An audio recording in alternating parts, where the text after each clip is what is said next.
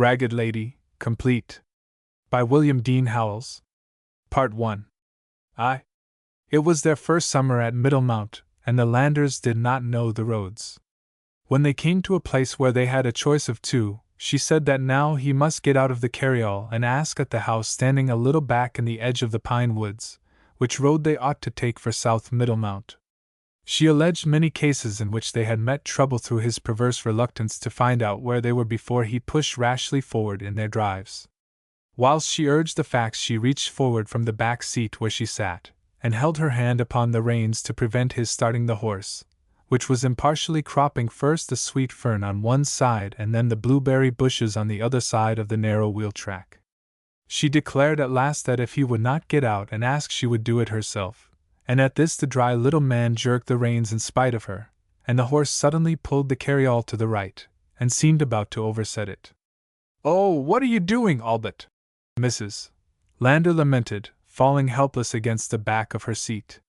"Haven't I always told you to speak to the hoss fust?" "He wouldn't have minded my speakin'," said her husband. "I'm going to take you up to the doors so that you can ask for yourself without getting out." This was so well, in view of Mrs. Lander's age and bulk, and the hardships she must have undergone, if she had tried to carry out her threat, that she was obliged to take it in some sort as a favor, and while the vehicle rose and sank over the surface left rough, after building, in front of the house, like a vessel on a chopping sea, she was silent for several seconds. The house was still in a raw state of unfinish, though it seemed to have been lived in for a year at least. The earth had been banked up at the foundations for warmth in winter, and the sheathing of the walls had been splotched with irregular spaces of weather boarding. There was a good roof over all, but the window casings had been merely set in their places and the trim left for a future impulse of the builder. A block of wood suggested the intention of steps at the front door, which stood hospitably open, but remained unresponsive for some time after the Landers made their appeal to the house at large by anxious noises in their throats, and by talking loud with each other, and then talking low. They wondered whether there were anybody in the house, and decided that there must be, for there was smoke coming out of the stove pipe piercing the roof of the wing at the rear.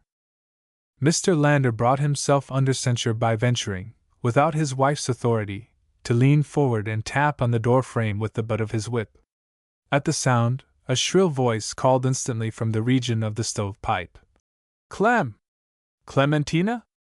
Go to the front door.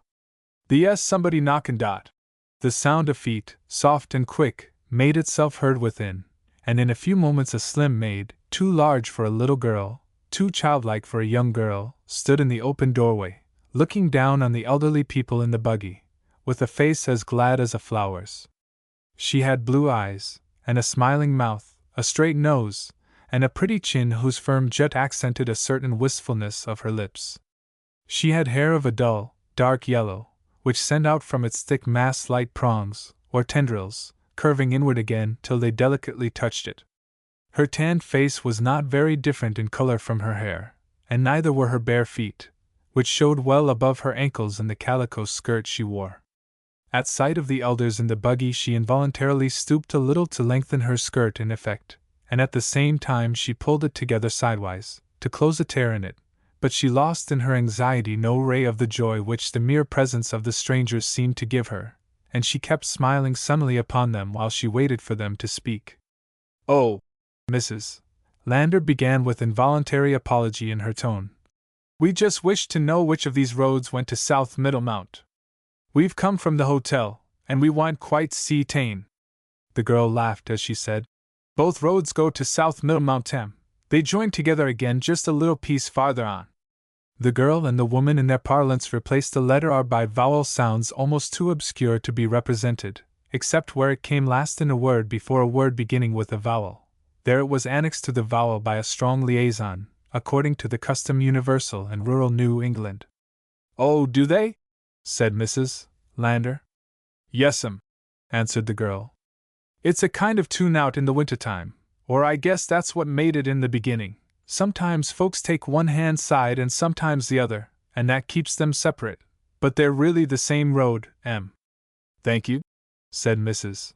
Lander, and she pushed her husband to make him say something, too, but he remained silently intent upon the child's prettiness, which her blue eyes seemed to illumine with a light of their own. She had got hold of the door, now, and was using it as if it was a piece of drapery, to hide not only the tear in her gown, but somehow both her bare feet. She leaned out beyond the edge of it, and then, at moments, she vanished altogether behind it. Since Mr. Lander would not speak, and made no sign of starting up his horse, Mrs. Lander added, "I presume you must be used to havin' people ask about the road, if it's so puzzlin'.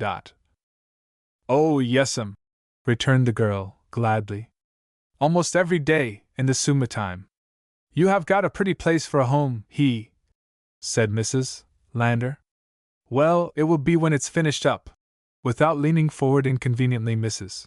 Lander could see that the partitions of the house within were lathed, but not plastered, and the girl looked round as if to realize its condition and added, "It isn't quite finished inside." "We wouldn't have troubled you," said Mrs. Lander, "if we had seen anybody to inquire of." "Yes'm," said the girl. "It ain't any trouble. There are not many other houses about, very any, but I don't suppose you get lonesome. Young folks are plenty of company for themselves, and if you've got any brothers and sisters—" "Oh," said the girl, with a tender laugh, "I've got ever so many of them." There was a stir in the bushes about the carriage, and Mrs. Lander was aware for an instant of children's faces looking through the leaves at her, and then flashing out of sight, with gay cries at being seen. A boy older than the rest came round in front of the horse and passed out of sight at the corner of the house. Lander now leaned back and looked over his shoulder at his wife, as if he might hopefully suppose she had come to the end of her questions, but she gave no sign of encouraging him to start on their way again. "That your brother, too?" she asked the girl. "Yes'm. He's the oldest of the boys, he's next to me." "I don't know," said Mrs. Lander thoughtfully, "as I noticed how many boys there were, or how many girls. I've got 2 sisters, and 3 brothers, said the girl, always smiling sweetly. She now emerged from the shelter of the door, and Mrs. Lander perceived that the slight movements of such parts of her person as had been evident beyond its edge were the effects of some endeavor at greater presentableness. She had contrived to get about her an overskirt which covered the rent in her frock, and she had got a pair of shoes on her feet. Stockings were still wanting, but by a mutual concession of her shoe-tops and the border of her skirt, they were almost eliminated from the problem. This happened altogether when the girl sat down on the threshold, and got herself into such foreshortening that the eye of Mrs. Lander in looking down upon her could not detect their absence. Her little head then showed in the dark of the doorway like a painted head against its background. "You haven't been livin' here a great while, by the looks," said Mrs. Lander. "It don't seem to be cleared off very much." "We've got quite a garden patch back of the house," replied the girl, "and we should have had moa, but Father wasn't very well this spring. He's ever so much better than when we first came he. It has the name of being a very healthy locality," said Mrs. Lander somewhat discontentedly, "though I can't see as it's done me so very much good yet." "Both your parents livin'?" "Yes'm." "Oh, yes, indeed." "And your mother, is she real rugged?"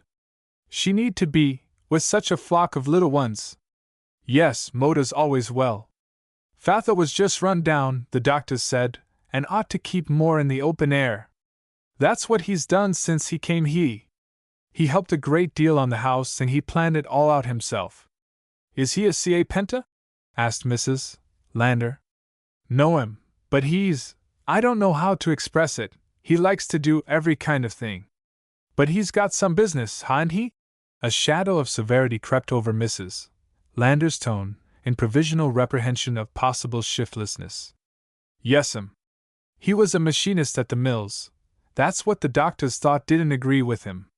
He bought a piece of land so as to be in the pine woods, and then we built this house." "When did you say you came?" 2 years ago, this summer." "Well, what did you do before you built this house?" "We camped the first summer." "You camped? In a tent?" "Well, it was partly a tent, and partly bank." "I should have thought you would have died." The girl laughed. "Oh, no, we all kept fast rate. We slept in the tents we had too, and we cooked in the shanty." She smiled at the notion in adding, "At fast the neighbors thought we were gypsies, and the Suma folks thought we were Indians, and wanted to get baskets of us." Mrs. Lander did not know what to think, and she asked, "But didn't it almost perish you, stayin' through the winter in an unfinished house?" "Well, it was pretty cold. But it was so dry, the air was, and the woods kept the wind off nicely."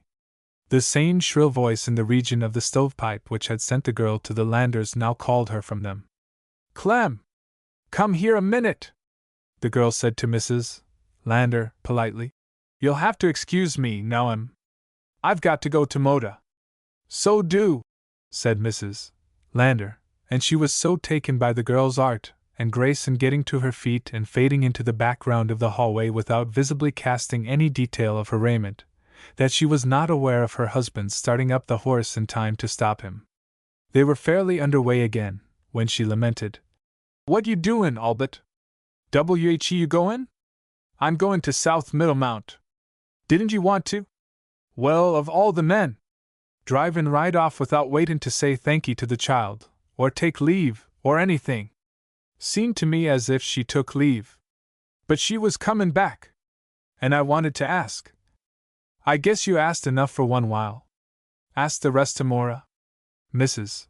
Lander was a woman who could often be thrown aside from an immediate purpose, by the suggestion of some remoter end, which had already, perhaps, intimated itself to her. She said, "That's true."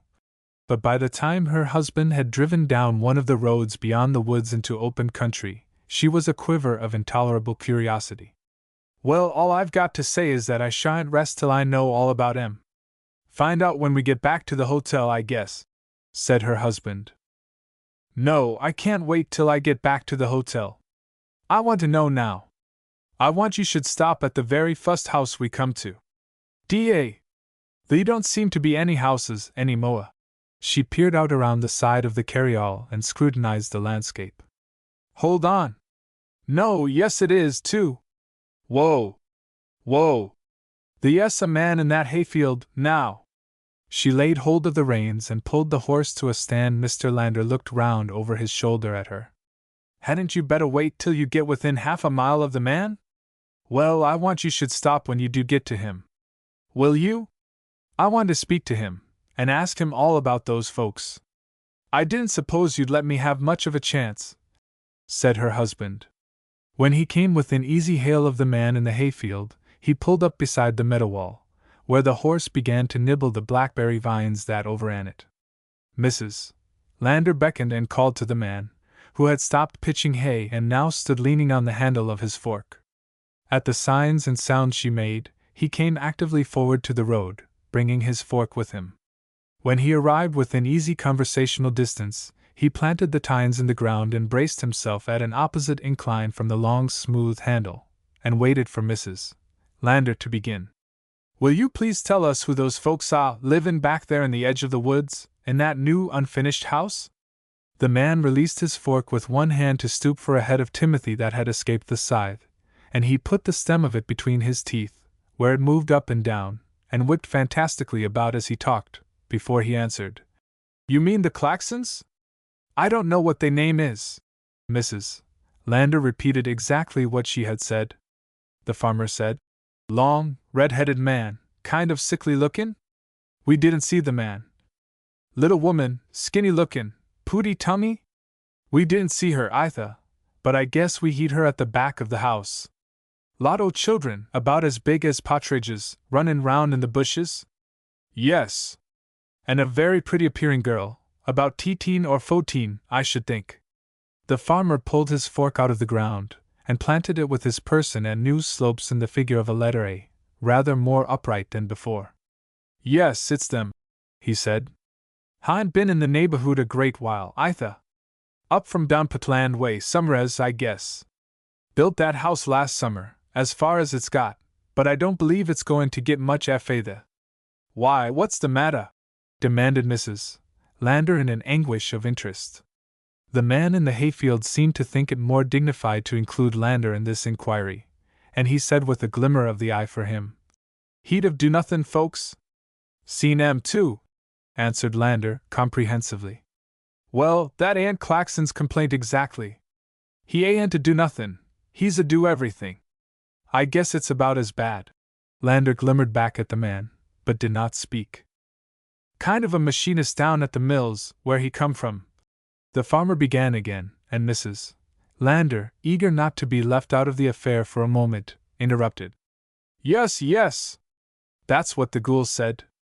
But he don't seem to think the eon agreed with him, and now he's goin' in for wood. Well, he did have a kind of a foot-power tuning lathe, and tuned all sorts o' things, cups, and bowls, and yearnests for fence posts, and vases, and sleeve buttons and little knick-knacks. But the place burnt down, here, a while back, and he's been huntin' round for wood, the whole winter long, to make canes out of for the summer folks. Seems to think that the smell o' the wood, whether it's green or it's dry, is going to cure him, and he can't get too much of it. Well, I believe it's so, all but, cried Mrs. Lander, as if her husband had disputed the theory with his taciturn back. He made no other sign of controversy, and the man in the hayfield went on. He's going to put up a windmill, back in an open place he's got, and use the power for tuning, if he ever gets it up. But he don't seem to be in any great of a hurry, and they scrape along somehow. Wife takes in sewin' and the girl wicked at the Middlemount house last season. Whole family's got to tune in and help esp the man that can do everything.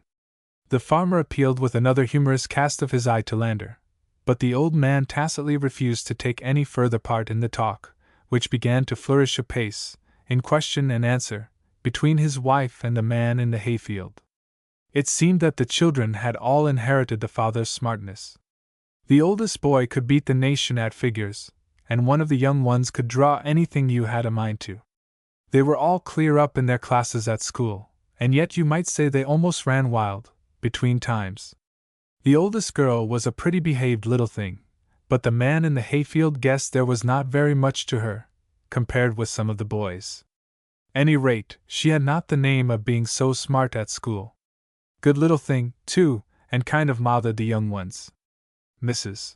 Lander, when she had wrung the last drop of information out of him, let him crawl back to his work, mentally flaccid, and let her husband drive on, but under a fire of conjecture and asseveration that was scarcely intermitted till they reached their hotel. That night she talked a long time about their afternoon's adventure before she allowed him to go to sleep. She said she must certainly see the child again, that they must drive down there in the morning, and asked her all about herself. Albert, she concluded, I wish we had her to live with us. Yes, I do. I wonder if we could get her to. You know I always did want to adopt a baby. You never said so. Mr. Lander opened his mouth almost for the first time since the talk began. I didn't suppose you'd like it, said his wife. Well, she ain't a baby.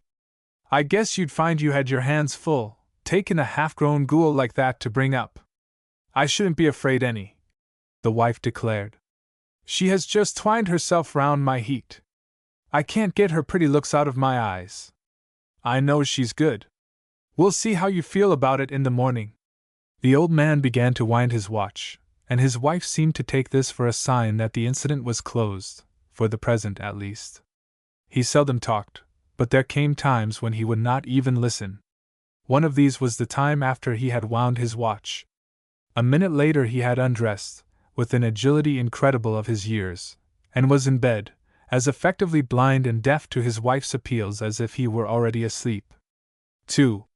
When Albert Gallatin Lander, he was named for an early Secretary of the Treasury as a tribute to the statesman's financial policy, went out of business, his wife began to go out of health, and it became the most serious affair of his declining years to provide for her invalid fancies.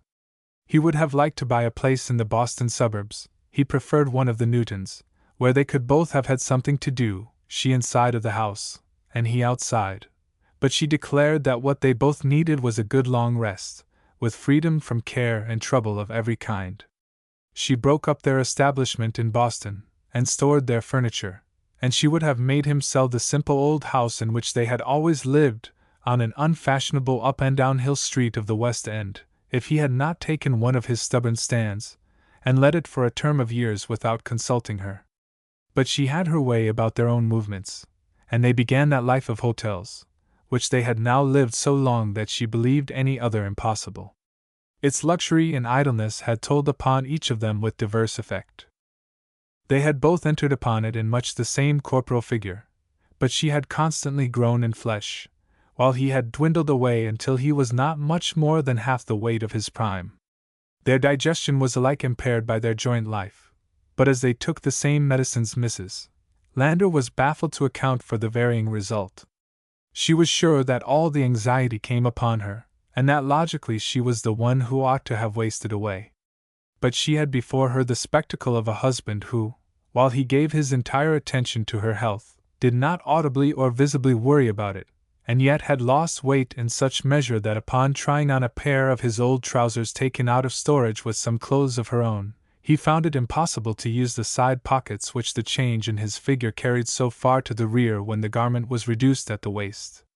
At the same time her own dresses of 10 years earlier would not half meet round her, and one of the most corroding cares of a woman who had done everything a woman could to get rid of care, was what to do with those things which they could neither of them ever wear again. She talked the matter over with herself before her husband, till he took the desperate measure of sending them back to storage, and they had been left there in the spring when the Landers came away for the summer.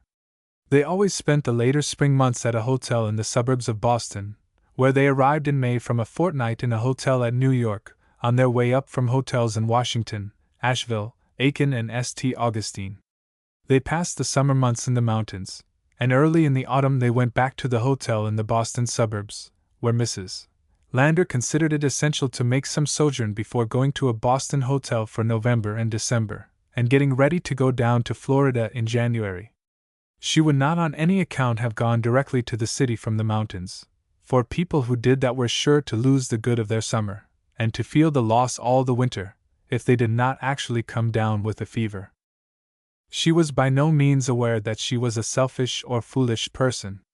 She made Mr. Lander subscribe statedly to worthy objects in Boston, which she still regarded as home, because they had not dwelt anywhere else since they ceased to live there, and she took lavishly of tickets for all the charitable entertainments in the hotels where they stayed.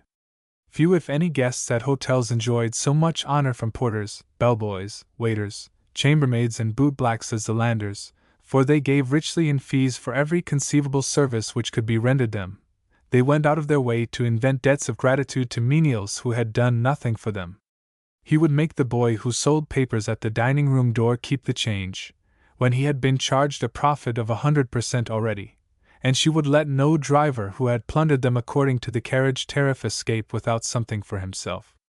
A sense of their munificence penetrated the clerks and proprietors with a just esteem for guests who always wanted the best of everything, and questioned no bill for extras. Mrs. Lander, in fact, who ruled these expenditures, had no knowledge of the value of things, and made her husband pay whatever was asked. Yet when they lived under their own roof they had lived simply, and Lander had got his money in an old-fashioned business way, and not in some delirious speculation such as leaves a man reckless of money afterwards. He had been first of all a tailor, and then he had gone into boys and used clothing in a small way, and finally he had mastered this business and come out at the top, with his hands full. He invested his money so prosperously that the income for 2 elderly people, who had no children, and only a few outlying relations on his side, was far beyond their wants, or even their whims. She as a woman, who in spite of her bulk and the jelly-like majesty with which she shook in her smoothly casing brown silks, as she entered hotel dining-rooms, and the severity with which she frowned over her fan down the length of the hotel drawing-rooms, betrayed more than her husband the commonness of their origin. She could not help talking, and her accent and her diction gave her away for a middle-class New England person of village birth and unfashionable sojourn in Boston. He, on the contrary, lurked about the hotels where they passed their days in a silence so dignified that when his verbs and nominatives seemed not to agree, you accused your own hearing. He was correctly dressed, as an elderly man should be, in the yesterday of the fashions, and he wore with impressiveness a silk hat whenever such a hat could be worn. A pair of drab cloth gaiters did much to identify him with an old school of gentlemen, not very definite in time or place. He had a full gray beard cut close, and he was in the habit of pursing his mouth a great deal. But he meant nothing by it, and his wife meant nothing by her frowning. They had no wish to subdue or overawe anyone, or to pass for persons of social distinction. They really did not know what society was, and they were rather afraid of it than otherwise as they caught sight of it in their journeys and sojourns. They led a life of public seclusion, and dwelling forever amidst crowds, they were all in all to each other, and nothing to the rest of the world, just as they had been when they resided, as they would have said, on Pinckney Street. In their own house they had never entertained, though they sometimes had company, in the style of the country town where Mrs. Lander grew up. As soon as she was released to the grandeur of hotel life, she expanded to the full measure of its responsibilities and privileges, but still without seeking to make it the basis of approach to society. Among the people who surrounded her, she had not so much acquaintance as her husband even, who talked so little that he needed none. She sometimes envied his ease in getting on with people when he chose, and his boldness in speaking to fellow guests and fellow travelers, if he really wanted anything. She wanted something of them all the time, she wanted their conversation and their companionship, but in her ignorance of the social arts she was thrown mainly upon the compassion of the chambermaids. She kept these talking as long as she could detain them in her rooms, and often fed them candy, which she ate herself with childish greed, to bribe them to further delays.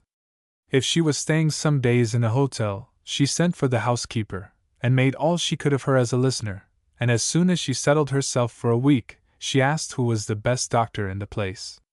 With doctors she had no reserves, and she poured out upon them the history of her diseases and symptoms in an inexhaustible flow of statement, conjecture, and misgiving, which was by no means affected by her profound and inexpugnable ignorance of the principles of health. From time to time she forgot which side her liver was on, but she had been doctored, as she called it, for all her organs, and she was willing to be doctored for any one of them that happened to be in the place where she fancied a present discomfort. She was not insensible to the claims which her husband's disorders had upon science, and she liked to end the tale of her own sufferings with some such appeal as, "I wish you could do something for Mr. Landa too, doctor." She made him take a little of each medicine that was left for her, but in her presence he always denied that there was anything the matter with him, though he was apt to follow the doctor out of the room, and get a prescription from him for some ailment which he professed not to believe in himself, but wanted to quiet Mrs.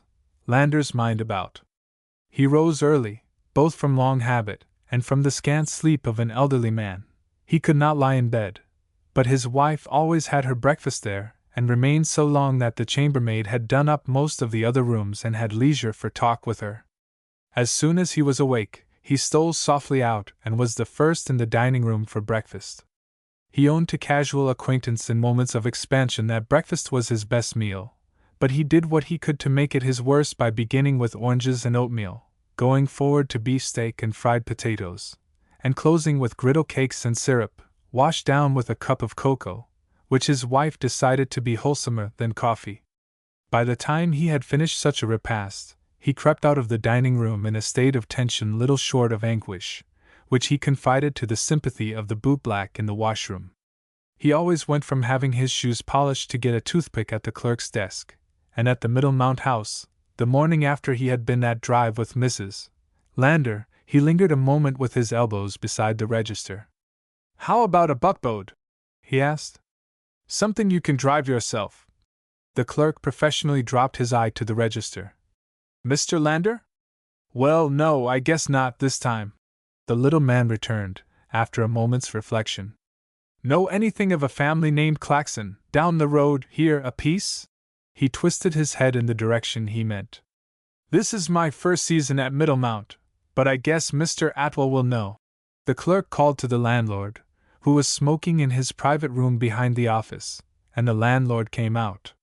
The clerk repeated Mr. Lander's questions. "Pooty good kind of folks, I guess," said the landlord provisionally, through his cigar smoke. "Man's a kind of universal genius, but he's got a nice family of children, smart as traps, all of 'em." "How about that oldest school?" asked Mr. Lander. "Well, said the landlord, taking the cigar out of his mouth. "I think she's about the nicest little thing going. We've had her up to help out in a busy time, last summer, and she's got more sense than gulls twice as old. Takes hold like lightnin' dot. About how old did you say she was? Well, you've got me there, Mr. Landa. I guess I'll ask Ms. Atwell. "Yes, no hurry," said Lander. "That buckboard be round pretty soon?" he asked of the clerk. "Be right along now, Mr. Lander," said the clerk, soothingly. He stepped out to the platform that the teams drove up to from the stable, and came back to say that it was coming. "I believe you said you wanted something you could drive yourself?" "No, I didn't, young man," answered the elder sharply. But the next moment he added, "Come to think of it, I guess it's just as well. You needn't get me no driver. I guess I know the way well enough. You put me in a hitchin' strap." "All right, Mr. Lander," said the clerk meekly. The landlord had caught the peremptory note in Lander's voice, and he came out of his room again to see that there was nothing going wrong. "It's all right," said Lander, and went out and got into his buckboard. "Same horse you had yesterday," said the young clerk. "You don't need to spare the whip. I guess I can look out for myself," said Lander, and he shook the reins and gave the horse a smart cut, as a hint of what he might expect. The landlord joined the clerk in looking after the brisk start the horse made. "Not the way he set off with the old lady yesterday," suggested the clerk. The landlord rolled his cigar round in his tubed lips. "I guess he's used to ridin' after a good hoss," he added gravely to the clerk. "You don't want to make very free with that man, Mr. Payne. He won't stand it, and he's a class of custom that you want to cater to when it comes in your way. I suspicioned what he was when they came here and took the highest cost rooms without tuning a higher. They're a class of custom that you won't get outside the big hotels and the big resorts." "Yes, sir," said the landlord, taking a fresh start. "They're them kind of folks that live the whole year round in hotels, no th in summer, south in winter, and city hotels between times. They want the best their money can buy, and they got plenty of it.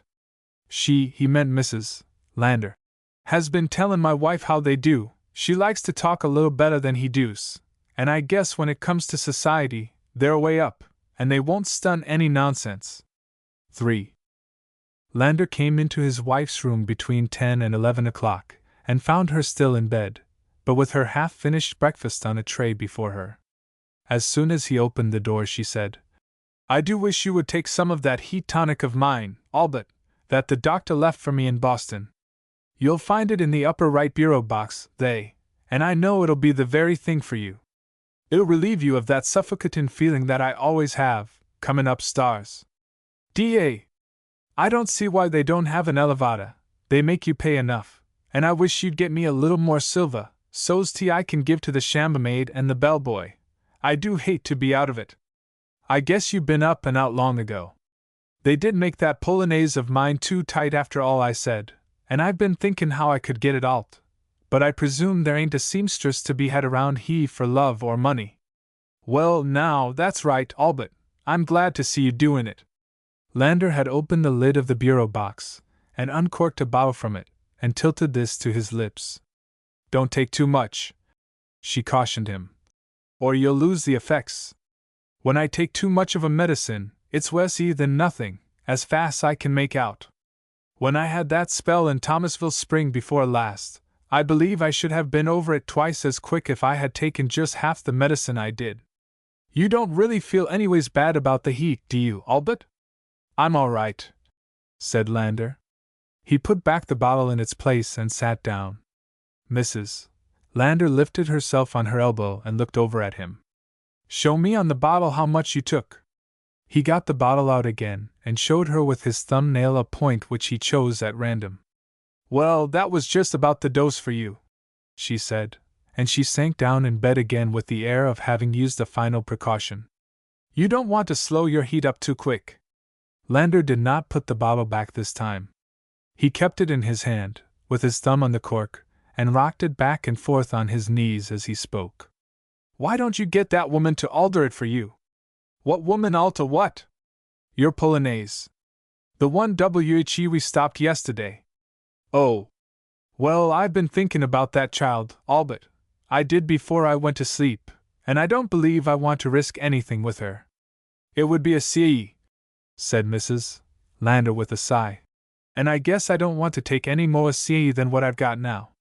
What makes you think she could alter my polonaise? Said she done dressmakin', said Lander doggedly. You had been they? He nodded. You didn't say anything to her about her daughter? Yes, I did, said Lander. Well, you see, tainly do equal anything, said his wife. She lay still a while, and then she roused herself with indignant energy. Well, then, I can tell you what, Albert Landa, you can go right straight and take back everything you said. I don't want the child, and I won't have her. I've got care enough to worry me now, I should think, and we should have her whole family on our hands, with that shiftless father of hers, and the whole pack of her brothers and sisters. What made you think I wanted you to do such a thing? You wanted me to do it last night. Wouldn't haughtily let me go to bed. Yes. And how many times have I told you never to go off and do a thing that I wanted you to, unless you asked me if I did? Must I die before you can find out that there is such a thing as talkin', and such another thing as doin'? You wouldn't get yourself into half as many scrapes if you talked more and done less, in this weldy? Lander rose. Wait. Hold on. What are you going to say to the poor thing? She'll be so disappointed. I don't know as I shall need to say anything myself, answered the little man, at his driest. Leave that to you. Well, I can tell you, returned his wife. I'm not going any of them again, and if you think, what did you ask the woman anyway? I asked her, he said, if she wanted to let the ghoul come and see you about some sewing you had to have done, and she said she did. And you didn't speak about having her come to live with us? No. Well, why in the land didn't you say so before, Albert? You didn't ask me. What do you want I should say to her now? Say to who? The ghoul. She's down in the parlor, waitin'. Well, of all the men, cried Mrs. Lander. But she seemed to find herself, upon reflection, less able to cope with Lander personally than with the situation generally. Will you send her up, Albert? She asked, very patiently, as if he might be driven to further excesses, if not delicately handled. As soon as he had gone out of the room, she wished that she had told him to give her time to dress and have her room put in order, before he sent the child up. But she could only make the best of herself in bed with a cap and a breakfast jacket, arranged with the help of a hand glass. She had to get out of bed to put her other clothes away in the closet, and she seized the chance to push the breakfast tray out of the door, and smooth up the bed, while she composed her features and her ideas to receive her visitor. Both, from long habit rather than from any cause or reason, were of a querulous cast, and her ordinary tone was a snuffle expressive of deep-seated affliction. She was at once plaintive and voluble, and in moments of excitement her need of freeing her mind was so great that she took herself into her own confidence, and found a more sympathetic listener than when she talked to her husband. As she now whisked about her room in her bedgown with an activity not predicable of her age and shape, and finally plunged under the covering and drew it up to her chin with one hand while she pressed it out decorously over her person with the other, she kept up a rapid flow of lamentation and conjecture. I do suppose he'll be right back with her before I'm half ready, and what the man was thinking of to do such a thing anyway, I don't know.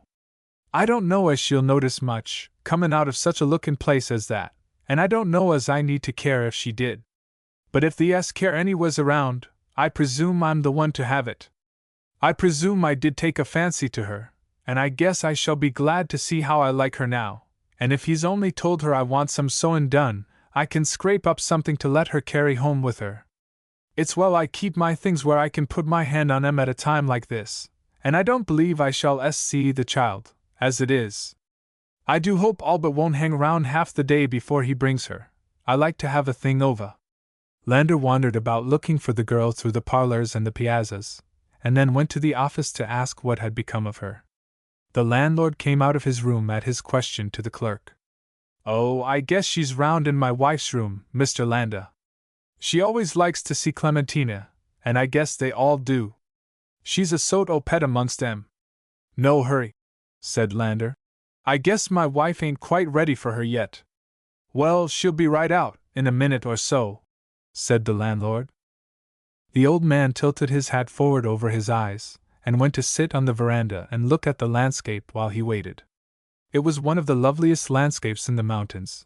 The river flowed at the foot of an abrupt slope from the road before the hotel, stealing into and out of the valley, and the mountains, gray in the farther distance, were draped with folds of cloud hanging upon their flanks and tops. But Lander was tired of nearly all kinds of views and prospects, though he put up with them, in his perpetual movement from place to place, in the same resignation that he suffered the limitations of comfort in parlor cars and sleepers, and the unwholesomeness of hotel tables. He was chained to the restless pursuit of an ideal not his own, but doomed to suffer for its impossibility, as if he contrived each of his wife's disappointments from it. He did not philosophize his situation, but accepted it as in an order of providence which it would be useless for him to oppose, though there were moments when he permitted himself to feel a modest doubt of its justice. He was aware that when he had a house of his own he was master in it, after a fashion, and that as long as he was in business he was in some sort of authority. He perceived that now he was a slave to the wishes of a mistress who did not know what she wanted, and that he was never farther from pleasing her than when he tried to do what she asked. He could not have told how all initiative had been taken from him, and he had fallen into the mere follower of a woman guided only by her whims, who had no object in life except to deprive it of all object. He felt no rancor toward her for this. He knew that she had a tender regard for him, and that she believed she was considering him first in her most selfish arrangements.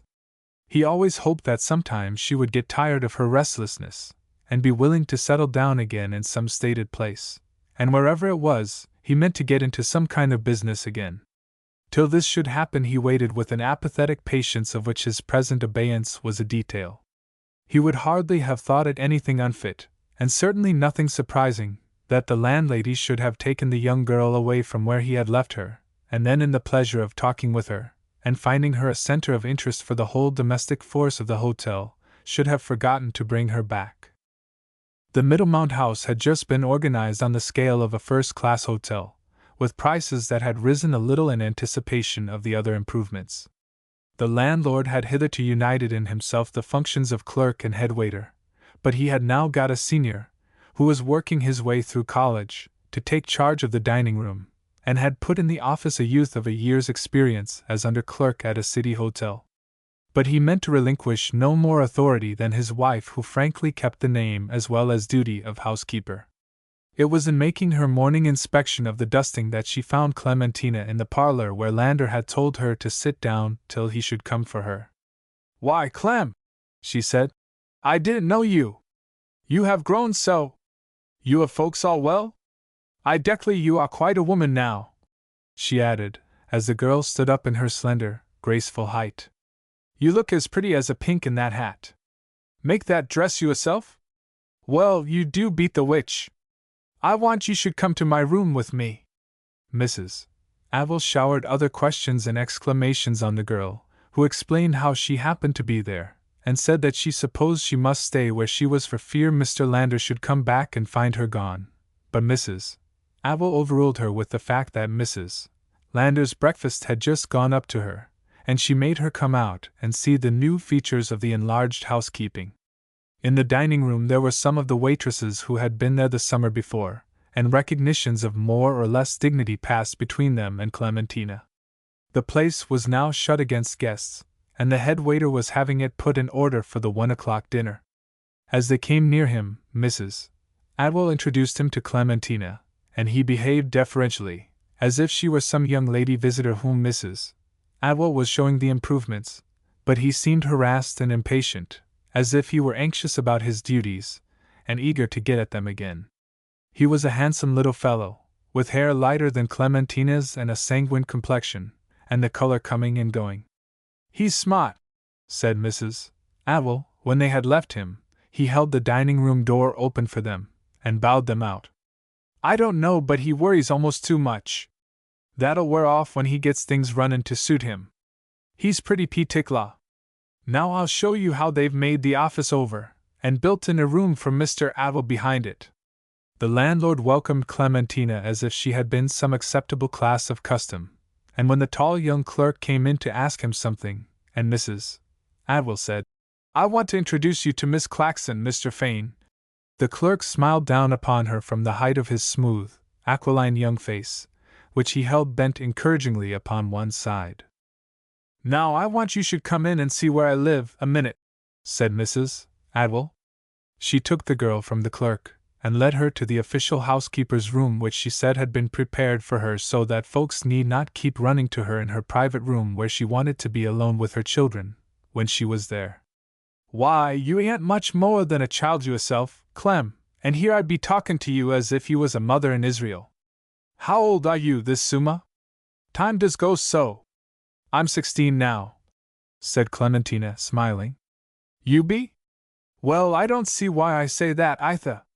You're full large enough for your age, but not seeing you in long dresses before, I didn't realize your age so much. My, but you do all of you know how to do things." "I'm about the only one that don't, Mrs. Adwell," said the girl. "If it hadn't been for Mother, I don't believe I could have even finished this dress." She began to laugh at something passing in her mind, and Mrs. Adwell laughed too, in sympathy, though she did not know what at till Clementina said, "Why, Mrs. Adwell, why the whole family wicked on this dress." Jim drew the pattern of it from the dress of one of the Summa Bodas that he took a fancy to at the centre, and Fatha cut it out, and I helped Mo to make it. I guess every one of the children helped a little. "Well, it's just as I said, you can all of you do things," said Mrs. Adwell. "But I guess you are the one that keeps them straight. What did you say Mr. Landa said his wife wanted of you?" "He said some kind of sewing that Mota could do." "Well, I'll tell you what. Now, if she hadn't really got anything that your Mota wants you to help with, I wish you'd come here again and help me. I tuned my foot here, 2-3 weeks back, and I feel it, times, and I should like someone to do about half my steppin' for me. I don't want to take you away from her, but if you shan't go in the dining room, or be under anybody's orders but mine. Now, will you? I'll see, Mrs. Adwell. I don't like to say anything till I know what Mrs. Landa wants." "Well, that's right. I declare, you've got more judgment. That's what I used to say about you last summer to my husband, she's got judgment. Well, what's wanted?" Mrs. Adwell spoke to her husband, who had opened her door and looked in, and she stopped rocking, while she waited his answer. "I guess you don't want to keep Clementina from Mr. Landa much longer. He's settin' out there on the front piazza waitin' for her." "Well, they!" cried Mrs. Adwell. "Ain't that just like me? Why didn't you tell me sooner, Alonzo? Don't you forget what I said, Clem?" For Mrs. Lander had taken twice of a specific for what she called her nerve fag before her husband came with Clementina, and had rehearsed aloud many of the things she meant to say to the girl. In spite of her preparation, they were all driven out of her head when Clementina actually appeared, and gave her a bow like a young birch's obeisance in the wind. "Take a chair," said Lander, pushing her one, and the girl tilted over toward him, before she sank into it. He went out of the room, and left Mrs. Lander to deal with the problem alone. She apologized for being in bed, but Clementina said so sweetly, "Mr. Landa told me you were not feeling very well, that she began to be proud of her ailments, and bragged of them at length, and of the different doctors who had treated her for them. While she talked she missed one thing or another, and Clementina seemed to divine what it was she wanted, and got it for her, with a gentle deference which made the elder feel her age cushioned by the girl's youth. When she grew a little heated from the interest she took in her personal annals, and cast off one of the folds of her bed clothing, Clementina got her a fan, and asked her if she should put up one of the windows a little. "How you do think of things," said Mrs. Lander. "I guess I will let you. I presume you get used to thinking of others in a large family like yours. I don't suppose they could get along without you very well," she suggested. "I've never been away except last summer, for a little while." "And where was you then?" "I was helping Mrs. Adwell." "Did you like it?" "I don't know," said Clementina. "It's pleasant to be whe things are going on." "Yes, for young folks," said Mrs. Lander, whom the going on of things had long ceased to bring pleasure. "It's real nice at home, too," said Clementina. "We have very good times, evenings in the winter. In the summer it's very nice in the woods around there. It's safe for the children, and they enjoy it, and Fatha likes to have them.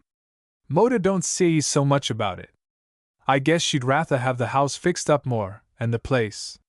Fatha's going to do it pretty soon. He thinks the yes time enough.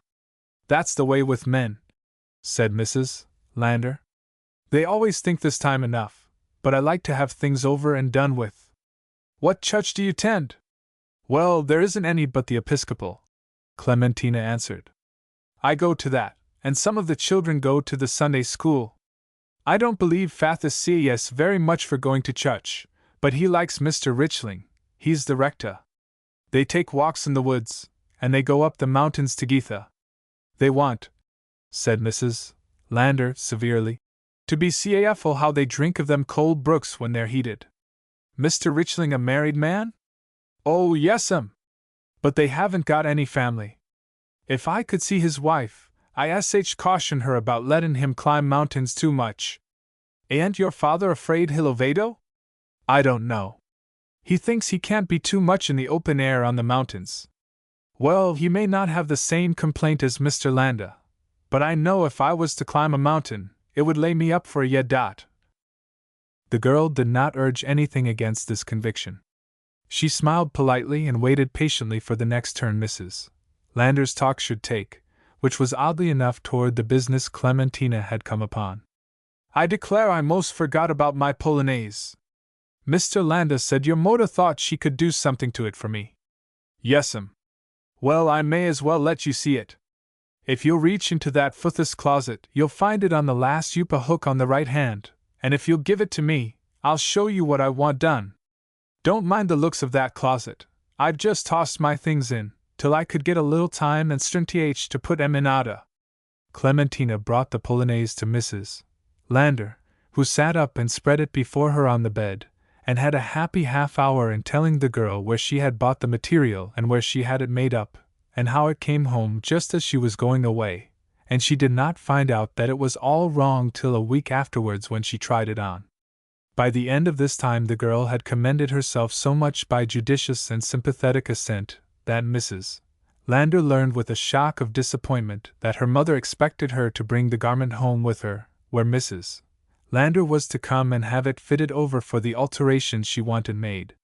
But I supposed, from what Mr. Landa said, that your Moda would come here and fit me, she lamented. I guess he didn't understand, Moda doesn't even go out to do okay, said Clementina gently but firmly. Well, I might have known Mr. Landa would mix it up, if it could be mixed. Mrs. Lander's sense of injury was aggravated by her suspicion that he had brought the girl in the hope of pleasing her, and confirming her in the wish to have her with them.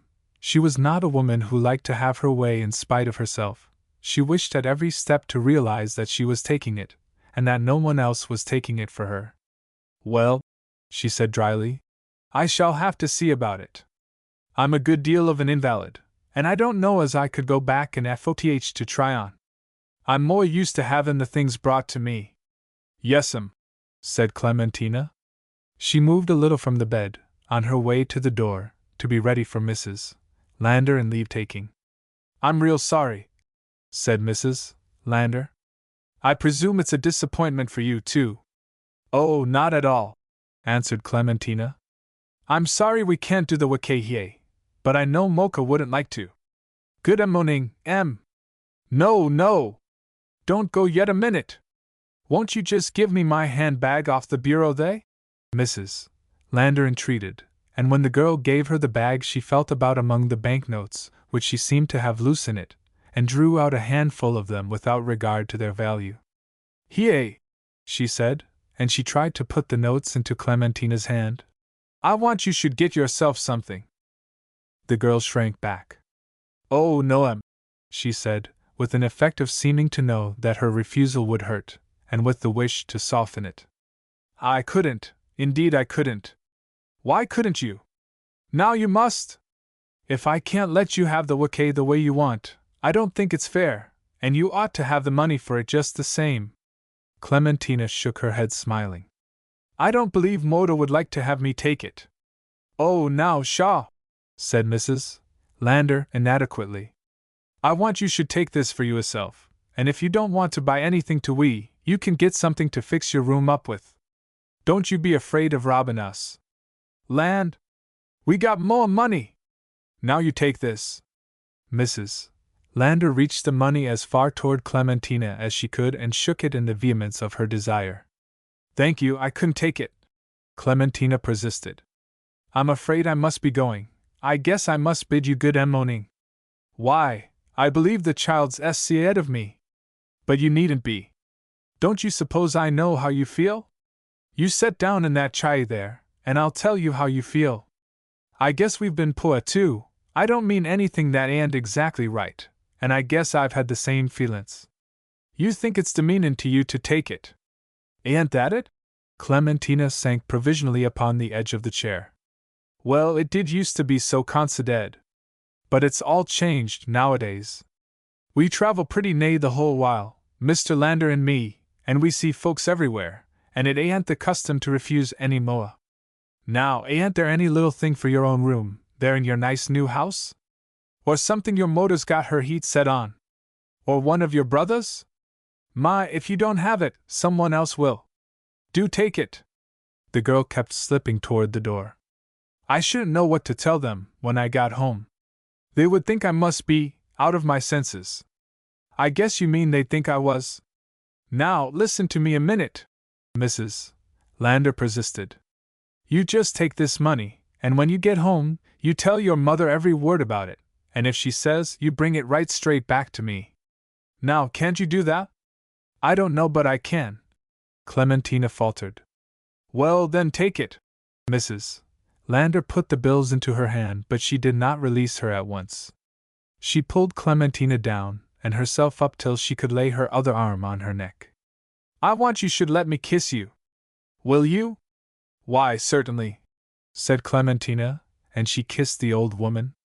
You tell your mother I'm comin' to see her before I go, and I guess, said Mrs. Lander, an instant expression of the idea that came into her mind. We shall be going pretty soon now. Yes'm, said Clementina. She went out, and shortly after Lander came in with a sort of hopeful apathy in his face. Mrs. Lander turned her head on her pillow, and so confronted him. Oh, but what made you want me to see that child? Lander must have perceived that his wife meant business, and he came to it at once. I thought you might take a fancy to her, and get her to come and live with us. Yes? We're both of us gettin' pretty well on, and you'd ought to have somebody to look after you if I'm not around. You want somebody that can do for you, and keep you company, and read to you, and talk to you, well, more like a daughter than a servant, somebody that you'd get attached to, maybe. And don't you see? Mrs. Lander broke out severely upon him. What a say that would be! Why, it's got so already that I can't help thinking about her the whole while, and if I got attached to her I'd have her on my mind day and night, and the more she done for me the more I should be turned around to do for her. I shouldn't have any piece of my life any more. Can't you see that? I guess if you see it, I don't need to, said Lander. Well, then, I want you shouldn't even mention her to me again. I've had the greatest escape. But I've got her off home, and I've give her money enough. Had a time with her about it, so that they won't feel as if we'd made 'em trouble for nothing, and now I never want to hear of her again. I don't want we should stay here a great while longer. I shall be frettin' if I'm in reach of her, and I shan't get any good of the eye. Will you promise? Yes. Well then, Mrs. Lander turned her face upon the pillow again in the dramatization of her exhaustion, but she was not so far gone that she was insensible to the possible interest that a light rap at the door suggested. She once more twisted her head in that direction and called, "Come in." The door opened and Clementina came in. She advanced to the bedside smiling joyously, and put the money Mrs. Lander had given her down upon the counterpane. Why, you haven't been home, child? No, said Clementina, breathlessly. But I couldn't take it. I knew they wouldn't want me to, and I thought you'd like it better if I just brought it back myself. Good morning. She slipped out of the door.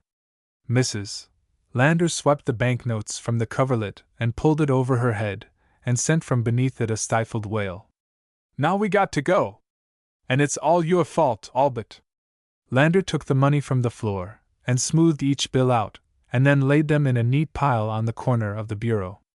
He sighed profoundly but left the room without an effort to justify himself. The Landers had been gone a week before Clementina's mother decided that she could spare her to Mrs. Atwell for a while. It was established that she was not to serve either in the dining room or the carving room.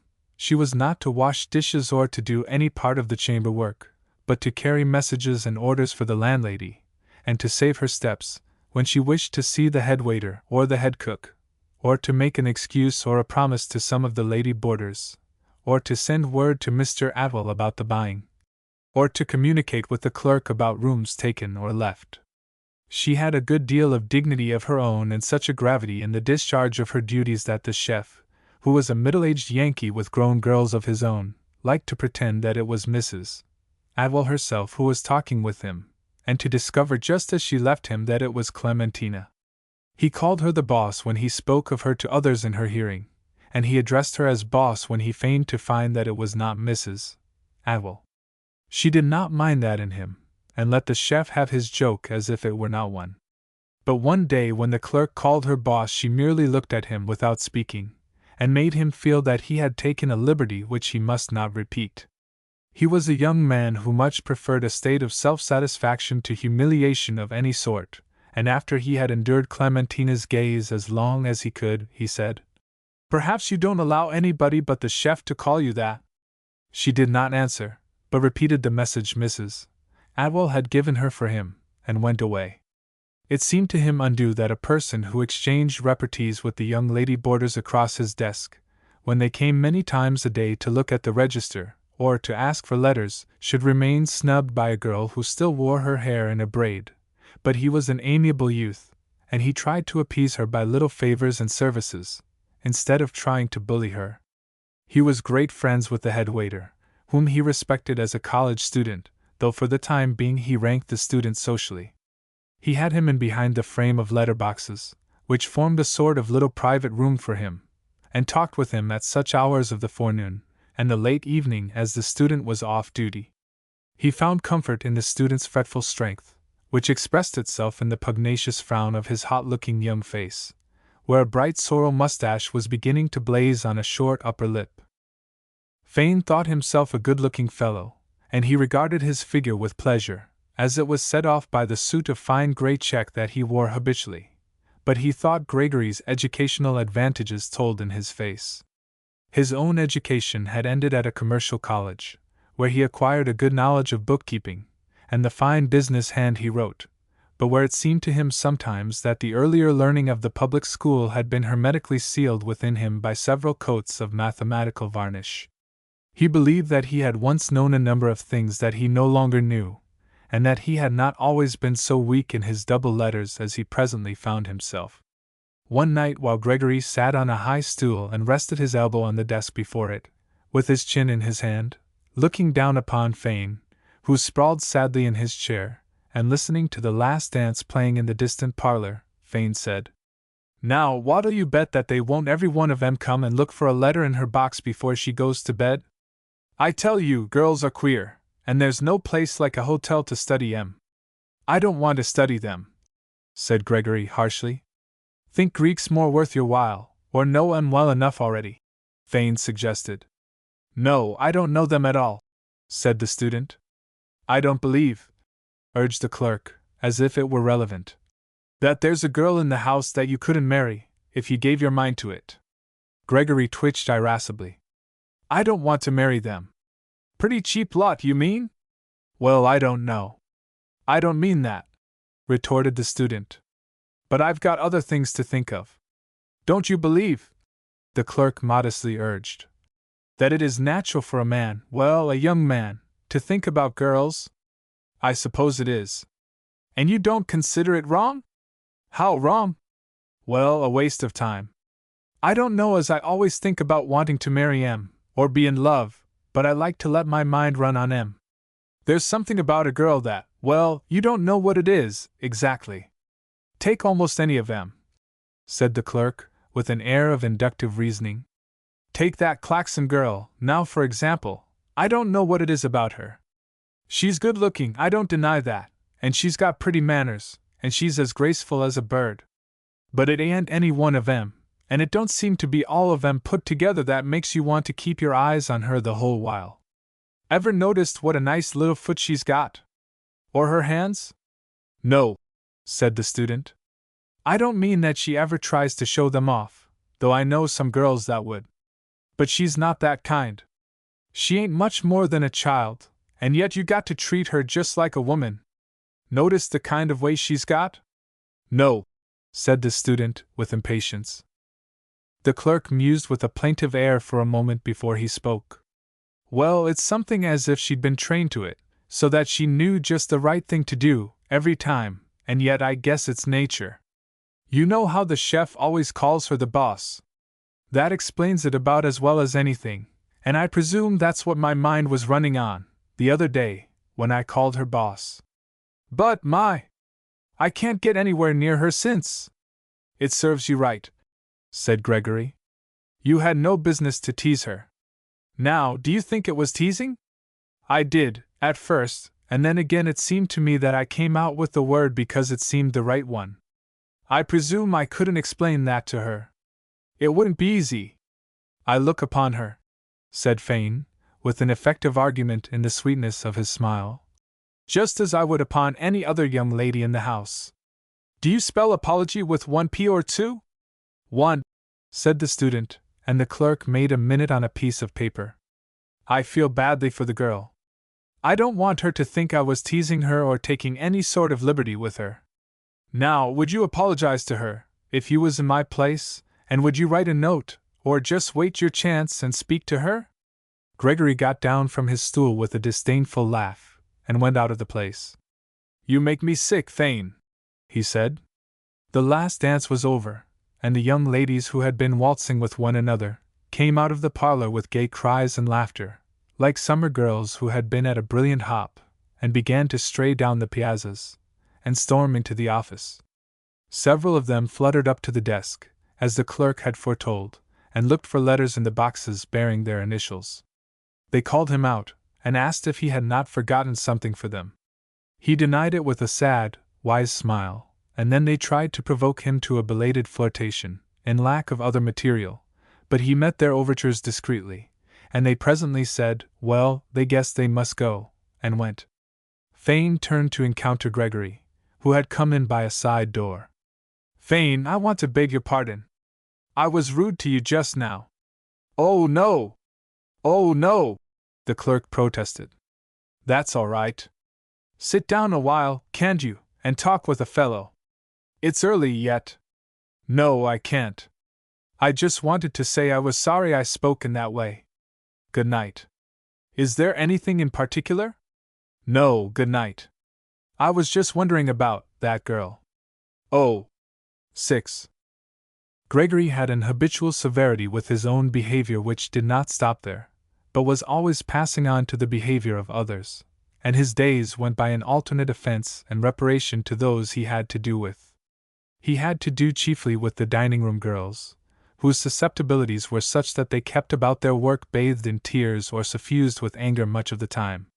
He was not only good-looking but he was a college student, and their feelings were ready to bud toward him in tender efflorescence, but he kept them cropped and blighted by his curt words and impatient manner. Some of them loved him for the hurts he did them, and some hated him, but all agreed fondly or furiously that he was too cross for anything. They were mostly young schoolmistresses, and whether they were of a soft and amorous make, or of a forbidding temper, they knew enough in spite of their hurts to value a young fellow whose thoughts were not running upon girls all the time. Women, even in their springtime, like men to treat them as if they had souls as well as hearts, and it was a saving grace in Gregory that he treated them all, the silliest of them, as if they had souls. Very likely they responded more with their hearts than with their souls, but they were aware that this was not his fault. The girls that waited at table saw that he did not distinguish in manner between them and the girls whom they served. The knot between his brows did not dissolve in the smiling gratitude of the young ladies whom he preceded to their places, and pulled out their chairs for, any more than in the blandishments of a waitress who thanked him for some correction. They owned when he had been harshest that no one could be kinder if he saw a girl really trying, or more patient with well-meaning stupidity. But some things fretted him, and he was as apt to correct a girl in her grammar as in her table service. Out of work hours, if he met any of them, he recognized them with deferential politeness, but he shunned occasions of encounter with them as distinctly as he avoided the ladies among the hotel guests.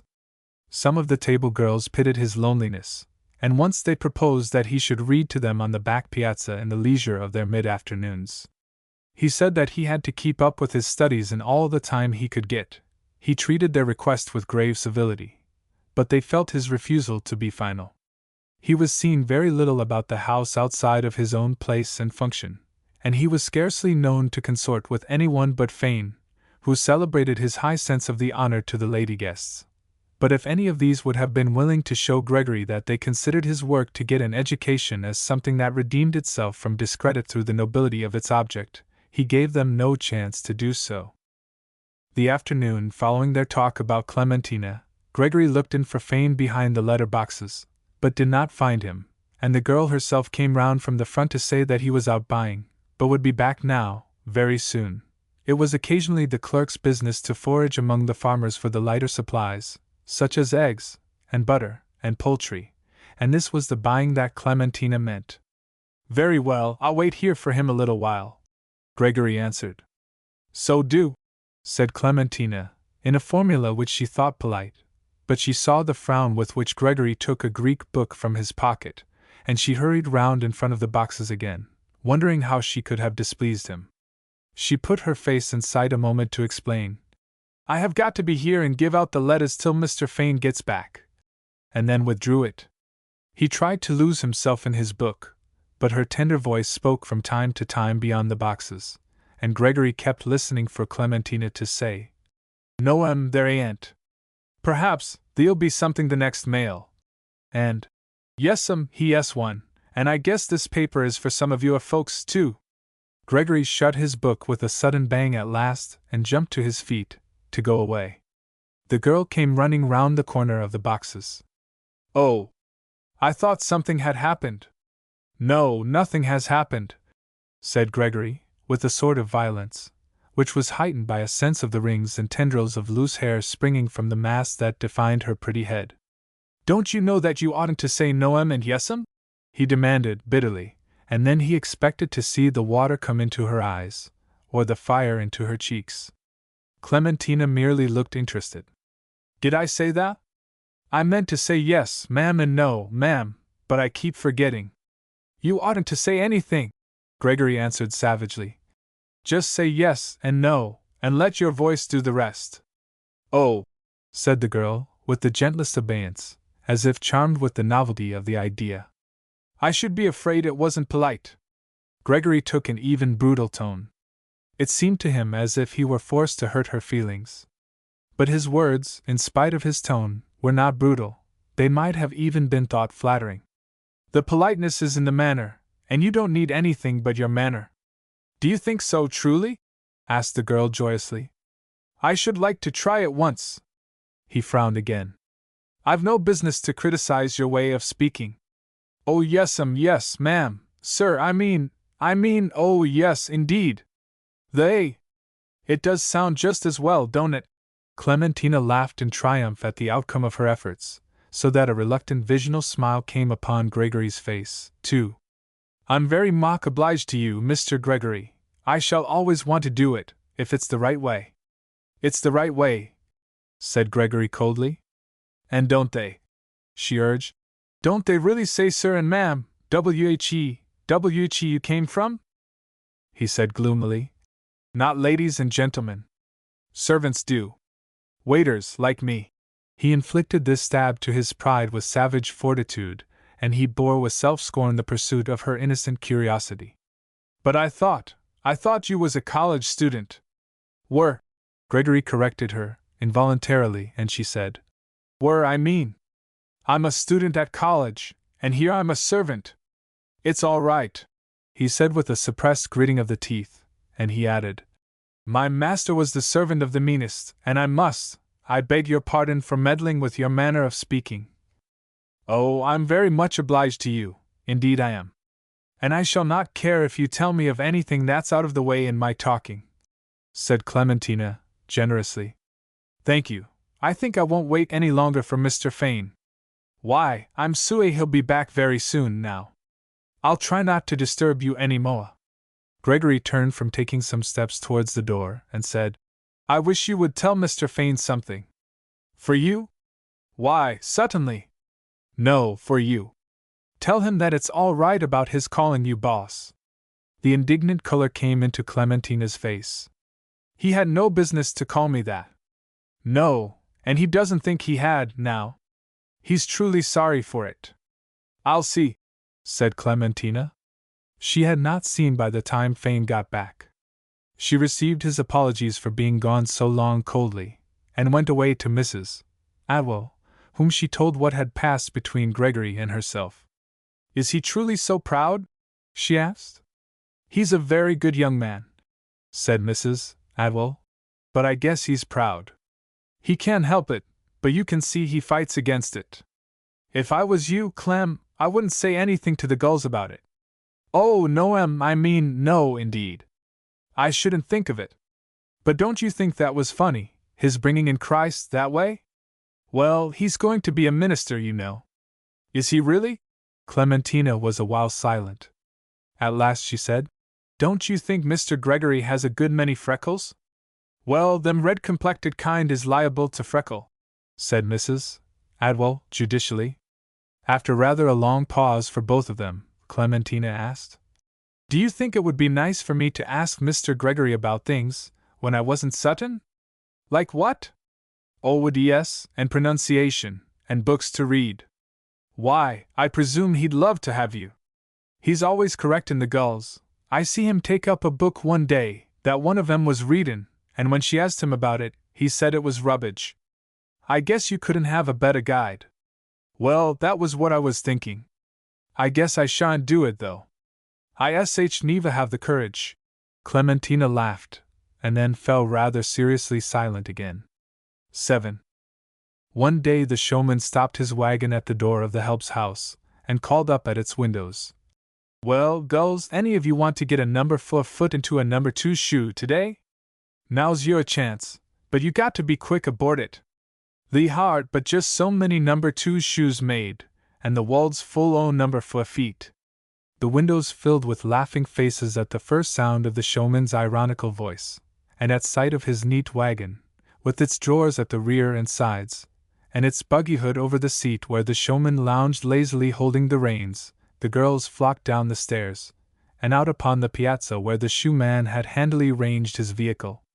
They began to ask him if he had not this thing and that, but he said with firmness, "Nothin' but shoes, gulls. I did carry a general line, one while, of what you may call anklewy, such as spats, and stockins, and gaiters, but I nova did like to speak of such things befo' ladies, and now I stick exclusively to shoes. You know that well enough, gulls, what's the use?" He kept a sober face amidst the giggling that his words aroused, and let his voice sink into a final note of injury. "Well, if you don't want any shoes today, I guess I must be goin' dot." He made a feint of jerking his horse's reins, but forbore at the entreaties that went up from the group of girls. "Yes, we do. Let's see them." "Oh, don't go!" they chorused in an equally histrionic alarm, and the showman got down from his perch to show his wares. "Now, they ladies," he said, pulling out one of the drawers, and dangling a pair of shoes from it by the string that joined their heels. "There's a shoe that looks as good as any sated white shoe you ever see. Looks as handsome as if it had a pasteboard sole and was split stock all through, like the kind you buy for $1 at the store, and kick out in the first walk you take with your fella, or some other ghoul's fella, I don't see which. And yet that's an honest shoe, made of the best of material all the way through, and in the best manner. Just look at that shoe, ladies, examine it, shan't cost you a cent, and I'll pay for your lost time myself, if any complaint is made." He began to toss pairs of the shoes into the crowd of girls, who caught them from each other before they fell, with hysterical laughter, and ran away with them indoors to try them on. "This is a shoe that I'm introducin'," the showman went on, "and every pair is warranted number 2, Don't make any oath of size, because we want to cater to a strictly number 2 custom. If any lady does feel I'm a little mite too snug, I'm sorry for her, but I can't do anything to help her in this shoe. Too snug? Came a gay voice from indoors. Why, my foot feels perfectly lost in this one. All right, the showman shouted back. Call it a number 1 shoe and then see if you can't find that lost foot in it, Summaries. Or try a little flour, and see if it won't feel more at home. I've heard of a shoe that give that sensation of looseness by not going on at all. The girls exulted joyfully together at the defeat of their companion, but the showman kept a grave face, while he searched out other sorts of shoes and slippers, and offered them, or responded to some definite demand with something as near like as he could hope to make serve. The tumult of talk and laughter grew till the chef put his head out of the kitchen door, and then came sauntering across the grass to the help's piazza. At the same time the clerk suffered himself to be lured from his post by the excitement. He came and stood beside the chef, who listened to the showman's flow of banter with a longing to take his chances with him. That's a nice hoss, he said. What'll you take for him? Why, hello, said the showman, with an eye that dwelt upon the chef's official white cap and apron. You talk English, don't you? First off, I didn't know but it was one of them foreign dukes come over here to marry some O.U.8 poor millionaire's daughters. The girls cried out for joy, and the chef bore their mirth stoically, but not without a personal relish of the showman's up-and-comingness. Want a hoss? Asked the showman with an air of business. What'll you give? I'll give you $37.50, said the chef. Sorry I can't take it. That hoss is selling at present for just $150. Well, said the chef, I'll raise you $1.25. Say 38.75. WL now, you're getting up among the figures where you're liable to own a hoss. You just keep right on a-raisin' me, while I sell these ladies some shoes, and maybe you'll hit it yet, FOE night. The girls were trying on shoes on every side now, and they had dispensed with the formality of going indoors for the purpose. More than one put out her foot to the clerk for his opinion of the fit, and the showman was mingling with the crowd, testing with his hand, advising from his professional knowledge, suggesting, urging, and in some cases artfully agreeing with the reluctance shown. This man, said the chef, indicating Fane, says you can tell more lies to the square inch than any man out o' Boston. Does he? Asked the showman, turning with a pair of high-heeled bronze slippers in his hand from the wagon. Well, now, if I stood as any aid to him as you do, I believe I hit him. Why, man, I can't dispute him, said the chef, and as if he had now at last scored a point, he threw back his head and laughed. When he brought down his head again, it was to perceive the approach of Clementina. Hello, he said for her to hear. Here comes the boss. Well, I guess I must be goin', he added in mock anxiety. I'm a-goin', boss, I'm a-goin'. Clementina ignored him. Mr. Avil wants to see you a moment, Mr. Fane, she said to the clerk. All right, Miss Claxon, Fane answered, with the sorrowful respect which he always showed Clementina. Now, I'll be right there. But he waited a moment, either in expression of his personal independence, or from curiosity to know what the showman was going to say of the bronze slippers. Clementina felt the fascination, too. She thought the slippers were beautiful, and her foot thrilled with a mysterious prescience of its fitness for them. Now thee ladies, or as I may say gulls, if you'll excuse it in one that's more like a father to you than anything else, in his feelings. The girls tittered, and someone shouted derisively. It's true. Now there is a shoe, or call it a slipper, that I've rutha hesitated about showing to you, because I know that you're all rutha serious-minded. I don't see how young ye be, or how good-looking ye be, and I don't presume thee's one among you that's eve head o' dancin' dot. In the mirthful hooting and mocking that followed, the showman hedged gravely from the extreme position he had taken. What? Well, maybe you have among some the Summa folks, but we all know what Summa folks are, and I don't expect you to patent by them.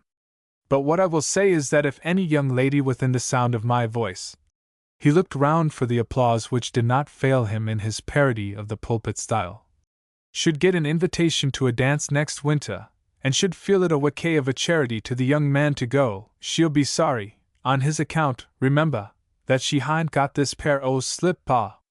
They're a number 2, and they'll fit any lady here. I don't see how small a foot she's got. Don't all speak at once, sisters. Ample time allowed for meals. That's a custom-made shoe, and if it hadn't been too small for the lady they was odded fall, you couldn't take at 'em for less than $7. But now I'm throwing on 'em away for 3. A groan of dismay went up from the whole circle, and some who had pressed forward for a sight of the slippers shrank back again. Did I hear just now? Asked the showman, with a soft insinuation in his voice, and in the glance he suddenly turned upon Clementina. A party addressed as boss? Clementina flushed, but she did not cower. The chef walked away with a laugh, and the showman pursued him with his voice. Not that I am going to follow the wicked example of a man who tries to make sport of young ladies, but if the young lady addressed as boss. Miss Claxon, said the clerk with ingratiating reverence. Miss Claxon, I stand corrected, pursued the showman. If Miss Claxon will do me the favor just to try on this slipper, I sh be able to tell at the next place I stop just how it looked on a lady's foot. I see you ain't any of you disposed to buy 'em this afternoon, and I ain't complainin'. You done pooty well by me, already, and I don't want to udge you, but I do want to carry away the picture in my mind's eye, what you may call a mental photograph, of this slipper on the kind of a foot it was made for, so't I can praise it truthfully to my next customer. What do you say, ma'am? He addressed himself with profound respect to Clementina. Oh, do let him, Clem, said one of the girls, and another pleaded. Just so he needn't tell a story to his next customer. And that made the rest laugh. Clementina's heart was throbbing, and joyous lights were dancing in her eyes. I don't care if I do, she said, and she stooped to unlace her shoe, but one of the big girls threw herself on her knees at her feet to prevent her. Clementina remembered too late that there was a hole in her stocking and that her little toe came through it, but she now folded the toe artfully down, and the big girl discovered the hole in time to abet her attempt at concealment. She caught the slipper from the showman and hurried it on. She tied the ribbons across the instep, and then put on the other. Now put out your foot, Clem! Fast dance in position! She leaned back upon her own heels, and Clementina daintily lifted the edge of her skirt a little, and peered over at her feet.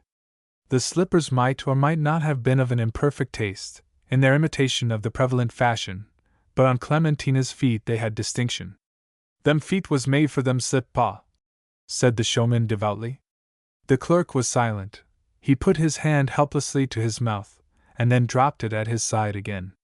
Gregory came round the corner of the building from the dining room, and the big girl who was crouching before Clementina, and who boasted that she was not afraid of the student, called saucily to him.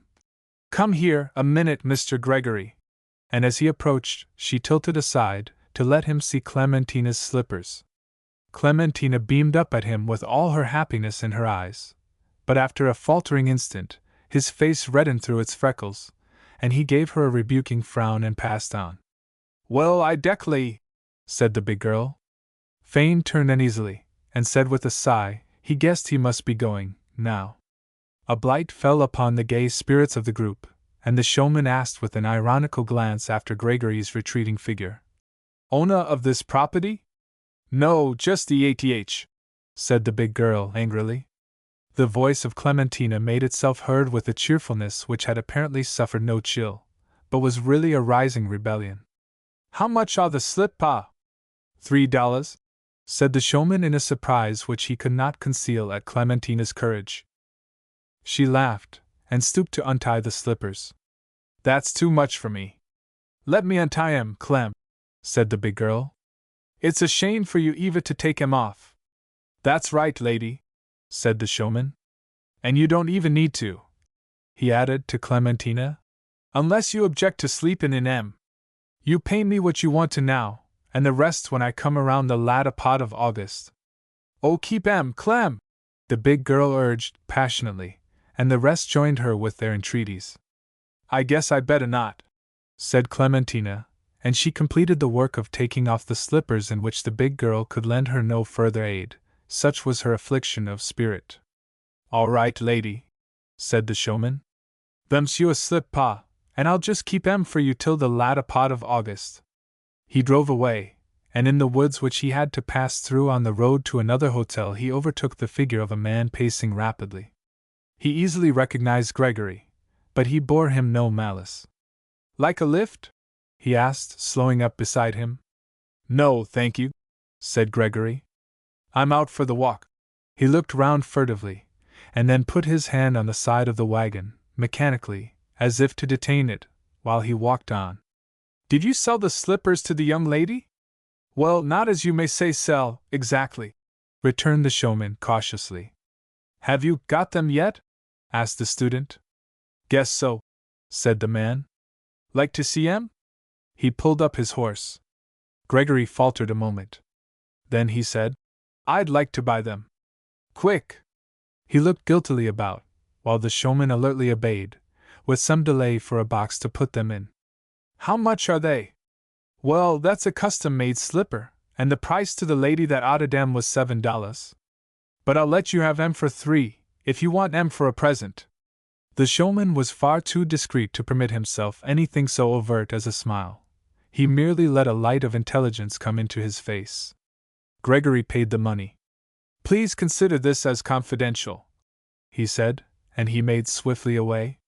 Before the showman could lock the drawer that had held the slippers, and clamber to his perch under the buggy hood, Gregory was running back to him again. "Stop!" he called, and as he came up panting in an excitement which the showman might well have mistaken for indignation attending the discovery of some blemish in his purchase. "Do you regard this as in any manner a deception?" he palpitated. "Why," the showman began cautiously, "it warn't what you may call a promise, exactly. More of a joke than anything else, I looked on it. I just said I'd keep 'em for her, but you don't understand. If I seemed to disapprove, if I led anyone to suppose by my manner or by anything that I thought it unwise or unbecoming to buy the shoes, and then bought them myself, do you think it is in the nature of an acted falsehood?" "Lord, no!" said the showman, and he caught up the slack of his reins to drive on, as if he thought this amusing maniac might also be dangerous. Gregory stopped him with another question. "And will you think it necessary to speak of this transaction? I leave you free." "Well," said the showman, "I don't know what you're after, exactly, but if you think I'm so shot on for subjects that I've got to tell the folks at the next stop that I sold a feller a pair of slip-paw for his ghoul, go 'long." He called to his horse, and left Gregory standing in the middle of the road. 8. The people who came to the Middle Mount in July were ordinarily the nicest, but that year the August folks were nicer than usual, and there were some students among them, and several graduates just going into business, who chose to take their outing there instead of going to the seaside or the North Woods. This was a chance that might not happen in years again, and it made the house very gay for the young ladies. They ceased to pay court to the clerk, and asked him for letters only at mail time. 5 or 6 couples were often on the floor together, at the hops, and the young people sat so thick upon the stairs that one could scarcely get up or down. So many young men made it gay not only for the young ladies, but also for a certain young married lady, when she managed to shirk her rather filial duties to her husband, who was much about the verandas, purblindly feeling his way with a stick, as he walked up and down, or sitting opaque behind the glasses that preserved what was left of his sight, while his wife read to him. She was soon acquainted with a good many more people than he knew, and was in constant request for such occasions as needed a chaperone not averse to mountain climbing, or drives to other hotels for dancing and supper and return by moonlight, or the more boisterous sorts of charades. No sheet and pillowcase party was complete without her. For Welsh rarebits her presence was essential. The event of the conflict between these social claims and her duties to her husband was her appeal to Mrs. Atwell on a point which the landlady referred to Clementina. "She wants somebody to read to her husband, and I don't believe but what you could do it, Clem. You're a good reader, as good as I want to hear, and while you may say that you don't put in a great deal of elocution, I guess you can read full well enough. All he wants is just something to keep him occupied, and all she wants is a chance to occupy herself with other folks. Well, she is moa their own age. I dinno as there's any harm in her. And my foot's so much better now That I don't need you the whole while, any more. Did you speak to her about me? Asked the girl. Well, I told her I'd tell you. I couldn't say how you'd like. Oh, I guess I should like, said Clementina, with her eyes shining. But I should have to ask Moda. I don't believe but what your Moda'd be willin', said Mrs. Adwell. You just go down and see her about it. The next day Mrs. Milray was able to take leave of her husband, and setting off to matronize a coaching party, with an exuberance of good conscience that she shared with the spectators. She kissed him with lively affection, and charged him not to let the child read herself to death for him. She captioned Clementina that Mr. Milray never knew when he was tired, and she had better go by the clock in her reading, and not trust to any sign from him. Clementina promised, and when the public had followed Mrs. Milray away, to watch her ascend to the topmost seat of the towering coach, by means of the ladder held in place by two porters, and by help of the downstretched hands of all the young men on the coach, Clementina opened the book at the marks she found in it, and began to read to Mr. Milray. The book was a metaphysical essay, which he professed to find a lighter sort of reading than fiction. He said most novelists were too seriously employed in preventing the marriage of the lovers, up to a certain point, to be amusing. But you could always trust a metaphysician for entertainment if he was very much in earnest, and most metaphysicians were. He let Clementina read on a good while in her tender voice, which had still so many notes of childhood in it, before he manifested any consciousness of being read to. He kept the smile on his delicate face which had come there when his wife said at parting, I don't believe I should leave her with you if you could see how pretty she was.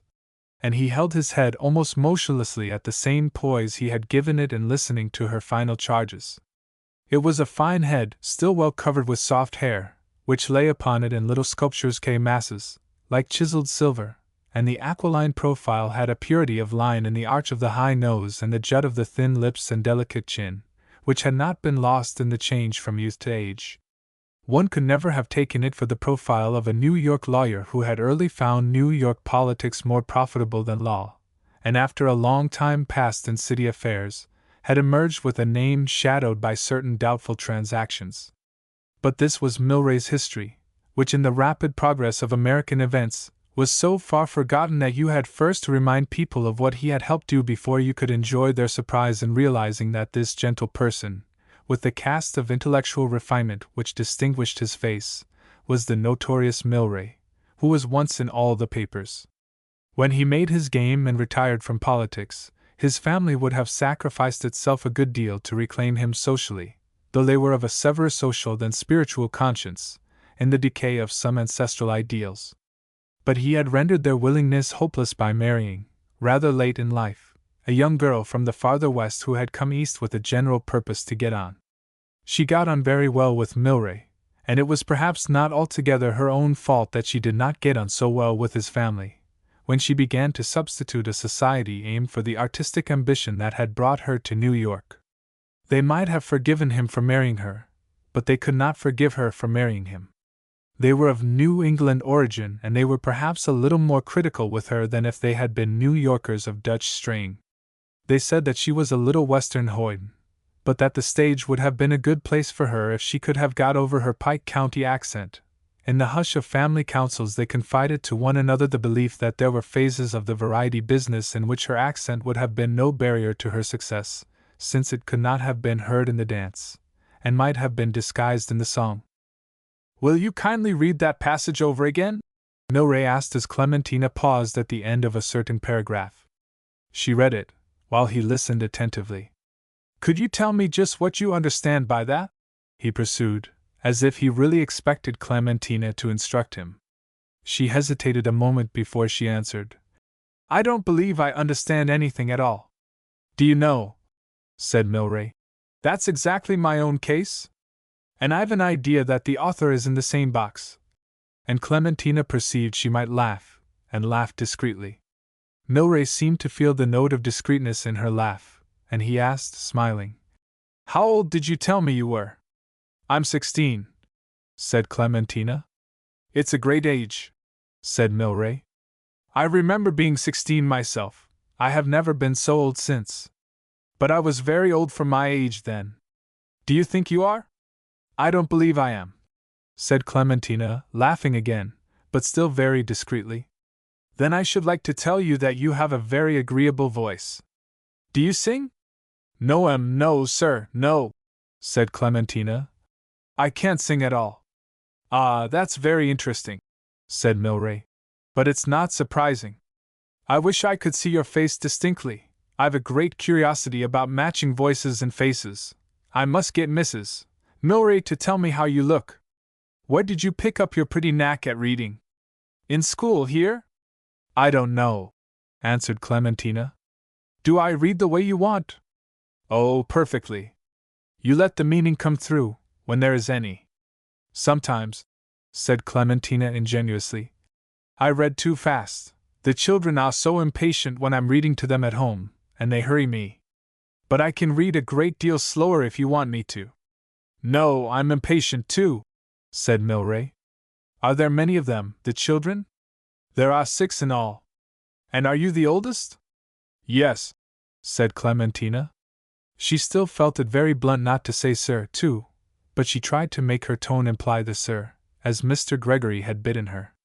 You've got a very pretty name. Clementina brightened. Do you like it? Mota gave it to me. She took it out of a book that Fatha was reading to her. I like it very much, said Milray. Are you tall for your age? I guess I am pretty tall. You're fair, of course. I can tell that by your voice. You've got a light-haired voice. And what are your eyes? Blue. Clementina laughed at his pursuit. Ah, of course. It isn't a gray-eyed blonde voice. Do you think, has anybody ever told you that you were graceful? I don't know as they have, said Clementina, after thinking. And what is your own opinion? Clementina began to feel her dignity infringed. She did not answer, and now Milray laughed. I felt the little tilt in your step as you came up. It's all right. Shall we try for our friend's meaning now? Clementina began again, and again Milray stopped her. You mustn't bear malice. I can hear the grudge in your voice, but I didn't mean to laugh at you. You don't like being made fun of, do you? I don't believe anybody does, said Clementina. No, indeed, said Milray. If I had tried such a thing I should be afraid you would make it uncomfortable for me. But I haven't, have I? I don't know, said Clementina, reluctantly. Milray laughed gleefully. Well, you'll forgive me, because I'm an old fellow. If I were young you wouldn't, would you? Clementina thought of the clerk. She had certainly never forgiven him. Shall I read on? She asked. Yes, yes. Read on, he said, respectfully. Once he interrupted her to say that she pronounced admirable, but he would like now and then to differ with her about a word if she did not mind. She answered, oh no, indeed, she should like it ever so much, if he would tell her when she was wrong. After that he corrected her, and he amused himself by studying forms of respect so delicate that they should not alarm her pride. Clementina reassured him in terms as fine as his own. She did not accept his instructions implicitly. She meant to bring them to the bar of Gregory's knowledge. If he approved of them, then she would submit. Milray easily possessed himself of the history of her life and of all its circumstances, and he said he would like to meet her father and make the acquaintance of a man whose mind, as Clementina interpreted it to him, he found so original. He authorized his wife to arrange with Mrs. Adwell for a monopoly of Clementina's time while he stayed at Middlemount, and neither he nor Mrs. Milray seemed surprised at the good round sum, as the landlady thought it, which she asked in the girl's behalf. 9. The Milrays stayed through August, and Mrs. Milray was the ruling spirit of the great holiday of the summer, at Middlemount. It was this year that the landlords of the Central Mountain region had decided to compete in a coaching parade, and to rival by their common glory the splendor of the East Side and the West Side parades. The boarding houses were to take part, as well as the hotels. The farms where only 3 or 4 summer folks were received were to send their mountain wagons, and all were to be decorated with bunting. An arch draped with flags and covered with flowers spanned the entrance to the main street at Middlemount Center, and every shop in the village was adorned for the event. Mrs. Milray made the landlord tell her all about coaching parades, and the champions of former years on the east side and the west side, and then she said that the Middlemount house must take the prize from them all this year, or she should never come near his house again. He answered, with a dignity and spirit he rarely showed with Mrs. Milray's class of custom, "I'm going to drive our hostess myself." She gave her whole time to imagining and organizing the personal display on the coach. She consulted with the other ladies as to the kind of dresses that were to be worn, but she decided everything herself, and when the time came she had all the young men ravaging the lanes and pastures for the goldenrod and asters which formed the keynote of her decoration for the coach. She made peace and kept it between factions that declared themselves early in the affair, and of all who could have criticized her for taking the lead perhaps none would have willingly relieved her of the trouble. She freely declared that it was killing her, and she sounded her accents of despair all over the place. When their dresses were finished she made the persons of her drama rehearse it on the coach top in the secret of the barn, where no one but the stable men were suffered to see the effects she aimed at. But on the eve of realizing these in public she was overwhelmed by disaster. The crowning glory of her composition was to be a young girl standing on the highest seat of the coach, in the character of the spirit of summer, wreathed and garlanded with flowers, and invisibly sustained by the 12 months of the year, equally divided as to sex, but with the more difficult and painful attitudes assigned to the gentlemen who were to figure as the fall and winter months. It had been all worked out and the actors drilled in their parts, when the spirit of summer, who had been chosen for the inoffensiveness of her extreme youth, was taken with mumps, and withdrawn by the doctor's orders. Mrs. Milray had now not only to improvise another spirit of summer, but had to choose her from a group of young ladies, with the chance of alienating and embittering those who were not chosen. In her calamity she asked her husband what she should do, with but the least hope that he could tell her. But he answered promptly, "Take Clementina, I'll let you have her for the day," and then waited for the storm of her renunciations and denunciations to spend itself. "To be sure," she said when this had happened, "it isn't as if she were a servant in the house, and the position can be regarded as a kind of public function, anyhow. I can't say that I've hired her to take the part, but I can give her a present afterwards, and it will be the same thing." The question of clothes for Clementina, Mrs. Milray declared, was almost as sweeping in its implication as the question of the child's creation. "She has got to be dressed new from head to foot," she said. "Every stitch, and how am I to manage it in 24 hours? By a succession of miracles with cheesecloth, and sashes and ribbons, it was managed, and ended in a triumph so great that Mrs. Milray took the girl in her arms and kissed her for looking the spirit of summer to a perfection that the victim of the mumps could not have approached. The victory was not lastingly marred by the failure of Clementina's shoes to look the spirit of summer as well as the rest of her costume. No shoes at all world have been the very thing, but shoes so shabby and worn down at one side of the heel as Clementina's were very far from the thing. Mrs. Milray decided that another fold of cheesecloth would add to the statuesque charm of her figure, and give her more height, and she was richly satisfied with the effect when the Middlemount coach drove up to the great veranda the next morning, with all the figures of her picture in position on its roof, and Clementina supreme among them.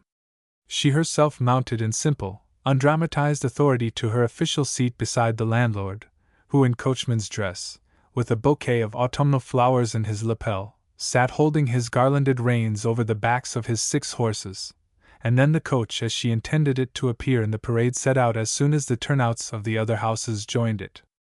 They were all to meet at the Middlemount, which was thickly draped and festooned in flags, with knots of evergreen and the first red boughs of the young swamp maples holding them in place over its irregular facade. The coach itself was a mass of foliage and flowers, from which it defined itself as a wheeled vehicle in vague and partial outline. The other wagons and coaches, as they drove tremulously up, with an effect of having been mired in blossoms about their spokes and hubs, had the unwieldiness which seems inseparable from spectacularity. They represented motives in color and design sometimes tasteless enough, and sometimes so nearly very good that Mrs. Milray's heart was a great deal in her mouth, as they arrived, each with its hotel cry roared and shrilled from a score of masculine and feminine throats, and finally spelled for distinctness' sake, with an ultimate yell or growl. But she had not finished giving the lady representative of a Sunday newspaper the points of her own tableau, before she regained the courage and the faith in which she remained serenely steadfast throughout the parade. It was when all the equipages of the neighborhood had arrived that she climbed to her place. The ladder was taken away, the landlord spoke to his horses, and the Middlemount coach led the parade, amid the renewed slogans, and the cries and fluttered handkerchiefs of the guests crowding the verandas. The line of march was by one road to Middlemount Center, where the prize was to be awarded at the judge's stand, and then the coaches were to escort the triumphant vehicle homeward by another route, so as to pass as many houses on the way as possible. It was a curious expression of the carnival spirit in a region immemorially starved of beauty in the lives of its people, and whatever was the origin of the mountain coaching parade, or from whatever impulse of sentimentality or advertising it came, the effect was of undeniable splendor and of phantasmagoric strangeness. Gregory watched its progress from a hillside pasture as it trailed slowly along the rising and falling road. The songs of the young girls, interrupted by the explosion of hotel slogans and college cries from the young men, floated off to him on the thin breeze of the cloudless August morning, like the hymns and shouts of a Saturnalian rout going in holiday processional to sacrifice to their gods. Words of fierce Hebrew poetry burned in his thought, the warnings and the accusals and the condemnations of the angry prophets, and he stood rapt from his own time and place in a dream of days when the Most High stooped to commune face to face with his ministers, while the young voices of those forgetful or ignorant of him called to his own youth, and the garlanded chariots, with their banners and their streamers, passed on the road beneath him and out of sight in the shadow of the woods beyond. When the prize was given to the Middlemount coach at the center, the landlord took the flag and gallantly transferred it to Mrs. Milray, and Mrs. Milray passed it up to Clementina and bade her wave it, wave it. The village street was thronged with people that cheered and swung their hats and handkerchiefs to the coach as it left the judge's stand and drove under the triumphal arch, with the other coaches behind it. Then Atwill turned his horses' heads homewards, and at the brisker pace with which people always return from festivals or from funerals, he left the village and struck out upon the country road with his long escort before him. The crowd was quick to catch the courteous intention of the victors, and followed them with applause as far beyond the village borders as wind and limb would allow. But the last noisy boy had dropped off breathless before they reached a half-finished house in the edge of some woods. A line of little children was drawn up by the roadside before it, who watched the retinue with grave eagerness, till the Middlemount coach came in full sight. Then they sprang into the air, and beating their hands together screamed, "Clem! Clem! Oh, it's Clem!" and jumped up and down, and a shabby-looking work-worn woman came round the corner of the house and stared up at Clementina, waving her banner wildly to the children, and shouting unintelligible words to them. The young people on the coach joined in response to the children, some simply, some ironically, and one of the men caught up a great wreath of flowers which lay at Clementina's feet, and flung it down to them. The shabby woman quickly vanished round the corner of the house again. Mrs. Milray leaned over to ask the landlord, "Who in the world are Clementina's friends?" "Why don't you know?" he retorted in a bedded voice. "Them's her brothers and sisters." "And that woman? The lady at the Kana?" "That's her Moda." When the event was over, and all the things had been said and said again, and there was nothing more to keep the spring and summer months from going up to their rooms to lie down, and the fall and winter months from trying to get something to eat, Mrs. Milray found herself alone with Clementina. The child seemed anxious about something, and Mrs. Milray, who wanted to go and lie down, too, asked a little impatiently, "What is it, Clementina?" "Oh, nothing. Only I was afraid maybe you didn't like my waving to the children, when you saw how queer they looked." Clementina's lips quivered. "Did any of the rest say anything?" "I know what they thought. But I don't care. I should do it right over again." Mrs. Milray's happiness in the day's triumph was so great that she could indulge a generous emotion. She caught the girl in her arms. "I want to kiss you. I want to hug you, Clementina." X. The notion of a dance for the following night to celebrate the success of the house and the coaching parade came to Mrs. Milray over a Welsh rarebit which she gave at the close of the evening. The party was in the charge of Gregory, who silently served them at their orgy with an austerity that might have conspired with the viand itself against their dreams, if they had not been so used to the gloom of his ministrations. He would not allow the waitresses to be disturbed in their evening leisure, or kept from their sleep by such belated pleasures, and when he had provided the materials for the rarebit, he stood aloof, and left their combination to Mrs. Milray and her chafing dish. She had excluded Clementina on account of her youth, as she said to one of the fall and winter months, who came in late, and noticed Clementina's absence with a "Hello? Anything the matter with the spirit of summer?" Clementina had become both a pet and a joke with these months before the parade was over, and now they clamored together, and said they must have her at the dance anyway.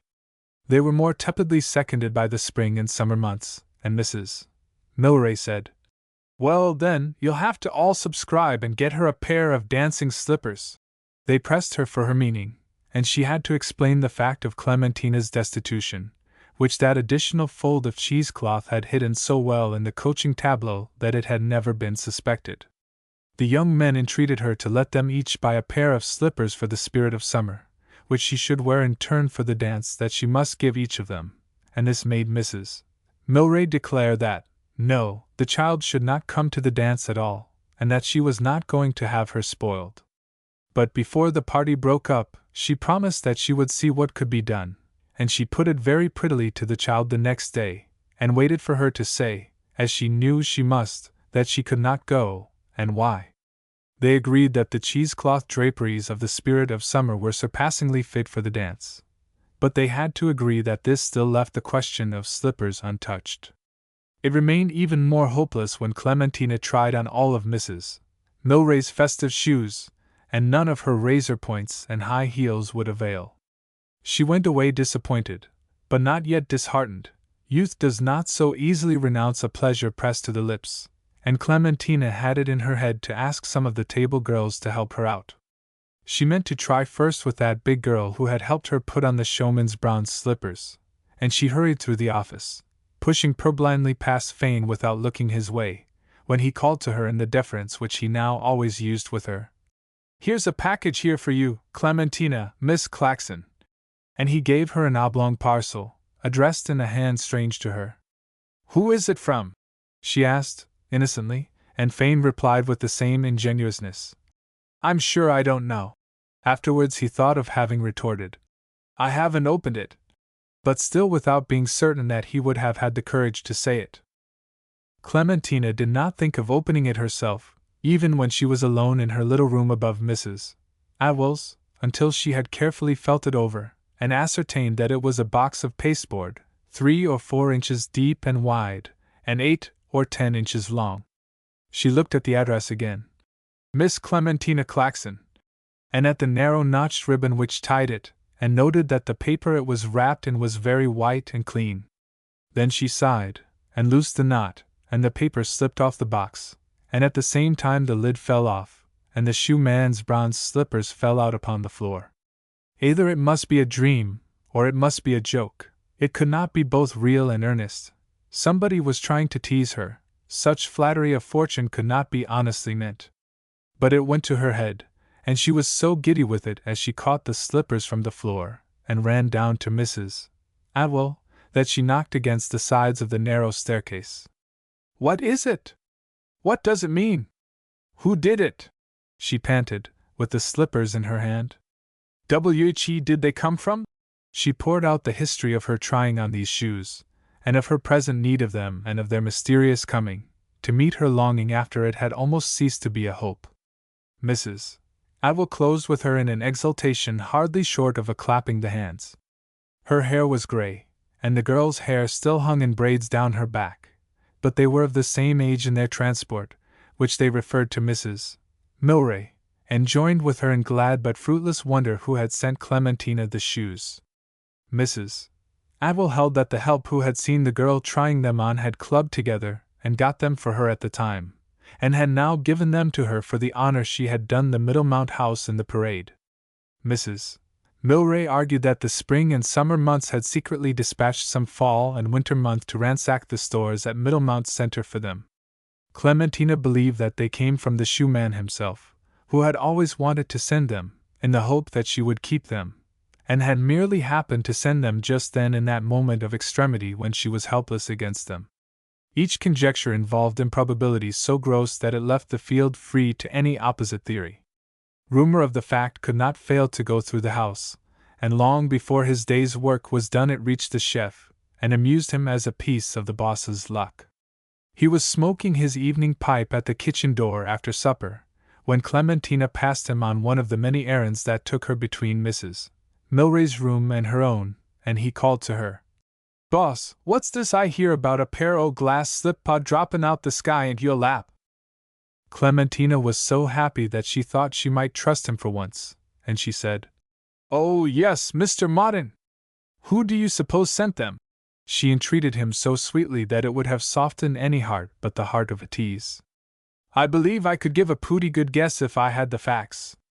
Clementina innocently gave them to him, and he listened with a well-affected sympathy. "Say Fane Fuss told you about 'em?" "Yes." "He has a package for you," he said. "Just that way, and he couldn't tell me who left it, or anything. Anybody asked him about it since?" "Oh, yes. Mrs. Milray and Mrs. Atwell and Mr. Atwell and everybody." "Everybody." The chef smiled with a peculiar droop of one eye. "And he didn't know when the slip-pod got into the landlord's box?" "No, the first thing he knew, we." Clementina stood expectant, but the chef smoked on as if that were all there was to say, and seemed to have forgotten her. "Who do you think put them thea, Mr. Modern?"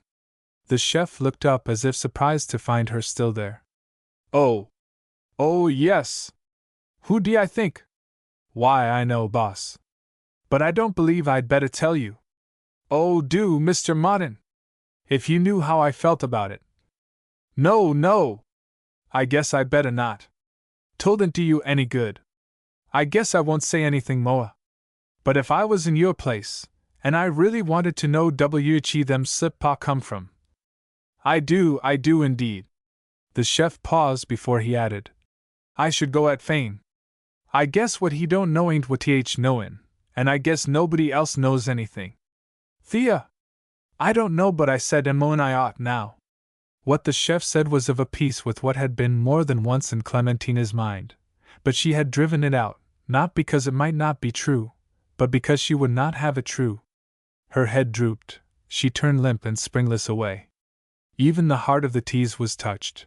He had not known that it would worry her so much, though he knew that she disliked the clerk. "Mine," he called after her, too late. "I ain't got no proof he done it." She did not answer him, or look round. She went to her room, and sat down in the growing dusk to think, with a hot lump in her throat. Mrs. Atwell found her there an hour later, when she climbed to the chamber where she thought she ought to have heard Clementina moving about over her own room. "Didn't know but I could help you do your dressin'," she began, and then at sight of the dim figure she broke off. "Why, Clem! What's the mat? Are you asleep? Are you sick? It's half an hour of the time, and—" "I'm not going," Clementina answered, and she did not move. "Not goin'? Why the land oh! Oh, I can't go, Mrs. Atwell. Don't ask me. Tell Mrs. Milray, please." "I will when I got something to tell," said Mrs. Atwell. "Now you just say what's happened, Clementina Claxon." Clementina suffered the woeful truth to be drawn from her. "But you don't know whether it's so or not," the landlady protested. Yes, I do. It was the last thing I thought of, and the chef wouldn't have said it if he didn't believe it. That's just what he would done," cried Mrs. Atwell. "And I'll give him such a goin' over for his teasin' as he ain't had in one while. He just said it to tease. What you goin' to say to Mrs. Milray?" "Oh, tell her I'm not a bit well, Mrs. Atwell. My head does ache, truly." "Why, listen," said Mrs. Atwell recklessly. "If you believe he done it, and he no business to, why don't you just go to the dance, and then give him back to him after it's over? It would SUV him right." Clementina listened for a moment of temptation, and then shook her head. "It wouldn't do, Mrs. Atwell, you know it wouldn't," she said, and Mrs. Atwell had too little faith in her suggestion to make it prevail. She went away to carry Clementina's message to Mrs. Milray, and her task was greatly eased by the increasing difficulty Mrs. Milray had begun to find, since the way was perfectly smooth for her, in imagining the management of Clementina at the dance. Either child nor woman, either servant nor lady, how was she to be carried successfully through it, without sorrow to herself or offense to others? In proportion to the relief she felt, Mrs. Milray protested her irreconcilable grief, but when the simpler Mrs. Advil proposed her going and reasoning with Clementina, she said, no, better let her alone, if she felt as she did, and perhaps after all she was right. 11. Clementina listened to the music of the dance, till the last note was played, and she heard the gay shouts and laughter of the dancers as they issued from the ballroom and began to disperse about the halls and verandas, and presently to call good night to one another. Then she lighted her lamp, and put the slippers back into the box and wrapped it up in the nice paper it had come in, and tied it with the notched ribbon. She thought how she had meant to put the slippers away so, after the dance, when she had danced her fill in them, and how differently she was doing it all now. She wrote the clerk's name on the parcel, and then she took the box, and descended to the office with it. There seemed to be nobody there, but at the noise of her step Fane came round the case of letter-boxes, and advanced to meet her at the long desk. "What's wanted, Miss Claxon?" he asked, with his hopeless respectfulness. "Anything I can do for you?" She did not answer, but looked him solemnly in the eyes and laid the parcel down on the open register, and then went out. He looked at the address on the parcel, and when he untied it, the box fell open and the shoes fell out of it, as they had with Clementina. He ran with them behind the letter-box frame, and held them up before Gregory, who was seated there on the stool he usually occupied, gloomily nursing his knee. "What do you suppose this means, Frank?" Gregory looked at the shoes frowningly. "They're the slippers she got today. She thinks you sent them to her. And she wouldn't have them because she thought I sent them. As sure as I'm standing here, I never did it," said the clerk solemnly. "I know it," said Gregory. "I sent them." "You? What's so wonderful?" Gregory retorted. "I saw that she wanted them that day when the shoe peddler was here. I could see it, and you could." "Yes. I went across into the woods, and the man overtook me with his wagon. I was tempted, and I bought the slippers of him. I wanted to give them to her then, but I resisted, and I thought I should never give them. Today, when I heard that she was going to that dance, I sent them to her anonymously. That's all there is about it." The clerk had a moment of bitterness. "If she'd known it was you, she wouldn't have given them back." "That's to be seen. I shall tell her, now. I never meant her to know, but she must, because she's doing you wrong in her ignorance." Gregory was silent, and Fane was trying to measure the extent of his own suffering, and to get the whole bearing of the incident in his mind. In the end his attempt was a failure. He asked Gregory, "And do you think you've done just right by me?" "I've done right by nobody," said Gregory. "Not even by myself, and I can see that it was my own pleasure I had in mind. I must tell her the truth, and then I must leave this place." "I suppose you want I should keep it quiet," said Fane. "I don't ask anything of you." "And she wouldn't," said Fane, after reflection. "But I know she'd be glad of it, and I shan't say anything. Of course, she never can care for me, and there's my hand with my word if you want it." Gregory silently took the hand stretched toward him, and Fane added, "All I'll ask is that you'll tell her I wouldn't have presumed to send her the shoes. She wouldn't be mad at you for it." Gregory took the box, and after some efforts to speak, he went away. It was an old trouble, an old error, an old folly. He had yielded to impulse at every step, and at every step he had sinned against another or against himself. What pain he had now given the simple soul of Fane! What pain he had given that poor child who had so mistaken and punished the simple soul! With Fane it was over now, but with Clementina the worst was perhaps to come yet. He could not hope to see the girl before morning, and then, what should he say to her? At sight of a lamp burning in Mrs. Advil's room, which was on a level with the veranda where he was walking, it came to him that first of all he ought to go to her, and confess the whole affair. If her husband were with her, he ought to confess before him. They were there in the place of the child's father and mother, and it was due to them. As he pressed rapidly toward the light, he framed in his thought the things he should say, and he did not notice, as he turned to enter the private hallway leading to Mrs. Howells' apartment, a figure at the door. It shrank back from his contact, and he recognized Clementina. His purpose instantly changed, and he said, "Is that you, Miss Claxon? I want to speak with you. Will you come a moment where I can?" I don't know as I'd better," she faltered. But she saw the box under his arm, and she thought that he wished to speak to her about that, and she wanted to hear what he would say. She had been waiting at the door there, because she could not bear to go to her room without having something more happen. "You needn't be afraid. I shall not keep you. Come with me a moment. There is something I must tell you at once. You have made a mistake. And it is my fault. Come!" Clementina stepped out into the moonlight with him, and they walked across the grass that sloped between the hotel and the river. There were still people about, late smokers singly, and in groups along the piazzas, and young couples, like themselves, strolling in the dry air, under the pure sky. Gregory made several failures in trying to begin, before he said, "I have to tell you that you are mistaken about Mr. Fane. I was there behind the letter boxes when you came in, and I know that you left these shoes because you thought he sent them to you. He didn't send them." Clementina did not say anything, and Gregory was forced to ask, "Do you wish to know who sent them?" "I won't tell you unless you do wish it." "I think I ought to know," she said, and she asked, "Don't you?" "Yes, for you must blame someone else now, for what you thought Fane did. I sent them to you." Clementina's heart gave a leap in her breast, and she could not say anything. He went on. "I saw that you wanted them that day, and when the peddler happened to overtake me in the woods where I was walking, after I left you, I acted on a sudden impulse, and I bought them for you. I meant to send them to you anonymously then. I had committed one error in acting upon impulse. My rashness is my besetting sin, and I wished to add a species of deceit to that. But I was kept from it until today. I hoped you would like to wear them to the dance tonight, and I put them in the post office for you myself.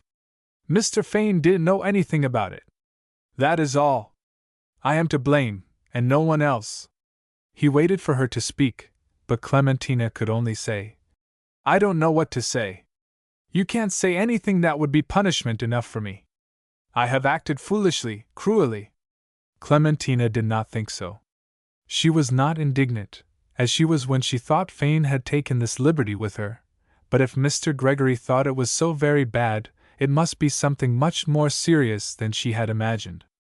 She said, "I don't see why you wanted to do it," hoping that he would be able to tell her something that would make his behavior seem less dreadful than he appeared to think it was.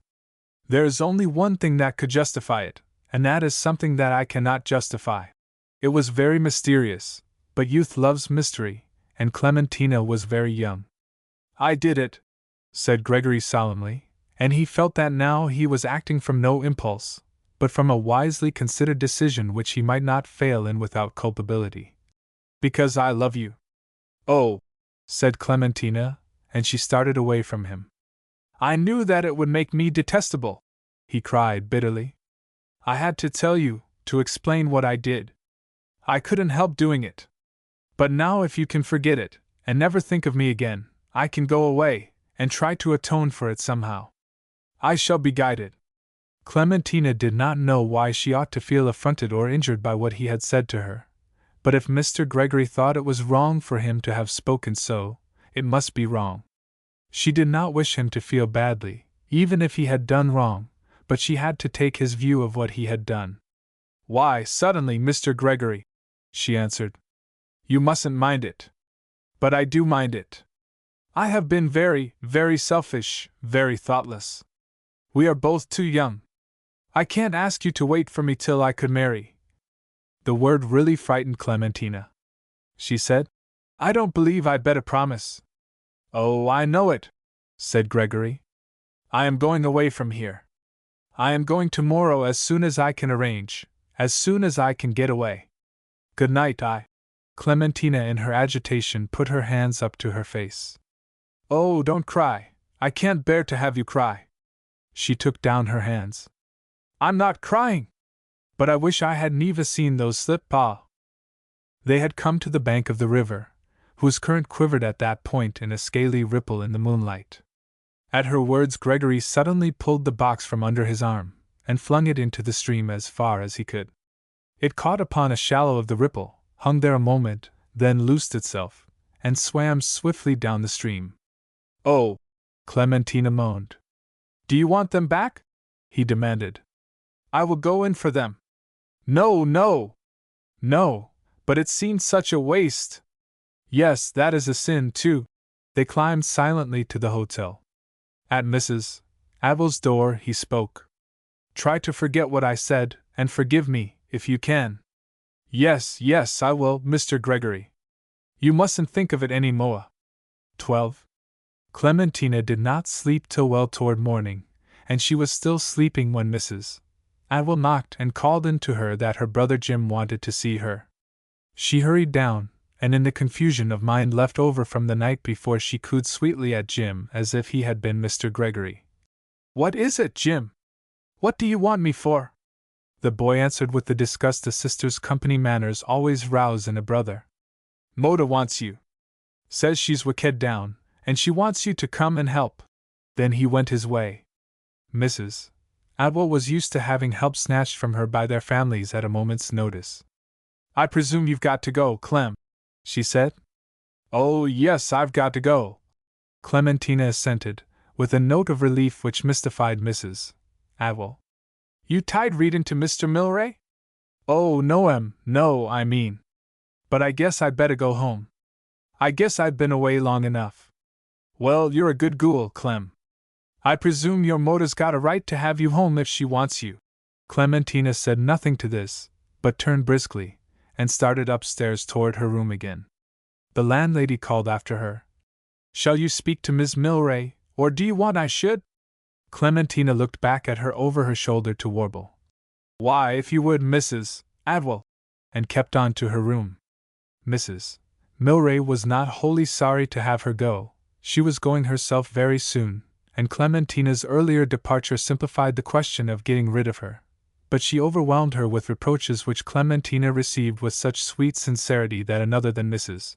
Milray might have blamed herself for having abused her ingenuousness.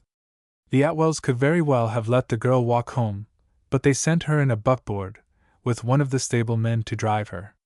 The landlord put her neat bundle under the seat of the buckboard with his own hand. There was something in the child's bearing, her dignity and her amiability, which made people offer her, half in fun and half in earnest, the deference paid to age and state. She did not know whether Gregory would try to see her before she went. She thought he must have known she was going, but since he neither came to take leave of her, nor sent her any message, she decided that she had not expected him to do so. About the 3rd week of September she heard that he had left Middlemount and gone back to college. She kept at her work in the house and helped her mother, and looked after the little ones. She followed her father in the woods, in his quest of stuff for walking sticks, and advised with both concerning the taste of summer folks in dress and in canes. The winter came, and she read many books in its long leisure, mostly novels, out of the rector's library. He had a whole set of Miss Edgeworth, and nearly all of Miss Austen and Miss Gurney, and he gave of them to Clementina, as the best thing for her mind as well as her morals. He believed nothing could be better for any one than these old English novels, which he had nearly forgotten in their details. She colored the faded English life of the stories afresh from her Yankee circumstance, and it seemed the consensus of their testimony that she had really been made love to, and not so very much too soon, at her age of 16, for most of their heroines were not much older.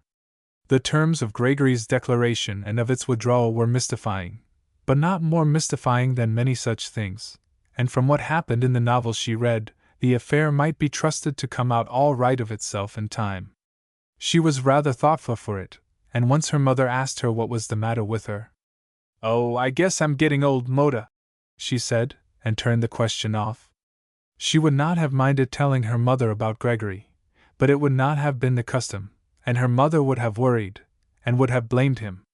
Clementina could have more easily trusted her father with the case, but so far as she knew, fathers never were trusted with anything of the kind. She would have been willing that accident should bring it to the knowledge of Mrs. Richling, but the moment never came when she could voluntarily confide in her, though she was a great deal with her that winter. She was Mrs. Richling's lieutenant in the social affairs of the parish, which the rector's wife took under her care. She helped her get up entertainments of the kind that could be given in the church parlor, and they managed together some dances which had to be exiled to the town hall.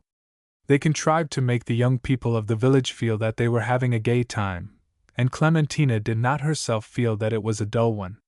She taught them some of the new steps and figures which the help used to pick up from the summer folks at the Middle Mount, and practice together. She liked doing that. Her mother said the child would rather dance than eat, any time. She was never sad, but so much dignity got into her sweetness that the rector now and then complained of feeling put down by her. She did not know whether she expected Gregory to write to her or not, but when no letters came she decided that she had not expected them. She wondered if he would come back to the Middle Mount the next summer, but when the summer came, she heard that they had another student in his place. She heard that they had a new clerk, and that the boarders were not so pleasant. Another year passed, and towards the end of the season Mrs. Avil wished her to come and help her again, and Clementina went over to the hotel to soften her refusal. She explained that her mother had so much sewing now that she could not spare her, and Mrs. Avil said, well, that was right, and that she must be the greatest kind of dependence for her mother. You are going on 17 this year, ain't you? I was 19 the last day of August, said Clementina, and Mrs. Avil sighed, and said, how the time did fly. It was the second week of September, but Mrs. Avil said they were going to keep the house open till the middle of October, if they could, for the autumnal foliage, which there was getting to be quite a class of custom for. I presume you knew Mr. Landa was dead, she added, and at Clementina's look of astonishment, she said with a natural satisfaction, died the 13th day of August. I presumed somehow you know it, though you didn't see a great deal of him, come to think of it. I guess he was a good man, too good for her, I guess, she concluded, in the New England necessity of blaming someone. She sent us the papa. There was an early frost, and people said there was going to be a hard winter, but it was not this that made Clementina's father set to work finishing his house. His turning business was well started, now, and he had got together money enough to pay for the work.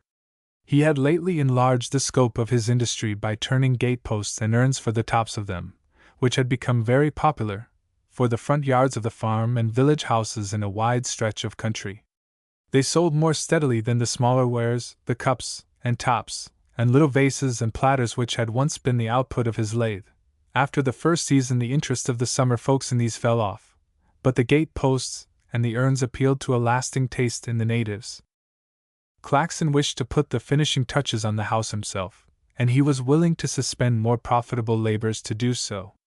After some attempts at plastering he was forced to leave that to the plasterers, but he managed the clapboarding, with Clementina to hand him boards and nails, and to keep him supplied with the hammer he was apt to drop at critical moments. They talked pretty constantly at their labors, and in their leisure, which they spent on the brown needles under the pines at the side of the house. Sometimes the hammering or the talking would be interrupted by a voice calling, from a passing vehicle in the hidden roadway, something about urns. Claxon would answer, without troubling himself to verify the inquirer, or moving from his place, that he would get round to them, and then would hammer on, or talk on with Clementina. One day in October a carriage drove up to the door, after the work on the house had been carried as far as Claxon's mood and money allowed, and he and Clementina were picking up the litter of his carpentering. He had replaced the block of wood which once served at the front door by some steps under an arbor of rustic work, but this was still so novel that the younger children had not outgrown their pride in it, and were playing at housekeeping there. Clementina ran around to the back door and out through the front entry in time to save the visitor and the children from the misunderstanding they began to fall into, and met her with a smile of hospitable brilliancy, and a recognition full of compassionate welcome. Mrs. Lander gave way to her tears as she broke out. "Oh, it ain't the way it was the last time I was here. You heed that he, That Mr. Landa. Mrs. Abel told me, said Clementina. Won't you come in and sit down? Why, yes. Mrs. Lander pushed in through the narrow door of what was to be the parlor. Her crepes swept about her and exhaled a strong scent of their dyes.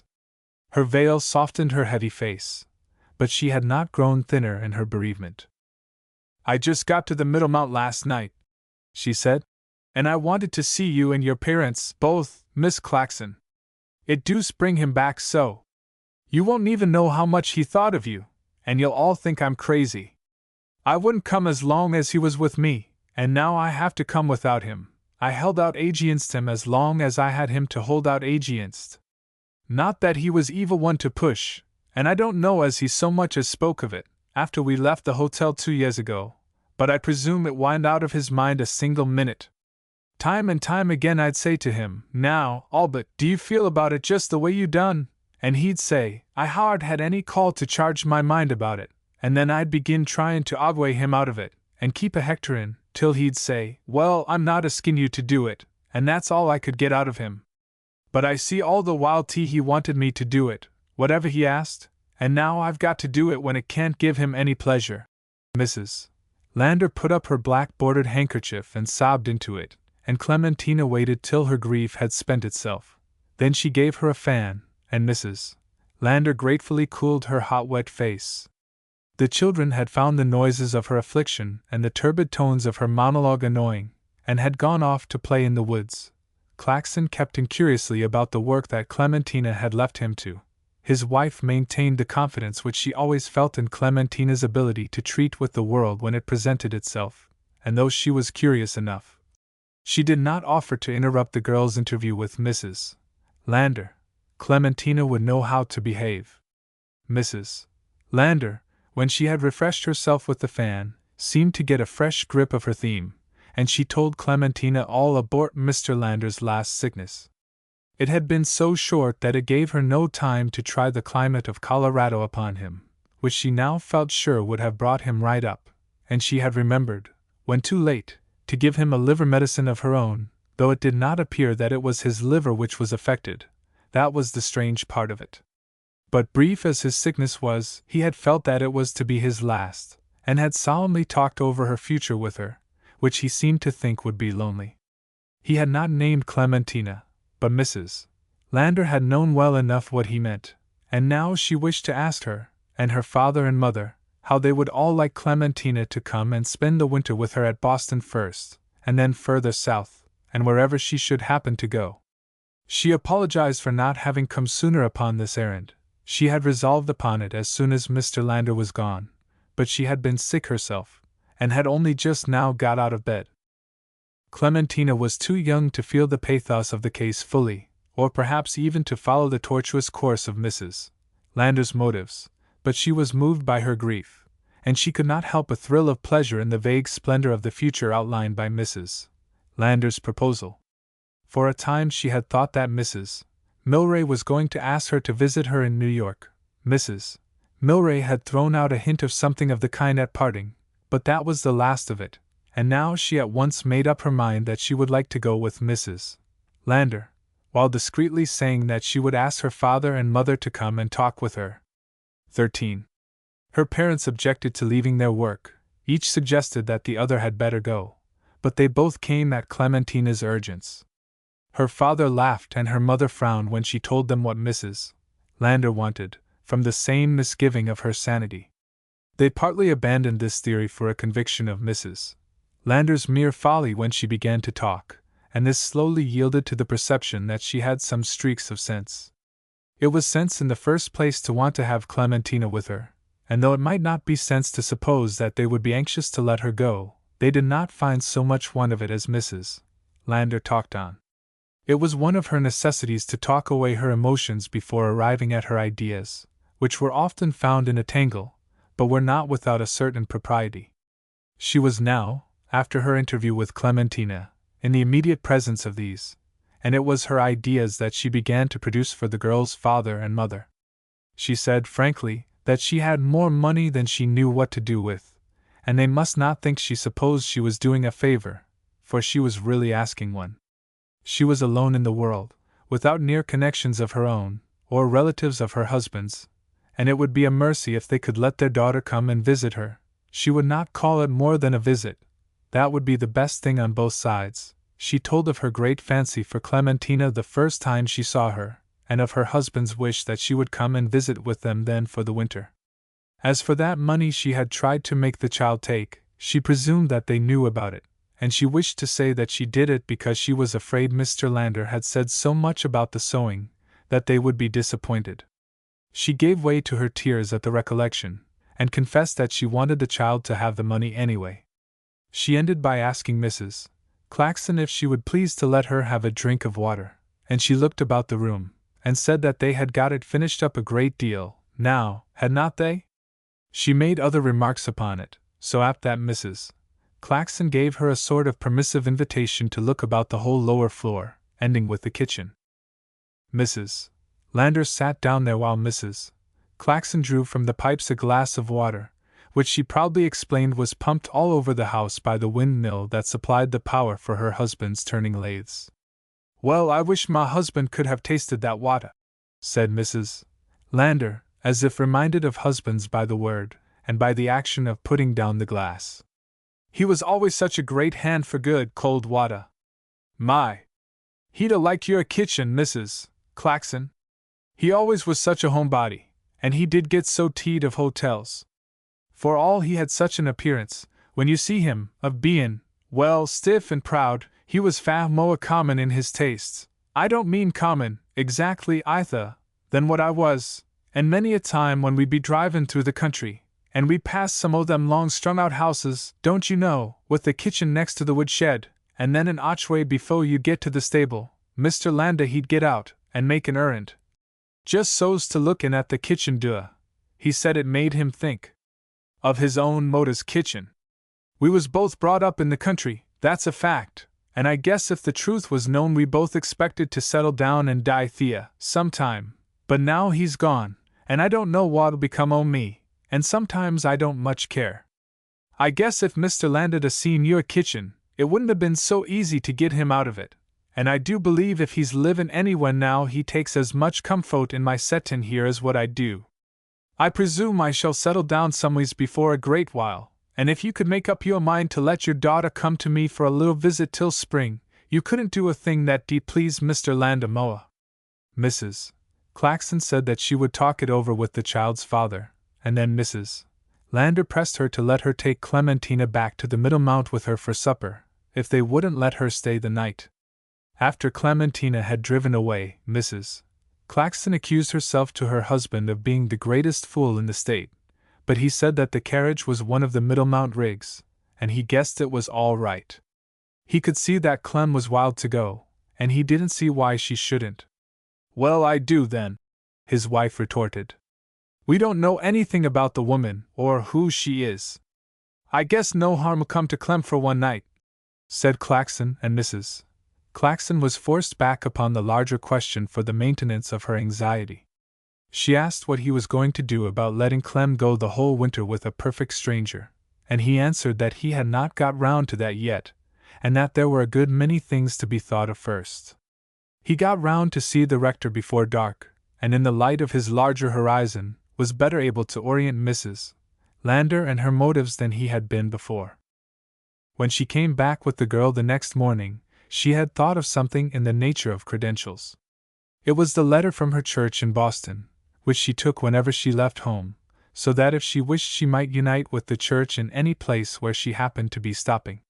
It did not make a great impression upon the Claxons, who were of no religion, though they allowed their children to go to the Episcopal Church and Sunday school, and always meant to go themselves. They said they would like to talk the matter over with the rector, if Mrs. Lander did not object. She offered to send her carriage for him, and the rector was brought at once. He was one of those men who have, in the breaking down of the old puritanical faith, and the dying out of the later Unitarian rationalism, advanced and established the Anglican Church so notably in the New England hill country, by a wise conformity to the necessities and exactions of the native temperament. On the ecclesiastical side he was conscientiously uncompromising, but personally he was as simple-mannered as he was simple-hearted.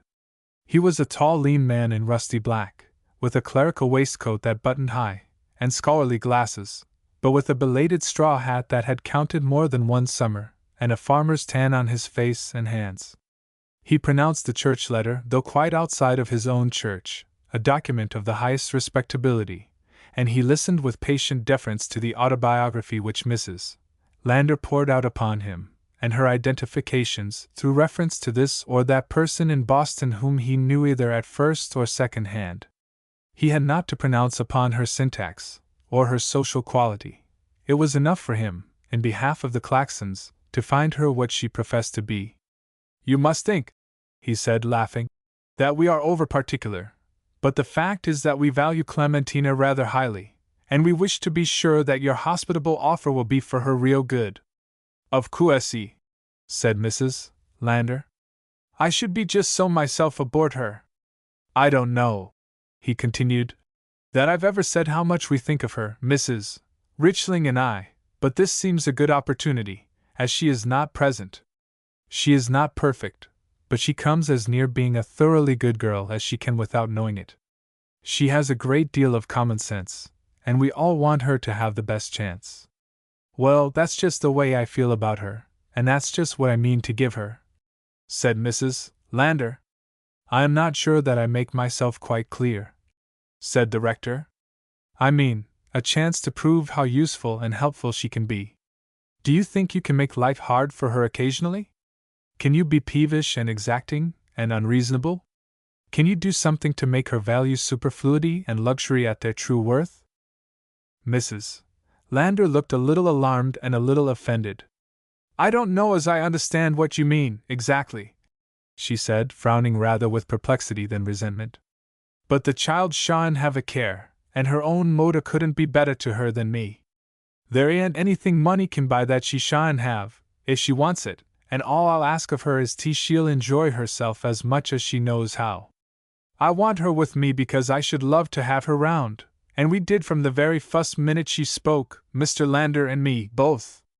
She shall have her own money, and spend it for anything she pleases, and she needn't do a stitch o' work from morning till night. But if you're afraid I shall put upon her—" "No, no," said the rector, and he threw back his head with a laugh. When it was all arranged, a few days later, after the verification of certain of Mrs.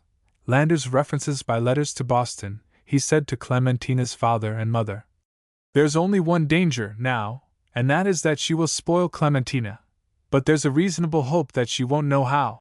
He found the Claxons struggling with a fresh misgiving, which Claxon expressed. "The way I look at it is like this.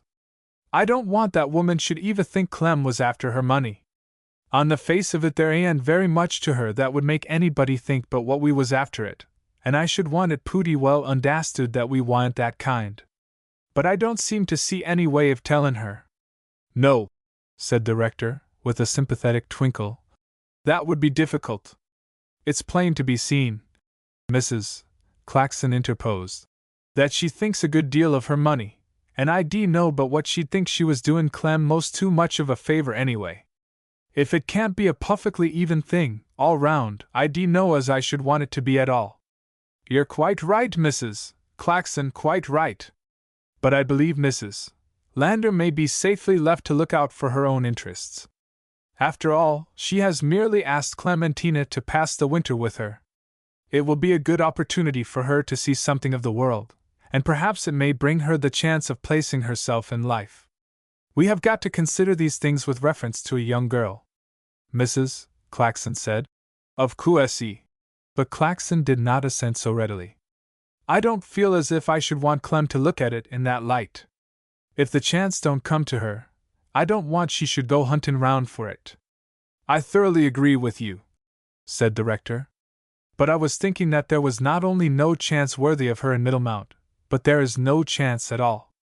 "I guess that's so," Claxon owned with a laugh. "Well, I guess we can leave it to Clem to do what's right and proper every way.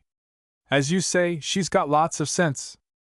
From that moment he emptied his mind of care concerning the matter, but husband and wife are never both quite free of care on the same point of common interest, and Mrs. Claxon assumed more and more of the anxieties which he had abandoned. She fretted under the load, and expressed an exasperated tenderness for Clementina when the girls seemed forgetful of any of the little steps to be taken before the great one in getting her clothes ready for leaving home. She said finally that she presumed they were doing a wild thing, and that it looked crazier and crazier the more she thought of it, but all was, if Clem didn't like, she could come home. By this time her husband was in something of that insensate eagerness to have the affair over that people feel in a house where there is a funeral. At the station, when Clementina started for Boston with Mrs. Lander, her father and mother, with the rector and his wife, came to see her off.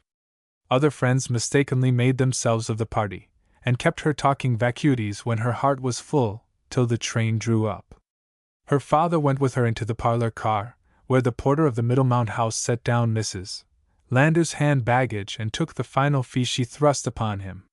When Claxon came out he was not so satisfactory about the car as he might have been to his wife, who had never been inside a parlor car, and who had remained proudly in the background, where she could not see into it from the outside. He said that he had felt so bad about Clem that he did not notice what the car was like. But he was able to report that she looked as well as any of the folks in it, and that, if there were any better dressed, he did not see them. He owned that she cried some, when he said good-bye to her. "I guess," said his wife, grimly, "we're a passel o' fools to let her go. Even if she don't like with that crazy head, she won't be the same Clem when she comes back." They were too heavy-hearted to dispute much, and were mostly silent as they drove home behind Claxon's self-broken colt, a creature that had taken voluntarily to harness almost from its birth, and was an example to its kind in sobriety and industry. The children ran out from the house to meet them, with a story of having seen Clem at a point in the woods where the train always slowed up before a crossing, and where they had all gone to wait for her. She had seen them through the car window, and had come out on the car platform, and waved her handkerchief, as she passed, and called something to them, but they could not hear what it was, they were all cheering so. At this their mother broke down, and went crying into the house. Not to have had the last words of the child whom she should never see the same again if she ever saw her at all, was more, she said, than heart could bear. The rector's wife arrived home with her husband in a mood of mounting hopefulness, which soared to tops, commanding a view of perhaps more of this world's kingdoms than a clergyman's wife ought ever to see, even for another. She decided that Clementina's chances of making a splendid match, somewhere, were about of the nature of certainties, and she contended that she would adorn any station, with experience, and with her native tact, especially if it were a very high station in Europe, where Mrs. Lander would now be sure to take her.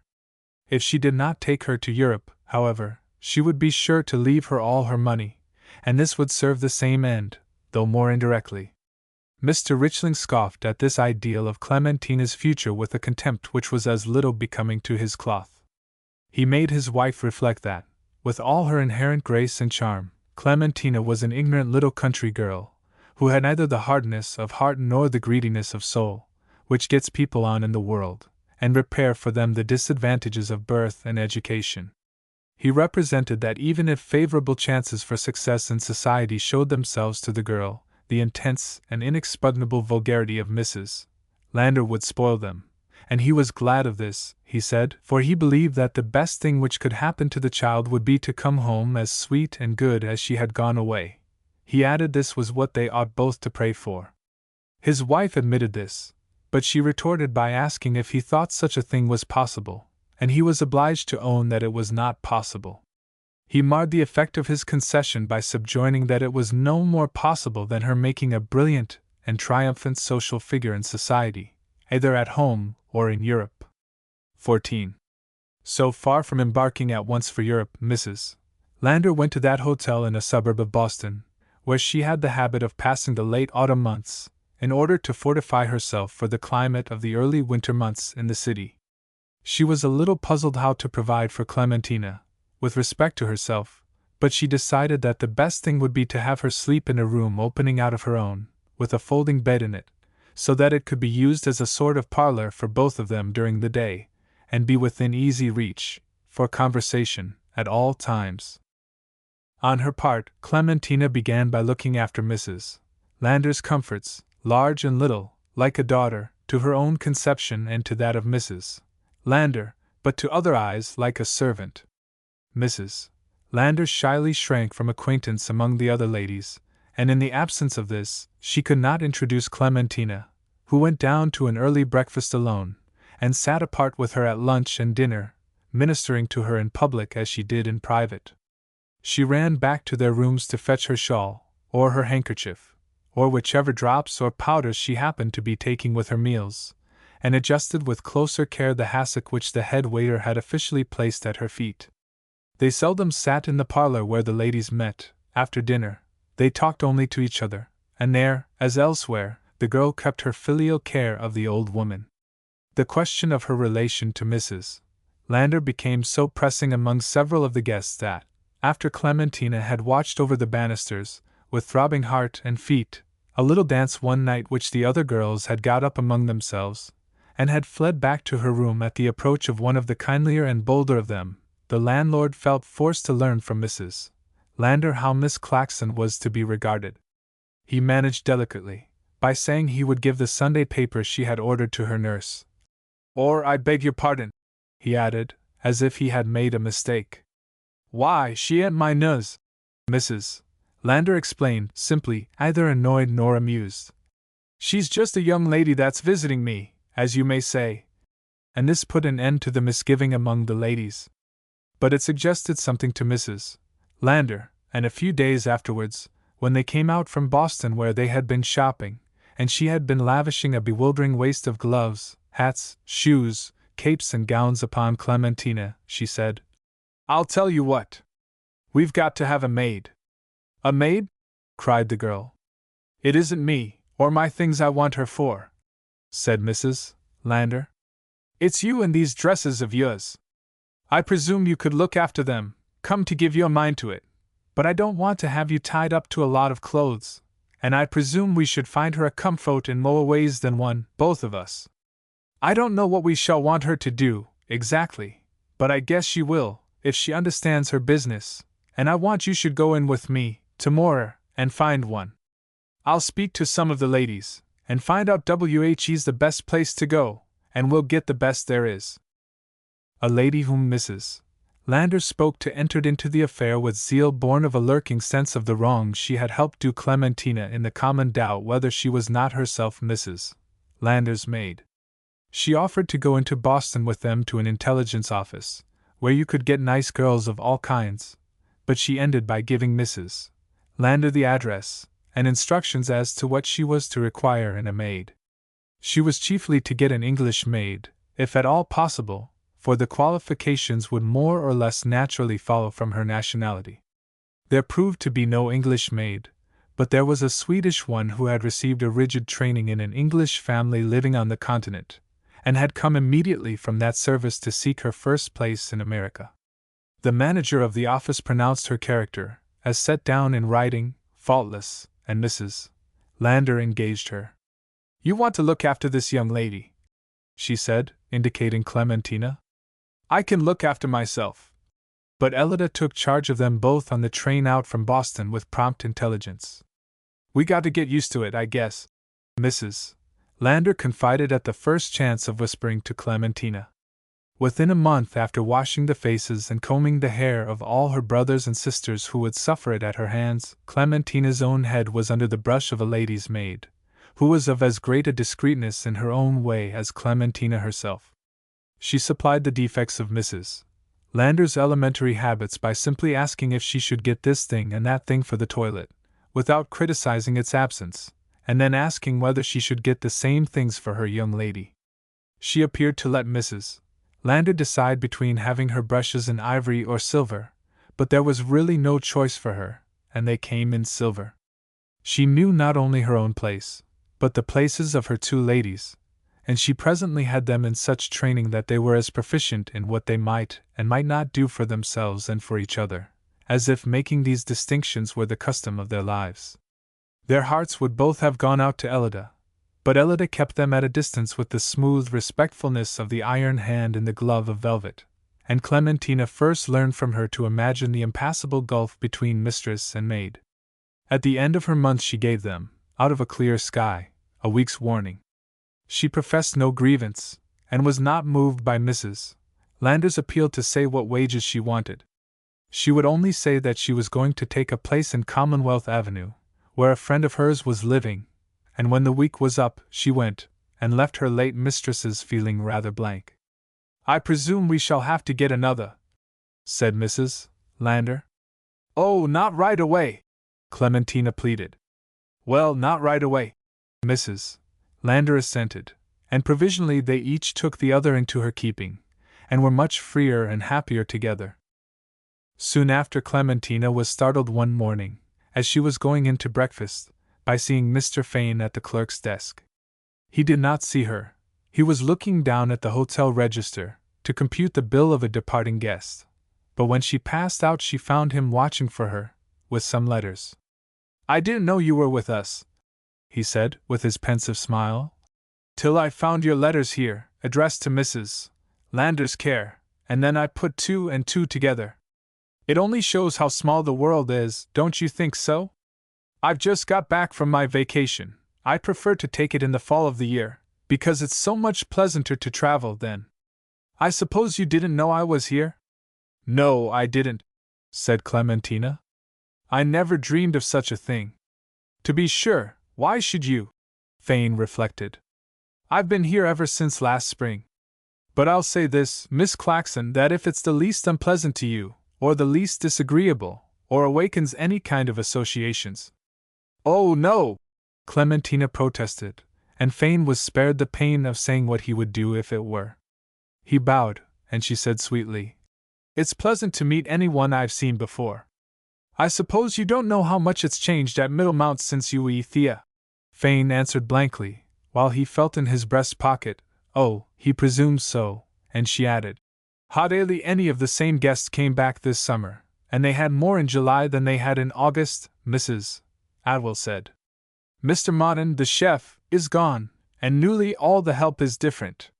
Fane kept feeling in one pocket, and then slapped himself over the other pockets.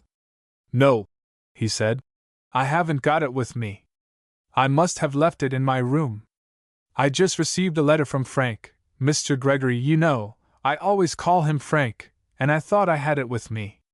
He was asking about Middlemount, and I wanted to read you what he said. But I'll find it upstairs. He's out of college now, and he's begun his studies in the Divinity School. He's at Andover. I don't know what to make of Frank, oftentimes," the clerk continued confidentially. "I tell him he's a kind of a survival in religion, he's so aesthetic." It seemed to Fane that he had not meant aesthetic, exactly, but he could not ask Clementina what the word was. He went on to say, "He's a grand good fellow, Frank is, but he don't make enough allowance for human nature. He's more like one of those old-fashioned orthodox.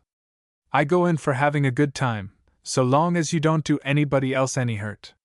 He left her, and went to receive the commands of a lady who was leaning over the desk, and saying severely, "My mail, if you please," and Clementina could not wait for him to come back. She had to go to Mrs. Landor and get her ready for breakfast. Ellida had taught Mrs. Landor a luxury of helplessness in which she persisted after the maid's help was withdrawn. Clementina went about the whole day with the wonder what Gregory had said about Middlemount filling her mind. It must have had something to do with her. He could not have forgotten the words he had asked her to forget. She remembered them now with a curiosity, which had no rancor in it, to know why he really took them back. She had never blamed him, and she had outlived the hurt she had felt at not hearing from him. But she had never lost the hope of hearing from him, or rather the expectation, and now she found that she was eager for his message. She decided that it must be something like a message, although it could not be anything direct. No one else had come to his place in her fancy, and she was willing to try what they would think of each other now, to measure her own obligation to the past by a knowledge of his. There was scarcely more than this in her heart when she allowed herself to drift near Fane's place that night, that he might speak to her, and tell her what Gregory had said.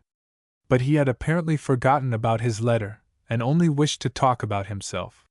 He wished to analyze himself, to tell her what sort of person he was. He dealt impartially with the subject. He did not spare some faults of his, and after a week, He proposed a correspondence with her, in a letter of carefully studied spelling, as a means of mutual improvement as well as further acquaintance. It cost Clementina a good deal of trouble to answer him as she wished and not hurt his feelings.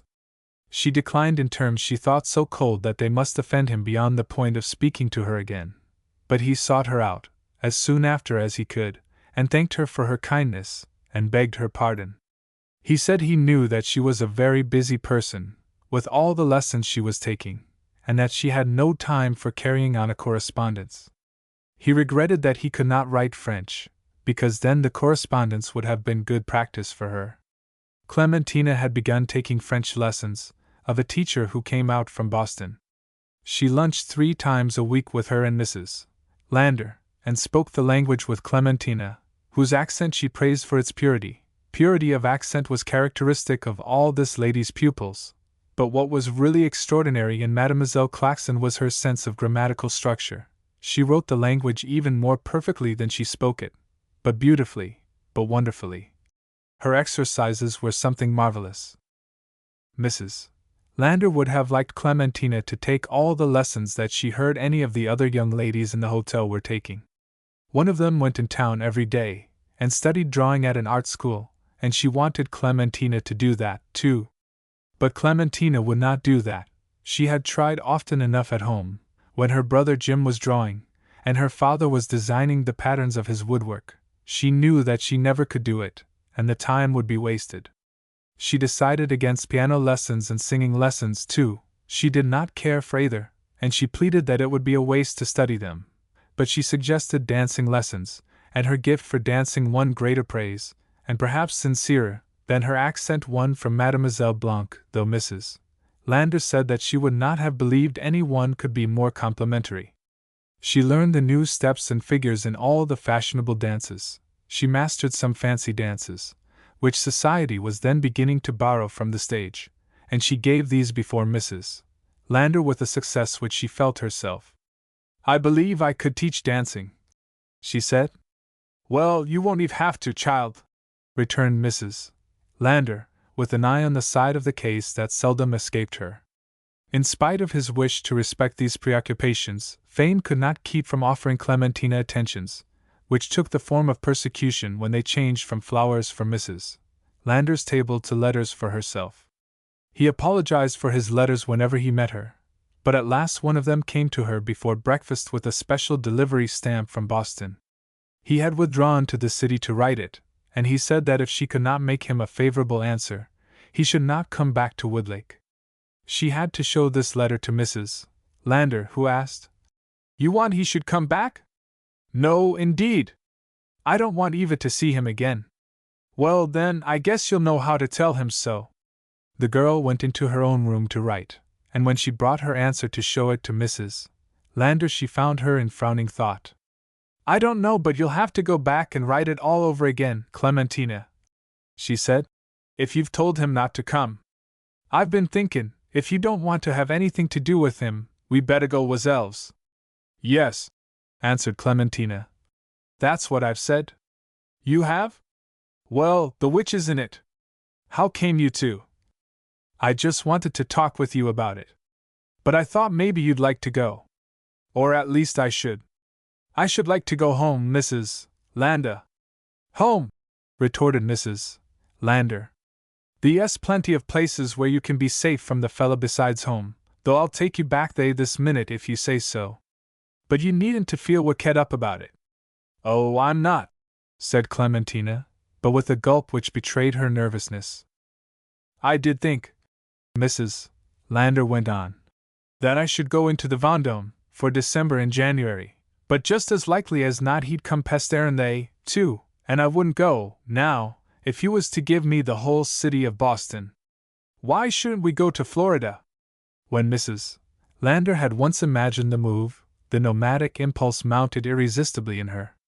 She spoke of hotels in the South, where they could renew the summer, and she mapped out a campaign which she put into instant action so far as to advance upon New York. Part 2. 15. Mrs. Lander went to a hotel in New York where she had been in the habit of staying with her husband, on their way south or north. The clerk knew her, and shook hands with her across the register, and said she could have her old rooms if she wanted them. The bellboy who took up their hand baggage recalled himself to her. The elevator boy welcomed her with a smile of remembrance. Since she was already up, from coming off the sleeping car, she had no excuse for not going to breakfast like other people, and she went with Clementina to the dining room, where the head waiter, who found them places, spoke with an outlandish accent, and the waiter who served them had a parlance that seemed superficially English, but was inwardly something else. There was even a touch in the cooking of the familiar dishes that needed translation for the girl's inexperienced palate. She was finding a refuge in the strangeness of everything, when she was startled by the sound of a familiar voice calling, "Clementina Claxon! Well, I was sure all along it was you, and I determined I wouldn't stand it another minute. Why, child, how you have changed! Why, I declare you are quite a woman! When did you come? How pretty you are!" Mrs. Milray took Clementina in her arms and kissed her in proof of her admiration before the whole breakfast room. She was very nice to Mrs. Lander, too, who, when Clementina introduced them, made haste to say that Clementina was there on a visit with her. Mrs. Milray answered that she envied her such a visitor as Miss Claxon, and protested that she should steal her away for a visit to herself, if Mr. Milray was not so much in love with her that it made her jealous. "Mr. Milray has to have his breakfast in his room," she explained to Clementina. "He's not been so well since he lost his mother." "Yes," she said, with decorous solemnity, "I'm still in mourning for her." And Clementina saw that she was in a tempered black. "She died last year, and now I'm taking Mr. Milray abroad to see if it won't cheer him up a little." "Are you going south for the winter?" she inquired politely of Mrs. Lander. "I wish I was going," she said when Mrs. Lander guessed they should go later on. "Well, you must come in and see me all you can, Clementina, and I shall have the pleasure of calling upon you," she added to Mrs. Lander with state that was lost in the soubrette-like volatility of her flight from them the next moment. "Goodness, I forgot all about Mr. Milray's breakfast." She ran back to the table she had left on the other side of the room. "Who is that, Clementina?" asked Mrs. Lander on their way to their rooms. Clementina explained as well as she could, and Mrs. Lander summed up her feeling in the verdict. "Well, she's a lady, if ever I saw a lady, and you don't see many of 'em nowadays." The girl remembered how Mrs. Milray had once before seemed very fond of her, and had afterwards forgotten the pretty promises and professions she had made her. But she went with Mrs. Lander to see her, and she saw Mr. Milray too for a little while. He seemed glad of their meeting, but still depressed by the bereavement which Mrs. Milray supported almost with gaiety. When he left them, she explained that he was a good deal away from her, with his family, as she approved of his being, though she had apparently no wish to join him in all the steps of the reconciliation which the mother's death had brought about among them. Sometimes his sisters came to the hotel to see her, but she amused herself perfectly without them, and she gave much more of her leisure to Clementina and Mrs. Lander. She soon knew the whole history of the relation between them, and the first time that Clementina found her alone with Mrs. Lander she could have divined that Mrs. Lander had been telling her of the Fane affair, even if Mrs. Milray had not at once called out to her, "I know all about it, and I'll tell you what, Clementina, I'm going to take you over with me and marry you to an English duke. Mrs. Lander and I have been planning it all out, and I'm going to send down to the steamer office and engage your passage. It's all settled."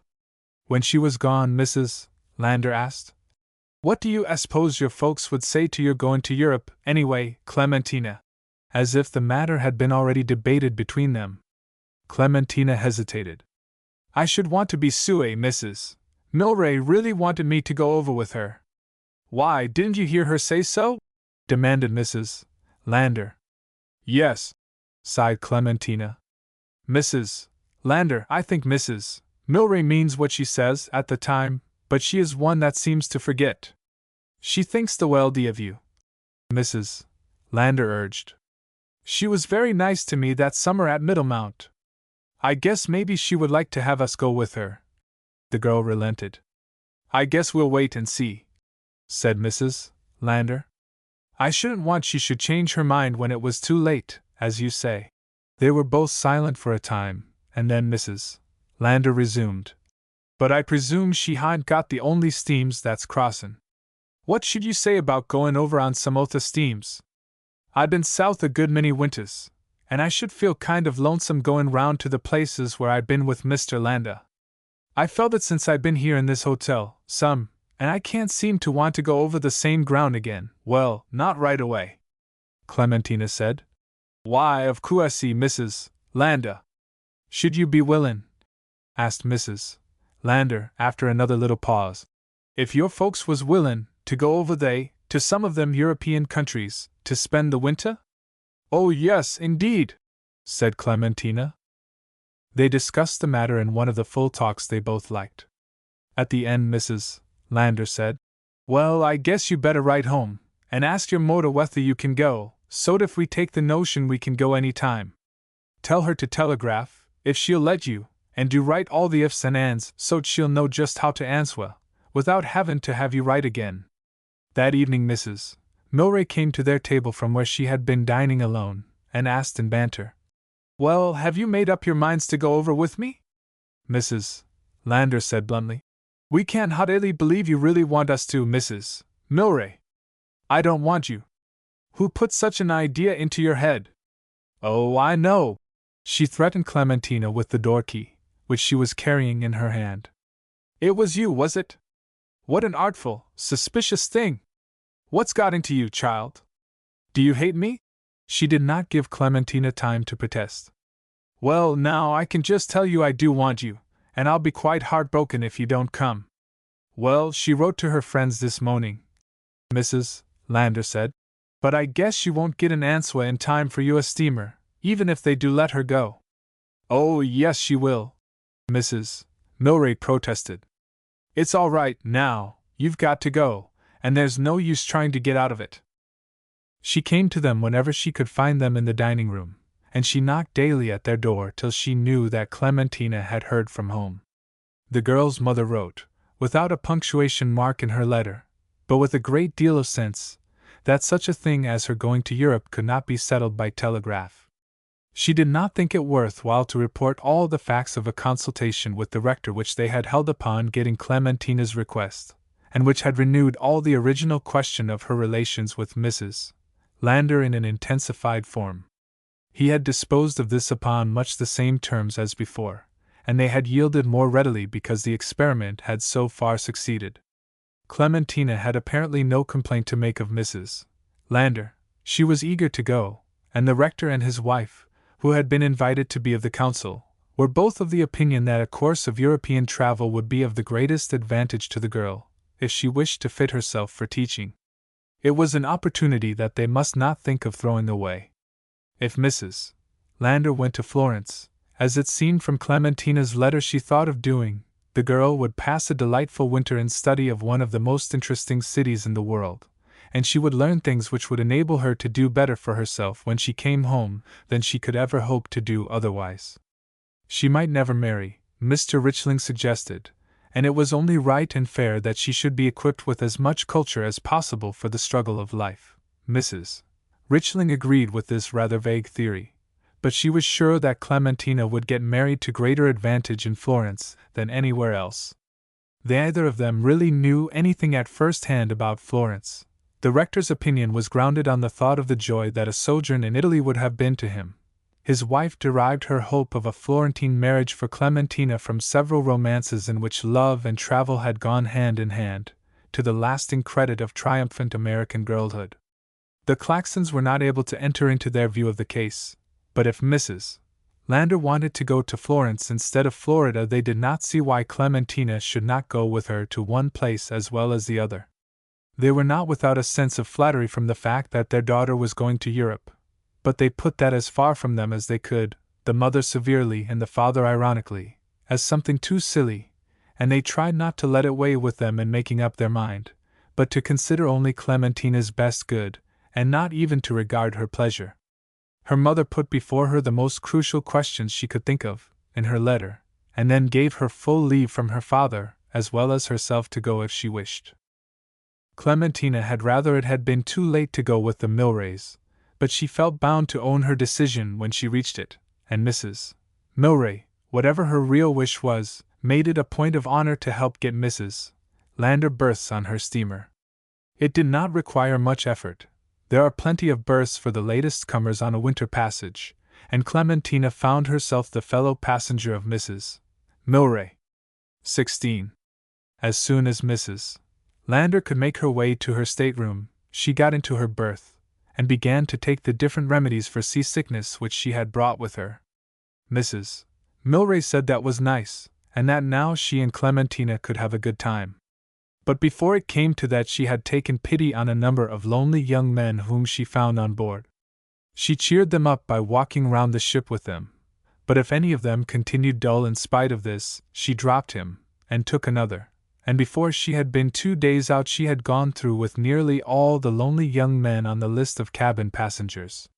She introduced some of them to Clementina, but at such times as she had them in charge, and for the most part she left her to Milray. Once, as the girl sat beside him in her steamer chair, Mrs. Milray shed a rap on his knees and whirring by on the arm of one of her young men, with some laughed, and shouted charge about it. "What did she say?" he asked Clementina, slanting the down-pulled brim of his soft hat purblindly toward her. She said she had not understood, and then Milray asked, "What sort of person is that Boston youth of Mrs. Milray's? Is he a donkey or a lamb?" Clementina said ingenuously, "Oh, she's walking with that English gentleman now, that load." "Ah, yes," said Milray. "He's not very much to look at, I hear." "Well, not very much," Clementina admitted. She did not like to talk against people. "Lords are sometimes disappointing, Clementina," Milray said. "But then, so are other great men. I've seen politicians on our side who were disappointing, and there are clergymen and gamblers who don't look it." He laughed sadly. "That's the way people talk who are a little disappointing themselves. I hope you don't expect too much of yourself, Clementina?" "I don't know what you mean," she said, stiffening with a suspicion that he might be going to make fun of her. He laughed more gaily. "Well, I mean we must hold the other fellows up to their duty, or we can't do our own. We need their example. Charity may begin at home, but duty certainly begins abroad," he went on, as if it were a branch of the same inquiry. "Did you ever meet my sisters? They came to the hotel in New York to see Mrs. Milray." "Yes, I was in the room once when they came in." "Did you like them?" "Yes, I silly spoke to them. I only stayed a moment." "Would you like to see any more of the family?" "Why, of course." Clementina was amused at his asking, but he seemed in earnest. "One of my sisters lives in Florence, and Mrs. Milray says you think of going there, too." Mrs. Lander thought it would be a good place to spend the winter. "Is it a pleasant place?" "Oh, delightful." "Do you know much about Italy?" "Not very much, I don't believe." "Well, my sister has lived a good while in Florence. I should like to give you a letter to her." "Oh, thank you," said Clementina. Milray smiled at her spare acknowledgment, but inquired gravely, "What do you expect to do in Florence?" "Why, I presume, whatever Mrs. Lander wants to do." "Do you think Mrs. Lander will want to go into society?" This question had not occurred to Clementina.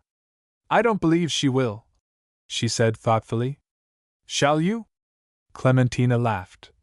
"Why, do you think," she ventured, "that society would want me to?" "Yes, I think it would, if you're as charming as you've tried to make me believe."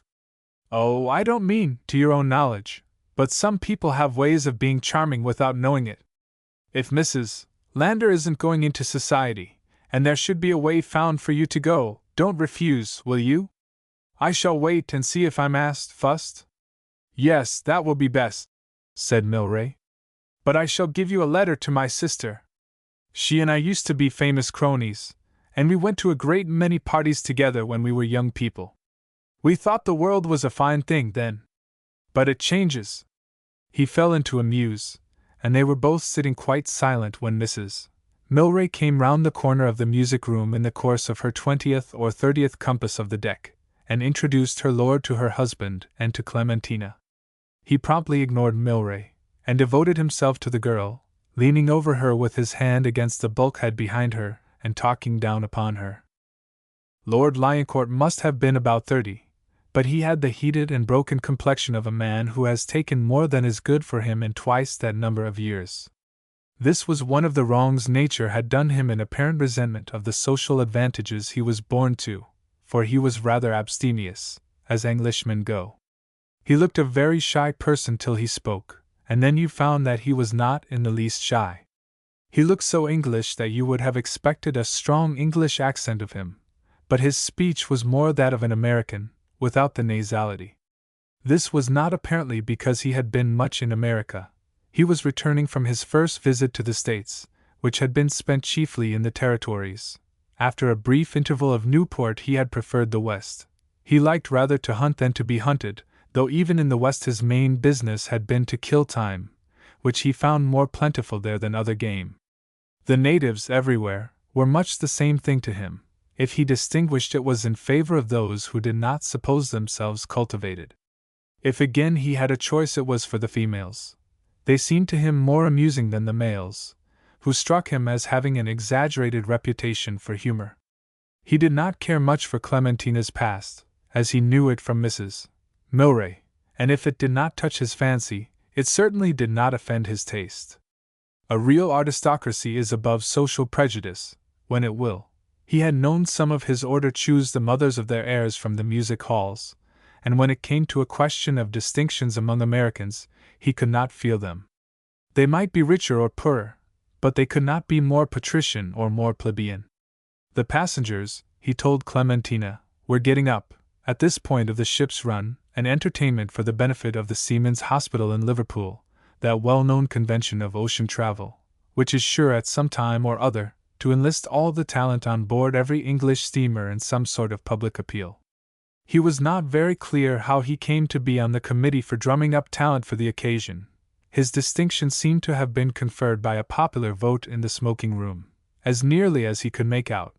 But here he was, and he was counting upon Miss Claxton to help him out. He said Mrs. Milray had told him about that charming affair they had got up in the mountains, and he was sure they could have something of the kind again. Perhaps not a coaching party. That mightn't be so easy to manage at sea. But isn't there something else, some tableaux or something? If we couldn't have the months of the year, we might have the points of the compass, and you could take your choice. He tried to get something out of the notion, but nothing came of it that Mrs. Milray thought possible. She said across her husband, on whose further side she had sunk into a chair, that they must have something very informal. Everybody must do what they could, separately. I know you can do anything you like, Clementina. Can't you play something or sing? At Clementina's look of utter denial, she added, desperately. Or dance something? A light came into the girl's face at which she caught. I know you can dance something. Why, of course. Now, what is it? Clementina smiled at her vehemence. Why, it's nothing. And I don't know whether I should like to. Oh, yes, urged Lord Lioncourt. Such a good cause, you know. What is it? Mrs. Milray insisted. Is it something you could do alone? It's just a dance that I learned at Woodlake. The teacher said that all the young ladies were leaning it. It's a scut dance. The very thing, Mrs. Milray shouted. It'll be the hit of the evening. But I've never done it before anyone. Clementina faltered. They'll all be doing their turns, the Englishman said. Speaking and singing and playing. Clementina felt herself giving way, and she pleaded in final reluctance.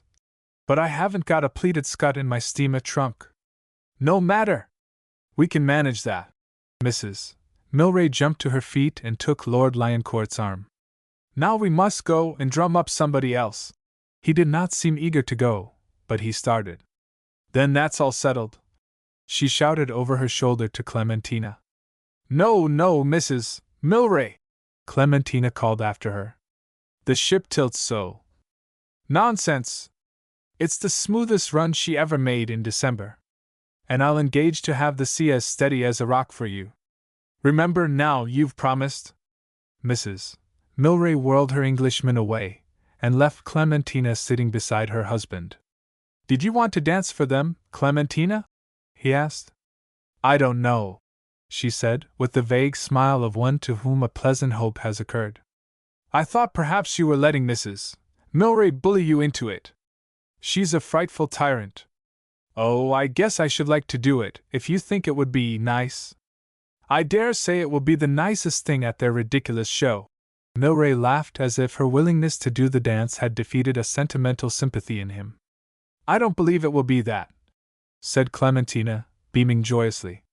But I guess I shall try it, if I can find the right kind of a dress. Is a pleated skirt absolutely necessary? Asked Milray gravely. I don't see how I could get on without it, said Clementina. She was so serious still when she went down to her stateroom that Mrs. Lander was distracted from her potential ailments to ask, What is it, Clementina? Oh, nothing. Mrs. Milray has got me to say that I would do something at a concert they are going to have on the ship, she explained. It's that scut dance I learnt at Woodlake of Miss Wilson. Well, I guess if you're worrying about that you needn't to. Oh, I'm not worrying about the dance. I was just thinking what I should wear. If I could only get at the trunks. It won't make any matter what you wear, said Mrs. Lander. It'll be the greatest thing, and if 't weren't for this seasickness that I have to keep fightin' off here night and day, I should come up and see you myself. You are just lovely in that dance, Clementina. Do you think so, Mrs. Lander? Asked the girl, gratefully. Well, Mr. Milray didn't seem to think that I need to have a pleated skirt. Any rate, I'm going to look over my things, and see if I can't make something else do. 17. The entertainment was to be the second night after that, and Mrs. Milray at first took the whole affair into her own hands. She was willing to let the others consult with her, but she made all the decisions, and she became so prepotent that she drove Lord Lioncourt to rebellion in the case of some theatrical people whom he wanted in the program. He wished her to let them feel that they were favoring rather than favored, and she insisted that it should be quite the other way. She professed a scruple against having theatrical people in the program at all, which she might not have felt if her own past had been different, and she spoke with an abhorrence of the stage which he could by no means tolerate in the case. She submitted with dignity when she could not help it. Perhaps she submitted with too much dignity. Her concession verged upon hauteur, and in her arrogant meekness she went back to another of her young men, whom she began to post again as the companion of her promenades. He had rather an anxious air in the enjoyment of the honor, but the Englishman seemed unconscious of its loss, or else he chose to ignore it. He frankly gave his leisure to Clementina, and she thought he was very pleasant. There was something different in his way from that of any of the other men she had met, something very natural and simple, a way of being easy in what he was, and not caring whether he was like others or not. He was not ashamed of being ignorant of anything he did not know, and she was able to instruct him on some points. He took her quite seriously when she told him about Middlemount, and how her family came to settle there, and then how she came to be going to Europe with Mrs. Lander. He said Mrs. Milray had spoken about it, but he had not understood quite how it was before, and he hoped Mrs. Lander was coming to the entertainment. He did not seem aware that Mrs. Milray was leaving the affair more and more to him. He went forward with it, and was as amiable with her as she would allow. He was so amiable with everybody that he reconciled many true Americans to his leadership, who felt that as nearly all the passengers were Americans, the chief patron of the entertainment ought to have been some distinguished American. The want of an American who was very distinguished did something to pacify them, but the behavior of an English lord who put on no airs was the main agency. When the night came they filled the large music room of the Asia Minor, and stood about in front of the sofas and chairs so many deep that it was hard to see or hear through them. They each paid a shilling admittance. They were prepared to give munificently besides when the hat came round, and after the first burst of blundering from Lord Lioncourt, they led the magnanimous applause. He said he never minded making a bad speech in a good cause, and he made as bad a one as very well could be. He closed it by telling Mark Twain's whistling story so that those who knew it by heart missed the point, but that might have been because he hurried it, to get himself out of the way of the others following. When he had done, one of the most ardent of the Americans proposed 3 cheers for him. The actress whom he had secured in spite of Mrs. Milray appeared in woman's dress contrary to her inveterate professional habit, and followed him with great acceptance in her favorite variety stage song, and then her husband gave imitations of Sir Henry Irving, and of Miss Maggie Klein in "Tiro Him Down, McCloskey," with a Cockney accent. A frightened little girl, whose mother had volunteered her talent, gasped a ballad to her mother's accompaniment, and 2 young girls played a duet on the mandolin and guitar. A gentleman of cosmopolitan military tradition, who sold the pools in the smoking room, and was the friend of all the men present, and the acquaintance of several, gave selections of his autobiography prefatory to bellowing in a deep bass voice, "They're hanging Danny Deever." And then a lady interpolated herself into the program with a kindness which Lord Lyancourt acknowledged, and sang, "The more the merrier," and sang Bonnie Dundee, thumping the piano out of all proportion to her size and apparent strength. Some advances which Clementina had made for Mrs. Milray's help about the dress she should wear in her dance met with bewildering indifference, and she had fallen back upon her own devices. She did not think of taking back her promise, and she had come to look forward to her part with a happiness which the good weather and the even sway of the ship encouraged. But her pulses fluttered as she glided into the music room, and sank into a chair next Mrs. Milray. She had on an accordion skirt which she had been able to get out of her trunk in the hold, and she felt that the glance of Mrs. Milray did not refuse it approval. "That will do nicely, Clementina," she said. She added, in careless acknowledgment of her own failure to direct her choice, "I see you didn't need my help after all." And the thorny point which Clementina felt in her praise was rankling, when Lord Lyancourt began to introduce her. He made rather a mess of it, but as soon as he came to an end of his well-meant blunders, she stood up and began her poses and paces. It was all very innocent, with something courageous as well as appealing. She had a kind of tender dignity in her dance, and the delicate beauty of her face translated itself into the grace of her movements. It was not impersonal. There was her own quality of sylvan, of elegant in it, but it was unconscious, and so far it was typical, it was classic. Mrs. Milray's Bostonian achieved a snub from her by saying it was like a Botticelli, and in fact it was merely the skirt dance which society had borrowed from the stage at that period, leaving behind the footlights its more acrobatic phases, but keeping its pretty turns and bows and bends. Clementina did it not only with tender dignity, but when she was fairly launched in it, with a passion to which her sense of Mrs. Milray's strange unkindness lent defiance. The dance was still so new a thing then, that it had a surprise to which the girl's gentleness lent a curious charm, and it had some adventitious fascinations from the necessity she was in of weaving it in and out among the stationary armchairs and sofas which still further cramped the narrow space where she gave it. Her own delight in it shone from her smiling face, which was appealingly happy.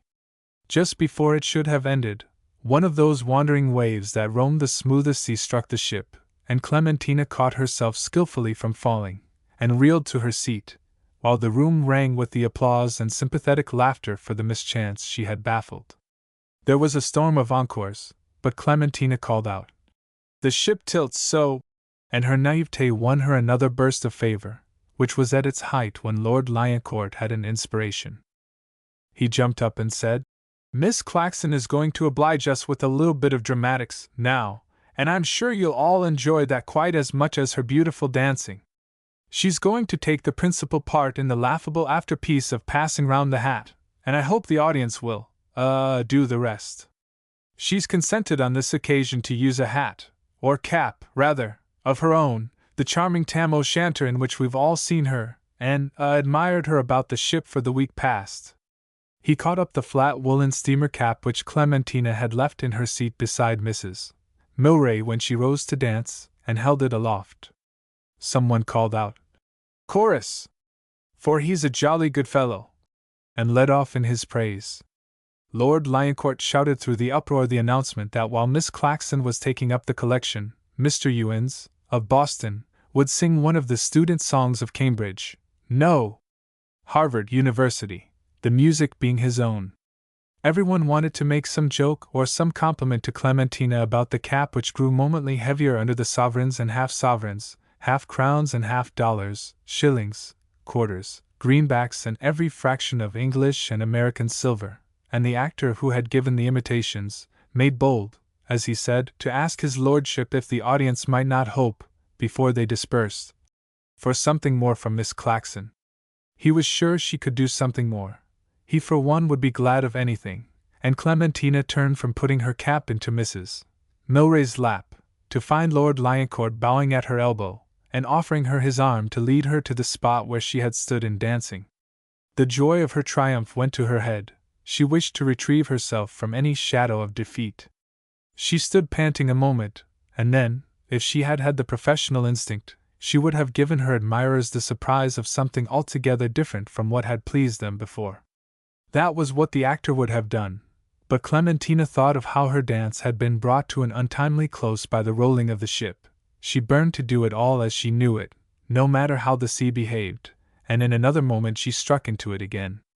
This time the sea behaved perfectly, and the dance ended with just the swoop and swirl she had meant it to have at first. The spectators went generously wild over her. They cheered and clapped her, and crowded upon her to tell how lovely it was. But she escaped from them, and ran back to the place where she had left Mrs. Milray. She was not there, and Clementina's cap full of alms lay abandoned on the chair. Lord Lioncourt said he would take charge of the money, if she would lend him her cap to carry it in to the purser, and she made her way into the saloon. In a distant corner she saw Mrs. Milray with Mr. Ewens.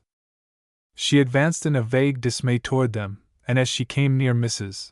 Milray said to Mr. Ewens, "I don't like this place. Let's go over yonder." She rose and rushed him to the other end of the saloon. Lord Lioncourt came in looking about. "Ah, have you found her?" he asked gaily. "There were £20 in your cap, and $200. "Yes," said Clementina. "She's over there."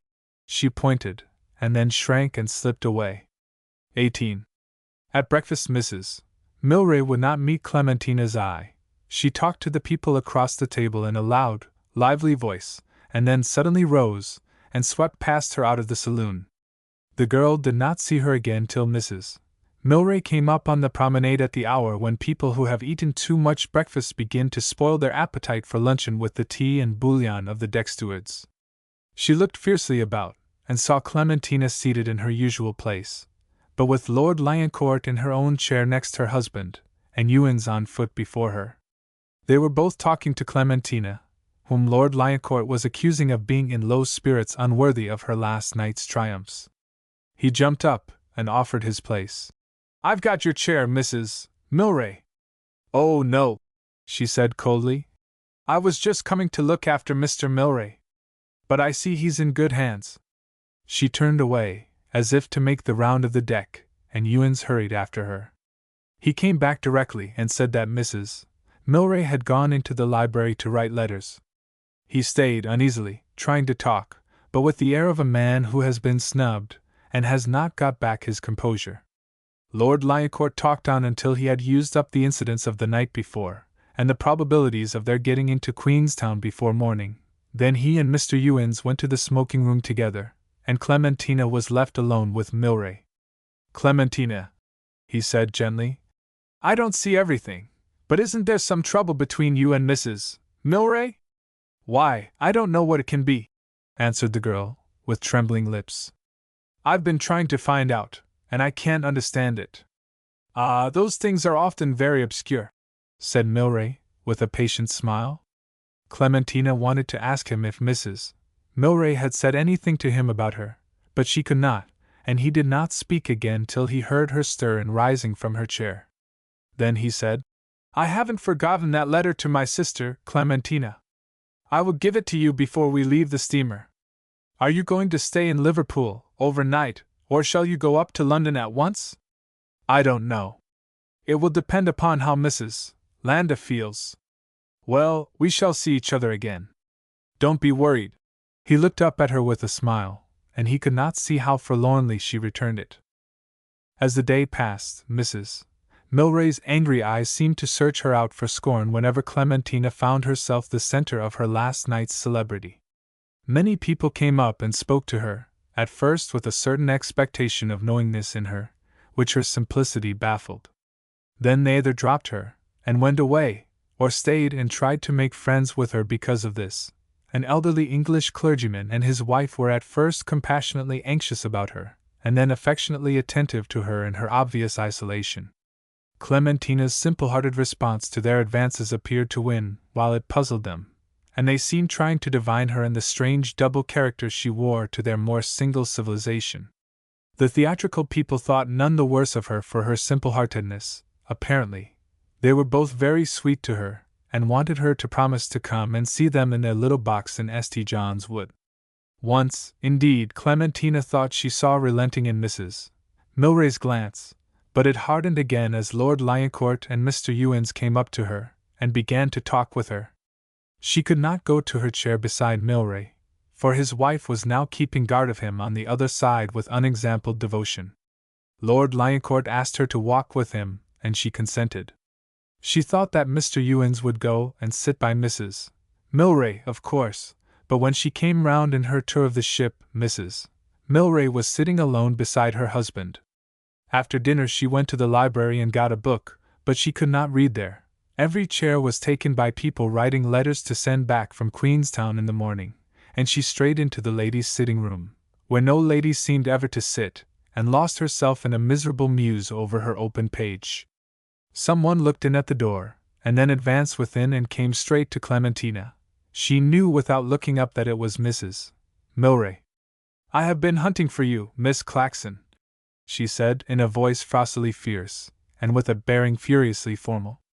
"I have a letter to Miss Milray that my husband wished me to write for you, and give you with his compliments."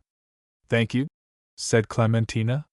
She rose mechanically to her feet, and at the same time Mrs. Milray sat down. "You will find Miss Milray," she continued, with the same glacial hauteur, "a very agreeable and cultivated lady." Clementina said nothing, and Mrs. Milray added, "And I hope she may have the happiness of being more useful to you than I have." "What do you mean, Mrs. Milray?" Clementina asked with unexpected spirit and courage. "I mean simply this, that I have not succeeded in putting you on your guard against your love of admiration, especially the admiration of gentlemen. A young girl can't be too careful how she accepts the attentions of gentlemen, and if she seems to invite them." "Mrs. Milray!" cried Clementina. "How can you say such a thing to me?" "How? I shall have to be plain with you, I see. Perhaps I have not considered that, after all, you know nothing about life and are not to blame for things that a person born and bred in the world would understand from childhood. If you don't know already, I can tell you that the way you have behaved with Lord Lioncourt during the last 2 or 3 days, and the way you showed your pleasure the other night in his ridiculous flatteries of you, was enough to make you the talk of the whole steamer. I advise you for your own sake to take my warning in time. You are very young, and inexperienced and ignorant, but that will not save you in the eyes of the world if you keep on." Mrs. Milray rose. "And now I will leave you to think of what I have said. Here is the letter from Miss Milray." Clementina shook her head. "I don't want it." "You don't want it? But I have written it at Mr. Milray's request, and I shall certainly leave it with you." "If you do," said Clementina, "I shall not take it. And what shall I say to Mr. Milray? What you have just said to me." "What have I said to you?" "That I'm a bold girl, and that I've tried to make men admire me." Mrs. Milray stopped as if suddenly daunted by a fact that had not occurred to her before. "Did I say that?" "The same as that." "I didn't mean that. I merely meant to put you on your guard. It may be because you are so innocent yourself that you can't imagine what others think, and I did it out of my regard for you." Clementina did not answer. Mrs. Milray went on. "That was why I was so provoked with you. I think that for a young girl to stand up and dance alone before a whole steamer full of strangers—" Clementina looked at her without speaking, and Mrs. Milray hastened to say, "To be sure I advise you to do it, but I certainly was surprised that you should give an encore. But no matter now. This letter. I can't take it, Mrs. Milray, said Clementina, with a swelling heart. Now listen, urged Mrs. Milray. You think I'm just saying it because, if you don't take it, I shall have to tell Mr. Milray I was so hateful to you, you couldn't. Well, I should hate to tell him that, but that isn't the reason. There! She tore the letter in pieces, and threw it on the floor. Clementina did not make any sign of seeing this, and Mrs. Milray dropped upon her chair again. Oh, how hard you are! Can't you say something to me? Clementina did not lift her eyes. I don't feel like saying anything just now. Mrs. Milray was silent a moment. Then she sighed. Well, you may hate me, but I shall always be your friend. What hotel are you going to in Liverpool? I don't know, said Clementina. You had better come to the one where we go. I'm afraid Mrs. Lander won't know how to manage very well, and we've been in Liverpool so often. May I speak to her about it? If you want to. Clementina coldly assented. I see, said Mrs. Milray. You don't want to be under the same roof with me. Well, you needn't. But I'll tell you a good hotel, the one that the trains start out of, and I'll send you that letter from Miss Milray. Clementina was silent. Well, I'll send it anyway. Mrs. Milray went away in sudden tears, but the girl remained dry-eyed. 19. Mrs. Lander realized when the ship came to anchor in the stream at Liverpool that she had not been seasick a moment during the voyage. In the brisk cold of the winter morning, as they came ashore in the tug, she fancied a property of health in the European atmosphere, which she was sure would bring her right up, if she stayed long enough, and a regret that she had never tried it with Mr. Lander mingled with her new hopes for herself. But Clementina looked with homesick eyes at the strangeness of the alien scene, the pale, low heaven which seemed not to be clouded and yet was so dim, the flat shores with the little railroad trains running in and out over them, the grimy bulks of the city, and the shipping in the river, sparse and somber after the gay forest of sails and stacks at New York. She did not see the Milrays after she left the tug, in the rapid dispersal of the steamer's passengers. They both took leave of her at the dock, and Mrs. Milray whispered with penitence in her voice and eyes, I will write. But the girl did not answer. Before Mrs. Lander's trunks and her own were passed, she saw Lord Lioncourt going away with his heavily laden man at his heels. Mr. Ewens came up to see if he could help her through the customs, but she believed that he had come at Mrs. Milray's bidding, and she thanked him so prohibitively that he could not insist. The English clergyman who had spoken to her the morning after the charity entertainment left his wife with Mrs. Lander, and came to her help, and then Mr. Ewens went his way. The clergyman, who appeared to feel the friendlessness of the young girl and the old woman a charge laid upon him, bestowed a sort of fatherly protection upon them both. He advised them to stop at a hotel for a few hours and take the later train for London that he and his wife were going up by. They drove to the hotel together, where Mrs. Lander could not be kept from paying the omnibus, and made them have luncheon with her.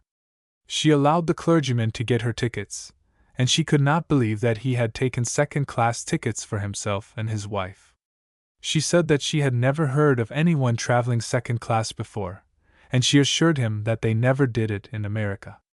She begged him to let her pay the difference, and bring his wife into her compartment, which the guard had reserved for her. She urged that the money was nothing to her, compared with the comfort of being with someone you knew, and the clergyman had to promise that as they should be neighbors, he would look in upon her, whenever the train stopped long enough. Before it began to move, Clementina thought she saw Lord Lioncourt hurrying past their carriage window. At Rugby the clergyman appeared, but almost before he could speak, Lord Lioncourt's little red face showed at his elbow. He asked Clementina to present him to Mrs. Lander, who pressed him to get into her compartment. The clergyman vanished, and Lord Lioncourt yielded. Mrs. Lander found him able to tell her the best way to get to Florence, whose situation he seemed to know perfectly. He confessed that he had been there rather often. He made out a little itinerary for going straight through by sleeping car as soon as you crossed the channel. She had said that she always liked a through train when she could get it, and the less stops the better. She bade Clementina take charge of the plan and not lose it. Without it she did not see what they could do. She conceived of him as a friend of Clementina's, and she lost in the strange environment the shyness she had with most people. She told him how Mr. Lander had made his money, and from what beginnings he rose to be ignorant of what he really was worth when he died. She dwelt upon the diseases they had suffered, and at the thought of his death, so unnecessary in view of the good that the heir was already doing her in Europe, she shed tears. Lord Lioncourt was very polite, but there was no resumption of the ship's camaraderie in his manner. Clementina could not know how quickly this always drops from people who have been fellow passengers, and she wondered if he were guarding himself from her because she had danced at the charity entertainment. The poison which Mrs. Milray had instilled worked in her thoughts while she could not help seeing how patient he was with all Mrs. Lander's questions. He answered them with a simplicity of his own, or laughed and put them by, when they were quite impossible.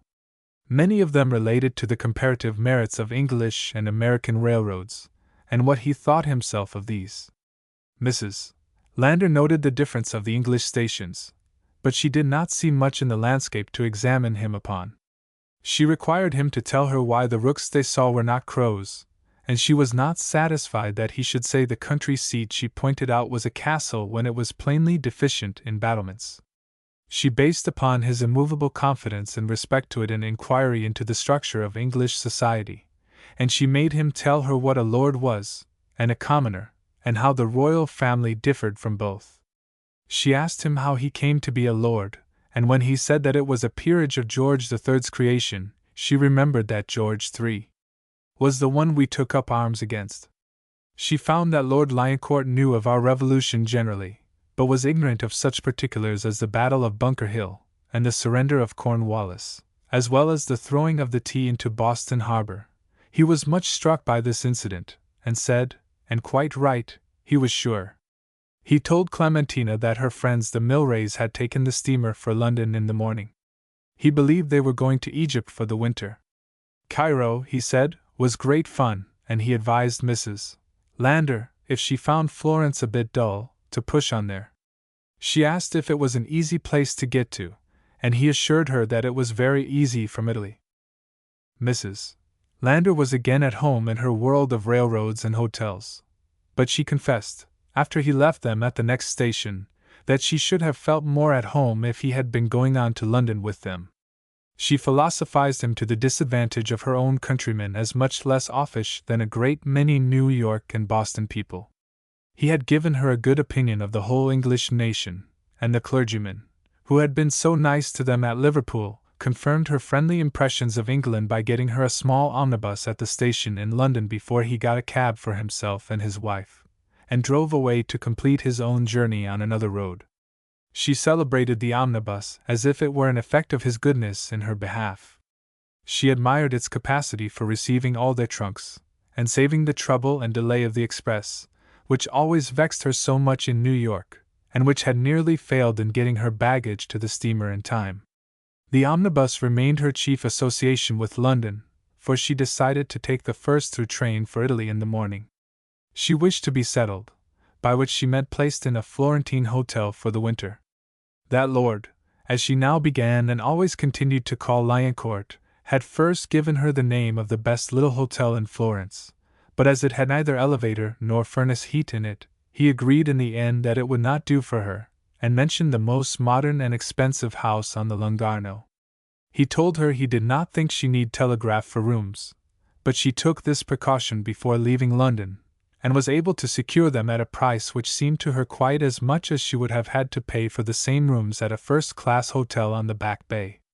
The manager had reserved for her one of the best suites, which had just been vacated by a Russian princess. "I guess you better cable to your folks where you are, Clementina," she said. "Because if you're satisfied, I am, and I presume we shan't want to change as long as we stay in Florence." "My, but it's sightly!" She joined Clementina a moment at the windows looking upon the Arno, and the hills beyond it. "I guess you'll spend most of your time settin' at this winder, and I shan't blame you." They had arrived late in the dull, soft winter afternoon. The landlord led the way himself to their apartment, and asked if they would have fire. A Ficino came in and kindled roaring blazes on the hearths, At the same time, a servant lighted all the candles on the tables and mantels. They both gracefully accepted the fees that Mrs. Lander made Clementina give them. The Ficino kissed the girl's hand. "My," said Mrs. Lander, "I guess you never had your hand kissed before." The hotel developed advantages which, if not those she was used to, were still advantages. The halls were warmed by a furnace, and she came to like the little logs burning in her rooms. In the care of her own fire, she went back to the simple time of her life in the country, and chose to kindle it herself when it died out, with the faggots of broom that blazed up so briskly. In the first days of her stay she made inquiry for the best American doctor in Florence, and she found him so intelligent that she at once put her liver in his charge, with a history of her diseases and symptoms of every kind. She told him that she was sure that he could have cured Mr. Lander, if he had only had him in time. She exacted a new prescription from him for herself, and made him order some quinine pills for Clementina against the event of her feeling debilitated by the air of Florence. XX. In these first days a letter came to Clementina from Mrs. Lander's banker, enclosing the introduction which Mrs. Milray had promised to her sister-in-law. It was from Mr. Milray, as before, and it was in Mrs. Milray's handwriting, but no message from her came with it. To Clementina it explained itself, but she had to explain it to Mrs. Lander. She had to tell her of Mrs. Milray's behavior after the entertainment on the steamer, and Mrs. Lander said that Clementina had done just exactly right, and they both decided, against some impulses of curiosity in Clementina's heart, that she should not make use of the introduction. The Hotel de Financiers was mainly frequented by rich Americans full of ready money, and by rich Russians of large credit.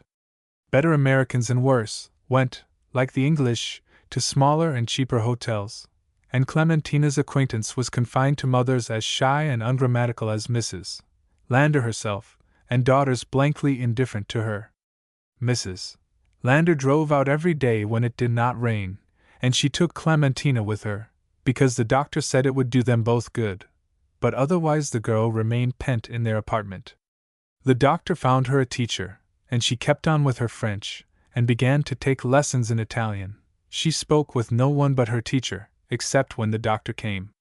At the table d'hôte she heard talk of the things that people seemed to come to Florence for: pictures, statues, palaces, famous places, and it made her ashamed of not knowing about them. But she could not go to see these things alone, and Mrs.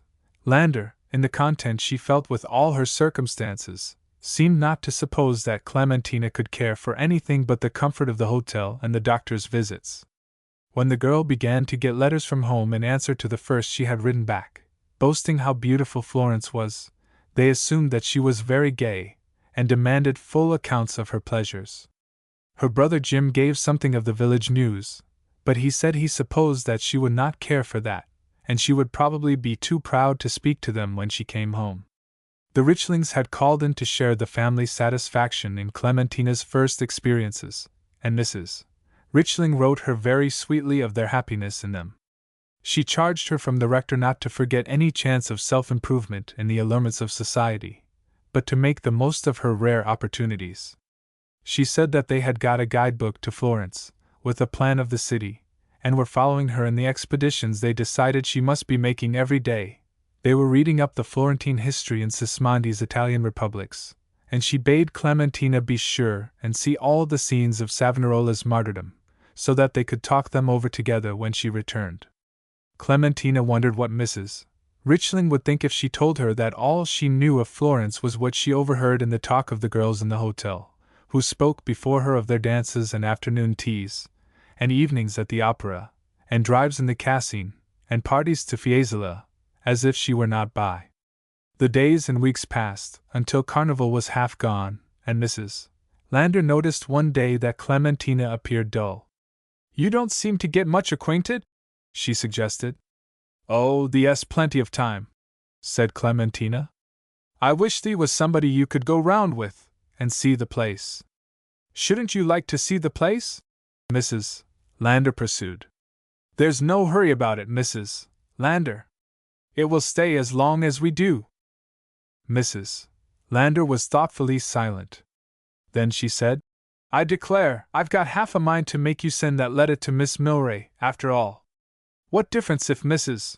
Milray did act so ugly to you? He never did, and she's his sister. Oh, I don't want to send it, Mrs. Landa. You mustn't ask me to. I shall get along, said Clementina.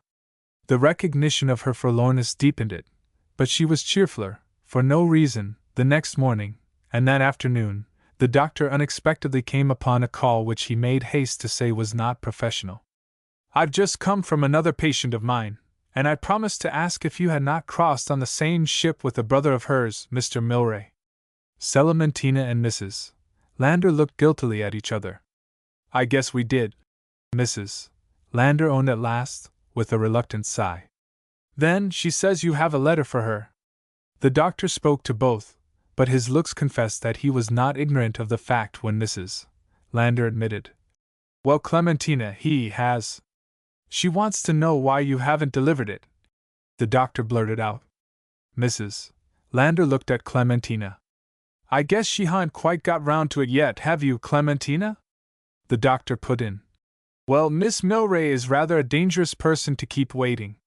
If you don't deliver it pretty soon, I shouldn't be surprised if she came to get it. Dr. Wellwright was a young man in the early 30s, with a laugh that a great many ladies said had done more than any one thing for them, and he now prescribed it for Clementina. But it did not seem to help her in the trouble her face betrayed. Mrs. Lander took the word. Well, I wouldn't say it to everybody. But you're our doctor, and I guess you won't mind it. We don't like the way Mrs. Milray acted to Clementina in the ship, and we don't want to be beholden to any of her folks. I don't know as Clementina wants me to tell you just what it was, and I won't, but that's the long and short of it. I'm sorry, the doctor said. I've never met Mrs. Milray, but Miss Milray has such a pleasant house, and likes to get young people about her. There are a good many young people in your hotel, though, and I suppose you all have a very good time here together. He ended by speaking to Clementina, and now he said he had done his errand, and must be going. When he was gone, Mrs. Lander faltered. I don't know but what we made a mistake, Clementina. It's too late to worry about it now, said the girl. We aren't bound to stay in Florence, said Mrs. Lander thoughtfully. I only took the rooms by the week, and we can go, any time, Clementina, if you are uncomfortable being here on Miss Milray's account. We could go to Rome, they say Rome's a nice place, or to Egypt. Mrs. Milray's in Egypt, Clementina suggested. That's true, Mrs. Lander admitted, with a sigh. After a while she went on. I don't know as we've got any right to keep the letter. It belongs to her, don't it? I guess it belongs to me, as much as it does to her, said Clementina. If it's to her, it's for me. I am not going to send it, Mrs. Landa. They were still in this conclusion when early in the following afternoon Miss Milray's cards were brought up for Mrs. Lander and Miss Claxon.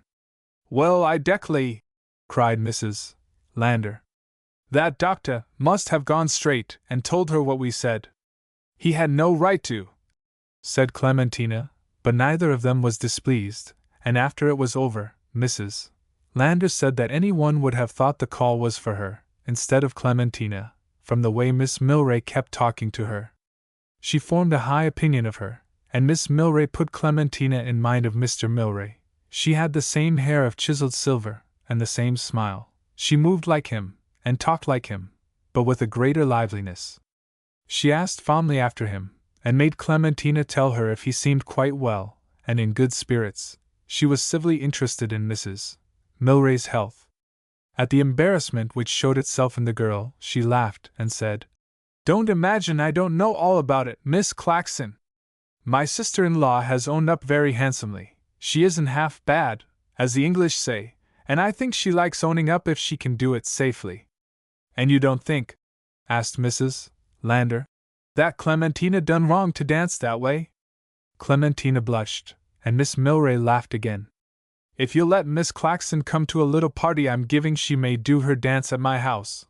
But she shan't be obliged to do it, or anything she doesn't like. Don't say she hasn't a gown ready, or something of that kind. You don't know the resources of Florence, and how the dressmakers here dote upon doing impossible things in no time at all, and being ready before they promise. If you'll put Miss Claxon in my hands, I'll see that she's dressed for my dance. I live out on one of the hills over there, that you see from your windows." She nodded toward them. "In a beautiful villa, too cold for winter, and too hot for summer, but I think Miss Claxon can endure its discomfort for a day, if you can spare her, and she will consent to leave you to the tender mercies of your maid, and—" Miss Milray paused at the kind of unresponsive blank to which she found herself talking, and put up her lorgnette, to glance from Mrs. Lander to Clementina. The girl said, with embarrassment, "I don't think I ought to leave Mrs. Lander just now. She isn't very well, and I shouldn't like to leave her alone. But we're just as much obliged to you as if she could come." Mrs. Lander interrupted. "And later on, maybe she can. You see, we haven't got any maid yet. Well, we did have one at Woodlake, but she made us do so many things for her, that we thought we should like to do a few things for ourselves a while." If Miss Milray perhaps did not conceive the situation exactly, she said, "Oh, they were quite right in that. But she might count upon Miss Claxon for her dance, might not she, and might not she do anything in her power for them?" She rose to go, but Mrs. Lander took her at her word, so far as to say, why, yes, if she could tell Clementina the best place to get a dress, she guessed the child would be glad enough to come to the dance. "Tell her!" Miss Milray cried. "I'll take her. Put on your hat, my dear," she said to Clementina, "and come with me now. My carriage is at your door." Clementina looked at Mrs. Lander, who said, "Go, of course, child. I wish I could go, too." "Do come, too," Miss Milray entreated. "No, no," said Mrs. Lander, flattered. "I ain't feeling very well today. I guess I'm better off at home.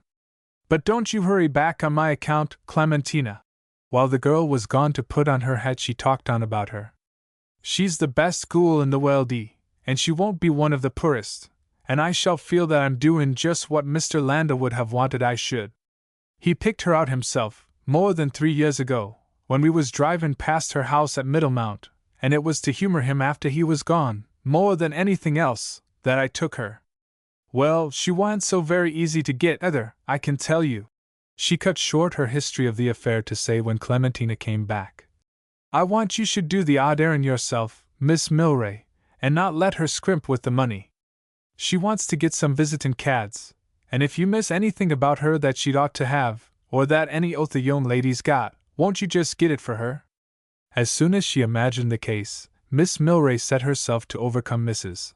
Lander's reluctance from a maid. She prevailed with her to try the Italian woman whom she sent her, and in a day the genial Maddalena had effaced the whole tradition of the bleak Ellida. It was not essential to the understanding which instantly established itself between them that they should have any language in common. They babbled at each other, Mrs. Lander in her Bostonized Yankee, and Maddalena in her guttural Florentine, and Mrs. Lander was flattered to find how well she knew Italian. Miss Milray had begun being nice to Clementina in fealty to her brother, who so seldom made any proof of her devotion to him, and to whom she had remained passionately true through his shady past.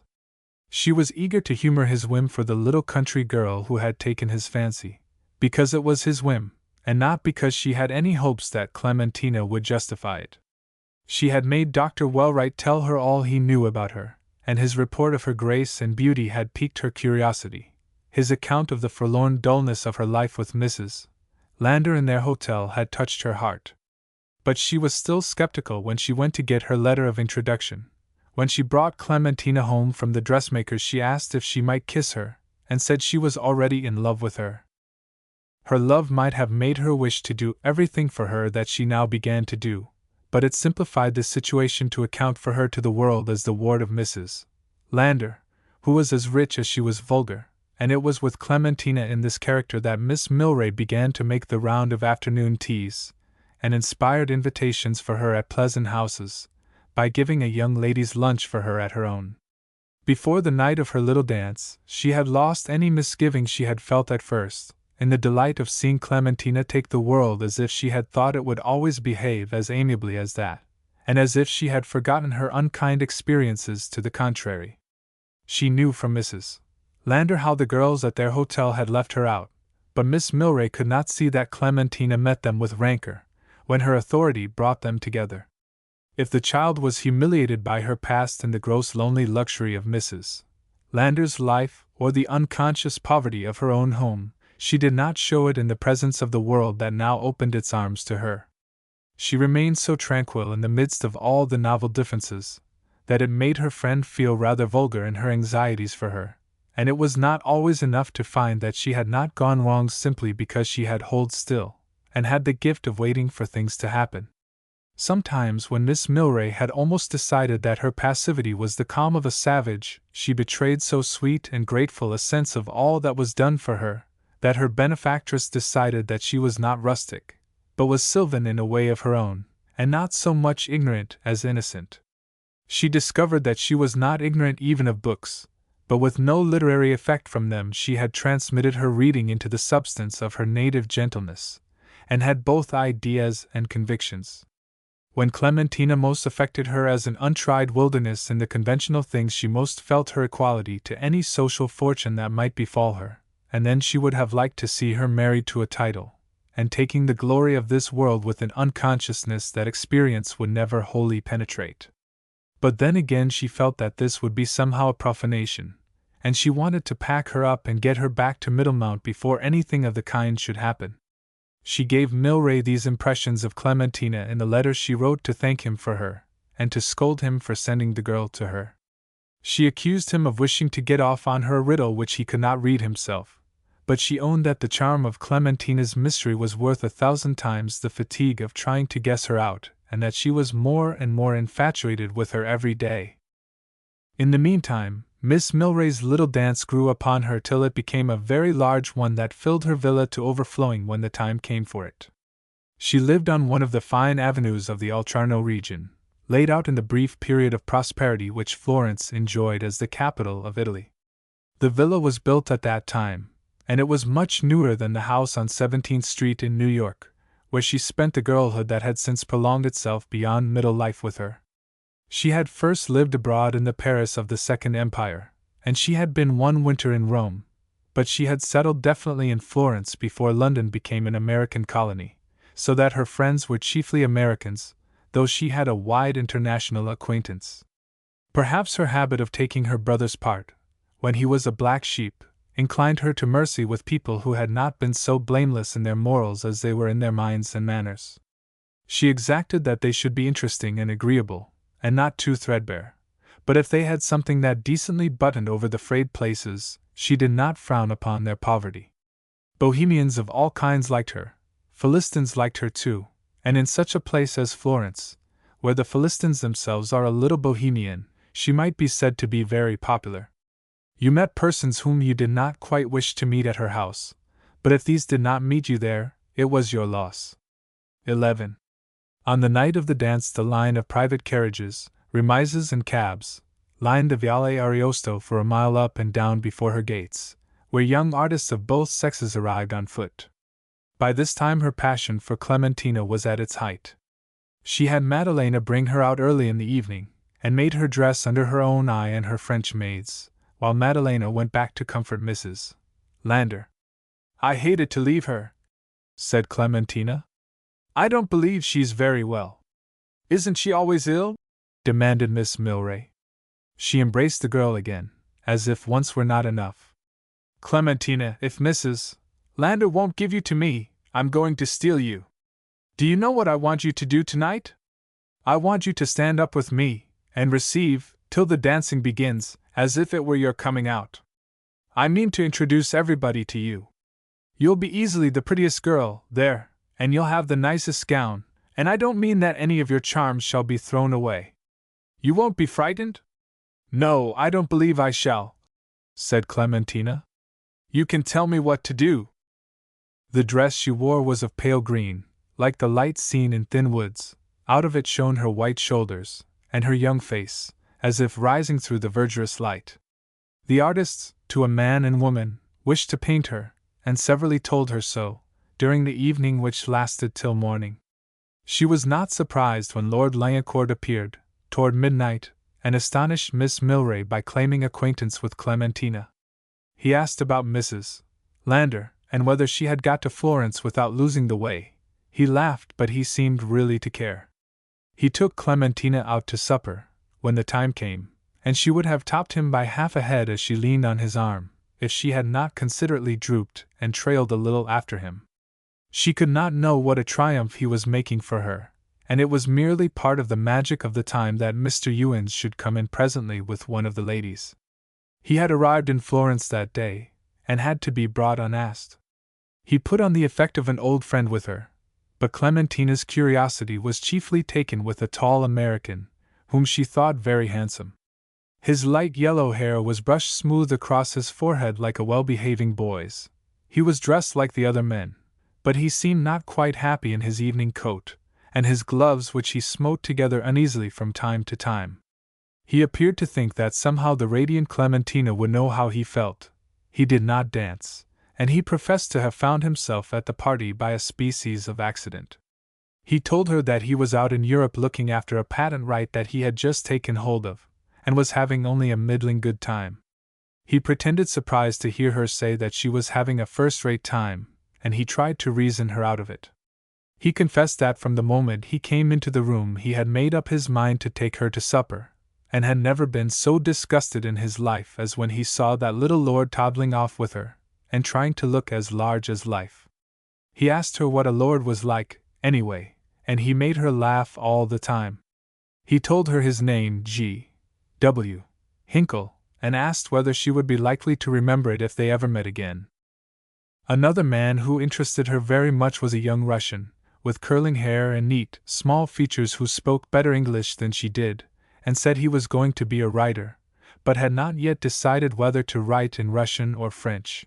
She supposed he had wanted her advice, but he did not wait for it, or seem to expect it. He was very much in earnest, while he fanned her, and his earnestness amused her as much as the American's irony. He asked which city of America she came from, and when she said none, he asked which part of America. She answered New England, and he said, "Oh, yes, that is where they have the conscience." She did not know what he meant, and he put before her the ideal of New England girlhood which he had evolved from reading American novels. "Are you like that?" he demanded. She laughed and said, "Not a bit," and asked him if he had ever met such an American girl, and he said frankly, no, the American girls were all mercenary, and cared for nothing but money, or marrying titles. He added that he had a title, but he would not wear it. Clementina said she did not believe she cared for titles, and then he said, "But you care for money." She denied it, but as if she had confessed it, he went on. "The only American that I have seen with that conscience was a man. I will tell you of him if you wish." He did not wait for her answer. "It was in Naples, at Pompeii. I saw at the first glance that he was different from other Americans, and I resolved to know him. He was there in company with a stupid boy, whose tutor he was, and he told me that he was studying to be a minister of the Protestant Church. Next year he will go home to be consecrated. He promised to pass through Florence in the spring, and he will keep his word. Every act, every word, every thought of his is regulated by conscience. It is terrible, but it is beautiful." All the time, the Russian was fanning Clementina, with every outward appearance of flirtation. "Will you dance again?" "No. I should like to draw such a character as his in a romance." 22. It was 6 o'clock in the morning before Miss Milray sent Clementina home in her carriage. She would have kept her to breakfast, but Clementina said she ought to go on Mrs. Lander's account, and she wished to go on her own. She thought she would steal to bed without waking her, but she was stopped by the sound of groans when she entered their apartment. The light gushed from Mrs. Lander's door. Madalena came out, and blessed the name of her Latin deity, so much more familiar and approachable than the Anglo-Saxon divinity, that Clementina had come at last, and poured upon her the story of a night of suffering for Mrs. Lander. Through her story came the sound of Mrs. Lander's voice plaintively reproachful, summoning Clementina to her bedside. "Oh, how could you go away and leave me? I've been in such misery the whole night long, and the doctor didn't do a thing for me. I'm perfectly worn out, and I couldn't make my wants known with that Italian crazy head. If it hadn't been for the portiere comin' in and interpretin' when the doctor left, I don't know what I should have done. I want you should give him a 20 lire note just as quick as you see him. And oh, isn't the doctor comin'? Clementina set about helping Madalena put the room, which was in an impassioned disorder, to rights, and she made Mrs. Lander a cup of her own tea, which she had brought from S. Pierce's in passing through Boston. It was the first thing, the sufferer said, that had saved her life. Clementina comforted her, and promised her that the doctor should be there very soon, and before Mrs. Lander fell away to sleep, she was so far out of danger as to be able to ask how Clementina had enjoyed herself, and to be glad that she had such a good time. The doctor would not wake her when he came. He said that she had been through a pretty sharp gastric attack, which would not recur if she ate less of the most unwholesome things she could get, and went more into the air, and walked a little. He did not seem alarmed, and he made Clementina tell him about the dance, which he had been called from to Mrs. Lander's bed of pain. He joked her for not having missed him. In the midst of their fun, she caught herself in the act of yawning, and the doctor laughed, and went away. Madalena had to call her, just before dinner, when Mrs.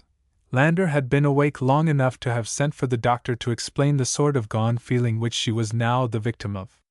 It proved, when he came, to be hunger, and he prescribed tea and toast and a small bit of steak. Before he came she had wished to arrange for going home at once, and dying in her own country. But his opinion so far prevailed with her that she consented not to telegraph for berths. "I presume," she said, "it'll do, any time before the icebugs begin to run. But I do know, after this, Clementina, as I can let you leave me quite as you be'n doin'. There was a lot of flow as come for you, this afternoon, but I made Madalena put 'em on the balcony, for I don't want you should get poisoned with 'em in your sleep. I always had they was dangerous in a person's bedroom. I do know as they are, Itha." Madalena seemed to know that Mrs. Lander was speaking of the flowers. She got them and gave them to Clementina, who found they were from some of the men she had danced with. Mr. Hinkle had sent a vast bunch of violets, which presently began to give out their sweetness in the warmth of the room, and the odor brought him before her with his yellow hair, scrupulously parted at the side, and smoothly brushed, showing his forehead very high up. Most of the gentlemen wore their hair parted in the middle, or falling in a fringe over their brows. The Russians was too curly to part, and Lord Lioncourt had none except at the sides. She laughed, and Mrs. Lander said, "Tell about it, Clementina." And she began with Mr. Hinkle, and kept coming back to him from the others. Mrs. Lander wished most to know how that lord had got down to Florence, and Clementina said he was coming to see her. "Well, I hope to goodness he won't come today. I ain't fit to see anybody." "Oh, I guess he won't come till tomorrow," said Clementina. She repeated some of the compliments she had got, and she told of all Miss Milray's kindness to her, but Mrs. Lander said, "Well, the next time, I'll thank her not to keep you so late." She was astonished to hear that Mr. Ewins was there, and, "Any of the nasty things out of the hotel thee?" she asked. "Yes," Clementina said. "We, and some of them very nice. They wanted to know if I wouldn't join them, and have an afternoon of our own here in the hotel, so that people could come to us all at once." She went back to the party, and described the rest of it. When she came to the part about the Russian, she told what he had said of American girls being fond of money, and wanting to marry foreign noblemen. Mrs. Lander said, "Well, I hope you ain't going to get married in a hurry, anyway, and when you do I hope you'll pick out a nice American." "Oh, yes," said Clementina. Mrs. Lander had their dinner brought to their apartment. She cheered up, and she was in some danger of eating too much, but with Clementina's help she denied herself. Their short evening was one of the gayest. Clementina declared she was not the least sleepy, but she went to bed at 9, and slept till 9 the next day. Mrs. Lander, the doctor confessed, the second morning, was more shaken up by her little attack than he had expected, but she decided to see the gentleman who had asked to call on Clementina. Lord Lioncourt did not come quite so soon as she was afraid he might, and when he came he talked mostly to Clementina. He did not get to Mrs. Lander until just before he was going. She hospitably asked him what his hurry was, and then he said that he was off for Rome that evening at 7. He was nice about hoping she was comfortable in the hotel, and he sympathized with her in her wish that there was a set bowl in her room. She told him that she always tried to have one, and he agreed that it must be very convenient where anyone was, as she said, sick so much. Mr. Hinkle came a day later, and then it appeared that he had a mother whose complaints almost exactly matched Mrs. Lander's. He had her photograph with him, and showed it. He said if you had no wife to carry round a photograph of, you had better carry your mother's, and Mrs.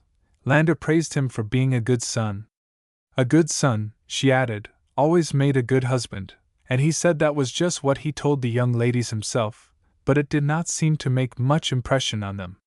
He kept Clementina laughing, and he pretended that he was going to bring a diagram of his patent right for her to see, because she would be interested in a gleaner like that, and he said he wished her father could see it, for it would be sure to interest the kind of man Mrs. Lander described him to be. "I'll be along up there just about the time you get home, Miss Clementina. When did you say it would be?" "I don't know, pretty early in the spring, I guess." She looked at Mrs. Lander, who said, "Well, it depends upon how I get up my health. I couldn't be the voyage now." Mr. Hinkle said, "No, best look out for your health, if it takes all summer. I shouldn't want you to hurry on my account. Your time is my time. All I want is for Miss Clementina, here, to personally conduct me to her father. If I could get him to take hold of my gleaner in New England, we could make the blueberry crop worth twice what it is." Mrs. Lander perceived that he was joking, and she asked what he wanted to run away for when the young Russian's card came up. He said, "Oh, give every man a chance," and he promised that he would look in every few days, and see how she was getting along. He opened the door after he had gone out, and put his head in to say in confidence to Mrs. Lander, but so loud that Clementina could hear, "I suppose she's told you who the belle of the ball was, the other night? Went out to supper with a lord." He seemed to think a lord was such a good joke that if you mentioned one you had to laugh. The Russian's card bore the name Baron Belsky, with the Baron crossed out in pencil, and he began to attack in Mrs. Lander the demerits of the American character, as he had divined them. He instructed her that her countrymen existed chiefly to make money, that they were more shopkeepers than the English and worse snobs, that their women were trivial and their men sordid, that their ambition was to unite their families with the European aristocracies, and their doctrine of liberty and equality was a shameless hypocrisy. This followed hard upon her asking, as she did very promptly, why he had scratched out the title on his card. He told her that he wished to be known solely as an artist, and he had to explain to her that he was not a painter, but was going to be a novelist. She taxed him with never having been in America, but he contended that as all America came to Europe he had the materials for a study of the national character at hand, without the trouble of crossing the ocean. In return she told him that she had not been the least seasick during the voyage, and that it was no trouble at all. Then he abruptly left her and went over to beg a cup of tea from Clementina, who sat behind the kettle by the window. "I have heard this morning from that American I met in Pompeii," he began. "He is coming northward, and I am going down to meet him in Rome." Mrs. Lander caught the word and called across the room, "Why, ain't that W.H.E. that Lod's gone?" Clementina said yes, and while the kettle boiled she asked if Baron Belsky were going soon. "Oh, in a week or 10 days, perhaps. I shall know when he arrives. Then I shall go. We write to each other every day." He drew a letter from his breast pocket. "This will give you the idea of his character." And he read, "If we believe that the hand of God directs all our actions, how can we set up our theories of conduct against what we feel to be his inspiration? What do you think of that?" he demanded. "I don't believe that God directs our wrong actions," said Clementina. "How? Is there anything outside of God?" "I don't know whether there is or not. But there is something that tempts me to do wrong, sometimes, and I don't believe that is God." The Russian seemed struck. "I will write that to him." "No," said Clementina. I don't want you to say anything about me to him. No, no, said Baron Belsky, waving his band reassuringly. I would not mention your name. Mr. Ewens came in, and the Russian said he must go. Mrs. Lander tried to detain him, too, as she had tried to keep Mr. Hinkle, but he was inexorable. Mr. Ewens looked at the door when it had closed upon him. Mrs. Lander said, That is one of the gentlemen that Clementina met the other night at the dance. He is a baron, but he scratches it out. You'd ought to head him go on about Americans. Yes, said Mr. Ewens coldly. He's at our hotel, and he airs his peculiar opinions at the table d'hôte pretty freely. He's a revolutionist of some kind, I fancy. He pronounced the epithet with an abhorrence befitting the citizen of a state born of revolution and a city that had cradled the revolt. He's a nihilist, I believe. Mrs. Lander wished to know what that was, and he explained that it was a Russian who wanted to overthrow the Tsar and set up a government of the people, when they were not prepared for liberty. Then maybe he isn't a baron at all, said Mrs. Lander. Oh, I believe he has a right to his title, Ewens answered. It's a German one. He said he thought that sort of man was all the more mischievous on account of his sincerity. He instanced a Russian whom a friend of his knew in Berlin, a man of rank like this fellow. He got to brooding upon the condition of working people and that kind of thing, till he renounced his title and fortune and went to work in an iron foundry. Mr. Ewens also spoke critically of Mrs. Milray. He had met her in Egypt, but you soon exhausted the interest of that kind of woman. He professed a great concern that Clementina should see Florence in just the right way, and he offered his services in showing her the place. The Russian came the next day, and almost daily after that, in the interest with which Clementina's novel difference from other American girls seemed to inspire him. His imagination had transmuted her simple Yankee facts into something appreciable to a Slav of his temperament. He conceived of her as the daughter of a peasant, whose beauty had charmed the widow of a rich citizen, and who was to inherit the wealth of her adoptive mother. He imagined that the adoption had taken place at a much earlier period than the time when Clementina's visit to Mrs. Lander actually began, and that all which could be done had been done to efface her real character by indulgence and luxury. His curiosity concerning her childhood, her home, her father and mother, her brothers and sisters, and his misunderstanding of everything she told him, amused her. But she liked him, and she tried to give him some notion of the things he wished so much to know. It always ended in a dissatisfaction, more or less vehement, with the outcome of American conditions as he conceived them. But you, he urged one day, you who are a daughter of the fields and woods, why should you forsake that pure life, and come to waste yourself here? Why, don't you think it's very nice in Florence? She asked, with eyes of innocent interest. Nice. Nice. Do we live for what is nice? Is it enough that you have what you Americans call a nice time? Clementina reflected. I wasn't doing much of anything at home, and I thought I might as well come with Mrs. Lander, if she wanted me so much. She thought in a certain way that he was meddling with what was not his affair, but she believed that he was sincere in his zeal for the ideal life he wished her to lead, and there were some things she had heard about him that made her pity and respect him. His self-exile and his renunciation of home and country for his principles, whatever they were, she did not understand. Exactly. She would not have liked never being able to go back to Middlemount, or to be cut off from all her friends as this poor young nihilist was, and she said, now, I didn't expect that it was going to be anything but a visit, and I always supposed we should go back in the spring, but now Mrs. Lander is beginning to think she won't be well enough till fall. And why need you stay with her? Because she's not very well, answered Clementina, and she smiled, a little triumphantly as well as tolerantly. She could hire nurses and doctors, all she wants with her money. I don't believe it would be the same thing, exactly, and what should I do if I went back? Do? Teach. Uplift the lives about you. But you say it is better for people to live simply, and not read and think so much. Then labor in the fields with them. Clementina laughed outright.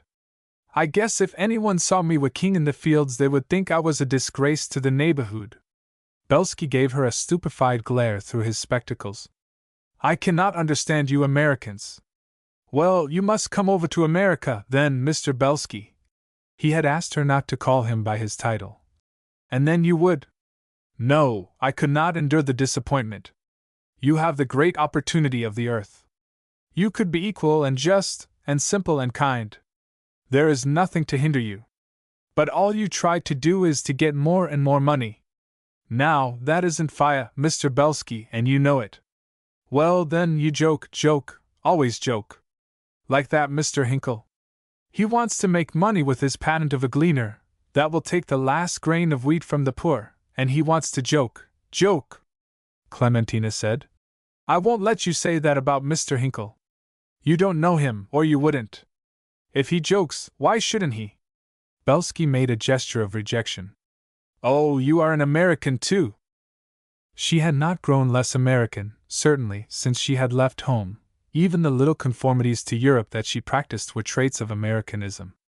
Clementina was not becoming sophisticated, but perhaps she was becoming more conventionalized.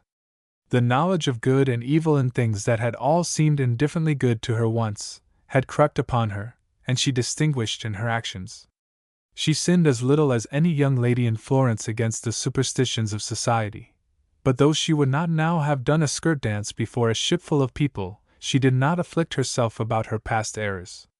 She put on the world, but she wore it simply and in most matters unconsciously.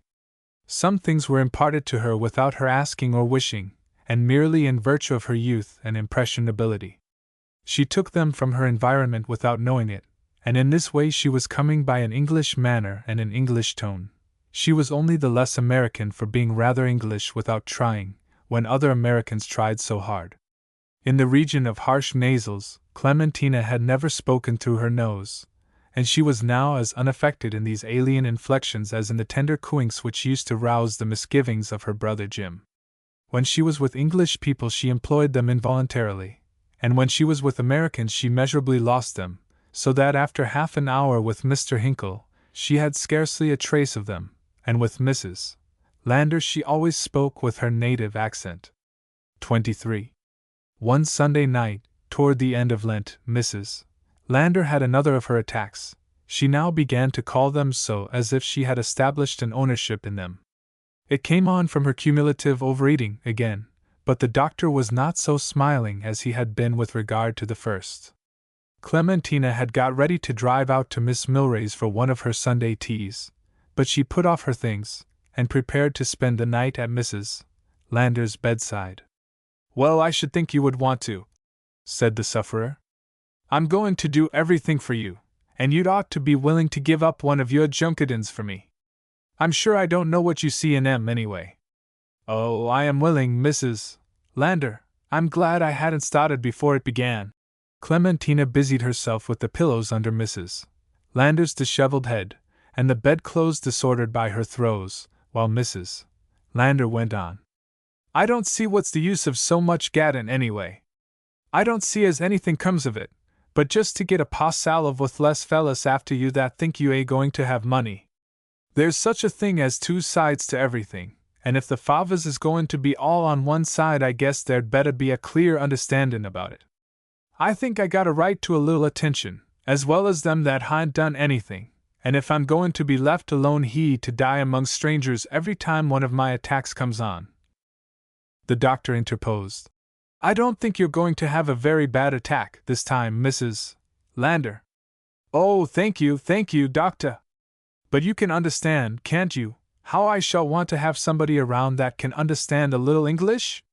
The doctor said. Oh, yes. And Miss Claxon and I can understand a good deal, between us, and we're going to stay, and see how a little morphine behaves with you. Mrs. Lander protested. Oh, I can't be a mo fine, doctor. Did you ever try it? He asked, preparing his little instrument to imbibe the solution. No, but Mr. Lander did, and it most killed him. It made him sick. Well, you're about as sick as you can be now, Mrs. Lander, and if you don't die of this pinprick— he pushed the needlepoint under the skin of her massive forearm. I guess you'll live through it. She shrieked, but as the pain began to abate, she gathered courage, and broke forth joyfully. "Why, it's beautiful, ain't it? I declare it wicks like a chime. Well, I shall always keep Emma fine around after this, and when I feel one of these attacks coming on." "Send for a physician, Mrs. Lander," said Dr. Wellwright, "and he'll know what to do." "I ain't so sure of that," returned Mrs. Lander fondly. "He would if you was the one. I declare I believe I could get up and walk right off, I feel so well." "That's good. If you'll take a walk day after tomorrow it will help you a great deal more." "Well, I shall always say that you've saved my life, this time, Doctor, and Clementina she stood by nobly, I'll say that for her." She twisted her big head round on the pillow to get sight of the girl. "I'm all right now, and don't you mind what I said. It's just my misery talkin'. I don't know what I did say, I felt so bad. But I'm frustrate now, and I believe I could drop off to sleep this minute. Why don't you go to your tea? You can, just as well as not." "Oh, I don't want to go now, Mrs. Lander, I'd rather stay." "But there ain't any more danger now, is the doctor?" Mrs. Lander appealed. "No, there wasn't any danger before. But when you're quite yourself, I want to have a little talk with you, Mrs. Lander, about your diet. We must look after that." "Why, doctor, that's what I do now. I eat all the healthy things I lay my hands on, don't I, Clementina? And haunt you always at me about it." Clementina did not answer, and the doctor laughed. "Well, I should like to know what more I could do. Perhaps you could do less. We'll see about that.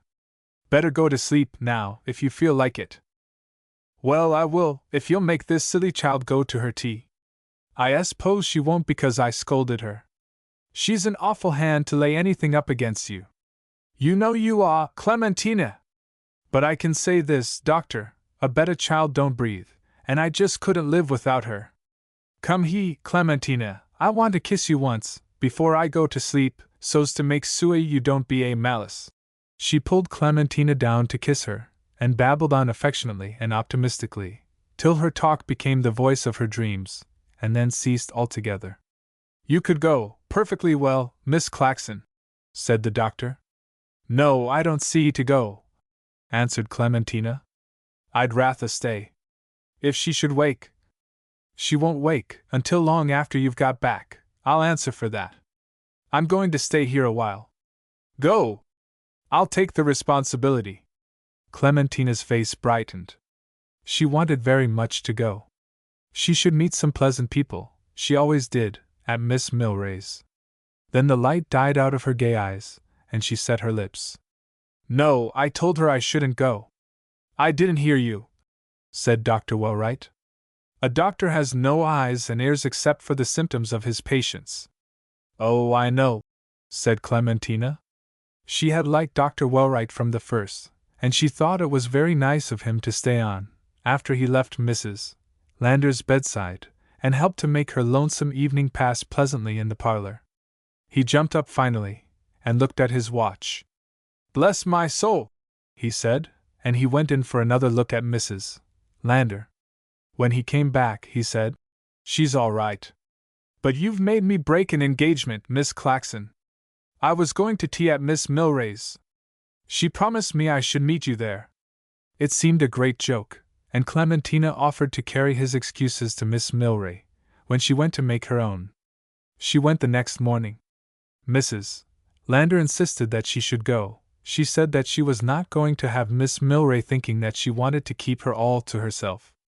Miss Milray kissed the girl in full forgiveness, but she asked, "Did Dr. Wellwright think it a very bad attack?" "Has he been here?" returned Clementina. Miss Milray laughed. "Doctors don't betray their patients, good doctors. No, he hasn't been here, if that will help you. I wish it would help me, but it won't quite. I don't like to think of that old woman using you up, Clementina." "Oh, she doesn't, Miss Milray. You mustn't think so. You don't know how good she is to me. Does she ever remind you of it?" Clementina's eyes fell. "She isn't like herself when she doesn't feel well." "I knew it!" Miss Milray triumphed. "I always knew that she was a dreadful old tabby. I wish you were safely out of her clutches. Come and live with me, my dear, when Mrs. Lander gets tired of you. But she'll never get tired of you. You're just the kind of helpless mouse that such an old tabby would make her natural prey. But she shan't, even if another sort of cat has to get you. I'm sorry you couldn't come last night. Your little Russian was here, and went away early and very bitterly because you didn't come. He seemed to think there was nobody, and said so, in everything but words. Oh, said Clementina. Don't you think he's very nice, Miss Milray? He's very mystical, or else so very simple that he seems so. I hope you can make him out. Don't you think he's very much in the nest? Oh, as the grave, or the asylum. I shouldn't like him to be in earnest about me, if I were you. But that's just what he is. Clementina told how the Russian had lectured her, and wished her to go back to the country and work in the fields. Oh, if that's all, cried Miss Milray. I was afraid it was another kind of earnestness, the kind I shouldn't like if I were you. There's no danger of that, I guess. Clementina laughed, and Miss Milray went on. Another of your admirers was here, but he was not so inconsolable, or else he found consolation in staying on and talking about you, or joking. Oh, yes, Mr. Hinkle, cried Clementina with the smile that the thought of him always brought. He's lovely. Lovely? Well, I don't know why it isn't the word. It suits him a great deal better than some insipid girls that people give it to. Yes, I could really fall in love with Mr. Hinkle. He's the only man I ever saw who would know how to break the fall. It was lunchtime before their talk had begun to run low, and it swelled again over the meal. Miss Milray returned to Mrs. Lander, and she made Clementina confess that she was a little trying sometimes. But she insisted that she was always good, and in remorse she went away as soon as Miss Milray rose from table. She found Mrs. Lander very much better, and willing to have had her stay the whole afternoon with Miss Milray. I don't want she should have anything to say against me, to you, Clementina, she'd be glad enough to. But I guess it's just as well you ain't back. That scratched-out baron has been he twice, and he's waitin' for you in the parlor, now. I presume he'll keep comin' till you do see him. I guess you better have it over, whatever it is. I guess you're right, Mrs. Lander. Clementina found the Russian walking up and down the room, and as soon as their greeting was over, he asked leave to continue his promenade, but he stopped abruptly before her when she had sunk upon a sofa. I have come to tell you a strange story, he said. It is the story of that American friend of mine. I tell it to you because I think you can understand, and will know what to advise, what to do. He turned upon his heel, and walked the length of the room and back before he spoke again. Since several years, he said, growing a little less idiomatic in his English as his excitement mounted, he met a young girl, a child, when he was still not a man's full age. It was in the country, in the mountains of America, and he loved her. Both were very poor, he, a student, earning the means to complete his education in the university. He had dedicated himself to his church, and with the temperament of the Puritans, he forbade himself all thoughts of love. But he was of a passionate and impulsive nature, and in a moment of abandon he confessed his love. The child was bewildered, frightened, she shrank from his avowal, and he, filled with remorse for his self-betrayal, bade her let it be as if it had not been. He bade her think of him no more. Clementina sat as if powerless to move, staring at Belsky. He paused in his walk, and allowed an impressive silence to ensue upon his words. Time passed, days, months, years, and he did not see her again.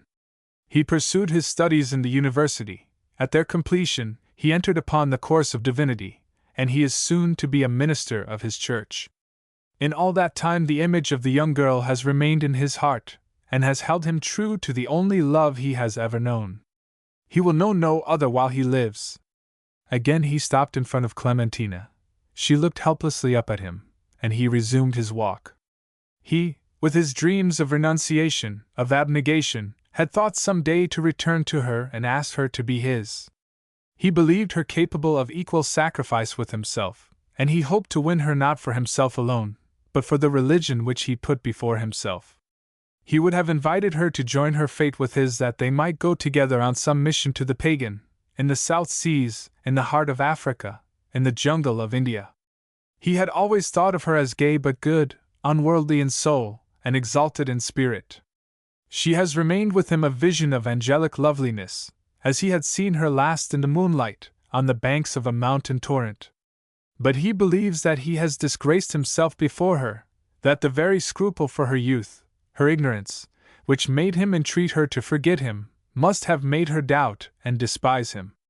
He has never had the courage to write to her one word since all those years, but he maintains himself bound to her forever. He stopped short before Clementina and seized her hands. If you knew such a girl, what would you have her do? Should she bid him hope again? Would you have her say to him that she, too, had been faithful to their dream, and that she, too— Let me go, Mr. Belsky, let me go, I say! Clementina wrenched her hands from him, and ran out of the room. Belsky hesitated, then he found his hat, and after a glance at his face in the mirror, left the house. 24. The tide of travel began to set northward in April. Many English, many Americans appeared in Florence from Naples and Rome.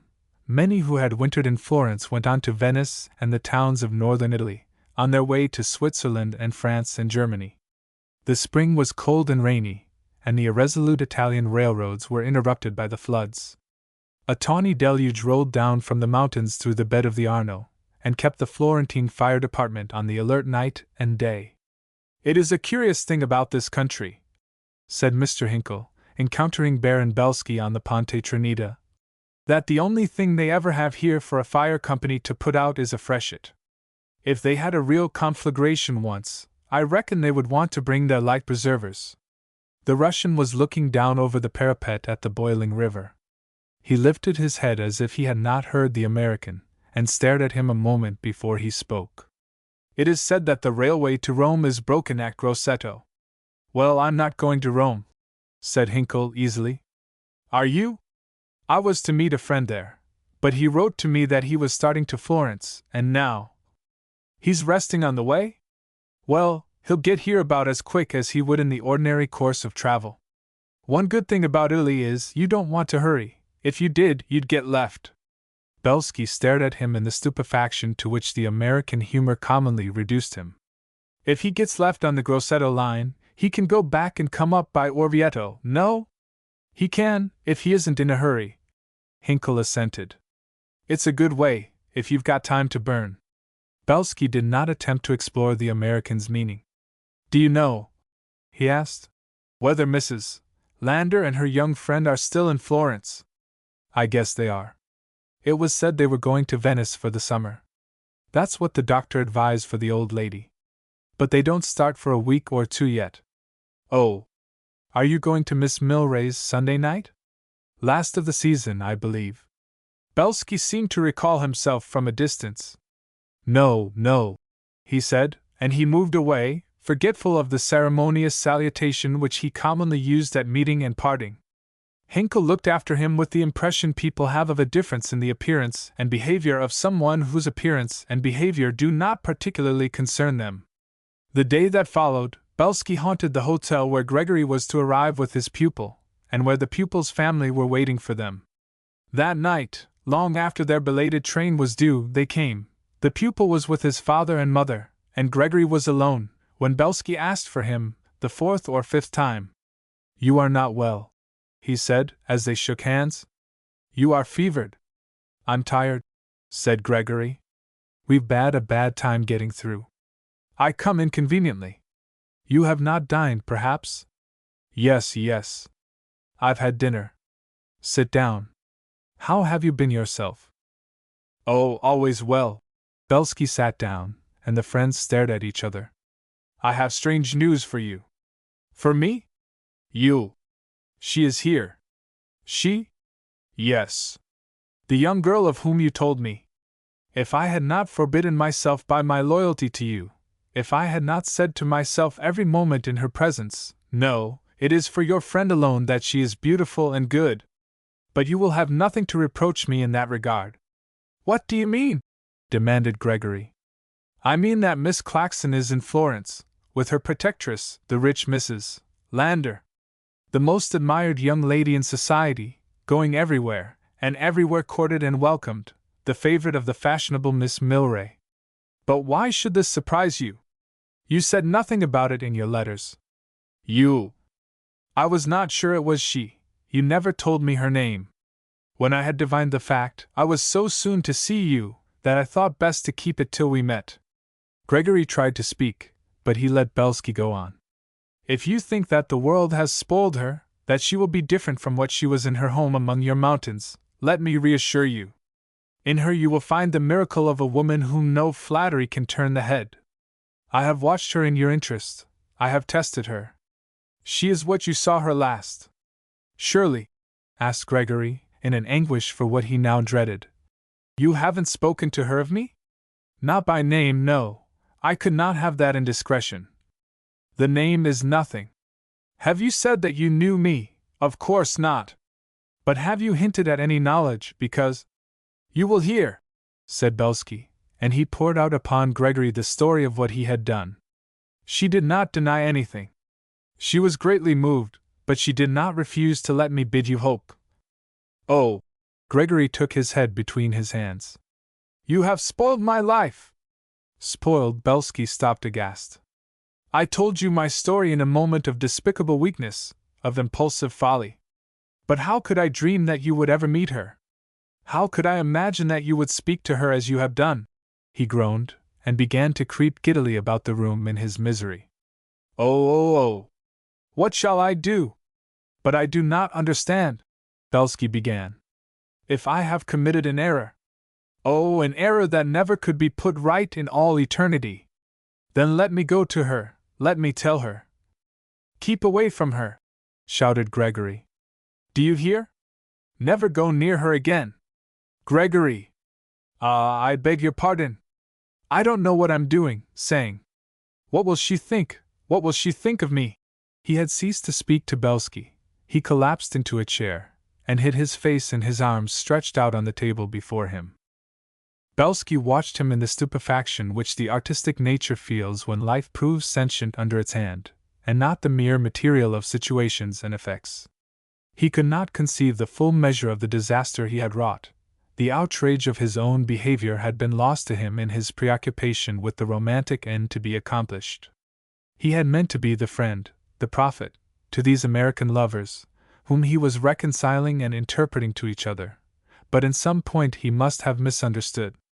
Yet the error was not inexpiable, and in his expiation he could put the seal to his devotion. He left the room, where Gregory made no effort to keep him.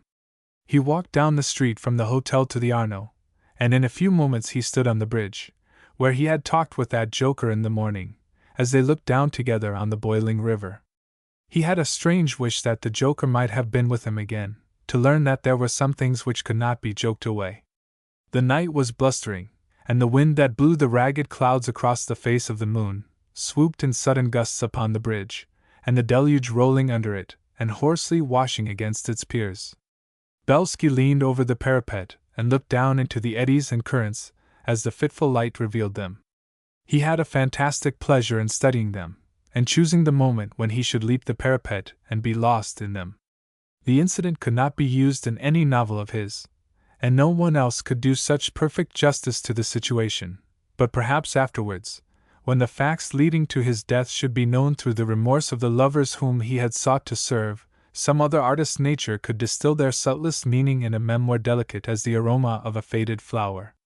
He was willing to make this sacrifice, too, and he stepped back a pace from the parapet when the fitful blast caught his hat from his head, and whirled it along the bridge.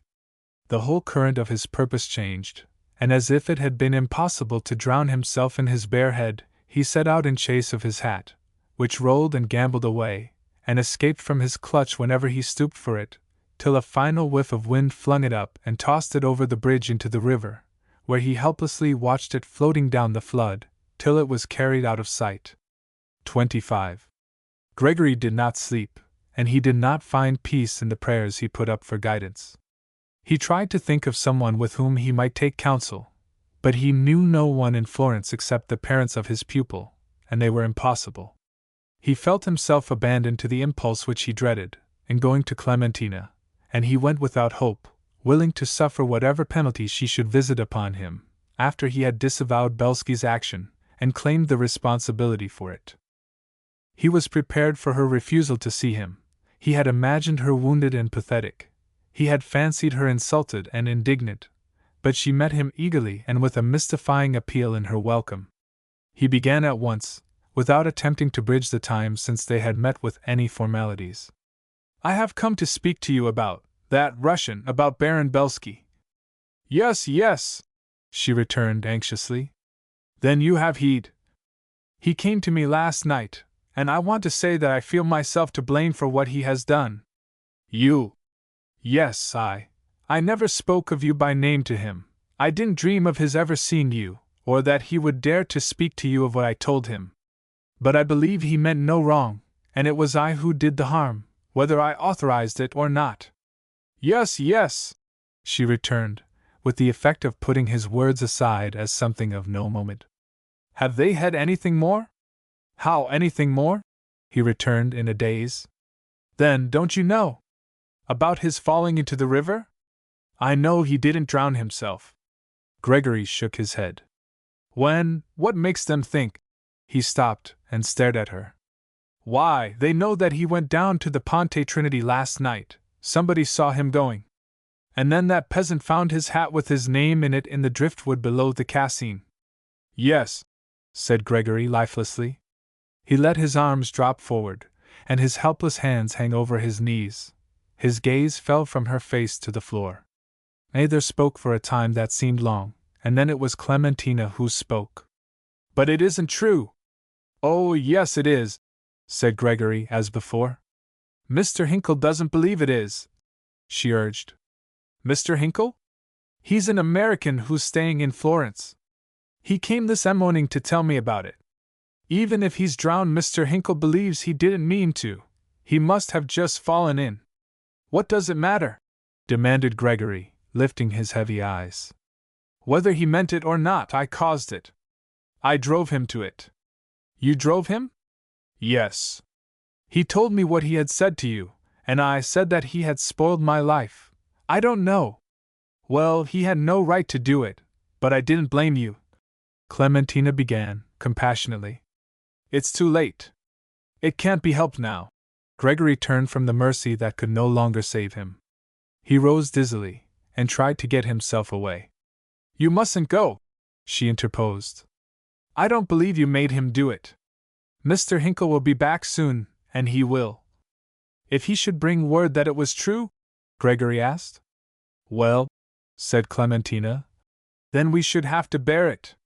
A sense of something finer than the surface meaning of her words pierced his morbid egotism. "I'm ashamed," he said. "Will you let me stay?" "Why, yes, you must," she said, and if there was any censure of him at the bottom of her heart, she kept it there, and tried to talk him away from his remorse, which was in his temperament, perhaps, rather than his conscience. She made the time pass till there came a knock at the door, and she opened it to Hinkle. "I didn't send up my name. I thought I wouldn't stand upon ceremony just now," he said. "Oh, no," she returned. "Mr. Hinkle, this is Mr. Gregory. Mr. Gregory knew Mr. Belsky, and he thinks—" She turned to Gregory for prompting, and he managed to say, "I don't believe he was quite the sort of person to, and yet he might. He was in trouble." "Money trouble?" asked Hinkle. "They say these Russians have a perfect genius for debt. I had a little inspiration since I saw you, but there doesn't seem to be anything in it, so far." He addressed himself to Clementina, but he included Gregory in what he said. "It struck me that he might have been running his board, and had used this drowning episode as a blind. But I've been around to his hotel, and he's settled up, all fair and square enough. The landlord tried to think of something he hadn't paid, but he couldn't, and I never saw a man try harder either." Clementina smiled. She put her hand to her mouth to keep from laughing, but Gregory found his distress in the untimely droning. "I don't give up my theory that it's a fake of some kind, though. He could leave behind a good many creditors besides his landlord. The authorities have sealed up his effects, and they've done everything but call out the fire department. That's on duty looking after the freshet, and it couldn't be spared. I'll go out now and slop round a little more in the cause. Hinkle looked down at his shoes and his drabbled trousers, and wiped the perspiration from his face. But I thought I'd drop in, and tell you not to worry about it, Miss Clementina. I would stake anything you pleased on Mr. Belsky's safety. Mr. Gregory here looks like he would be willing to take odds, he suggested. Gregory commanded himself from his misery to say, I wish I could believe, I mean. Of course, we don't want to think that the man's a fraud, any more than that he's dead. Perhaps we might hit upon some middle course. At any rate, it's worth trying. Do you object to my joining you? Gregory asked. Why, come. Hinkle hospitably assented. Glad to have you. I'll be back again, Miss Clementina. Gregory was going away without any form of leave-taking, but he turned back to ask, Will you let me come back, too? Why, suddenly, Mr. Gregory, said Clementina, and she went to find Mrs. Lander, whom she found in bed. I thought I'd lay down, she explained. I don't believe I'm going to be sick, but it's one of my poor days, and I might just as well be in bed as not. Clementina agreed with her, and Mrs. Lander asked, You heed anything more? No, Mr. Hinkle has just been here, but he hadn't any news. Mrs. Lander turned her face toward the wall. Next thing, he'll be drowning himself.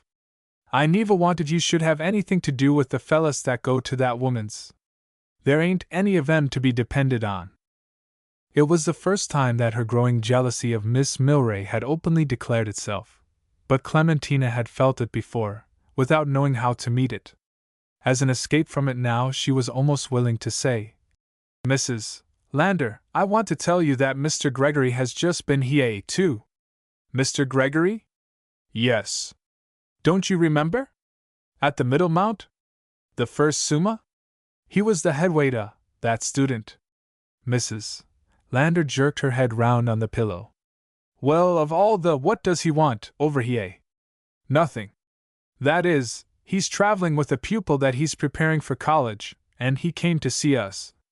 D'you tell him I couldn't see him? Yes. I guess he'd think I was a pretty changed pussin. Now I want you should stay with me, Clementina, and if anybody else comes. Madalena entered the room with a card which she gave to the girl. Who is it? Mrs. Lander demanded. Miss Milray. Of course. Well, you may just send word that you can't, or no, you must. She'd have it all over the place, by night, that I wouldn't let you see her. But don't you make any excuse for me. If she asks after me, don't you say I'm sick. You say I'm not at home. I've come about that little wretch. Miss Milray began, after kissing Clementina. I didn't know but you had heard something I hadn't, or I had heard something you hadn't. You know I belong to the Hinkle persuasion. I think Belsky's run his board, as Mr. Hinkle calls it. Clementina explained how this part of the Hinkle theory had failed, and then Miss Milray devolved upon the belief that he had run his tailor's bill, or his shoemaker's. They are delightful, those Russians, but they're born insolvent. I don't believe he's drowned himself. How? She broke off to ask, in a burlesque whisper. Is old Tabby? She laughed, for answer to her own question, and then with another sudden diversion she demanded of a look in Clementina's face which would not be laughed away. Well, my dear, what is it? Miss Milray, said the girl. Should you think me very silly, if I told you something silly? Not in the least, cried Miss Milray joyously. It's the final proof of your wisdom that I've been waiting for? It's because Mr. Belsky is all mixed up in it, said Clementina, as if some excuse were necessary, and then she told the story of her love affair with Gregory. Miss Milray punctuated the several facts with vivid nods, but at the end she did not ask her anything, and the girl somehow felt the freer to add, I believe I will tell you his name. It is Mr. Gregory, Frank Gregory. And he's been in Egypt? Yes, the whole winter. Then he's the one that my sister-in-law has been writing me about. Oh, did he meet her there? I should think so. And he'll meet her here very soon. She's coming, with my poor brother. I meant to tell you, but this ridiculous Belsky business drove it out of my head. And do you think? Clementina entreated. That he was to blame? Why, I don't believe he's done it, you know. Oh, I didn't mean Mr. Belsky. I meant Mr. Gregory. For telling Mr. Belsky? Certainly not. Men always tell those things to someone, I suppose. Nobody was to blame but Belsky, for his meddling. Miss Milray rose and shook out her plumes for flight, as if she were rather eager for flight, but at the little sigh with which Clementina said, "Yes, that is what I thought," she faltered. "I was going to run away, for I shouldn't like to mix myself up in your affair. It's certainly a very strange one, unless I was sure I could help you. But if you think I can—" Clementina shook her head. "I don't believe you can," she said, with a candor so wistful that Miss Milray stopped quite short. "How does Mr. Gregory take this Belsky business?" she asked. "I guess he feels it more than I do," said the girl. "He shows his feeling more?" "Yes, no, he believes he drove him to it." Miss Milray took her hand for parting, but did not kiss her. "I won't advise you, my dear. In fact, you haven't asked me to. You'll know what to do, if you haven't done it already. Girls usually have, when they want advice. Was there something you were going to say?" "Oh, no, nothing. Do you think—" she hesitated appealingly. "Do you think we are engaged? If he's anything of a man at all, he must think he is." "Yes," said Clementina, wistfully. "I guess he does." Miss Milray looked sharply at her. "And does he think you are?" "I don't know, he didn't say." "Well," said Miss Milray, rather dryly, "then it's something for you to think over pretty carefully." 26. Hinkle came back in the afternoon to make a hopeful report of his failure to learn anything more of Belsky, but Gregory did not come with him. He came the next morning long before Clementina expected visitors, and he was walking nervously up and down the room when she appeared. As if he could not speak, he held toward her without speaking a telegram in English, dated that day in Rome. "Deny report of my death. Have written. Belsky." She looked up at Gregory from the paper, when she had read it, with joyful eyes. "Oh, I am so glad for you. I am so glad he is alive." He took the dispatch from her hand. "I brought it to you as soon as it came." "Yes, yes. Of course. I must go now and do what he says. I don't know how yet." He stopped, and then went on from a different impulse. "Clementina, it isn't a question now of that wretch's life and death, and I wish I need never speak of him again. But what he told you was true." He looked steadfastly at her, and she realized how handsome he was, and how well dressed. His thick red hair seemed to have grown darker above his forehead, his mustache was heavier, and it curved in at the corners of his mouth. He bore himself with a sort of self-disdain that enhanced his splendor. "I have never changed toward you. I don't say it to make favor with you. I don't expect to do that now, but it is true. That night, there at Middlemount, I tried to take back what I said, because I believed that I ought." "Oh, yes, I knew that," said Clementina, in the pause he made. "We were both too young. I had no prospect in life. I saw, the instant after I had spoken, that I had no right to let you promise anything. I tried to forget you, I couldn't. I tried to make you forget me." He faltered, and she did not speak, but her head drooped a little. "I won't ask how far I succeeded. I always hoped that the time would come when I could speak to you again. When I heard from Fane that you were at Woodlake, I wished to come out and see you, but I hadn't the courage, I hadn't the right. I've had to come to you without either now. Did he speak to you about me? I thought he was beginning to, once, but he never did. It didn't matter, it could only have made bad worse. It can't help me to say that somehow I was wishing and trying to do what was right, but I was." "Oh, I know that, Mr. Gregory," said Clementina, generously. "Then you didn't doubt me, in spite of all?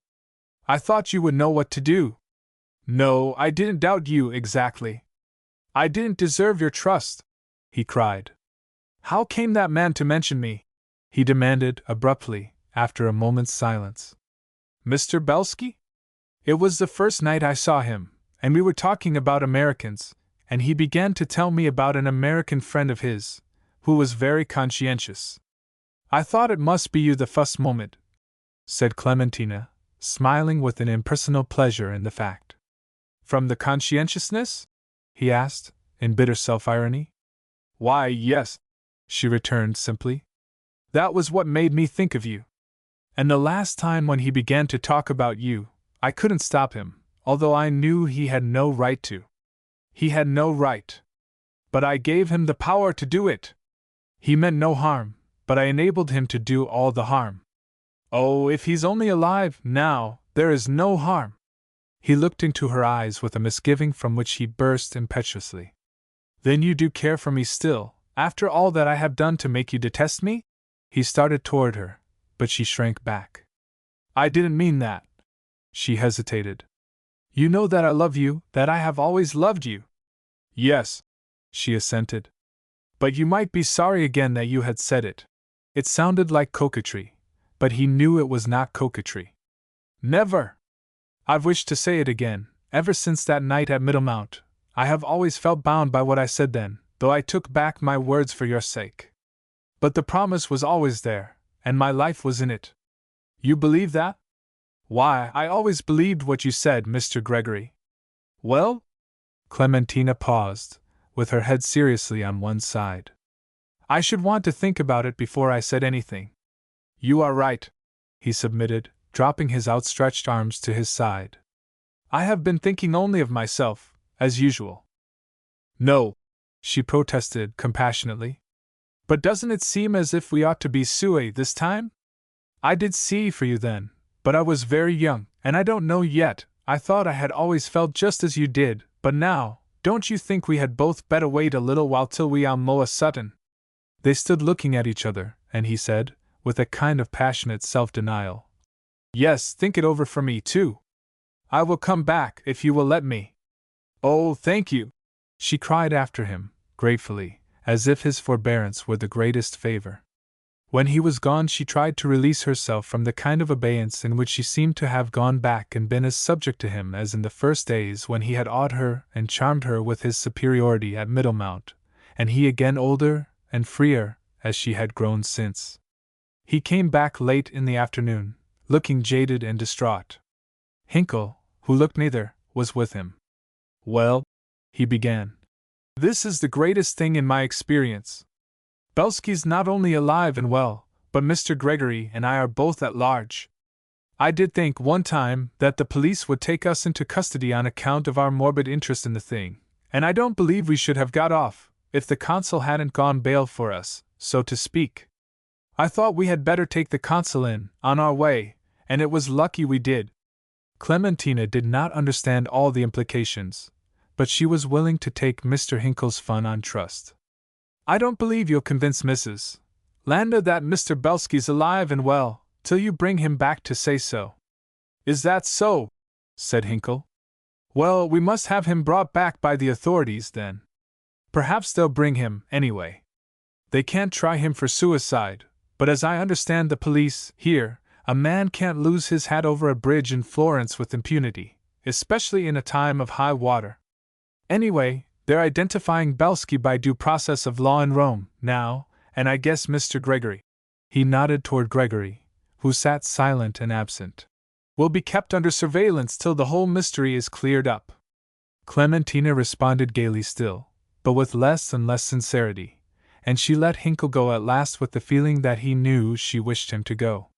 He made a brave show of not seeing this, and when he was gone, she remembered that she had not thanked him for the trouble he had taken on her account, and her heart ached after him with a sense of his sweetness and goodness, which she had felt from the first through his quaint drolling. It was as if the door which closed upon him shut her out of the life she had been living of late, and into the life of the past where she was subject again to the spell of Gregory's mood. It was hardly his will. He began at once. I wish to make you say something this morning that I have no right to hear you say, yet, and I have been trying ever since to think how I could ask you whether you could share my life with me, and yet not ask you to do it. But I can't do anything without knowing. You may not care for what my life is to be, at all. Clementina's head drooped a little, but she answered distinctly. I do see, Mr. Gregory. Thank you for that much. I don't count upon more than you have said. Clementina, I am going to be a missionary. I think I shall ask to be sent to China. I've not decided yet. My life will be hard. It will be full of danger and privation. It will be exile.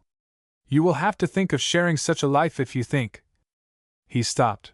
The time had come for her to speak, and she said, I knew you wanted to be a missionary. And you would go with me? You would. He started toward her, and she did not shrink from him, now, but he checked himself. But you mustn't, you know, for my sake. I don't believe I quite understand, she faltered. You must not do it for me, but for what makes me do it. Without that our life, our work, could have no consecration. She gazed at him in patient, faintly smiling bewilderment, as if it were something he would unriddle for her when he chose. We mustn't err in this. It would be worse than error. It would be sin. He took a turn about the room, and then stopped before her. Will you join me in a prayer for guidance, Clementina? I don't know. She hesitated. I will, but do you think I had better? He began. Why, surely. After a moment he asked gravely. You believe that our actions will be guided aright if we seek help? Oh, yes, yes. And that if we do not, we shall stumble in our ignorance? I don't know. I never thought of that. Never thought of it. We never did it in our family. Father always said that if we really wanted to do right we could find the way. Gregory looked daunted, and then he frowned darkly. Are you provoked with me? Do you think what I have said is wrong? No, no. You must say what you believe. It would be double hypocrisy in me if I prevented you. But I would do it if you wanted me to, she said. Oh, for me, he protested. I will try to tell you what I mean, and why you must not, for that very reason. But he had to speak of himself, of the miracle of finding her again by the means which should have lost her to him forever, and of the significance of this. Then it appeared to him that he could not reject such a leading without error, without sin. Such a thing could not have merely happened. It seemed so to Clementina, too. She eagerly consented that this was something they must think of, as well. But the light waned, the dark thickened in the room before he left her to do so. Then he said fervently, We must not doubt that everything will come right. And his words seemed an effective inspiration to them both. 27. After Gregory was gone, a misgiving began in Clementina's mind, which grew more distinct through all the difficulties of accounting to Mrs. Lander for his long stay. The girl could see that it was with an obscure jealousy that she pushed her questions, and said at last, That Mr. Hinkle is about the best of the lot. He's the only one that's Eva had the manners to ask after me, except that load. He did. Clementina could not pretend that Gregory had asked, but she could not blame him for a forgetfulness of Mrs. Lander which she had shared with him. This helped somehow to deepen the misgiving which followed her from Mrs. Lander's bed to her own, and haunted her far into the night. She could escape from it only by promising herself to deal with it the first thing in the morning. She did this in terms much briefer than she thought she could have commanded. She supposed she would have to write a very long letter, but she came to the end of all she need say, in a very few lines. The letter went early in the morning, though not so early but it was put in Gregory's hand as he was leaving his hotel to go to Mrs. Lander's. He tore it open, and read it on the way, and for the first moment it seemed as if it were Providence leading him, that he might lighten Clementina's heart of its doubts with the least delay. He had reasoned that if she would share for his sake the life that he should live for righteousness' sake they would be equally blessed in it, and it would be equally consecrated in both. But this luminous conclusion faded in his thought as he hurried on, and he found himself in her presence with something like a hope that she would be inspired to help him. His soul lifted at the sound of the gay voice in which she asked, Did you get my letter? And it seemed for the instant as if there could be no trouble that their love could not overcome. Yes, he said, and he put his arms around her, but with a provisionality in his embrace which she subtly perceived. And what did you think of it? She asked. Did you think I was silly? He was aware that she had trusted him to do away her misgiving. No, no, he answered guiltily. Wiser than I am, always. I want to talk with you about it, Clementina. I want you to advise me. He felt her shrink from him, and with a pang he opened his arms to free her. But it was right, he must. She had been expecting him to say that there was nothing in her misgiving, and he could not say it. Clementina, he entreated, why do you think you are not religious? Why, I have never belonged to Chuch, she answered simply. He looked so daunted that she tried to soften the blow after she had dealt it. Of course, I always went to Chuch, though Father and Moda didn't. I went to the Episcopal, to Mr. Richling's. But I never was confirmed. But you believe in God? Why, certainly. And in the Bible? Why, of course. And that it is our duty to bear the truth to those who have never heard of it? I know that is the way you feel about it, but I am not certain that I should feel so myself if you didn't want me to. That's what I got to thinking about last night, she added hopefully. But perhaps it isn't so great a thing as I. It's a very great thing, he said, and from standing in front of her, he now sat down beyond a little table before her sofa. How can I ask you to share my life if you don't share my faith? Why, I should try to believe everything that you do, of course. Because I do? Well, yes. You wring my heart. Are you willing to study, to look into these questions, to… It all seemed very hopeless, very absurd, but she answered seriously. Yes, but I believe it would all come back to just where it is, now. What you say, Clementina, makes me so happy, but it ought to make me miserable. And you would do all this, be all this for me, a wretched and erring creature of the dust, and yet not do it for God? Clementina could only say, perhaps if he meant me to do it for him, he would have made me want to. He made you. Yes, said Gregory, and for a long time he could not say any more. He sat with his elbow on the table, and his head against his lifted hand. You see, she began gently, I got to thinking that even if I came to believe what you wanted me to, I should be doing it after all, because you wanted me to. Yes, yes, he answered desolately. There is no way out of it. If you only hated me, Clementina, despised me, I don't mean that. But if you were not so good, I could have a more hope for you, for myself. It's because you are so good that I can't make myself wish to change you, and yet I am afraid that if you told me my life and objects were wrong, I should turn from them, and be whatever you said. Do you tell me that? No, indeed, cried Clementina, with abhorrence. Then I should despise you. He seemed not to heed her. He moved his lips as if he were talking to himself, and he pleaded. What shall we do? We must try to think it out, and if you can't let me give up to you unless I do it for the same reason that you do, and if I can't let you give up for me, and I know I could never do that, then we mustn't. Do you mean we must part? Not see each other again? What use would it be? None, he owned. She had risen, and he stood up perforce.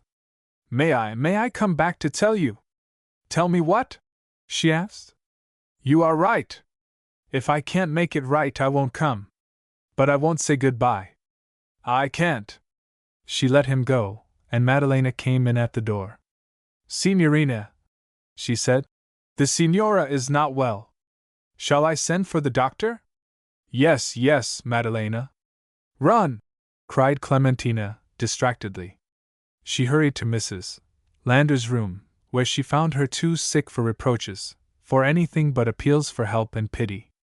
The girl had not to wait for Dr. Wellwright's coming to understand that the attack was severer than any before. It lasted through the day, and she could see that he was troubled. It had not followed upon any impetus, as Mrs. Lander pathetically called Clementina to witness when her pain had been so far quelled that she could talk of her seizure. He found her greatly weakened by it the next day, and he sat looking thoughtfully at her before he said that she needed toning up. She caught at the notion. Yes, yes. That's what I need, doctor. Toning up. That's what I need, he suggested. How would you like to try the sea air, and the baths, at Venice? Oh, anything, anywhere, to get out of this dreadful hole. I haven't had a well minute since I came.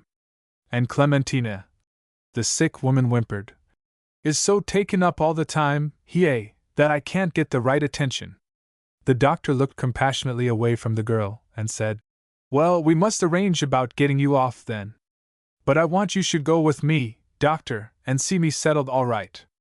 You can, can't you? I shan't see how much it costs." The doctor said gravely he thought he could manage it, and he ignored the long, unconscious sigh of relief that Clementina drew. In all her confusing anxieties for Mrs. Lander, Gregory remained at the bottom of her heart a dumb ache. When the pressure of her fears was taken from her, she began to suffer for him consciously. Then a letter came from him. It was what she had expected, she knew now, but it was none the less to be borne because of her expectation. She wrote back. Her note brought back a long letter from him. He said that whatever he did, or wherever he went, he should try to be true to her ideal of him. If they renounced their love now for the sake of what seemed higher than their love, they might suffer, but they could not choose but do as they were doing. Clementina was trying to make what she could of this when Miss Milray's name came up, and Miss Milray followed it. "I wanted to ask after Mrs. Lander, and I want you to tell her I did. Will you? Dr. Wellwright says he's going to take her to Venice." "Well, I'm sorry for your going, Clementina, and I'm truly sorry for the cause of it. I shall miss you, my dear, I shall indeed. You know I always wanted to steal you, but you'll do me the justice to say I never did, and I won't try now. Perhaps I wasn't worth stealing," Clementina suggested, with a ruefulness in her smile that went to Miss Milray's heart. She put her arms round her and kissed her. "I wasn't very kind to you the other day, Clementina, was I?" "I don't know," Clementina faltered, with half-averted face. "Yes, you do. I was trying to make believe that I didn't want to meddle with your affairs, but I was really vexed that you hadn't told me your story before. It hasn't taken me all this time to reflect that you couldn't, but it has to make myself come and confess that I had been dry and cold with you." She hesitated. "It's come out all right, hasn't it, Clementina?" she asked tenderly. "You see I want to meddle now." "We are trying to think so," sighed the girl. "Tell me about it." Miss Milray pulled her down on the sofa with her, and modified her embrace to a clasp of Clementina's bands. "Why, there isn't much to tell," she began, but she told what there was, and Miss Milray kept her countenance concerning the scruple that had parted Clementina and her lover. "Perhaps he wouldn't have thought of it," she said, in a final self-reproach, "if I hadn't put it into his head." "Well, then, I'm not sorry you put it into his head," cried Miss Milray. "Clementina, may I say what I think of Mr. Gregory's performance?" "Why, certainly, Miss Milray. I think he's not merely a gloomy little bigot, but a very hard-hearted little wretch, and I'm glad you're rid of him." "No, stop! Let me go on. You said I might," she persisted, at a protest which imparted itself from Clementina's restive hands. "It was selfish and cruel of him to let you believe that he had forgotten you. It doesn't make it right now, when an accident has forced him to tell you that he cared for you all along. Why do you look at it that way, Miss Milray? If he was doing it on my account? He may think he was doing it on your account, but I think he was doing it on his own. In such a thing as that, a man is bound by his mistakes, if he has made any. He can't go back of them by simply ignoring them. It didn't make it the same for you when he decided for your sake that he would act as if he had never spoken to you. I presume he thought that it would come right sometime," Clementina urged. "I did. Yes, that was very well for you, but it wasn't at all well for him. He behaved cruelly, there's no other word for it." "I don't believe he meant to be cruel, Miss Milray," said Clementina. "You're not sorry you've broken with him?" demanded Miss Milray, severely, and she let go of Clementina's hands. "I shouldn't want him to think I hadn't been fair. I don't understand what you mean by not being fair," said Miss Milray, after a study of the girl's eyes. "I mean," Clementina explained, "that if I let him think the religion was all he was, it wouldn't have been fair. Why, weren't you sincere about that?" "Of course I was," returned the girl, almost indignantly.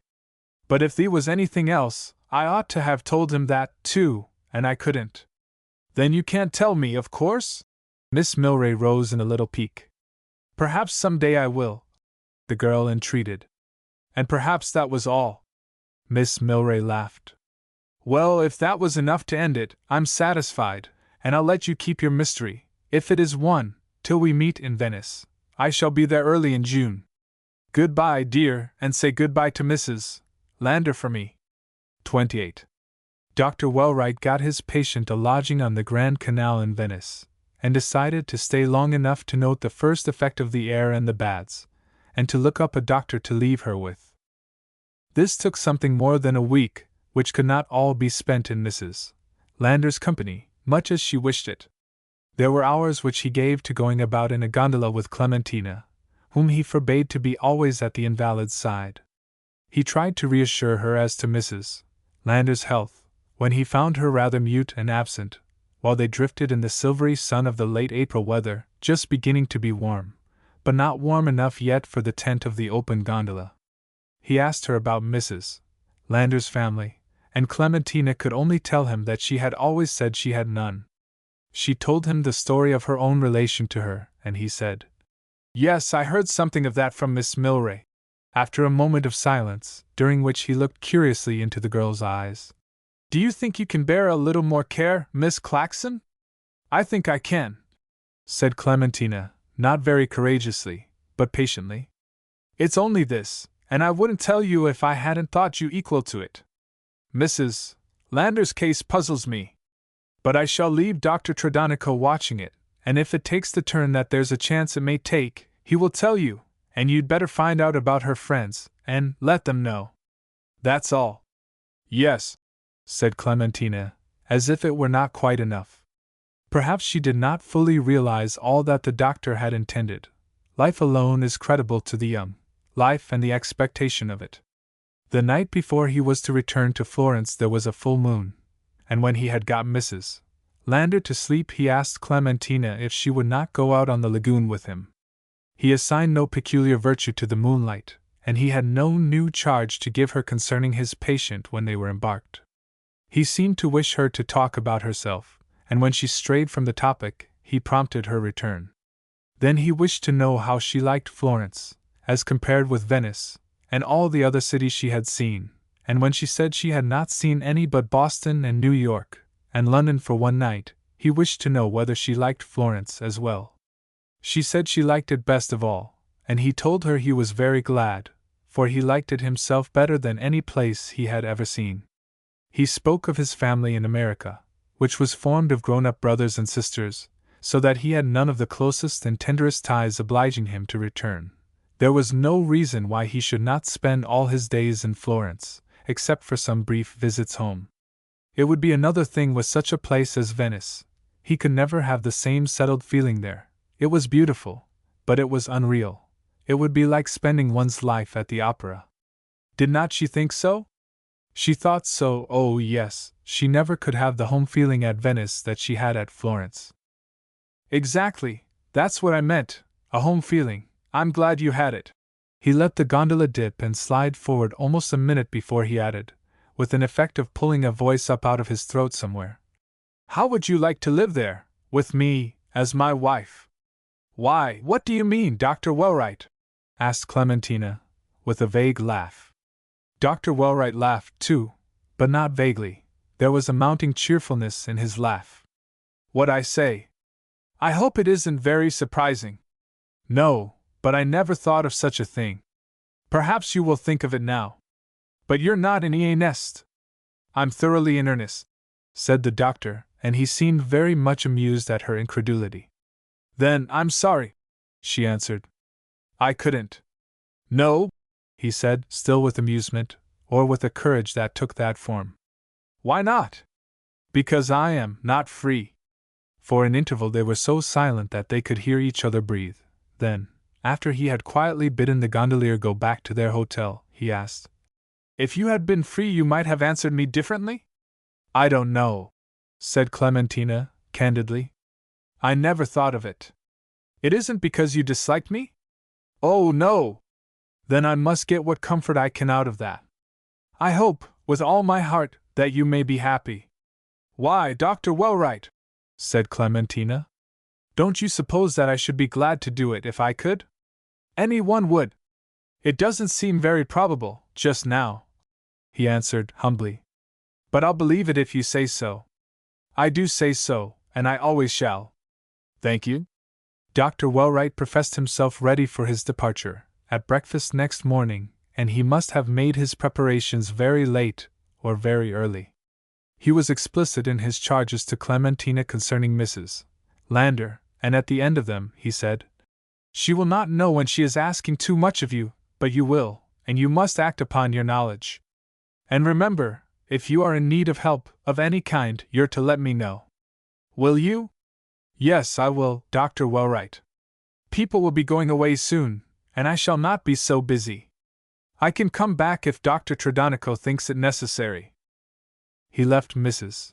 Lander full of resolutions to look after her own welfare in every way, and she went out in her gondola the same morning.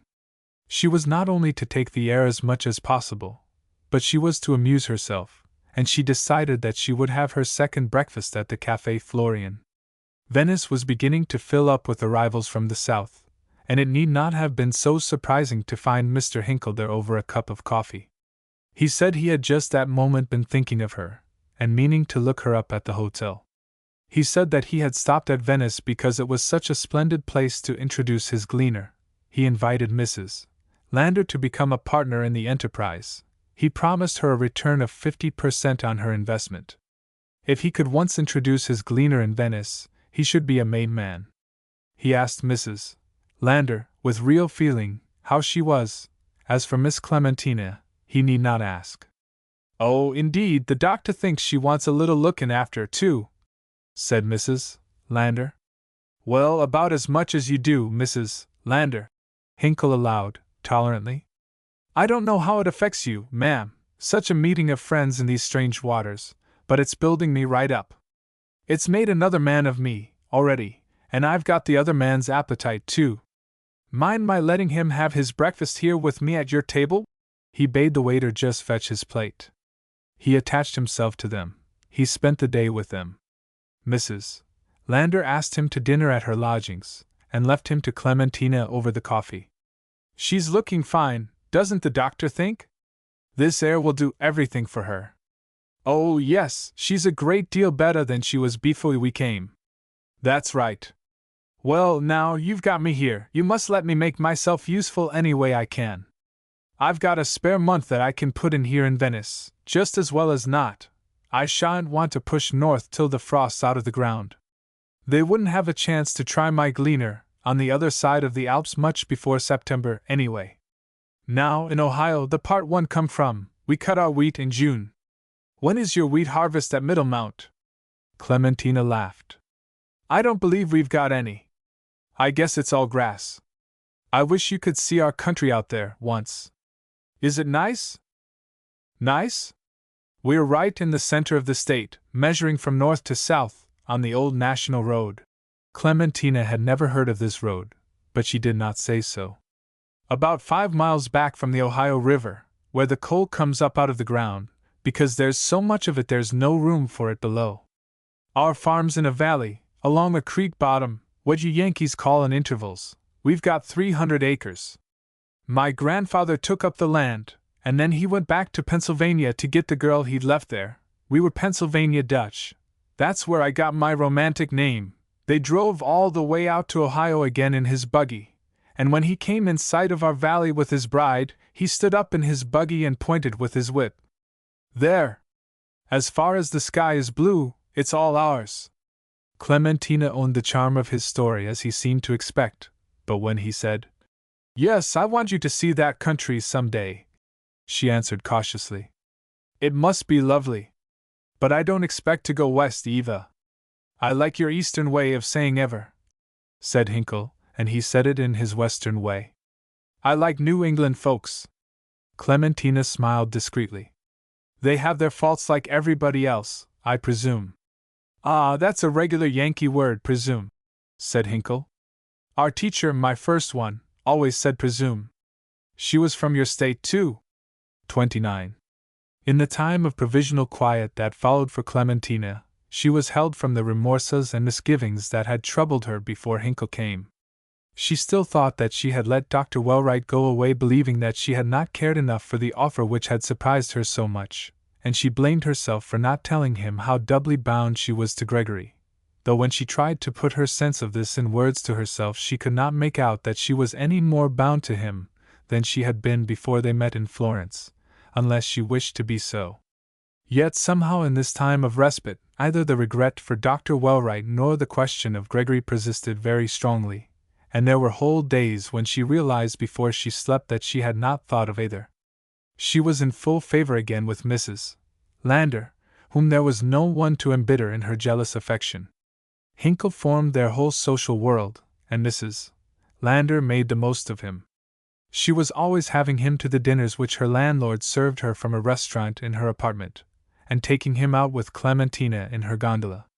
He came into a kind of authority with them both which was as involuntary with him as with them, and was like an effect of his constant wish to be doing something for them.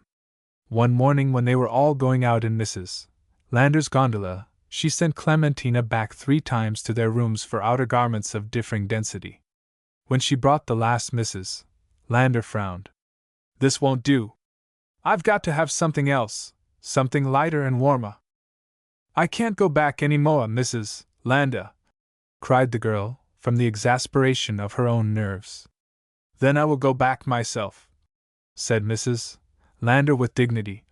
"And we shan't need the gondola any more this morning," she added, "unless you and Mr. Hinkle wants to ride."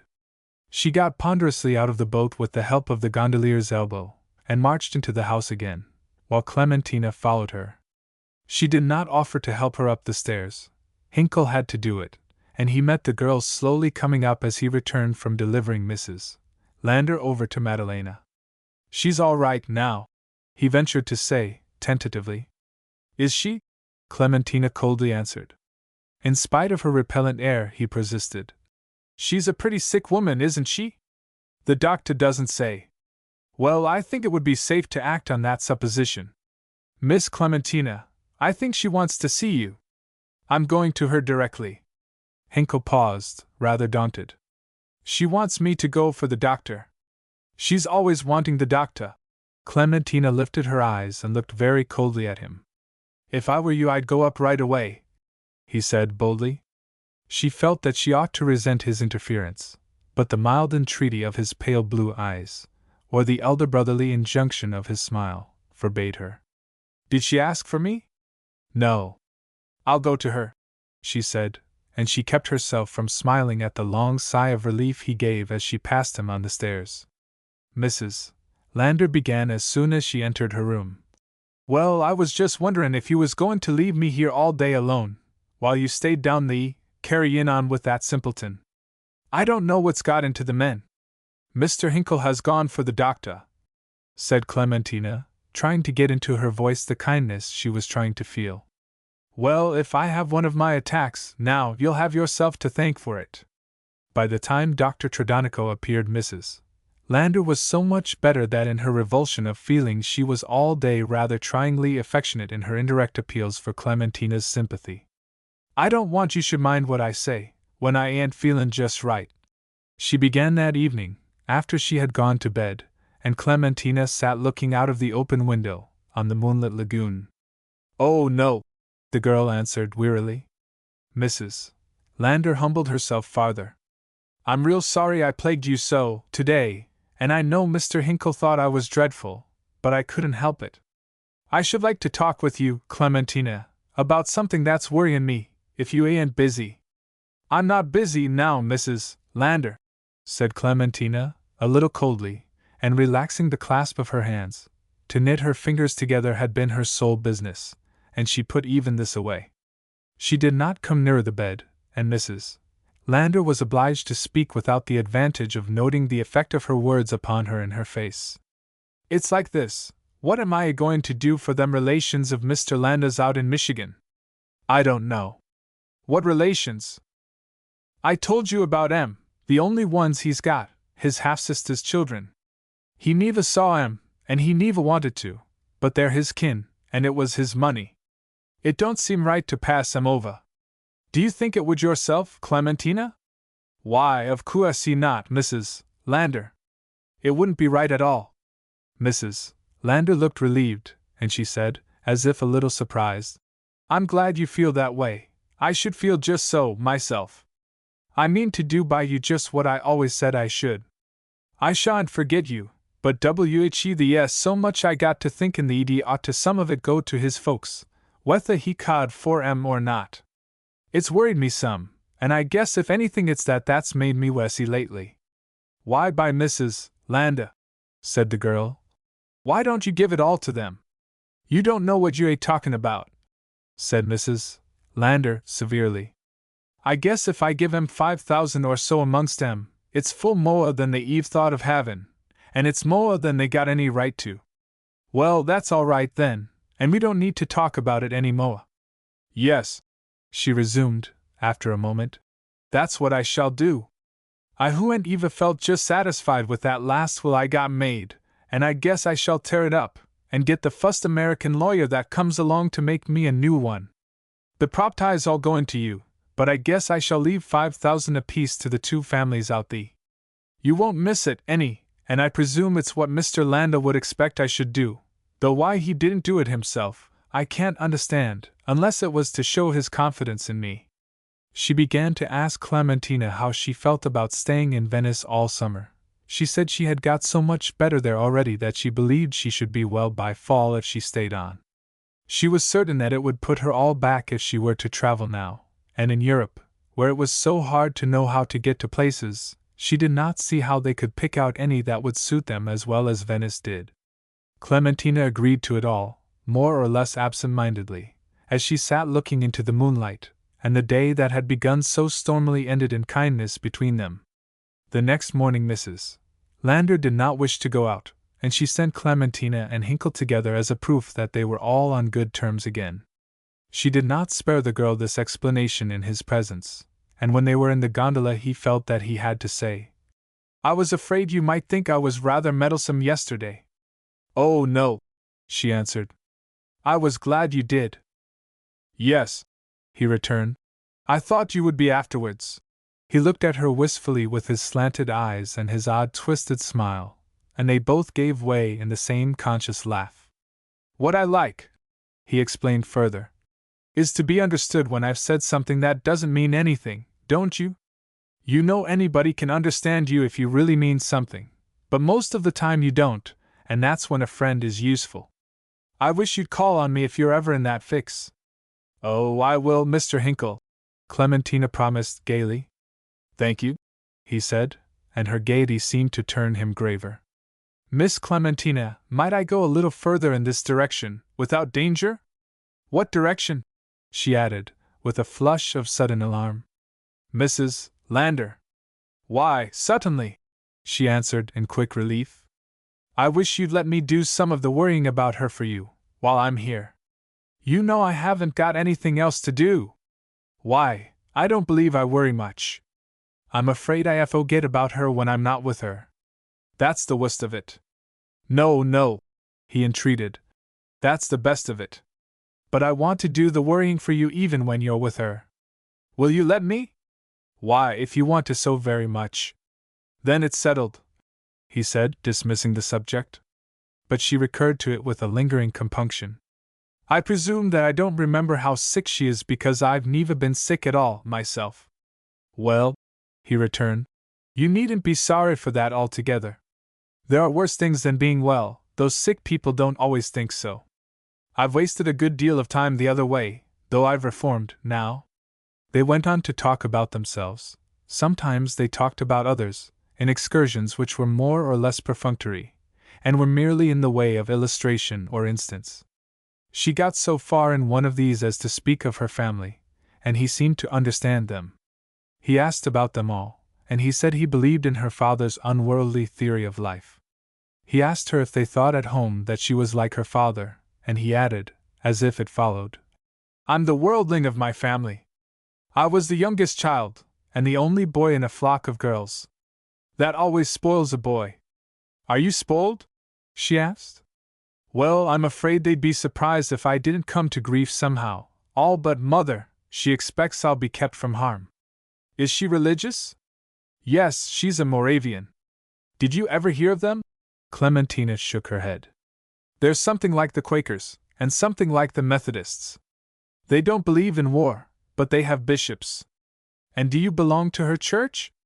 No, said the young man. I wish I did for her sake. I don't belong to any. Do you? No, I go to the Episcopal at home. Perhaps I shall belong sometime. But I think that is something everyone must do for themselves. He looked a little alarmed at the note of severity in her voice, and she explained. I mean that if you try to be religious for anything besides religion, it isn't being religious, and no one else has any right to ask you to be. Oh, that's what I believe, too, he said with comic relief. I didn't know, but I'd been trying to convert you without knowing it. They both laughed, and were then rather seriously silent. He asked, after a moment, in a fresh beginning, Have you heard from Miss Milray since you left Florence? Oh, yes, didn't I tell you? She's coming here in June. Well, she won't have the pleasure of seeing me then. I'm going the last of May. I thought you were going to stay a month, she protested. That will be a month, and more, too. So it will, she owned. I'm glad it doesn't seem any longer, say a year, Miss Clementina. Oh, not at all, she returned. Miss Milray's brother and his wife are coming with her. They've been in Egypt. I never saw them, said Hinkle. He paused before he added, Well, it would seem rather crowded after they get here, I suppose. And he laughed, while Clementina said nothing. XXX. Hinkle came every morning now, to smooth out the doubts and difficulties that had accumulated in Mrs. Lander's mind overnight, and incidentally to propose some pleasure for Clementina, who could feel that he was pitying her in her slavery to the sick woman's whims, and yet somehow entreating her to bear them. He saw them together in what Mrs. Lander called her well days, but there were other days when he saw Clementina alone, and then she brought him word from Mrs. Lander, and reported his talk to her after he went away. On one of these she sent him a cheerfuler message than usual, and charged the girl to explain that she was ever so much better, but had not got up because she felt that every minute in bed was doing her good. Clementina carried back his regrets and congratulation, and then told Mrs. Lander that he had asked her to go out with him to see a church, which he was sorry Mrs. Lander could not see too. He professed to be very particular about his churches, for he said he had noticed that they either of them had any great gift for sights, and he had it on his conscience to get the best for them. He told Clementina that the church he had for them now could not be better if it had been built expressly for them, instead of having been used as a place of worship for 8 or 10 generations of Venetians before they came. She gave his invitation to Mrs. Lander, who could not always be trusted with his jokes, and she received it in the best part. Well, you go, she said. Madalena can look after me, I guess. He's the only one of the fellas, except that load, that I'd give a cent for, she added, with a sudden lapse from her pleasure in Hinkle to her severity with Clementina. But you want to be CAFL what you doin', Dot? CAFL? Yes, about Mr. Hinkle. I ain't a-goin' to have you lead him on, and then say you didn't know where he was goin'. I can't keep runnin' away every wee FOU, the way I done at Woodlake. Clementina's heart gave a leap, whether joyful or woeful, but she answered indignantly. How can you say such a thing to me, Mrs. Lander? I'm not leading him on. I don't know what you call it. You're round with him in the gondoler, night and day, and when he's you a settin' with him half the time on the balcony, and it's talk the whole while. Clementina took in the fact with silent recognition, and Mrs. Lander went on.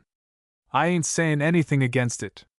He's the only one I don't believe is after the money he thinks you a goin' to have, but if you don't want him, you want to look what you're about.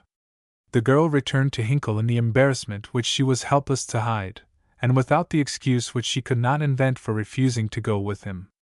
Is Mrs. Lander worse, or anything? He asked. Oh, no, she's quite well, said Clementina, but she left it for him to break the constraint in which they set out. He tried to do so at different points, but it seemed to close upon them, the more inflexibly. At last he asked, as they were drawing near the church. "Have you ever seen anything of Mr. Belsky since you left Florence?" "No," she said with a nervous start. "What makes you ask?" "I don't know. But you see nearly everybody again that you meet in your travels. That friend of his, that Mr. Gregory, he seems to have dropped out too. I believe you told me you used to know him in America." "Yes," she answered briefly. She could not say more, and Hinkle went on. "It seemed to me that as far as I could make him out, he was about as much of a crank in his way as the Russian.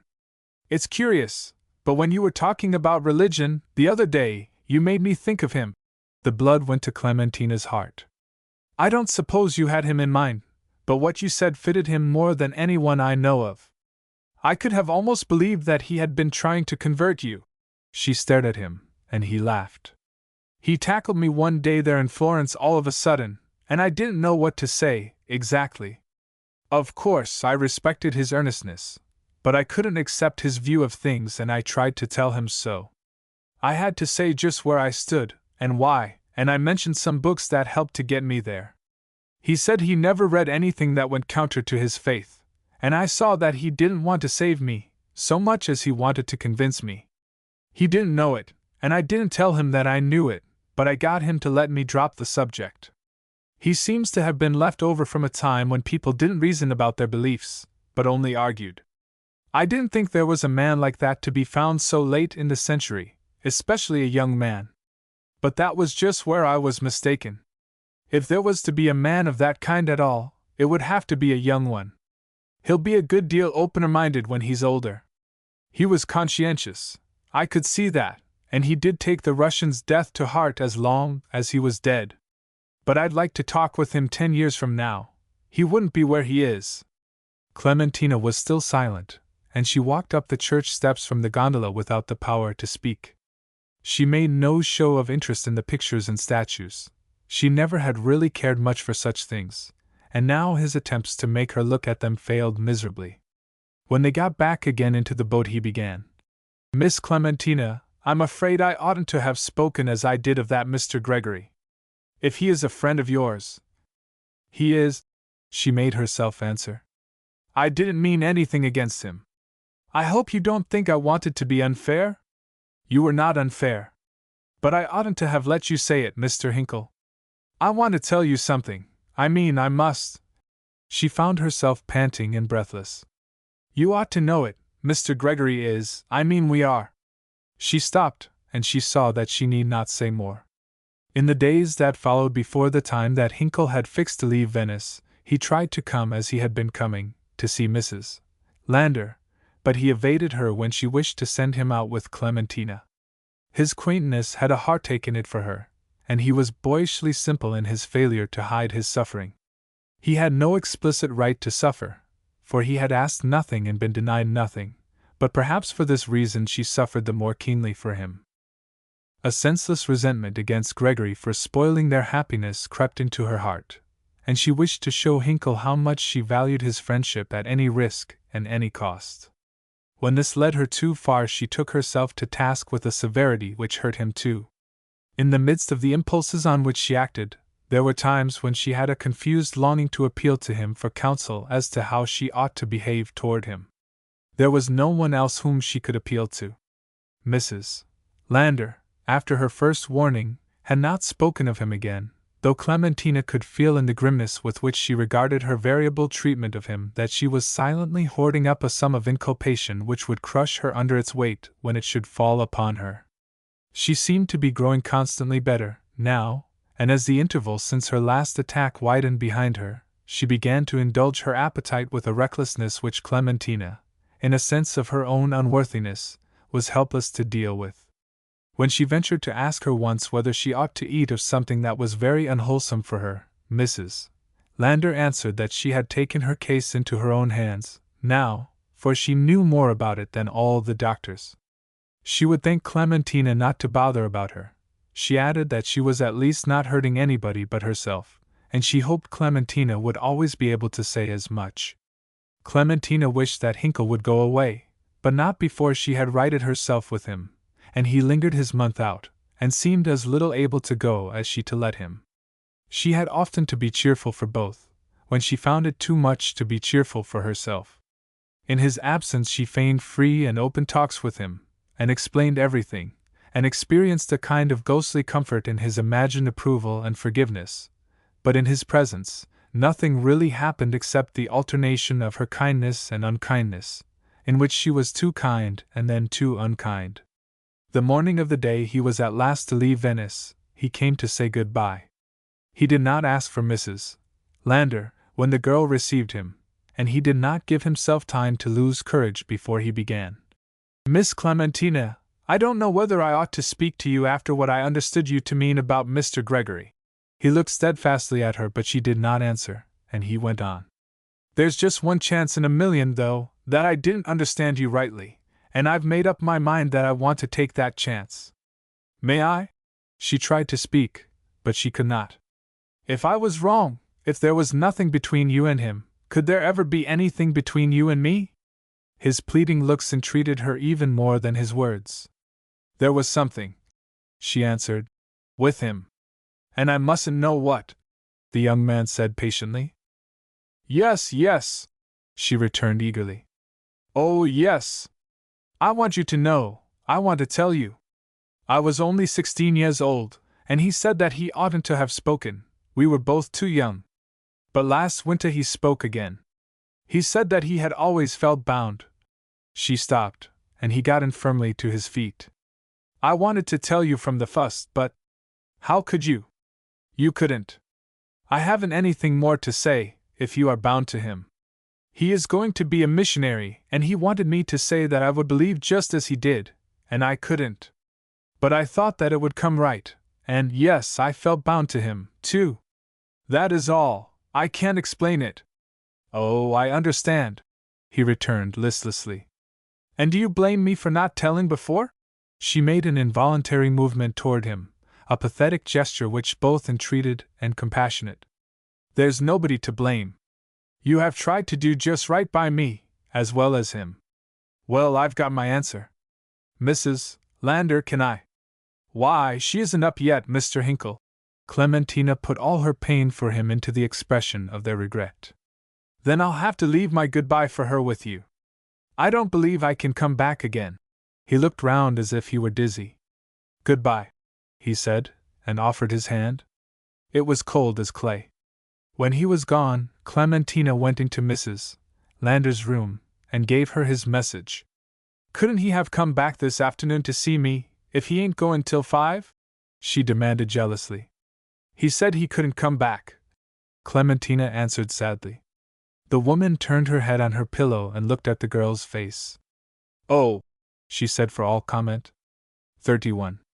The Milrays came a month later, to seek a milder sun than they had left burning in Florence. The husband and wife had been sojourning there since their arrival from Egypt, but they had not been his sister's guests, and she did not now pretend to be of their party, though the same train, even the same carriage, had brought her to Venice with them. They went to a hotel, and Miss Milray took lodgings where she always spent her Junes, before going to the Tyrol for the summer. You are wonderfully improved, every way, Mrs. Milray said to Clementina when they met. I knew you would be, if Miss Milray took you in hand, and I can see she has. What she doesn't know about the world isn't worth knowing. I hope she hasn't made you too worldly? But if she has, she's taught you how to keep from showing it. You're just as innocent looking as ever, and that's the main thing. You oughtn't to lose that. You wouldn't dance a skirt dance now before a ship's company, but if you did, no one would suspect that you knew any better. Have you forgiven me yet? Well, I didn't use you very well, Clementina, and I never pretended I did. I've eaten a lot of humble pie for that, my dear. Did Miss Milray tell you that I wrote to her about it? Of course you won't say how she told you, but she ought to have done me the justice to say that I tried to be a friend at court with her for you. If she didn't, she wasn't fair. She never said anything against you, Mrs. Milray, Clementina answered. Discreet as ever, my dear. I understand. And I hope you understand about that old affair, too, by this time. It was a complication. I had to get back at Lyoncourt somehow, and I don't honestly think now that his admiration for a young girl was a very wholesome thing for her. But never mind. You had that Boston goose in Florence, too, last winter, and I suppose he gobbled up what little Miss Milray had left of me. But she's charming. I could go down on my knees to her art when she really tries to finish anyone. Clementina noticed that Mrs. Milray had got a new way of talking. She had a chirpiness, and a lift in her inflections, which if it was not exactly English was no longer Western American. Clementina herself in her association with Hinkle had worn off her English rhythm, and in her long confinement to the conversation of Mrs. Lander she had reverted to her clipped Yankee accent. Mrs. Milray professed to like it, and said it brought back so delightfully those pleasant days at Middlemount, when Clementina really was a child. I met somebody at Cairo, who seemed very glad to hear about you, though he tried to seem not. Can you guess who it was? I see that you never could, in the world. We got quite chummy one day, when we were going out to the pyramids together, and he gave himself away, finely. He's a simple soul. But when they're in love they're all so. It was a little queer, colloguing with the ex-headwaiter on society terms, but the headwaitership was merely an episode, and the main thing is that he is very talented, and is going to be a minister. It's a pity he's so devoted to his crazy missionary scheme. Someone ought to get hold of him, and point him in the direction of a rich New York congregation. He'd find heathen enough among them, and he could do the greatest amount of good with their money. I tried to talk it into him. I suppose you saw him in Florence this spring? She suddenly asked. Yes, Clementina answered briefly. And you didn't make it up together? I got that much out of Miss Milray. Well, if you were here, I should find out why. But I don't suppose you would tell me. She waited a moment to see if Clementina would, and then she said, It's a pity, for I've a notion I could help you, and I think I owe you a good turn for the way I behaved about your dance. But if you don't want my help, you don't. I would say so if I did, Mrs. Milray, said Clementina. I was hoot at the time, but I don't care anything for it, now. I hope you won't think about it any more. Thank you, said Mrs. Milray. I'll try not to. And she laughed. But I should like to do something to prove my repentance. Clementina perceived that for some reason she would rather have more than less cause for regret, and that she was mocking her. But she was without the wish or the power to retaliate, and she did not try to fathom Mrs. Milray's motives. Most motives in life, even bad motives, lie nearer the surface than most people commonly pretend, and she might not have had to dig deeper into Mrs. Milray's nature for hers than that layer of her consciousness where she was aware that Clementina was a pet of her sister-in-law. For no better reason she herself made a pet of Mrs. Lander, whose dislike of Miss Milray was not hard to divine, and whose willingness to punish her through Clementina was akin to her own. The sick woman was easily flattered back into her first belief in Mrs. Milray and accepted her large civilities and small services as proof of her virtues. She began to talk them into Clementina, and to contrast them with the wicked principles and actions of Miss Milray. The girl had forgiven Mrs.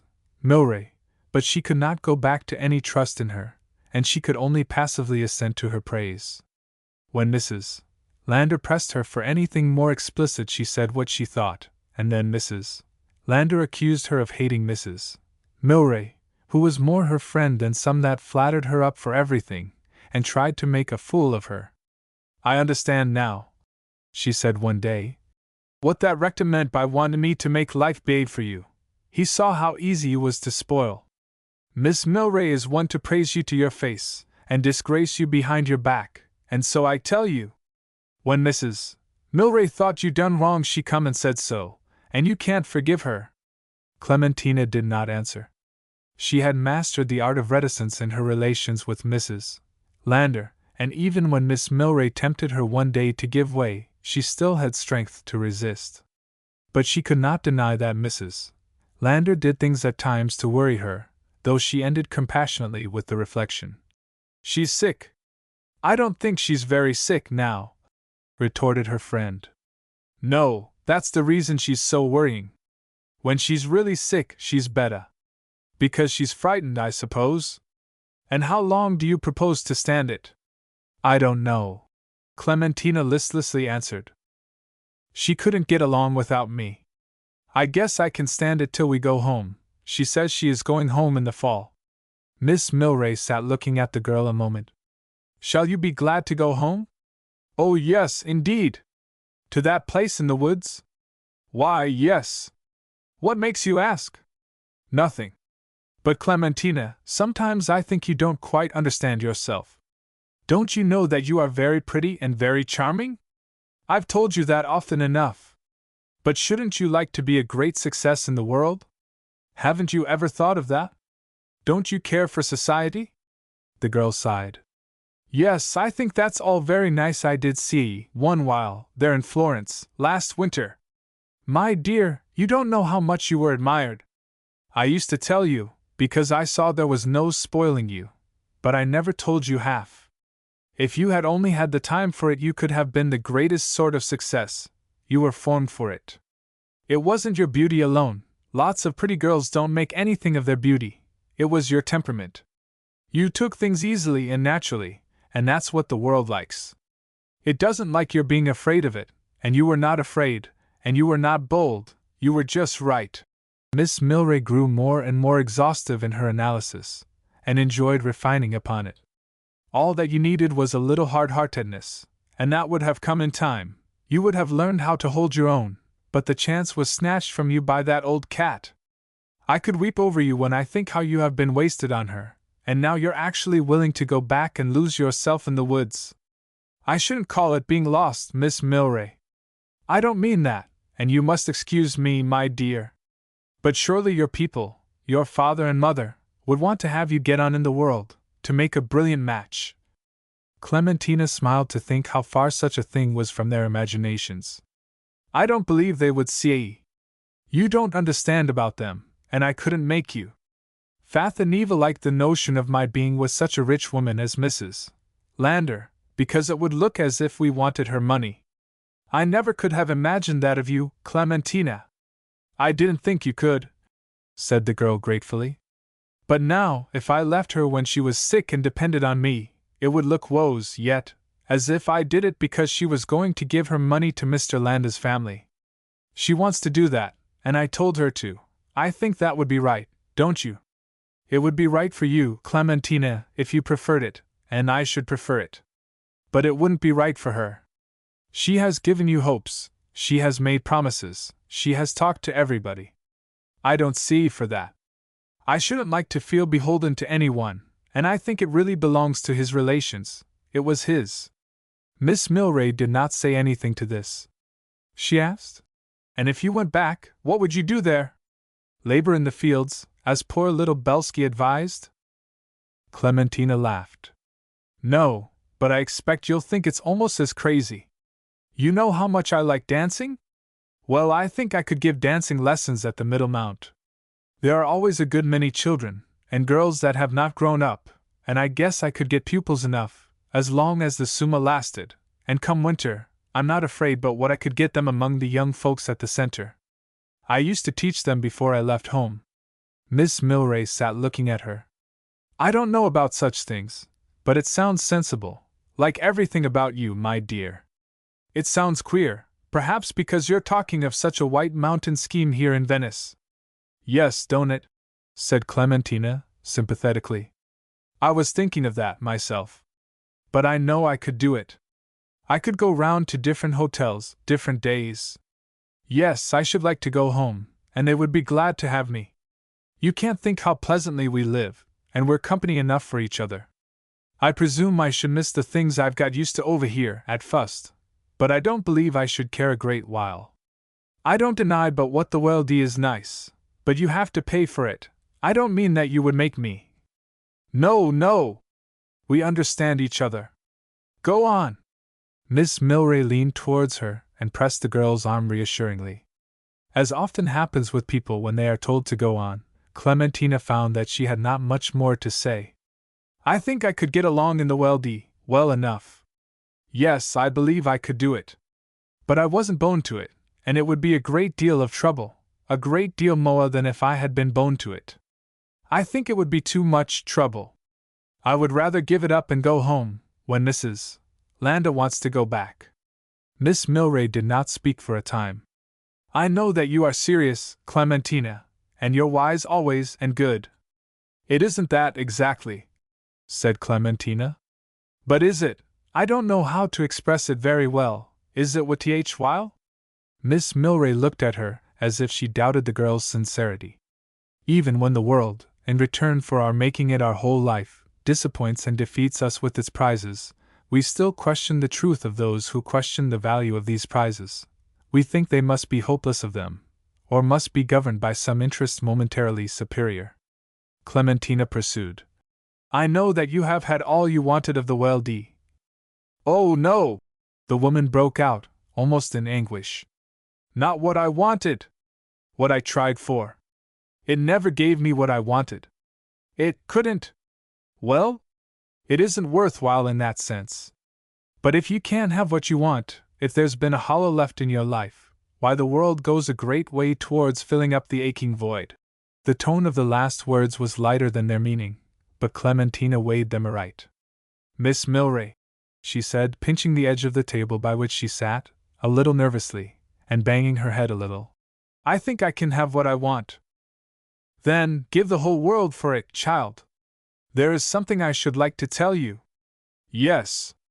For you to advise me about. I will, my dear, gladly and truly.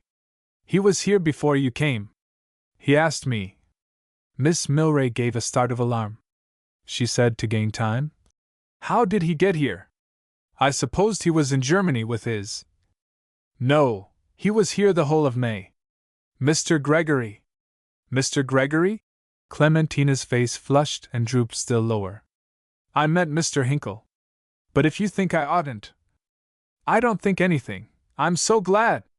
I suppose from what you said about the world that it must be, but if it isn't, all the better. If it's Mr. Hinkle that you can have. I'm not sure I can. I should like to tell you just how it is, and then you will know. It needed fewer words for this than she expected, and then Clementina took a letter from her pocket and gave it to Miss Milray. He wrote it on the train, going away, and it's not very plain, but I guess you can make it out. Miss Milray received the penciled leaves, which seemed to be pages torn out of a notebook. They were dated the day Hinkle left Venice, and the envelope bore the postmark of Verona. They were not addressed, but began abruptly. I believe I have made a mistake.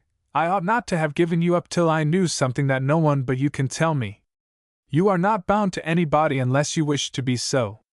That is what I see now, and I will not give you up if I can help it.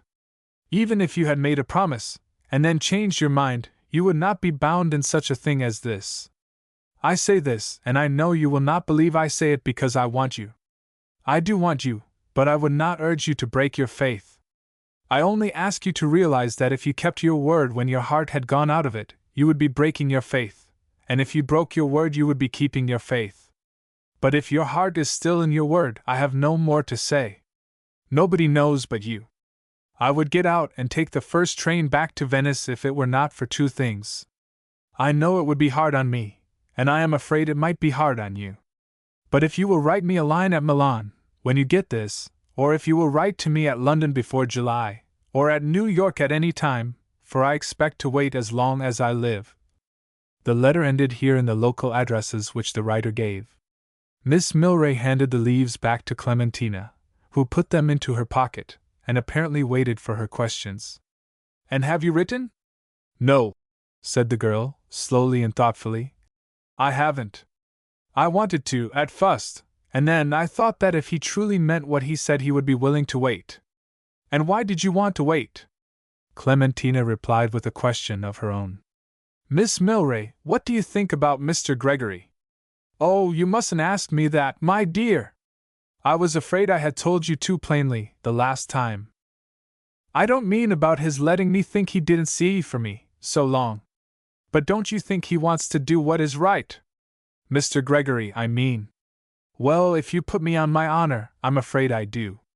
You see, Clementina resumed. He was the first one, and I did see for him a great deal, and I might have gone on caring for him, if, when I found out that I didn't care any longer, or so much, it seemed to me as if it must be wrong. Do you think it was? No, no. When I got to thinking about someone else at first, it was only not thinking about him. I was ashamed. Then I tried to make out that I was too young in the first place to know whether I really cared for anyone in the right way. But after I made out that I couldn't feel exactly easy, and I've been wanting to ask you, Miss Milray. Ask me anything you like, my dear. Why, it's only whether a person ought ever to change. We change whether we ought or not. It isn't a matter of duty, one way or another. Yes, but ought we to stop caring for somebody, when perhaps we shouldn't if somebody else hadn't come between? That is the question. No, Miss Milray retorted. That isn't at all the question. The question is which you want and whether you could get him. Whichever you want most, it is right for you to have. Do you truly think so? I do indeed. This is the one thing in life where one may choose safest what one likes best. I mean, if there is nothing bad in the man himself. I was afraid it would be wrong. That was what I meant by wanting to be FAI with Mr. Gregory when I told you about him there in Florence. I don't believe but what it had begun then. What had begun? About Mr. Hinkle. Miss Milray burst into a laugh. Clementina, you're delicious! The girl looked hurt, and Miss Milray asked seriously, why do you like Mr. Hinkle best, if you do? Clementina sighed. Oh, I don't know. He's so resting. Then that settles it. From first to last, what we poor women want is rest. It would be a wicked thing for you to throw your life away on someone who would worry you out of it. I don't wish to say anything against Mr. Gregory. I dare say he is good and conscientious, but life is a struggle, at the best, and it's your duty to take the best chance for resting. Clementina did not look altogether convinced, whether it was Miss Milray's logic or her morality that failed to convince her. She said, after a moment, I should like to see Mr. Gregory again. What good would that do? Why, then I should know. Know what? Whether I didn't really see for him any more, or so much. Clementina, said Miss Milray, you mustn't make me lose patience with you. No, but I thought you said that it was my duty to do what I wished. Well, yes. That is what I said, Miss Milray consented. But I suppose that you knew already. No, said Clementina, candidly. I don't believe I do. And what if you don't see him? I guess I shall have to wait till I do. There will be time enough. Miss Milray sighed, and then she laughed. You are young. 32. Miss Milray went from Clementina to call upon her sister-in-law, and found her brother, which was perhaps what she hoped might happen. Do you know, she said, that old wretch is going to defraud that poor thing, after all, and leave her money to her husband's half-sister's children? You wish me to infer the Mrs. Lander Clementina situation? Milray returned. Yes. I'm glad you put it in terms that are not actionable, then, for your words are decidedly libelous. What do you mean? I've just been writing Mrs.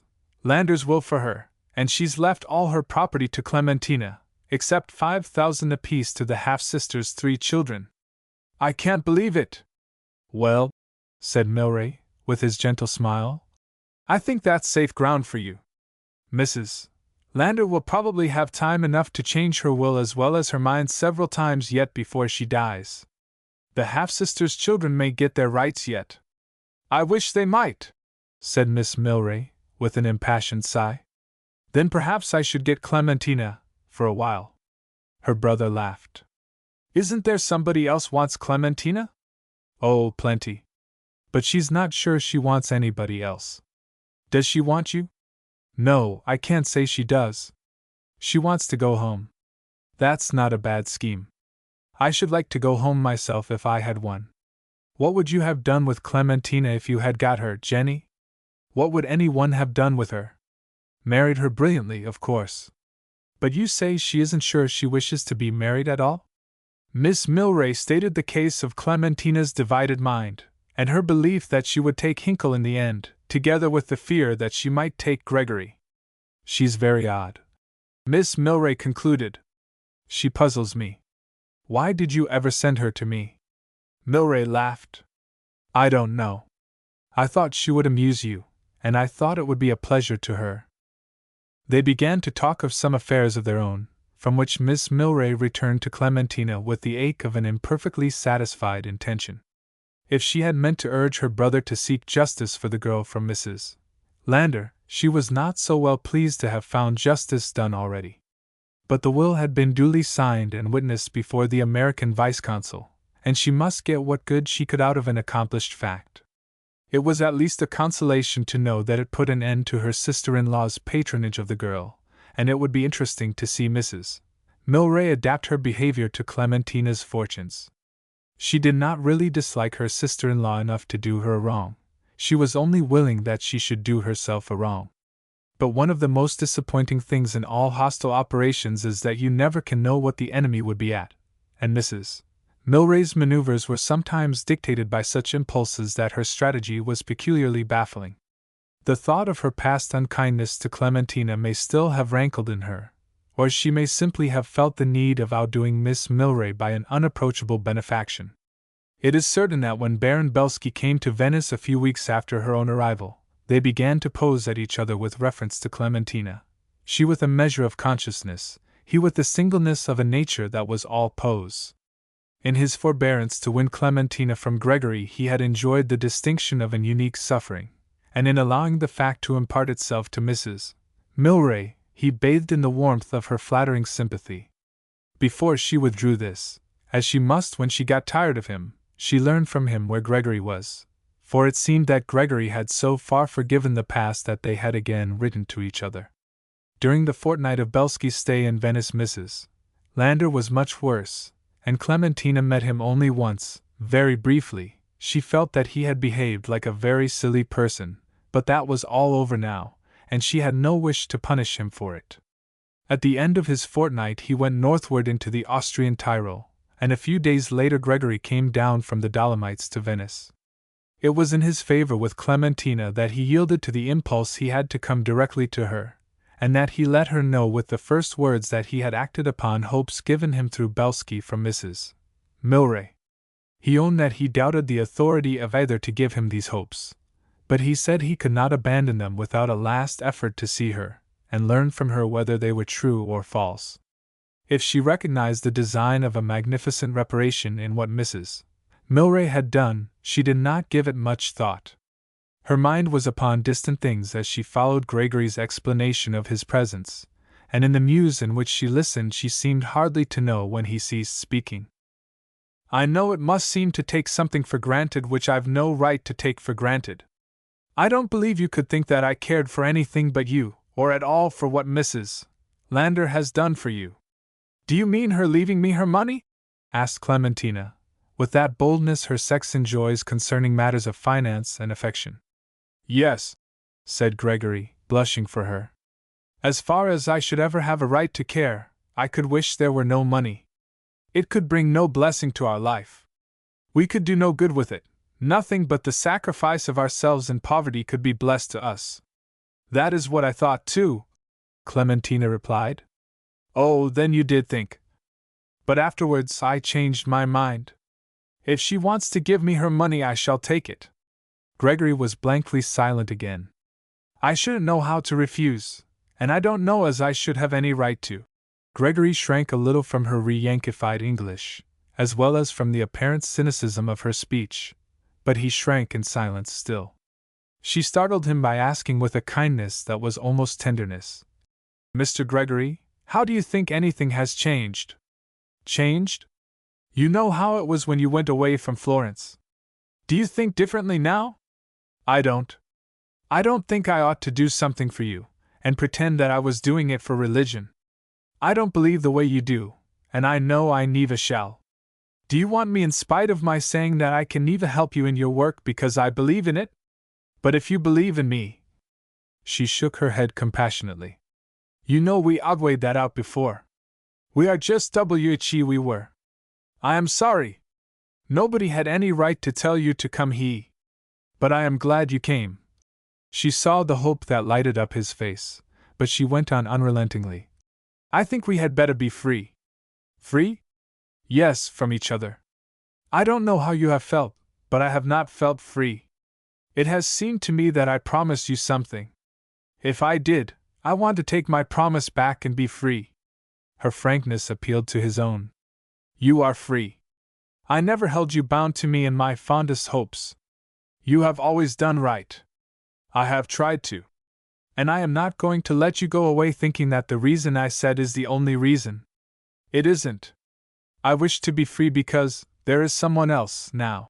It was hard to tell him this, but she knew that she must not do less, and the train that carried him from Venice that night bore a letter from her to Hinkle. 33. Clementina told Miss Milray what had happened, but with Mrs. Milray the girl left the sudden departure of Gregory to account for itself. They all went a week later, and Mrs. Milray, having now done her whole duty to Clementina, had the easiest mind concerning her. Miss Milray felt that she was leaving her to greater trials than ever with Mrs. Lander, but since there was nothing else, she submitted, as people always do with the trials of others, and when she was once away she began to forget her. By this time, however, it was really better for her. With no one to suspect of tampering with her allegiance, Mrs. Lander returned to her former fondness for the girl, and they were more peaceful if not happier together again.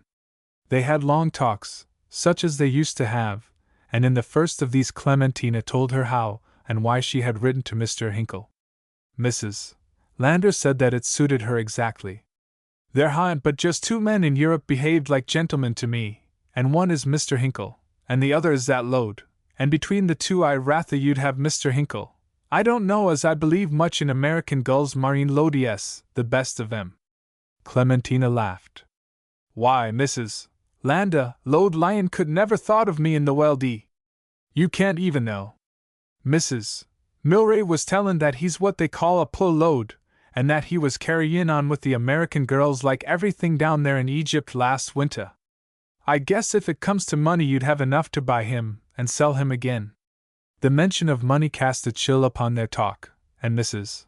Lander said gloomily, "I don't know as I see so much for that will Mr. Milray made for me, after all.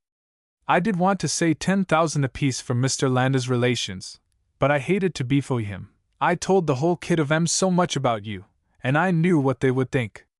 She looked at Clementina with recurring grudge, and the girl could not bear it. "Then why don't you tear it up, and make another? I don't want anything, unless you want me to have it, and I'd rather not have anything." "Yes, and what would folks say, after you had taken care of me? Do you think I do it F.O. that? What do you do it F.O.? What did you want me to come with you F.O.? That's true." Mrs. Lander brightened and warmed again. "I guess it's all right. I guess I done right, and I got to be satisfied. I presume I could get the consul to make me a will any time." Clementina did not relent so easily. "Mrs. Landa, whatever you do I don't see to know it, and if you talk to me again about this I shall go home. I would stay with you as long as you needed me, but I can't if you keep bringing this up. I suppose you think you don't need me any more. Better not be too sue." The girl jumped to her feet, and Mrs. Lander interposed. "Well, I didn't mean anything, and I won't pester you about it any more. But I think it's pretty hard. Who am I going to talk it over with, then?" "You can talk it over with the vice-consul," paid Clementina, at random. "Well, that's so." Mrs. Lander let Clementina get her ready for the night, in sign of returning amity. When she was angry with her she always refused her help, and made her send Madalena. The summer heat increased, and the sick woman suffered from it, but she could not be persuaded that she had strength to get away, though the vice-consul, whom she advised with, used all his logic with her. He was a gaunt and weary widower, who described himself as being officially between hay and grass. The consul who appointed him had resigned after going home, and a new consul had not yet been sent out to remove him. On what she called her well days Mrs. Lander went to visit him, and she did not mind his being in his shirt sleeves, in the bit of garden where she commonly found him, with his collar and cravat off, and clouded in his own smoke. When she was sick she sent for him, to visit her. He made excuses as often as he could, and if he saw Mrs. Lander's gondola coming down the Grand Canal to his house he hurried on his cast clothing, and escaped to the piazza, at whatever discomfort and risk from the heat. "I don't know how you stand it, Miss Claxon," he complained to Clementina, as soon as he learned that she was not a blood relation of Mrs. Landor's, and divined that she had her own reservations concerning her. "But that woman will be the death of me if she keeps this up. What does she think I'm here for? If this goes on much longer, I'll resign. The salary won't begin to pay for it. What am I going to do? I don't want to hurt her feelings, or not to help her, but I know 10 times as much about Mrs. Landor's liver as I do about my own, now."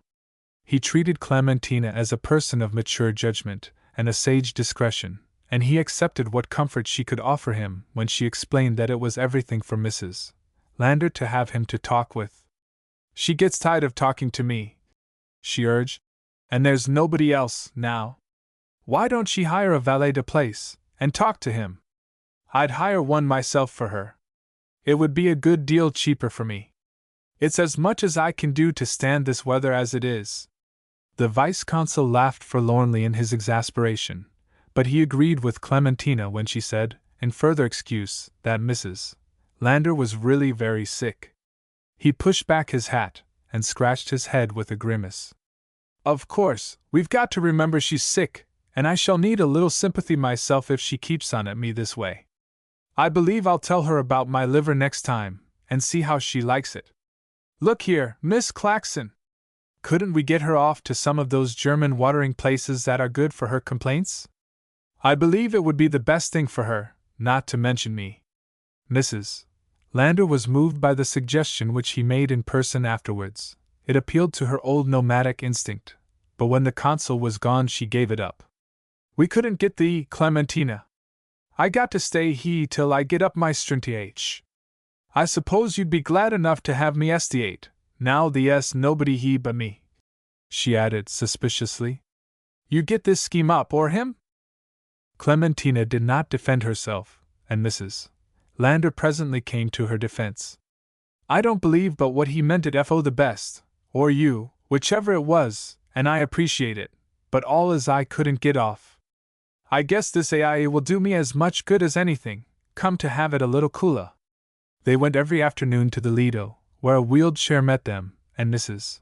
Landor was trundled across the narrow island to the beach.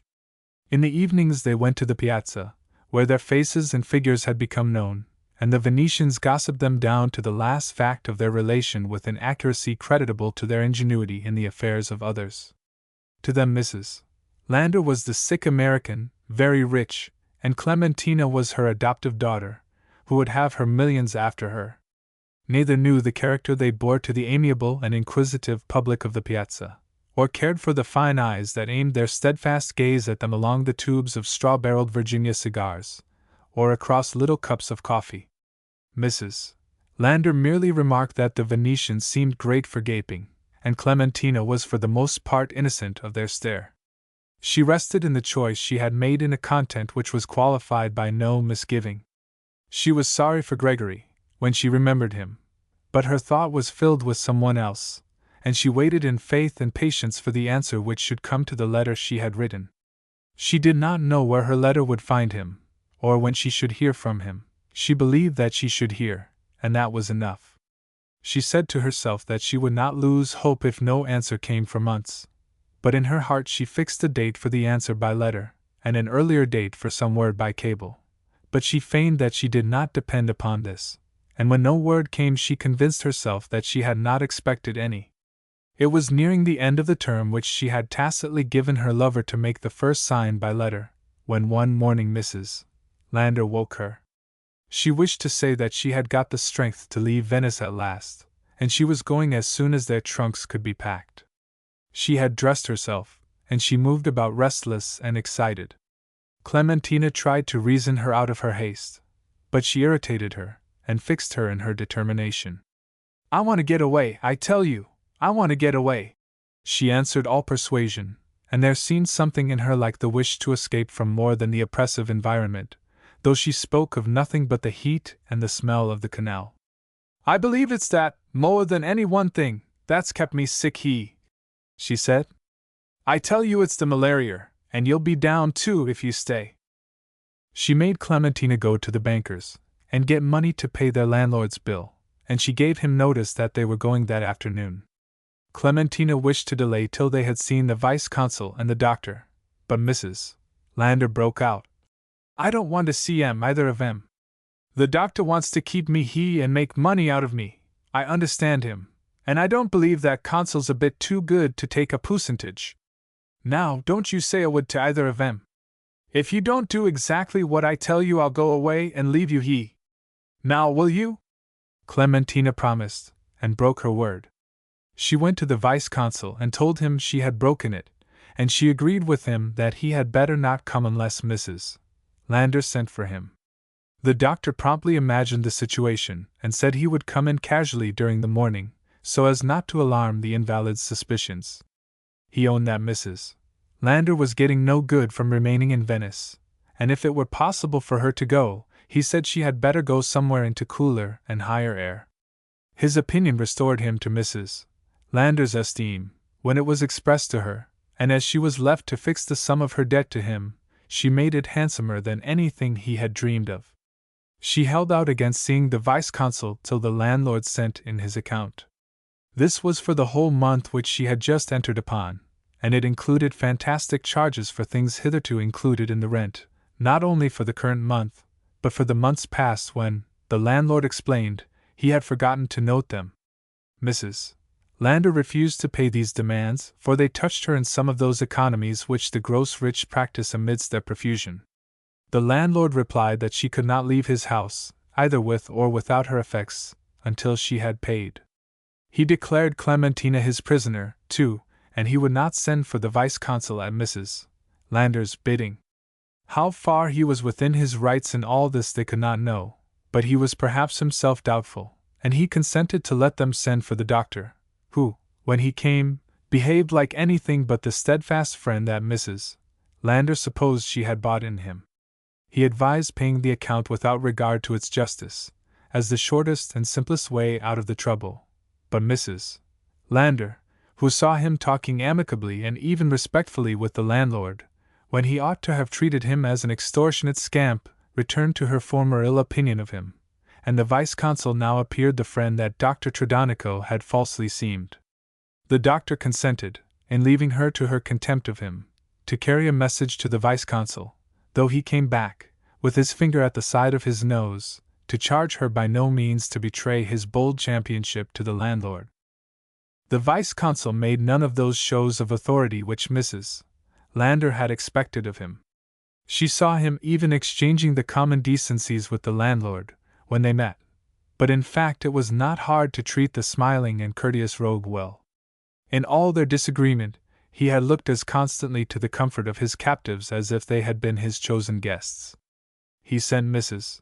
Lander a much-needed refreshment at the stormiest moment of her indignation, and he deprecated without retort the denunciations aimed at him in Italian which did not perhaps carry so far as his conscience. The consul talked with him in a calm scarcely less shameful than that of Dr. Tredonico, and at the end of their parley which she had insisted upon witnessing, he said, "Well, Mrs. Lander, you've got to stand this gouge or you've got to stand a lawsuit. I think the gouge would be cheaper in the end. You see, he's got a right to his month's rent. It ain't the rent I see ye for, it's the candles, and the service, and the things he says we broke. It was understood that everything was to be in the rent, and his 2 old chairs went to pieces of themselves when we tried to pull 'em out from the wall, and I'll never pay for 'em in the weldy." "Why?" the vice-consul pleaded. "It's only about 40 francs for the whole thing." "I don't care if it's only 40 cents. And I must say, Mr. Benham, you're about the strangest vice-consul, to want me to do it, that I ever saw." The vice-consul laughed unresentfully. "Well, shall I send you a lawyer?" "No," Mrs.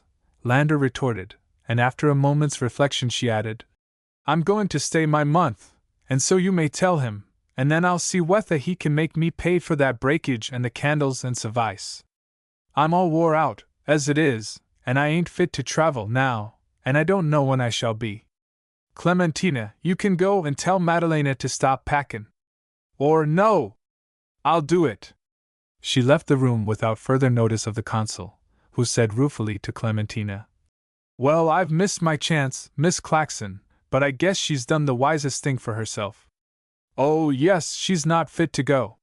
She must stay, now, till it's cooler. Will you tell the landlord, or shall? I'll tell him, said the vice-consul, and he had in the landlord. He received her message with the pleasure of a host whose cherished guests have consented to remain a while longer, and in the rush of his good feeling he offered, if the charge for breakage seemed unjust to the vice-consul, to abate it, and since the signora had not understood that she was to pay extra for the other things, he would allow the vice-consul to adjust the differences between them. It was a trifle. And he wished above all things to content the signora, for whom he professed a cordial esteem both on his own part and the part of all his family. Then that lets me out for the present, said the vice-consul, when Clementina repeated Mrs. Lander's acquiescence in the landlord's proposals, and he took his straw hat, and called a gondola from the nearest traghetto, and bargained at an expense consistent with his salary, to have himself rowed back to his own garden gate. The rest of the day was an era of better feeling between Mrs. Lander and her host than they had ever known, and at dinner he brought in with his own hand a dish which he said he had caused to be specially made for her. It was so tempting in odor and complexion that Mrs. Lander declared she must taste it, though as she justly said, she had eaten too much already. When it had once tasted it she ate it all. Against Clementina's protestations, she announced at the end that every bite had done her good, and that she never felt better in her life. She passed a happy evening, with renewed faith in the air of the lagoon. Her sole regret now was that Mr. Lander had not lived to try it with her, for if he had she was sure he would have been alive at that moment. She allowed herself to be got to bed rather earlier than usual. Before Clementina dropped asleep she heard her breathing with long, easy, quiet respirations, and she lost the fear of the landlord's dish which had haunted her through the evening. She was awakened in the morning by a touch on her shoulder. Madalena hung over her with a frightened face, and implored her to come and look at the signora, who seemed not at all well. Clementina ran into her room, and found her dead. She must have died some hours before without a struggle, for the face was that of sleep, and it had a dignity and beauty which it had not worn in her life of self-indulgent wilfulness for so many years that the girl had never seen it look so before. 34. The vice-consul was not sure how far his powers went in the situation with which Mrs. Lander had finally embarrassed him. But he met the new difficulties with patience, and he agreed with Clementina that they ought to see if Mrs. Lander had left any written expression of her wishes concerning the event. She had never spoken of such a chance, but had always looked forward to getting well and going home, so far as the girl knew, and the most careful search now brought to light nothing that bore upon it. In the absence of instructions to the contrary, they did what they must, and the body, emptied of its life of senseless worry and greedy care, was laid to rest in the island cemetery of Venice. When all was over, the vice-consul ventured an observation which he had hitherto delicately withheld. The question of Mrs. Lander's kindred had already been discussed between him and Clementina, and he now felt that another question had duly presented itself. "You didn't notice," he suggested, "anything like a will when we went over the papers?" He had looked carefully for it, expecting that there might have been some expression of Mrs. Lander's wishes in it. "Because," he added, "I happen to know that Mr. Milray drew one up for her. I witnessed it." "No," said Clementina. "I didn't see anything of it. She told me she had made a will, but she didn't quite like it, and sometimes she thought she would change it. She spoke of getting you to do it. I didn't know but she had." The vice-consul shook his head. "No, and these relations of her husband's up in Michigan, you don't know where they live, exactly?" "No, she never told me, she wouldn't, she didn't like to talk about them, I don't even know their names." The vice-consul thoughtfully scratched a corner of his chin through his beard. "If there isn't any will, they're the heirs. I used to be a sort of wildcat lawyer, and I know that much law." "Yes," said Clementina. "She left them $5,000 apiece. She said she wished she had made it 10. I guess she's made it a good deal more, if she's made it anything. Miss Claxon, don't you understand that if no will turns up, they come in for all her money?" "Well, that's what I thought they ought to do," said Clementina. And do you understand that if that's so, you don't come in for anything? You must excuse me for mentioning it, but she has told everybody that you were to have it, and if there is no will. He stopped and bent an eye of lackluster compassion on the girl, who replied, Oh, yes. I know that. It's what I always told her to do. I didn't want it. You didn't want it? No. Well, the vice-consul stared at her, but he forbore the comment that her indifference inspired. He said after a pause, Then what we've got to do is to advertise for the Michigan relations, and let 'em take any action they want to. That's the only thing we could do, I presume. This gave the vice-consul another pause. At the end of it he got to his feet. Is there anything I can do for you, Miss Claxon? She went to her portfolio and produced Mrs. Lander's letter of credit. It had been made out for £3,000, in Clementina's name as well as her own, but she had lived wastefully since she had come abroad, and little money remained to be taken up. With the letter Clementina handed the vice-consul the roll of Italian and Austrian banknotes which she had drawn when Mrs. Lander decided to leave Venice. They were to the amount of several thousand lire in golden. She offered them with the insensibility to the quality of money which so many women have, and which is always so astonishing to men. What must I do with these? She asked. Why, keep them, returned the vice-consul on the spur of his surprise. I don't know as I should have any right to, said Clementina. They were hers. Why, but... The vice-consul began his protest, but he could not end it logically, and he did not end it at all. He insisted with Clementina that she had a right to some money which Mrs. Lander had given her during her life. He took charge of the banknotes in the interest of the possible heirs, and gave her his receipt for them. In the meantime he felt that he ought to ask her what she expected to do. I think, she said, I will stay in Venice a while. The vice-consul suppressed any surprise he might have felt at a decision given with mystifying cheerfulness. He answered, well, that was right, and for the second time he asked her if there was anything he could do for her. Why, yes, she returned. I should like to stay on in the house here, if you could speak for me to the padrone. I don't see why you shouldn't, if we can make the padrone understand it's different. You mean about the price? The vice-consul nodded.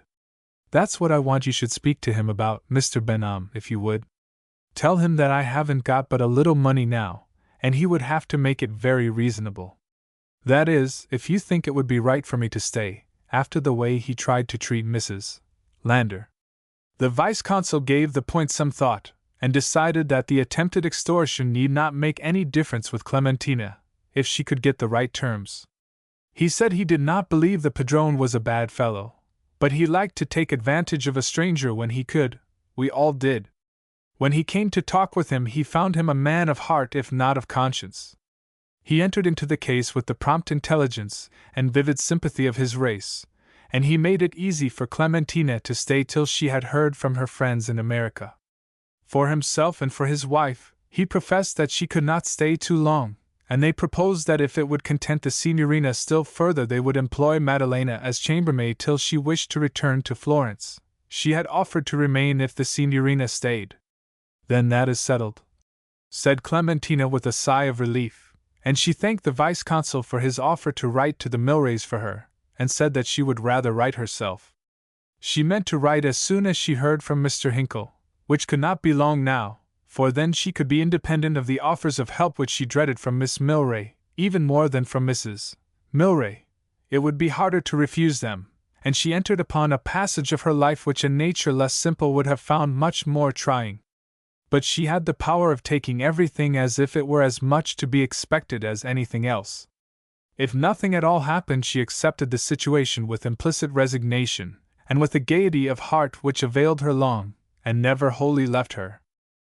While the suspense lasted she could not write home as frankly as before, and she sent off letters to Middlemount which treated of her delay in Venice with helpless reticence.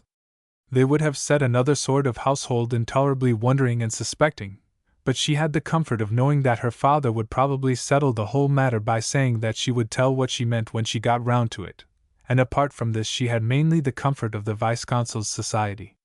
He had little to do besides looking after her, and he employed himself about this in daily visits which the padrone and his wife regarded as official, and promoted with a serious respect for the vice-consular dignity. If the visits ended, as they often did, in a turn on the Grand Canal, and an ice in the piazza, they appealed to the imagination of more sophisticated witnesses, who decided that the young American girl had inherited the millions of the sick lady, and become the betrothed of the vice-consul, and that they were thus passing the days of their engagement in conformity to the American custom, however much at variance with that of other civilizations. This view of the affair was known to Madalena, but not to Clementina, who in those days went back in many things to the tradition of her life at Middlemount. The vice-consul was of a tradition almost as simple, and his longer experience set no very wide interval between them. It quickly came to his telling her all about his dead wife and his married daughters, and how, after his home was broken up, he thought he would travel a little and see what that would do for him. He confessed that it had not done much. He was always homesick, and he was ready to go as soon as the president sent out a consul to take his job off his hands. He said that he had not enjoyed himself so much since he came to Venice as he was doing now, and that he did not know what he should do if Clementina first got her call home. He betrayed no curiosity as to the peculiar circumstances of her stay, but affected to regard it as something quite normal, and he watched over her in every way with a fatherly as well as an official vigilance which never degenerated into the semblance of any other feeling. Clementina rested in his care in entire security. The world had quite fallen from her, or so much of it as she had seen at Florence, and in her indifference she lapsed into life as it was in the time before that with a tender renewal of her allegiance to it. There was nothing in the conversation of the vice-consul to distract her from this, and she said and did the things at Venice that she used to do at Middlemount, as nearly as she could. To make the days of waiting pass more quickly, she tried to serve herself in ways that scandalized the proud affection of Madalena. It was not fit for the signorina to make her bed or sweep her room. She might sew and knit if she would, but these other things were for servants like herself. She continued in the faith of Clementina's gentility, and saw her always as she had seen her first in the brief hour of her social splendor in Florence. Clementina tried to make her understand how she lived at Middlemount, but she only brought before Madalena the humiliating image of a contadina, which she rejected not only in Clementina's behalf, but that of Miss Milray. She told her that she was laughing at her, and she was fixed in her belief when the girl laughed at that notion. Her poverty she easily conceived of. Plenty of signorine in Italy were poor, and she protected her in it with the duty she did not divide quite evenly between her and the padrone. The date which Clementina had fixed for hearing from Hinkle by cable had long passed, and the time when she first hoped to hear from him by letter had come and gone. Her address was with the vice-consul as Mrs. Landers had been, and he could not be ignorant of her disappointment when he brought her letters which she said were from home. On the surface of things it could only be from home that she wished to hear, but beneath the surface he read an anxiety which mounted with each gratification of this wish. He had not seen much of the girl while Hinkle was in Venice. Mrs. Lander had not begun to make such constant use of him until Hinkle had gone. Mrs. Milray had told him of Clementina's earlier romance, and it was to Gregory that the vice-consul related the anxiety which he knew as little in its nature as in its object. Clementina never doubted the good faith or constancy of her lover, but her heart misgave her as to his well-being when it sank at each failure of the vice-consul to bring her a letter from him. Something must have happened to him, and it must have been something very serious to keep him from writing, or there was some mistake of the post-office. The vice-consul indulged himself in personal inquiries to make sure that the mistake was not in the Venetian post-office, but he saw that he brought her greater distress in ascertaining the fact. He got to dreading a look of resolute cheerfulness that came into her face, when he shook his head in sign that there were no letters, and he suffered from the covert eagerness with which she glanced at the superscriptions of those he brought, and failed to find the hoped-for letter among them. Ordeal for ordeal, he was beginning to regret his trials under Mrs. Lander. In them he could at least demand Clementina's sympathy, but against herself this was impossible. Once she noted his mute distress at hers, and broke into a little laugh that he found very harrowing. "I guess you hate it almost as much as I do, Mr. Benham," I guess I do. I've half a mind to write the letter you want, myself. I've half a mind to let you, or the letter I'd like to write. It had come to her thinking she would write again to Hinkle, but she could not bring herself to do it. She often imagined doing it. She had every word of such a letter in her mind, and she dramatized every fact concerning it from the time she should put pen to paper, to the time when she should get back the answer that cleared the mystery of his silence away. The fond reveries helped her to bear her suspense. They helped to make the days go by, to ease the doubt with which she lay down at night, and the heartsick hope with which she rose up in the morning. One day, at the hour of his wonted visit, she saw the vice-consul from her balcony coming, as it seemed to her, with another figure in his gondola, and 1,000 conjectures whirled through her mind, and then centered upon one idea. After the first glance she kept her eyes down, and would not look again, while she told herself incessantly that it could not be, and that she was a fool and a goose and a perfect coot, to think of such a thing for a single moment. When she allowed herself, or forced herself, to look a second time, as the boat drew near, she had to cling to the balcony parapet for support, in her disappointment. The person whom the vice-consul helped out of the gondola was an elderly man like himself, and she took a last refuge in the chance that he might be Hinkle's father, sent to bring her to him because he could not come to her, or to soften some terrible news to her. Then her fancy fluttered and fell, and she waited patiently for the fact to reveal itself. There was something countrified in the figure of the man, and something clerical in his face, though there was nothing in his uncouth best clothes that confirmed this impression. In both face and figure there was a vague resemblance to someone she had seen before, when the vice-consul said, "Miss Claxon, I want to introduce the Rev. Mr. James B. Orson of Michigan." Mr. Orson took Clementina's hand into a dry, rough grasp, while he peered into her face with small, shy eyes. The vice-consul added with a kind of official formality, "Mr. Orson is the half-nephew of Mr. Lander." And then Clementina now knew whom it was that he resembled. "He has come to Venice," continued the vice-consul, "at the request of Mrs. Lander, and he did not know of her death until I informed him of the fact. I should have said that Mr. Orson is the son of Mr. Lander's half-sister. He can tell you the balance himself." The vice-consul pronounced the concluding word with a certain distaste, and the effect of gladly retiring into the background. "Won't you sit down?" said Clementina, and she added with one of the remnants of her Middlemount breeding, "Won't you let me take your hat?" Mr. Orson, in trying to comply with both her invitations, knocked his well-worn silk hat from the hand that held it, and sent it rolling across the room, where Clementina pursued it and put it on the table. "I may as well say at once," he began in a flat, resonant voice, "that I am the representative of Mrs.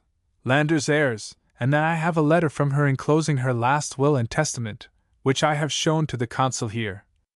"Vice-consul," the dignitary interrupted with an effect of rejecting any part in the affair.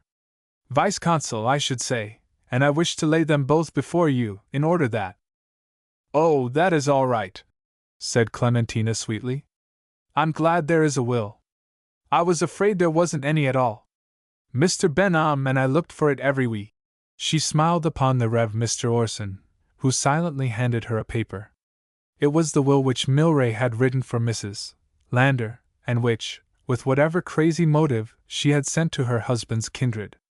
It provided that each of them should be given $5,000 out of the estate, and that then all should go to Clementina. It was the will Mrs.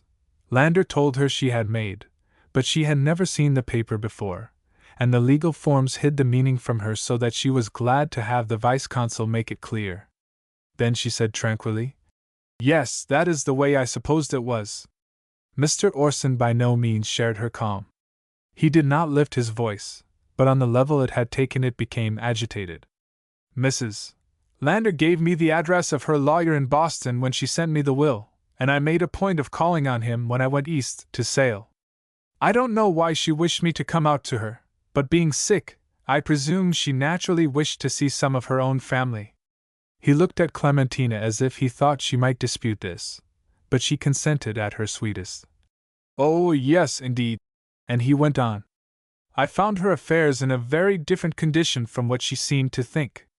The estate was mostly in securities which had not been properly looked after, and they had depreciated until they were some of them not worth the paper they were printed on. The house in Boston is mortgaged up to its full value, I should say, and I should say that Mrs. Lander did not know where she stood.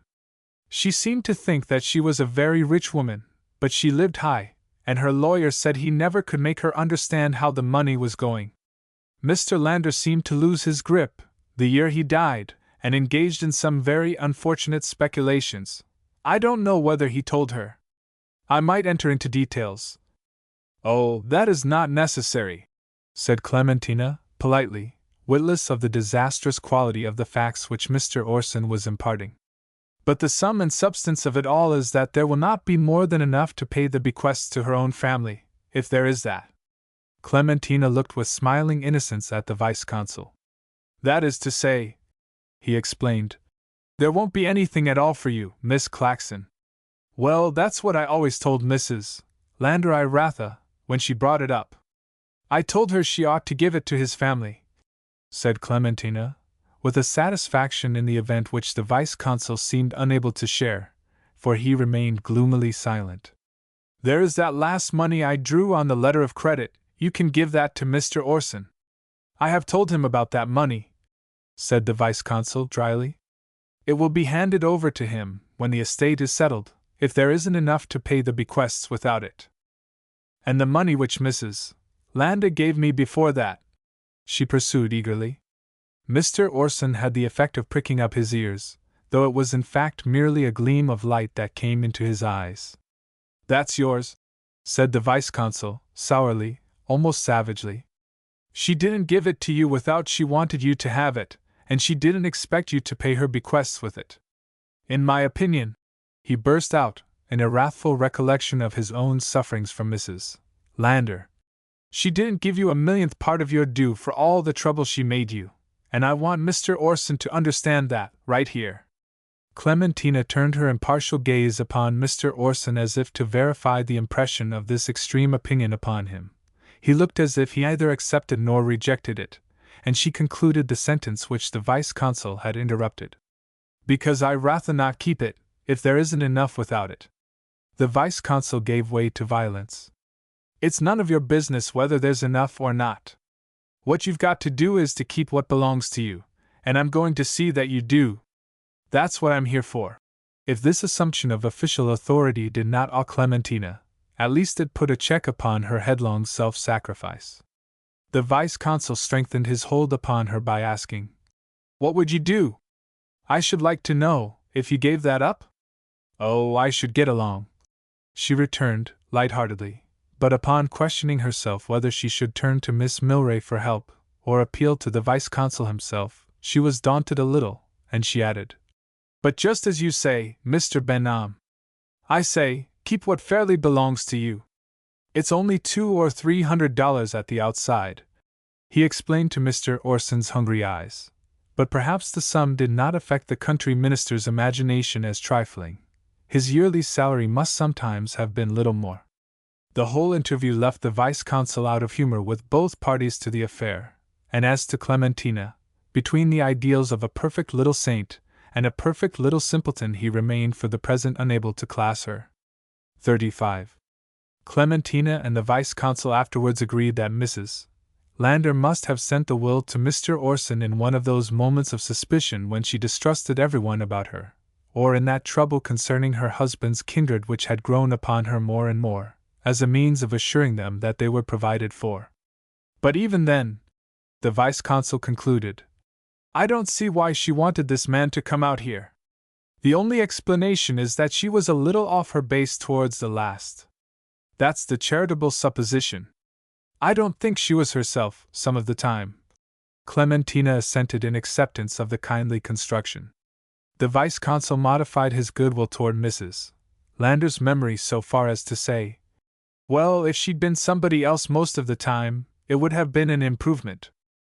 The talk turned upon Mr. Orson, and what he would probably do.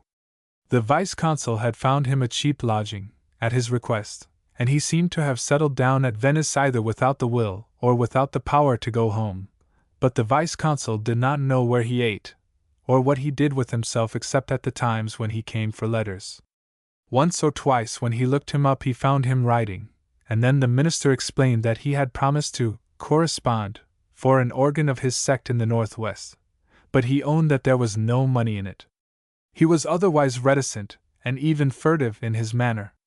He did not seem to go much about the city, but kept to his own room, and if he was writing of Venice it must have been chiefly from his acquaintance with the little court into which his windows looked. He affected the vice-consul as forlorn and helpless, and he pitied him and rather liked him as a fellow victim of Mrs. Lander. One morning Mr. Orson came to see Clementina, and after a brief passage of opinion upon the weather, he fell into an embarrassed silence from which he pulled himself at last with a visible effort. "I hardly know how to lay before you what I have to say, Miss Claxon," he began, "and I must ask you to put the best construction upon it. I have never been reduced to a similar distress before. You would naturally think that I would turn to the vice-consul on such an occasion, but I feel, through our relation to Mrs. Lander, somewhat more at home with you." He stopped, as if he wished to be asked his business, and she entreated him. "Why, what is it, Mr. Orson? Is there something I can do?" "There isn't anything I wouldn't." A gleam, watery and faint, which still could not be quite winked away, came into his small eyes. "Why, the fact is, could you, advance me about $5? "Why, Mr. Orson," she began, and he seemed to think she wished to withdraw her offer of help, for he interposed. "I will repay it as soon as I get an expected remittance from home. I came out on the invitation of Mrs. Lander, and as her guest, and I suppose—" "Oh, don't say a word!" cried Clementina. But now that he had begun he was powerless to stop. "I would not ask, but my landlady has pressed me for her rent. I suppose she needs it, and I have been reduced to the last copper." The girl whose eyes the tears of self-pity so rarely visited broke into a sob that seemed to surprise her visitor. But she checked herself as with a quick inspiration. "Have you been to breakfast?"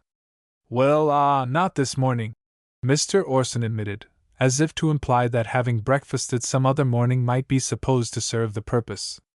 She left him and ran to the door. "Madalena, Madalena!" she called, and Madalena responded with a frightened voice from the direction of the kitchen. "Vengo subito!" She hurried out with the coffee pot in her hand, as if she had just taken it up when Clementina called, and she halted for the whispered colloquy between them which took place before she set it down on the table already laid for breakfast. Then she hurried out of the room again. She came back with a cantaloupe and grapes, and cold ham, and put them before Clementina and her guests, who both ignored the hunger with which he swept everything before him. When his famine had left nothing, he said, in decorous compliment, "That is very good coffee. I should think the genuine berry, though I am told that they adulterate coffee a great deal in Europe." "Do they?" asked Clementina. "I didn't know it." She left him still sitting before the table, and came back with some banknotes in her hand. "Are you sure you hadn't better take more?" she asked. "I think that $5 will be all that I shall require," he answered, with dignity. "I should be unwilling to accept more. I shall undoubtedly receive some remittances soon." "Oh, I know you will," Clementina returned, and she added, "I am waiting for letters myself. I don't think anyone ought to give up." The preacher ignored the appeal which was in her tone rather than her words, and went on to explain at length the circumstances of his having come to Europe so unprovided against chances. When he wished to excuse his imprudence, she cried out, "Oh, don't say a word! It's just like my own father." And she told him some things of her home which apparently did not interest him very much. He had a kind of dull, cold self-absorption in which he was indeed so little like her father that only her kindness for the lonely man could have justified her in thinking there was any resemblance. She did not see him again for a week, and meantime she did not tell the vice-consul of what had happened. But an anxiety for the minister began to mingle with her anxieties for herself. She constantly wondered why she did not hear from her lover, and she occasionally wondered whether Mr. Orson were not falling into want again. She had decided to betray his condition to the vice-consul, when he came, bringing the money she had lent him. He had received a remittance from an unexpected source, and he hoped she would excuse his delay in repaying her loan. She wished not to take the money, at least till he was quite sure he should not want it, but he insisted. I have enough to keep me, now, till I hear from other sources, with the means for returning home. I see no object in continuing here, under the circumstances. In the relief which she felt for him, Clementina's heart throbbed with a pain which was all for herself. Why should she wait any longer either? For that instant she abandoned the hope which had kept her up so long. A wave of homesickness overwhelmed her. I should like to go back, too, she said. I don't see why I'm staying. Mr. Austin, why can't you let me? She was going to say, go home with you? But she really said what was also in her heart. Why can't you let me give you the money to go home? It is all Mrs. Landa's money anyway. There is certainly that view of the matter. He assented with a promptness that might have suggested a lurking grudge for the vice-consul's decision that she ought to keep the money Mrs. Lander had given her. But Clementina urged unsuspiciously. Oh, yes, indeed. And I shall feel better if you take it. I only wish I could go home, too. The minister was silent while he was revolving, with whatever scruple or reluctance, a compromise suitable to the occasion. Then he said, Why should we not return together? Would you take me? She entreated. That should be as you wished. I am not much acquainted with the usages in such matters, but I presume that it would be entirely practicable. We could ask the vice-consul. Yes. He must have had considerable experience in cases of the kind. Would your friends meet you in New York or? I don't know, said Clementina with a pang for the thought of a meeting she had sometimes fancied there, when her lover had come out for her, and her father had been told to come and receive them. No, she sighed. There wouldn't be time to let them know. But it wouldn't make any difference. I could get home from New York alone, she added listlessly. Her spirits had fallen again. She saw that she could not leave Venice till she had heard in some sort from the letter she had written. Perhaps it couldn't be done, after all. But I will see Mr. Benham about it, Mr. Austin, and I know he will want you to have that much of the money. He will be coming soon. He rose upon what he must have thought her hint, and said, I should not wish to have him swayed against his judgment. The vice-consul came not long after the minister had left her, and she began upon what she wished to do for him. The vice-consul was against it. I would rather lend him the money out of my own pocket. How are you going to get along yourself, if you let him have so much? She did not answer at once. Then she said, hopelessly, I've a great mind to go home with him. I don't believe there's any use waiting here any longer. The vice-consul could not say anything to this. She added, Yes, I believe I will go home. We were talking about it the other day, and he is willing to let me go with him. I should think he would be. The vice-consul retorted in his indignation for her. Did you offer to pay for his passage? Yes, she owned. I did. And again the vice-consul could say nothing. If I went, it wouldn't make any difference whether it took it all or not. I should have plenty to get home from New York with. Well, the vice-consul assented dryly. It's for you to say. I know you don't want me to do it. Well, I shall miss you, he answered evasively. And I shall miss you too, Mr. Benham.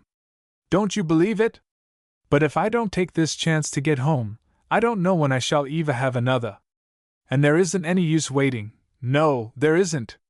The vice-consul laughed at the sort of imperative despair in her tone. How are you going? Which way, I mean? They counted up Clementina's debts and assets, and they found that if she took the next steamer from Genoa, which was to sail in 4 days, she would have enough to pay her own way and Mr. Orson's to New York, and still have some $30 over, for her expenses home to Middlemount. They allowed for a second cabin passage, which the vice-consul said was perfectly good on the Genoa steamers. He rather urged the gentility and comfort of the second cabin passage, but his reasons in favor of it were wasted upon Clementina's indifference. She wished to get home, now, and she did not care how. She asked the vice-consul to see the minister for her, and if he were ready and willing, to telegraph for their tickets. He transacted the business so promptly that he was able to tell her when he came in the evening that everything was in train. He excused his coming. He said that now she was going so soon, he wanted to see all he could of her. He offered no excuse when he came the next morning, but he said he had got a letter for her and thought she might want to have it at once. He took it out of his hat and gave it to her. It was addressed in Hinkle's writing. Her answer had come at last. She stood trembling with it in her hand. The vice-consul smiled. "Is that the one?" "Yes," she whispered back. "All right." He took his hat and set it on the back of his head before he left her without other salutation. Then Clementina opened her letter.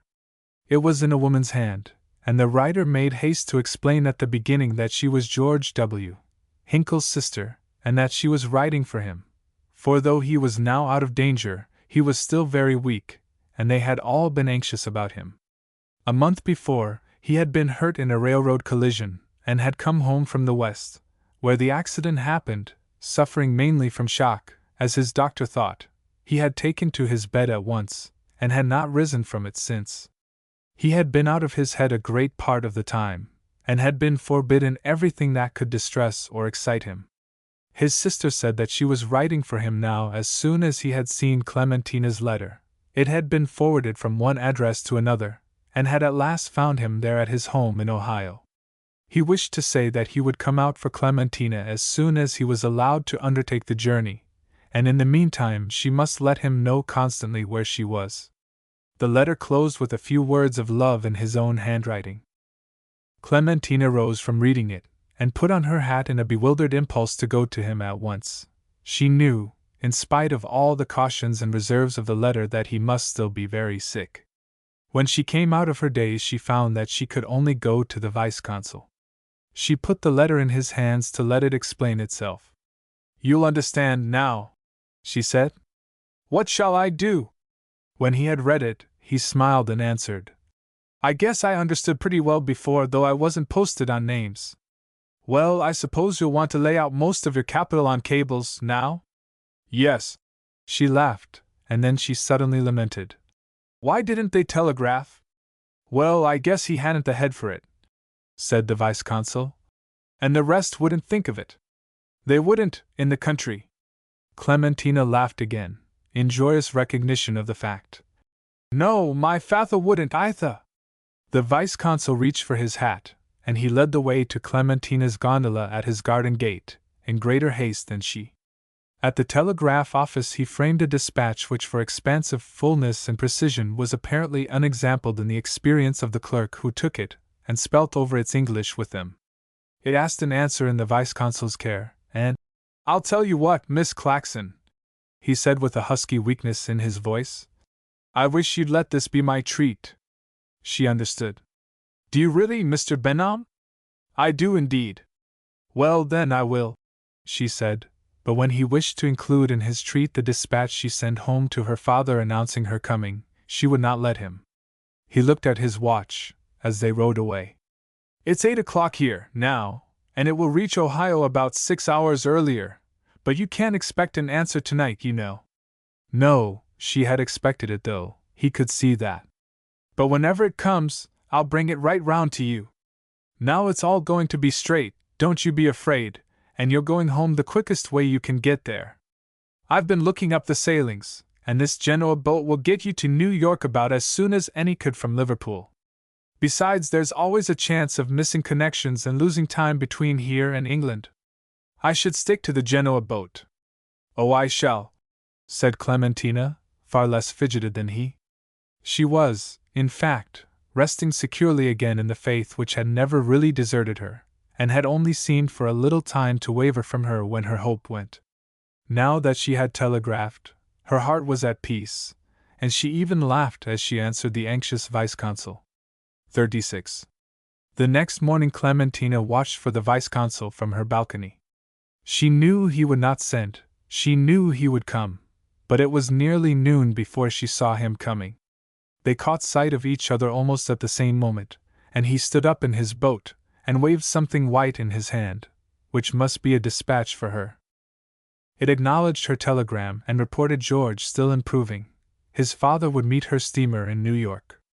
It was very reassuring, it was everything hopeful, but when she had read it she gave it to the vice-consul for encouragement. "It's all right, Miss Claxon," he said stoutly. "Don't you be troubled about Mr. Hinkle's not coming to meet you himself. He can't keep too quiet for a while yet." "Oh, yes," said Clementina, patiently. "If you really want somebody to worry about, you can help Mr. Orson to worry about himself," the vice-consul went on, with the grimness he had formerly used in speaking of Mrs. Lander.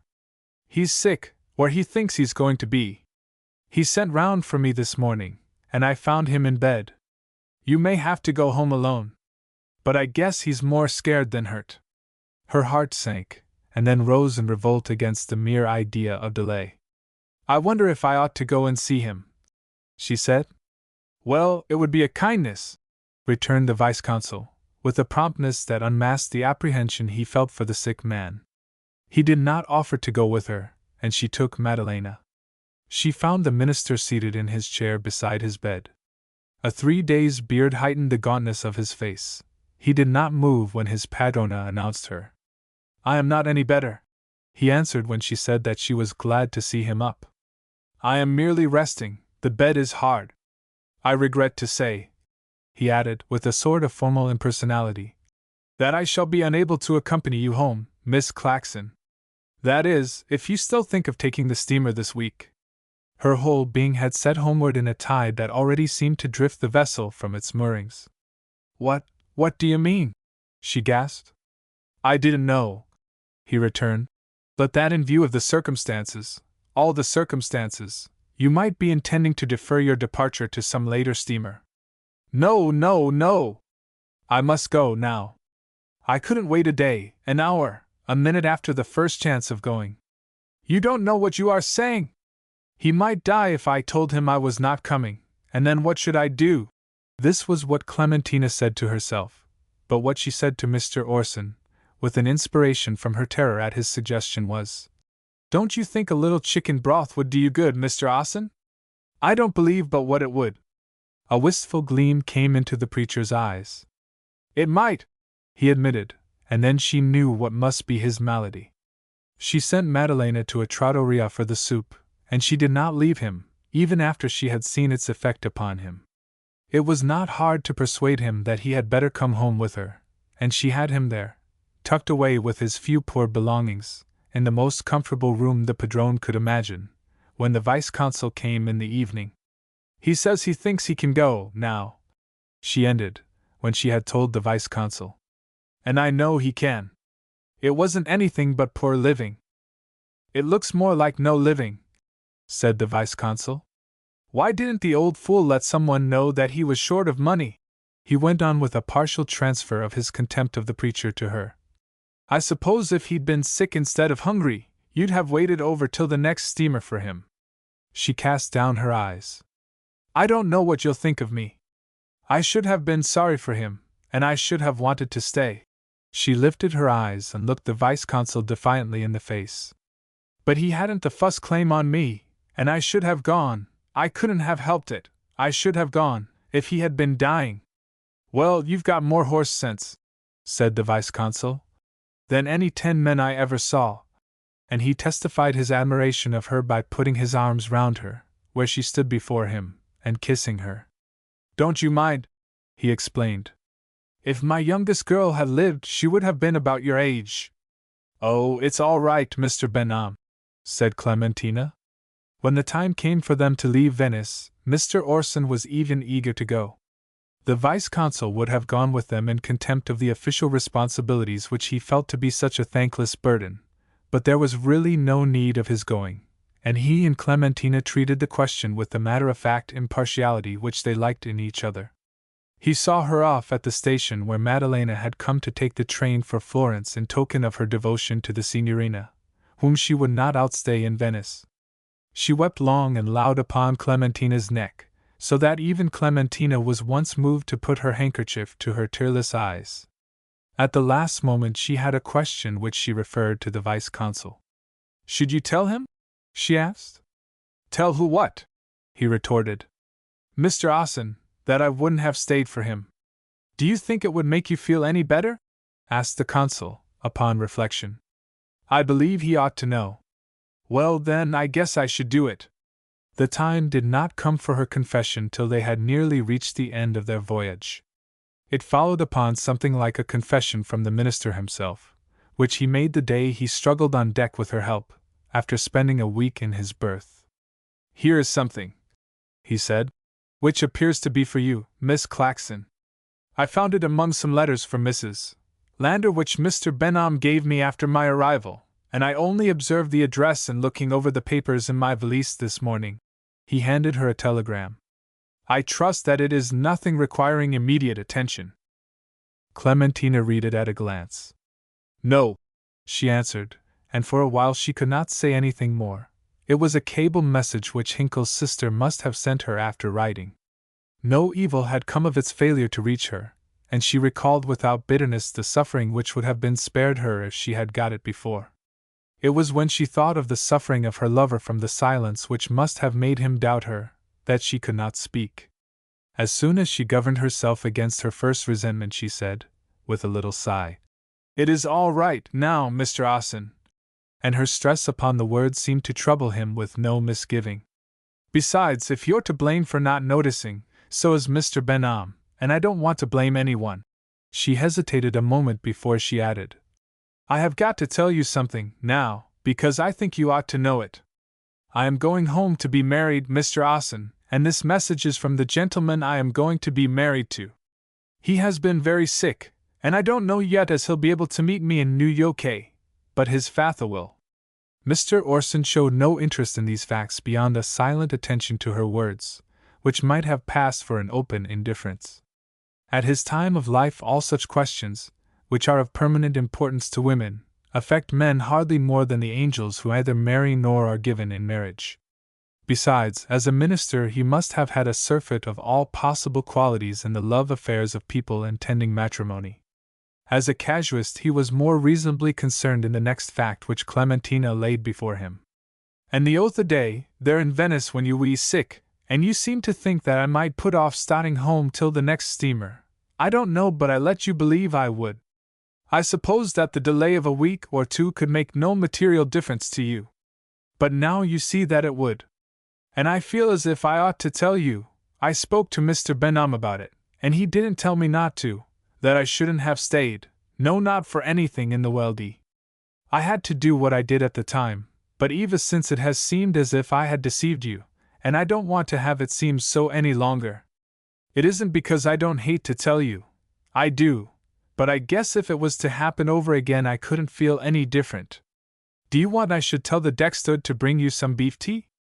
I think I could relish a small portion, said Mr. Orson, cautiously, and he said nothing more. Clementina left him with her nerves in a flutter, and she did not come back to him until she decided that it was time to help him down to his cabin. He suffered her to do this in silence, but at the door he cleared his throat and began.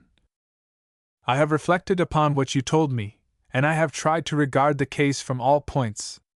I believe that I have done so, without personal feeling, and I think it my duty to say, fully and freely, that I believe you would have done perfectly right not to remain. Yes, said Clementina. I thought you would think so. They parted emotionlessly to all outward effect, and when they met again it was without a sign of having passed through a crisis of sentiment. Neither referred to the matter again, but from that time the minister treated Clementina with a deference not without some shadows of tenderness such as her helplessness in Venice had apparently never inspired. She had cast out of her mind all lingering hardness toward him in telling him the hard truth, and she met his faint relentings with a grateful gladness which showed itself in her constant care of him. This helped her a little to forget the strain of the anxiety that increased upon her as the time shortened between the last news of her lover and the next, and there was perhaps no more exaggeration in the import than in the terms of the formal acknowledgment which Mr. Orson made her as their steamer sighted Fire Island Light, and they both knew that their voyage had ended. I may not be able to say to you in the hurry of our arrival in New York that I am obliged to you for a good many little attentions, which I should be pleased to reciprocate if opportunity offered. I do not think I am going too far in saying that they are such as a daughter might offer a parent. Oh, don't speak of it, Mr. Austin, she protested. I haven't done anything that anyone wouldn't have done.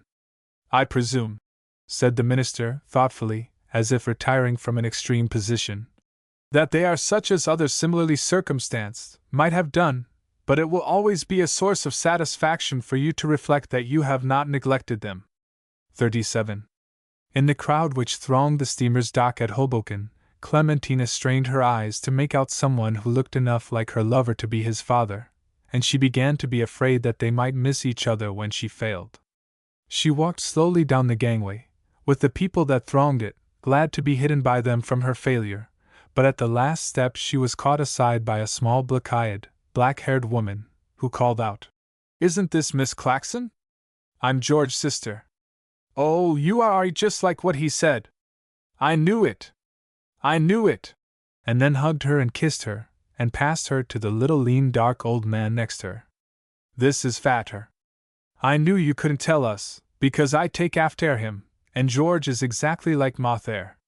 George's father took her hand timidly, but found courage to say to his daughter, "Hadn't you better let her own Fatter have a chance at her?" And amidst a tempest of apologies and self-blame from the sister, Claxon showed himself over the shoulders of the little man. "Why, there warn't no hurry, as long as she's here," he said, in prompt enjoyment of the joke, and he and Clementina sparely kissed each other. "Why, Father," she said, "I didn't expect you to come to New York to meet me."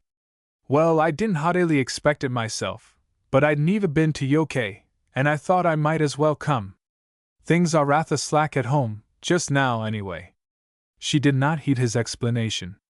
"Were you Ed when you got my dispatch?"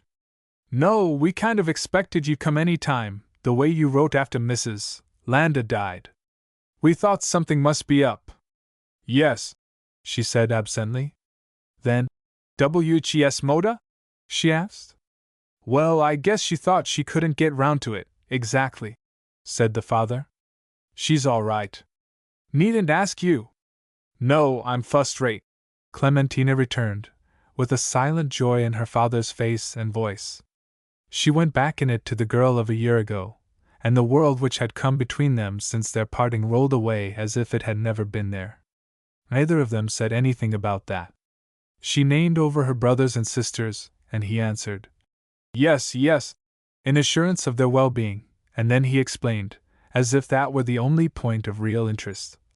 "I see your folks waitin' here for somebody, and I thought I'd see if it wa'n't the same one, and we kind of struck up an acquaintance on your account before you got here, Clem." "Your folks," she silently repeated to herself. "Yes, they are mine," and she stood trying to realize the strange fact, while George's sister poured out a voluminous comment upon Claxon's spare statement, and George's father admired her volubility with the shut smile of toothless age.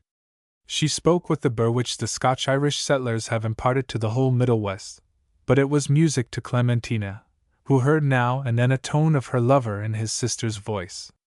In the midst of it all she caught sight of a mute unfriended figure just without their circle, his traveling shawl hanging loose upon his shoulders, and the valise which had formed his sole baggage in the voyage to and from Europe pulling his long hand out of his coat sleeve. "Oh, yes," she said. "Here is Mr. Austin that came over with me, Father. He's a relation of Mr. Landis." And she presented him to them all. He shifted his valise to the left hand, and shook hands with each, asking, "What name?" and then fell motionless again. "Well," said her father, "I guess this is the end of this part of the ceremony, and I'm going to see your baggage through the custom house, Clementina. I've read about it, and I want to know how it's done. I want to see what you are trying to smuggle in. I guess you won't find much," she said. "But you'll want the keys, won't you?" she called to him, as he was stalking away. "Well, I guess that would be a good idea. Want to help, Miss Hinkle?" "I guess we might as well all help," said Clementina, and Mr. Orson included himself in the invitation. He seemed unable to separate himself from them, though the passage of Clementina's baggage through the customs, and its delivery to an expressman for the hotel where the Hinkles said they were staying might well have severed the last tie between them. "Are you going straight home, Mr. Austin?" she asked, to rescue him from the forgetfulness into which they were all letting him fall. "I think I will remain over a day," he answered. I may go on to Boston before starting west. Well, that's right, said Clementina's father with the wish to approve everything native to him, and an instinctive sense of Clementina's wish to befriend the minister. Better come to OUA Hotel. We're all going to the same one. I presume it is a good one? Mr. Orson assented. Well, said Claxon, you must make Miss Hinkle, stand it if it ain't. She's got me to go to it. Mr. Orson apparently could not enter into the joke, but he accompanied the party, which again began to forget him, across the ferry and up the elevated road to the street car that formed the last stage of their progress to the hotel. At this point George's sister fell silent, and Clementina's father burst out. Look I guess we better not keep this up any longer. I don't believe much in surprises, and I guess you better know it now. He looked at George's sister as if for authority to speak further, and Clementina looked at her, too, while George's father nervously moistened his smiling lips with the tip of his tongue, and let his twinkling eyes rest upon Clementina's face. Is he at the hotel? She asked. Yes, said his sister, monosyllabic for once. I knew it, said Clementina, and she was only half aware of the fullness with which his sister now explained how he wanted to come so much that the doctor thought he had better, but that they had made him promise he would not try to meet her at the steamer, lest it should be too great a trial of his strength. Yes, Clementina assented, when the story came to an end and was beginning over again. She had an inexplicable moment when she stood before her lover in the room where they left her to meet him alone. She faltered and he waited constrained by her constraint. Is it all a mistake, Clementina? He asked, with a piteous smile. No, no! Am I so much changed? No, you are looking better than I expected. And you are not sorry, for anything? No, I am. Perhaps I have thought of you too much. It seems so strange. I understand, he answered. We have been like spirits to each other, and now we find that we are alive and on the earth like other people, and we are not used to it. It must be something like that. But if it's something else, if you have the least regret, if you would rather. He stopped, and they remained looking at each other a moment. Then she turned her head, and glanced out of the window, as if something there had caught her sight. It's a very pleasant view, isn't it? She said, and she lifted her hands to her head, and took off her hat, with an effect of having got home after absence, to stay. 38. It was possibly through some sense finer than any cognition that Clementina felt in meeting her lover that she had taken up a new burden rather than laid down an old one. Afterwards, when they once recurred to that meeting, and she tried to explain for him the hesitation which she had not been able to hide, she could only say, I presume I didn't want to begin unless I was sure I could carry out. It would have been silly. Her confession, if it was a confession, was made when one of his returns to health, or rather one of the arrests of his unhealth, flushed them with hope and courage. But before that first meeting was ended she knew that he had overasked his strength, in coming to New York, and he must not try it further. Fatha, she said to Claxon, with the authority of a woman doing her duty, I'm not going to let George go up to Middlemount, with all the excitement. It will be as much as he can do to get home. You can tell Mother about it, and the rest. I did suppose it would be Mr. Richling that would marry us, and I always wanted him to, but I guess somebody else can do it as well. Just as you say, Clem. Her father assented. Why not Brother Ossen, he suggested with a pleasure in the joke, whatever it was, that the minister's relation to Clementina involved. I guess he can put off his visit to Boston long enough. Well, I was thinking of him, said Clementina. Will you ask him? Yes. I'll get round to it in the morning. No, now, right away. I've been talking with George about it, and there's no sense in putting it off. I ought to begin taking care of him at once. Well, I guess when I tell your mother how you're layin' hold, she won't think it's the same poosin', said her father, proudly. But it is. I haven't changed a bit. You hain't changed for the woes, anyway. Didn't I always try to do what I had to? I guess you did, Clem. Well, then. Mr. Orson, after a decent hesitation, consented to perform the ceremony. It took place in a parlor of the hotel, according to the law of New York, which facilitates marriage so greatly in all respects that it is strange any one in the state should remain single. He had then a luxury of choice between attaching himself to the bridal couple as far as Ohio on his journey home to Michigan, or to Claxon, who was going to take the boat for Boston the next day on his way to Middlemount. He decided for Claxon, since he could then see Mrs. Lander's lawyer at once, and arranged with him for getting out of the vice-consul's hands the money which he was holding for an authoritative demand. He accepted without open reproach the handsome fee which the elder Hinkle gave him for his services, and even went so far as to say, "If your son should ever be blessed with a return to health, he has got a helpmeet such as there are very few of." He then admonished the young couple, in whatever trials life should have in store for them, to be resigned, and always to be prepared for the worst. When he came later to take leave of them, he was apparently not equal to the task of fitly acknowledging the return which Hinkle made him of all the money remaining to Clementina out of the sum last given her by Mrs. Lander, but he hid any disappointment he might have suffered, and with a brief "thank you," put it in his pocket. Hinkle told Clementina of the apathetic behavior of Mr. Orson. He added with a laugh like his old self, "It's the best that he doesn't seem prepared for." "Yes," she assented.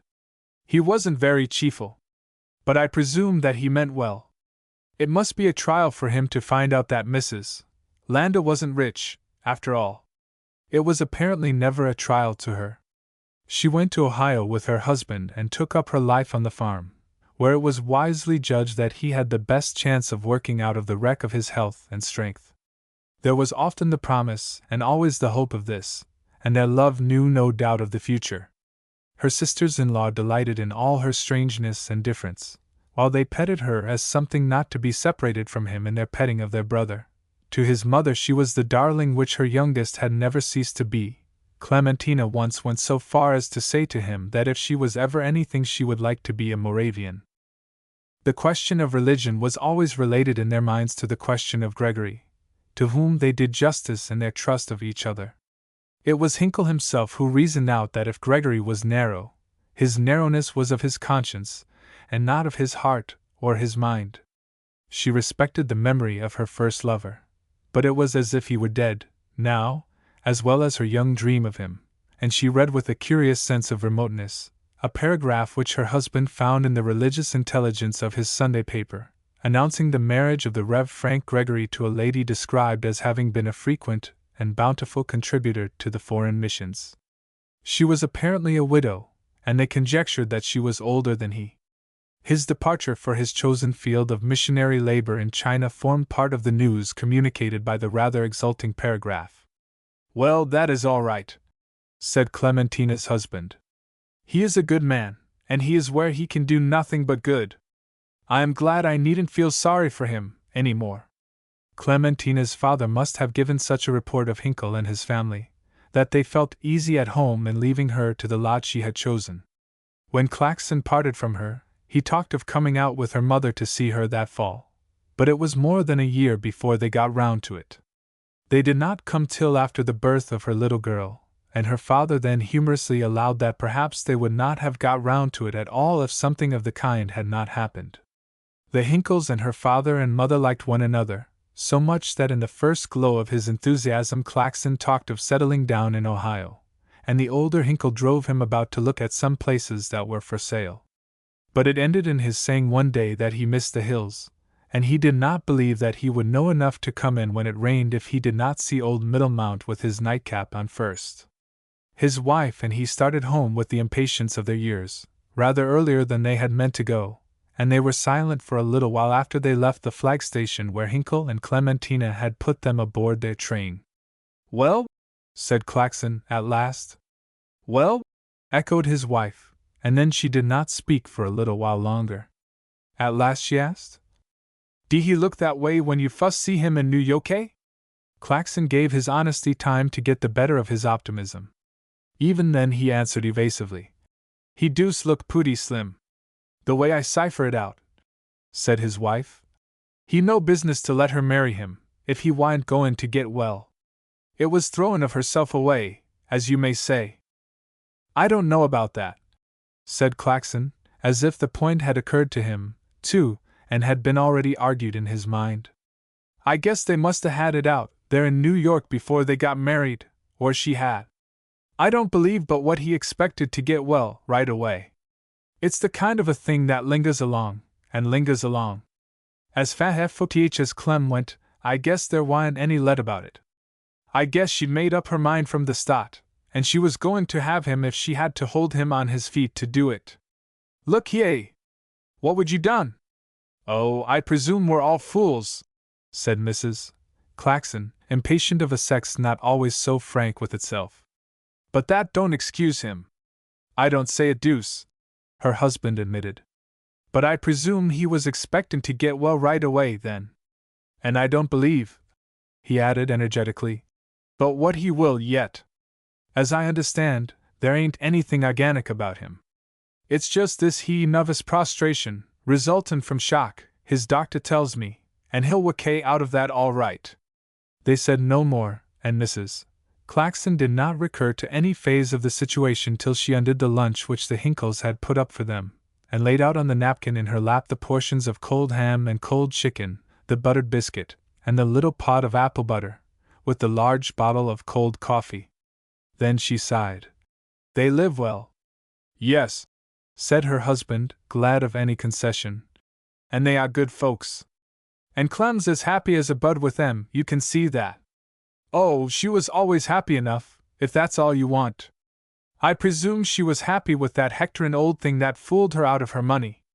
I haven't ever regretted that money, Rebecca, said Claxon, stiffly, almost sternly. And I guess you ain't either. I don't say I have, retorted Mrs. Claxon. But I don't like to be made a fool of. I presume, she added remotely, but not so irrelevantly, Clem could ha' got most anybody over they. Well, said Claxon, taking refuge in the joke, I shouldn't want her to marry a crowned head myself. It was Clementina who drove the Claybank colt away from the station after the train had passed out of sight. Her husband sat beside her, and let her take the reins from his nerveless grasp, and when they got into the shelter of the piece of woods that the road passed through, he put up his hands to his face, and broke into sobs.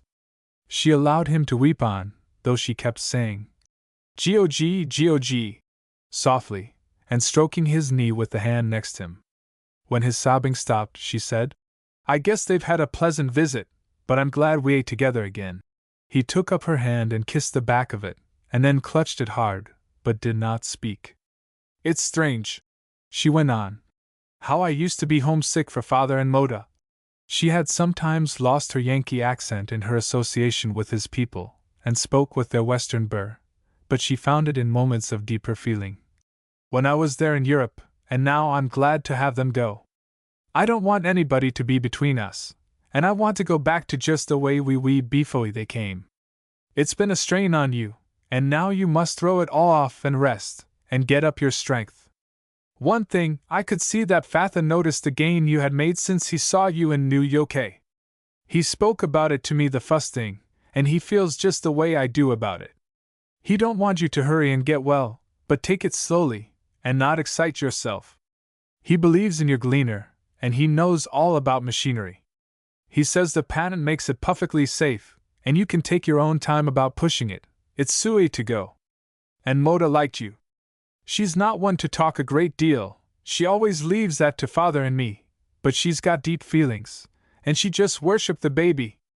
I never saw her take a child in her arms before, but she seemed to want to hold the baby all the time. She stopped, and then added tenderly, Now I know what you are thinking about, G.O.G., and I don't want you to think about it any more. If you do, I shall give up. They had come to a bad piece of road where a slough of thick mud forced the wagon way over the stumps of a turnout in the woods. You had better let me have the reins, Clementina, he said. He drove home over the yellow leaves of the hickories and the crimson leaves of the maples, that heavy with the morning dew, fell slanting through the still air, and on the way he began to sing. His singing made her heart ache. His father came out to put up the colt for him, and Hinkle would not have his help. He unhitched the colt himself, while his father trembled by with bent knees. He clapped the colt on the haunch and started him through the pasture bars with a gay shout, and then put his arm round Clementina's waist, and walked her into the kitchen amidst the grins of his mother and sisters, who said he ought to be ashamed. The winter passed, and in the spring he was not so well as he had been in the fall. It was the outdoor life which was best for him, and he picked up again in the summer. When another autumn came, it was thought best for him not to risk the confinement of another winter in the north. The prolongation of the summer in the south would complete his cure, and Clementina took her baby and went with him to Florida. He was very well there, and courageous letters came to Middlemount and Ohio, boasting of the gains he had made. One day towards spring he came in languid from the damp, unnatural heat, and the next day he had a fever, which the doctor would not, in a resort absolutely free from malaria, pronounce malarial. After it had once declared itself, in compliance with this reluctance, a simple fever, Hinkle was delirious, and he never knew Clementina again for the mother of his child. They were once more at Venice in his ravings, and he was reasoning with her that Belsky was not drowned. The mystery of his malady deepened into the mystery of his death. With that his look of health and youth came back, and as she gazed upon his gentle face, it wore to her the smile of quaint sweetness that she had seen it wear the first night it won her fancy at Miss Milray's horse in Florence. 39. 6 years after Miss Milray parted with Clementina in Venice she found herself, towards the close of the summer, at Middlemount. She had definitely ceased to live in Florence, where she had meant to die, and had come home to close her eyes. She was in no haste to do this, and in the meantime she was now at Middlemount with her brother, who had expressed a wish to revisit the place in memory of Mrs. Milray. It was the second anniversary of her divorce, which had remained, after a married life of many vicissitudes, almost the only experience untried in that relation, and which had been happily accomplished in the courts of Dakota, upon grounds that satisfied the facile justice of that state. Milray had dealt handsomely with his widow, as he unresentfully called her, and the money he assigned her was of a destiny perhaps as honored as its origin. She employed it in the negotiation of a second marriage, in which she redressed the balance of her first by taking a husband somewhat younger than herself. Both Milray and his sister had a wish which was much more than a curiosity to know what had become of Clementina. They had heard that her husband was dead, and that she had come back to Middlemount, and Miss Milray was going to the office, the afternoon following their arrival, to ask the landlord about her, when she was arrested at the door of the ballroom by a sight that she thought very pretty. At the bottom of the room, clearly defined against the long windows behind her, stood the figure of a lady in the middle of the floor. In rows on either side sat little girls and little boys who left their places one after another, and turned at the door to make their manners to her. In response to each obeisance the lady dropped a curtsy, now to this side, now to that, taking her skirt between her fingertips on either hand and spreading it delicately, with a certain elegance of movement, and a grace that was full of poetry, and to Miss Milray, somehow, full of pathos. There remained to the end a small mite of a girl, who was the last to leave her place and bowed to the lady. She did not quit the room then, like the others, but advanced toward the lady who came to meet her, and lifted her and clasped her to her breast with a kind of passion. She walked down toward the door where Miss Milray stood, gently drifting over the polished floor, as if still moved by the music that had ceased, and as she drew near, Miss Milray gave a cry of joy, and ran upon her. "Why, Clementina!" she screamed, and caught her and the child both in her arms. She began to weep, but Clementina smiled instead of weeping, as she always used to do. She returned Miss Milray's affectionate greeting with a tenderness as great as her own, but with a sort of authority, such as sometimes comes to those who have suffered. She quieted the older woman with her own serenity, and met the torrent of her questions with as many answers as their rush permitted, when they were both presently in Miss Milray's room talking in their old way. From time to time Miss Milray broke from the talk to kiss the little girl, whom she declared to be Clementina all over again, and then returned to her better behavior with an effect of shame for her want of self-control, as if Clementina's mood had abashed her. Sometimes this was almost severe in its quiet, that was her mother coming to her share in her, but again she was like her father, full of the sunny gaiety of self-forgetfulness, and then Miss Milray said, "Now you are the old Clementina." Upon the whole she listened with few interruptions to the story which she exacted. It was mainly what we know. After her husband's death, Clementina had gone back to his family for a time, and each year since she had spent part of the winter with them. But it was very lonesome for her, and she began to be homesick for Middlemount. They saw it and considered it. "They are the best people, Miss Milray," she said, and her voice, which was firm when she spoke of her husband, broke in the words of minor feeling. Besides being a little homesick, she ended, she was not willing to live on there, doing nothing for herself, and so she had come back. "And you are here, doing just what you planned when you talked your life over with me in Venice." "Yes, but life isn't even just what we plan it to be, Miss Milray." "Ah, don't I know it?" Clementina surprised Miss Milray by adding. "In a great many things, I don't know, but in most, it's better. I don't complain of mine." "You poor child! You never complained of anything, not even of Mrs. Lander." "But it's different from what I expected, and it's strange." "Yes, life is very strange. I don't mean losing him. That had to be. I can see, now, that it had to be almost from the beginning. It seems to me that I knew it had to be from the first minute I saw him in New York, but he didn't, and I am glad of that. Except when he was getting woes, he always believed he should get well, and he was getting well, when he—" Miss Milray did not violate the pause she made with any question, though it was apparent that Clementina had something on her mind that she wished to say, and could hardly say of herself. She began again. "I was glad through everything that I could live with him so long. If there is nothing more here or anyway, that was something. But it is strange. Sometimes it doesn't seem as if it had happened. I think I can understand Clementina. I feel sometimes as if I hadn't happened myself." She stopped, with a patient little sigh, and passed her hand across the child's forehead, in a mother's fashion, and smoothed her hair from it, bending over to look down into her face. "We think she has her father's eyes," she said. "Yes, she has," Miss Milray assented, noting the upward slant of the child's eyes, which gave his quaintness to her beauty. "He had fascinating eyes." After a moment, Clementina asked, "Do you believe that the looks are all that are left?" Miss Milray reflected. "I know what you mean. I should say character was left, and personality, somewhere. I used to feel as if we left here, at first, as if he must come back. But that had to go." "Yes. Everything seems to go. After a while, even the loss of him seemed to go." "Yes, losses go with the rest. That's what I mean by it seeming as if it never any of it happened. Some things before it are a great deal more real." "Little things?" "Not exactly. But things when I was very young."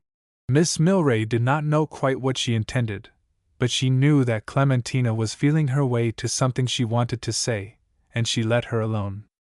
"When it was all over, and I knew that as long as I lived he would be somewhere else, I tried to be part of the world I was left in. Do you think that was right?" "It was wise, and yes, it was best," said Miss Milray, and for relief from the tension which was beginning to tell upon her own nerves, she asked, "I suppose you know about my poor brother? I'd better tell you to keep you from asking for Mrs. Milray, though I don't know that it's so very painful with him. There isn't any Mrs. Milray now," she added, and she explained why. Neither of them cared for Mrs. Milray, and they did not pretend to be concerned about her, but Clementina said vaguely, as if in recognition of Mrs. Milray's latest experiment, "Do you believe in second marriages?" Miss Milray laughed. "Well, not that kind exactly." "No," Clementina assented, and she colored a little.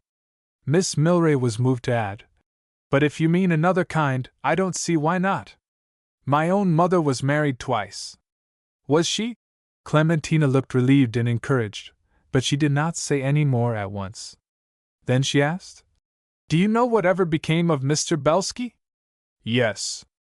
He's taken his title again, and gone back to live in Russia. He's made peace with the Tsar, I believe." "That's nice," said Clementina, and Miss Milray made bold to ask, "And what has become of Mr. Gregory?" Clementina answered, as Miss Milray thought, tentatively and obliquely, "You know his wife died."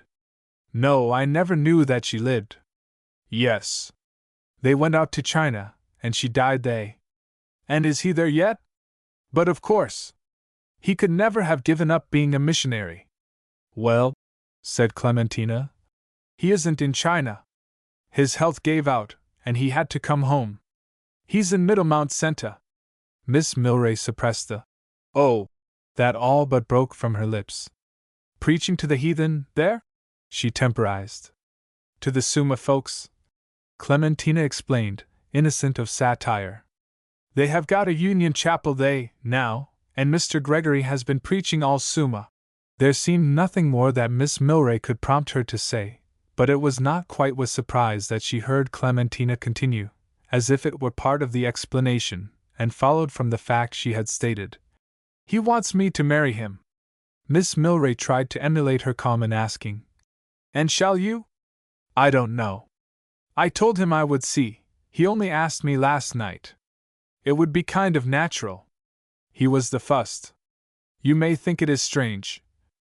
Miss Milray, in the superstition of her old maidenhood concerning love, really thought it cold-blooded and shocking, but she said, Oh, no. Clementina resumed. And he says that if it was right for me to stop caring for him when I did, it is right now for me to see for him again, where the yes no one to be hooed by it. Do you think it is? Yes, why not? Miss Milray was forced to the admission against what she believed the finer feelings of her nature. Clementina sighed. I suppose he's right. I always thought he was good. Women don't seem to belong very much to themselves in this world, do they? No, they seem to belong to the men, either because they want the men, or the men want them. It comes to the same thing. I suppose you don't wish me to advise you, my dear? No, I presume it's something I've got to think out for myself. But I think he's good, too. I ought to say that much, for I didn't always stand his friend with you. If Mr. Gregory has any fault, it's being too scrupulous. You mean, about that old trouble, our not believing just the same? Miss Milray meant something much more temperamental than that, but she allowed Clementina to limit her meaning, and Clementina went on. He's changed all round now. He thinks it's all in the life. He says that in China they couldn't understand what he believed, but they could what he lived. And he knows I never could be very religious. It was in Miss Milray's heart to protest. Clementina, I think you are one of the most religious persons I ever knew. But she forbore, because the praise seemed to her an invasion of Clementina's dignity. She merely said, Well, I am glad he is one of those who grow more liberal as they grow older. That is a good sign for your happiness. But I dare say it's more of his happiness you think. Oh, I should like to be happy too. There would be no sense in it if I wasn't. No, certainly not. Miss Milray, said Clementina, with a kind of abruptness. Do you ever hear anything from Dr. Wellright? No. Why? Miss Milray fastened her gaze vividly upon her. Oh, nothing. He wanted me to promise him, there in Venice, too. I didn't know it. Yes. But I couldn't then. And now, he's written to me. He wants me to let him come over and see me. And will you? Asked Miss Milray, rather breathlessly. I don't know. I don't know as I'd ought. I should like to see him, so as to be perfectly sûr. But if I let him come and then didn't, it wouldn't be right. I always felt as if I'd ought to have seen then that he cared for me, and stopped him, but I didn't. No, I didn't, she repeated nervously. I respected him, and I liked him, but I never. She stopped, and then she asked, What do you think I'd ought to do, Miss Milray? Miss Milray hesitated. She was thinking superficially that she had never heard Clementina say had ought so much, if ever before. Interiorly she was recurring to a sense of something like all this before, and to the feeling which she had then that Clementina was really cold-blooded and self-seeking. But she remembered that in her former decision, Clementina had finally acted from her heart and her conscience, and she rose from her suspicion with a rebound. She dismissed as unworthy of Clementina any theory which did not account for an ideal of scrupulous and unselfish justice in her. That is something that nobody can say but yourself, Clementina, she answered gravely. Yes, sighed Clementina. I presume that is so. She rose, and took her little girl from Miss Milray's knee. Say goodbye, she bade, looking tenderly down at her. Miss Milray expected the child to put up her lips to be kissed. But she let go her mother's hand, took her tiny skirts between her fingertips, and dropped a curtsy. You little witch! Cried Miss Milray. I want a hug! And she crushed her to her breast, while the child twisted her face round and anxiously questioned her mother's for her approval. Tell her it's all right, Clementina! Cried Miss Milray. When she's as old as you were in Florence, I'm going to make you give her to me. Are you going back to Florence? Asked Clementina, provisionally. Oh, no! You can't go back to anything. That's what makes New York so impossible. I think we shall go to Los Angeles. XL. On her way home, Clementina met a man walking swiftly forward. A sort of impassioned abstraction expressed itself in his gait and bearing. They had both entered the shadow of the deep pine woods that flanked the way on either side, and the fallen needles helped with the velvety summer dust of the roadway to hush their steps from each other. She saw him far off, but he was not aware of her till she was quite near him. Oh, he said with a start. You filled my mind so full that I couldn't have believed you were anywhere outside of it. I was coming to get you. I was coming to get my answer. Gregory had grown distinctly older. Sickness and hardship had left traces in his wasted face, but the full beard he wore helped to give him an undue look of age. I don't know, said Clementina slowly, as I've got an answer for you, Mr. Gregory, yet. No answer is better than the one I am afraid of. Oh, I'm not so sure of that, she said, with gentle perplexity, as she stood, holding the hand of her little girl, who stared shyly at the intense face of the man before her. I am, he retorted. I have been thinking it all over, Clementina. I've tried not to think selfishly about it, but I can't pretend that my wish isn't selfish. It is. I want you for myself, and because I've always wanted you, and not for any other reason. I never cared for anyone but you in the way I cared for you, and… Oh, she grieved. I never cared at all for you after I saw him. I know it must be shocking to you. I haven't told you with any wretched hope that it would commend me to you. I don't say it was so very bad, said Clementina, reflectively. If it was something you couldn't help. It was something I couldn't help. Perhaps I didn't try. Did she know it? She knew it from the first. I told her before we were married. Clementina drew back a little, insensibly pulling her child with her. I don't believe I exactly like it.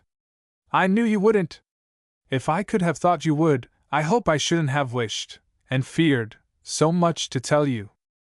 Oh, I know you always wanted to do what you believed was right, Mr. Gregory, she answered. But I haven't quite thought it out yet. You mustn't hurry me. No, no! Heaven forbid. He stood aside to let her pass. I was just going home, she added. May I go with you? Yes, if you want to. I don't know, but you better. We might as well. I want to talk with you. Don't you think it's something we ought to talk about, sensibly? Why, of course. And I shall try to be guided by you. I should always submit to be ruled by you if… That's not what I mean exactly. I don't want to do the ruling. You don't understand me. I'm afraid I don't, he assented, humbly. If you did, you wouldn't say that, so… He did not venture to make any answer, and they walked on without speaking, till she asked, Did you know that Miss Milray was at the Middlemount? Miss Milray? Of Florence? With her brother. I didn't see him. Mrs. Milray is not here, the Devo said. Miss Milray used to be very nice to me in Florence. She isn't going back there any more. She says you can't go back to anything. Do you think we can? She had left moments between her incoherent sentences where he might interrupt her if he would, but he waited for her question. I hoped we might, but perhaps… No, we couldn't. We couldn't go back to that night when you threw the slip paw into the Riva, no to that time in Florence when we gave up, no to that day in Venice when I had to tell you that I could moa fo someone else. Don't you see? Yes, I see, he said, in quick revulsion from the hope he had expressed. The past is full of the pain and shame of my errors. I don't want to go back to what's past either, she reasoned, without gainsaying him. She stopped again, as if that were all, and he asked, Then is that my answer? I don't believe that even in the Otherworld we shall want to go back to the past much, do you? She pursued thoughtfully. Once Gregory would have answered confidently. He even now checked an impulse to do so.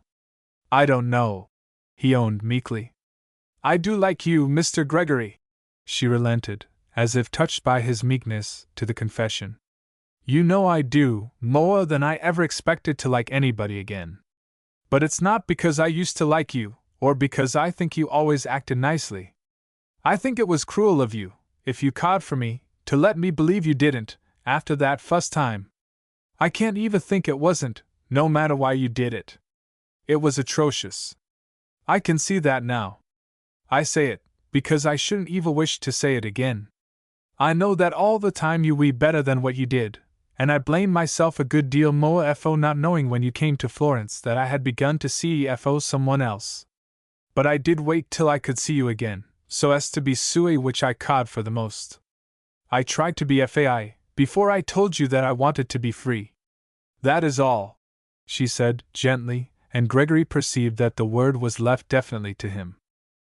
He could not take it till he had disciplined himself to accept unmurmuringly his sentence, as he understood it. At any rate, he began, I can thank you for rating my motive above my conduct. Oh, she said, I don't think either of us acted very well. I didn't know till afterward, yes, that I was glad to have you give up, the way you did in Florence. I was bewildered. But I ought to have known, and I want you to understand everything, now. I don't see for you because I used to when I was almost a child, and I shouldn't want you to see for me either, because you did then. That's why I wish you had never felt that you had always caught for me. Yes, said Gregory. He let fall his head in despair. That is what I mean, said Clementina. If we are going to begin together now, it's got to be as if we had never begun before. And you mustn't think, or say, or look as if there had been anything in our lives but was else. Will you? Do you promise? She stopped, and put her hand on his breast, and pushed against it with a nervous vehemence. No, he said. I don't promise, for I couldn't keep my promise. What you ask is impossible. The past is part of us. It can't be ignored any more than it can be destroyed. If we take each other, it must be for all that we have been as well as all that we are. If we haven't the courage for that, we must part. He dropped the little one's hand which he had been holding, and moved a few steps aside. Don't, she said. They'll think I've made you. And he took the child's hand again. They had emerged from the shadow of the woods, and come in sight of her father's house. Claxon was standing coatless before the door in full enjoyment of the late afternoon air. His wife beside him, at sight of Gregory, quelled a natural impulse to run round the corner of the house from the presence of strangers. I wonder what they sayin', she fretted. It looks some as if she was saying yes, said Claxon, with an impersonal enjoyment of his conjecture. I guess she saw he was bound not to take no for an answer. I don't know as I should like it very much. His wife relucted. Clem's doin' very well, as it is. She no need to marry again. Oh, I guess it ain't that altogether. He's a good man. Claxon mused a moment upon the figures which had begun to advance again, with the little one between them, and then gave way in a burst of paternal pride. And I don't know as I should blame him so very much for wantin' Clem. She always did want to be of more use, but I guess she likes him too. PG Editor's Bookmarks.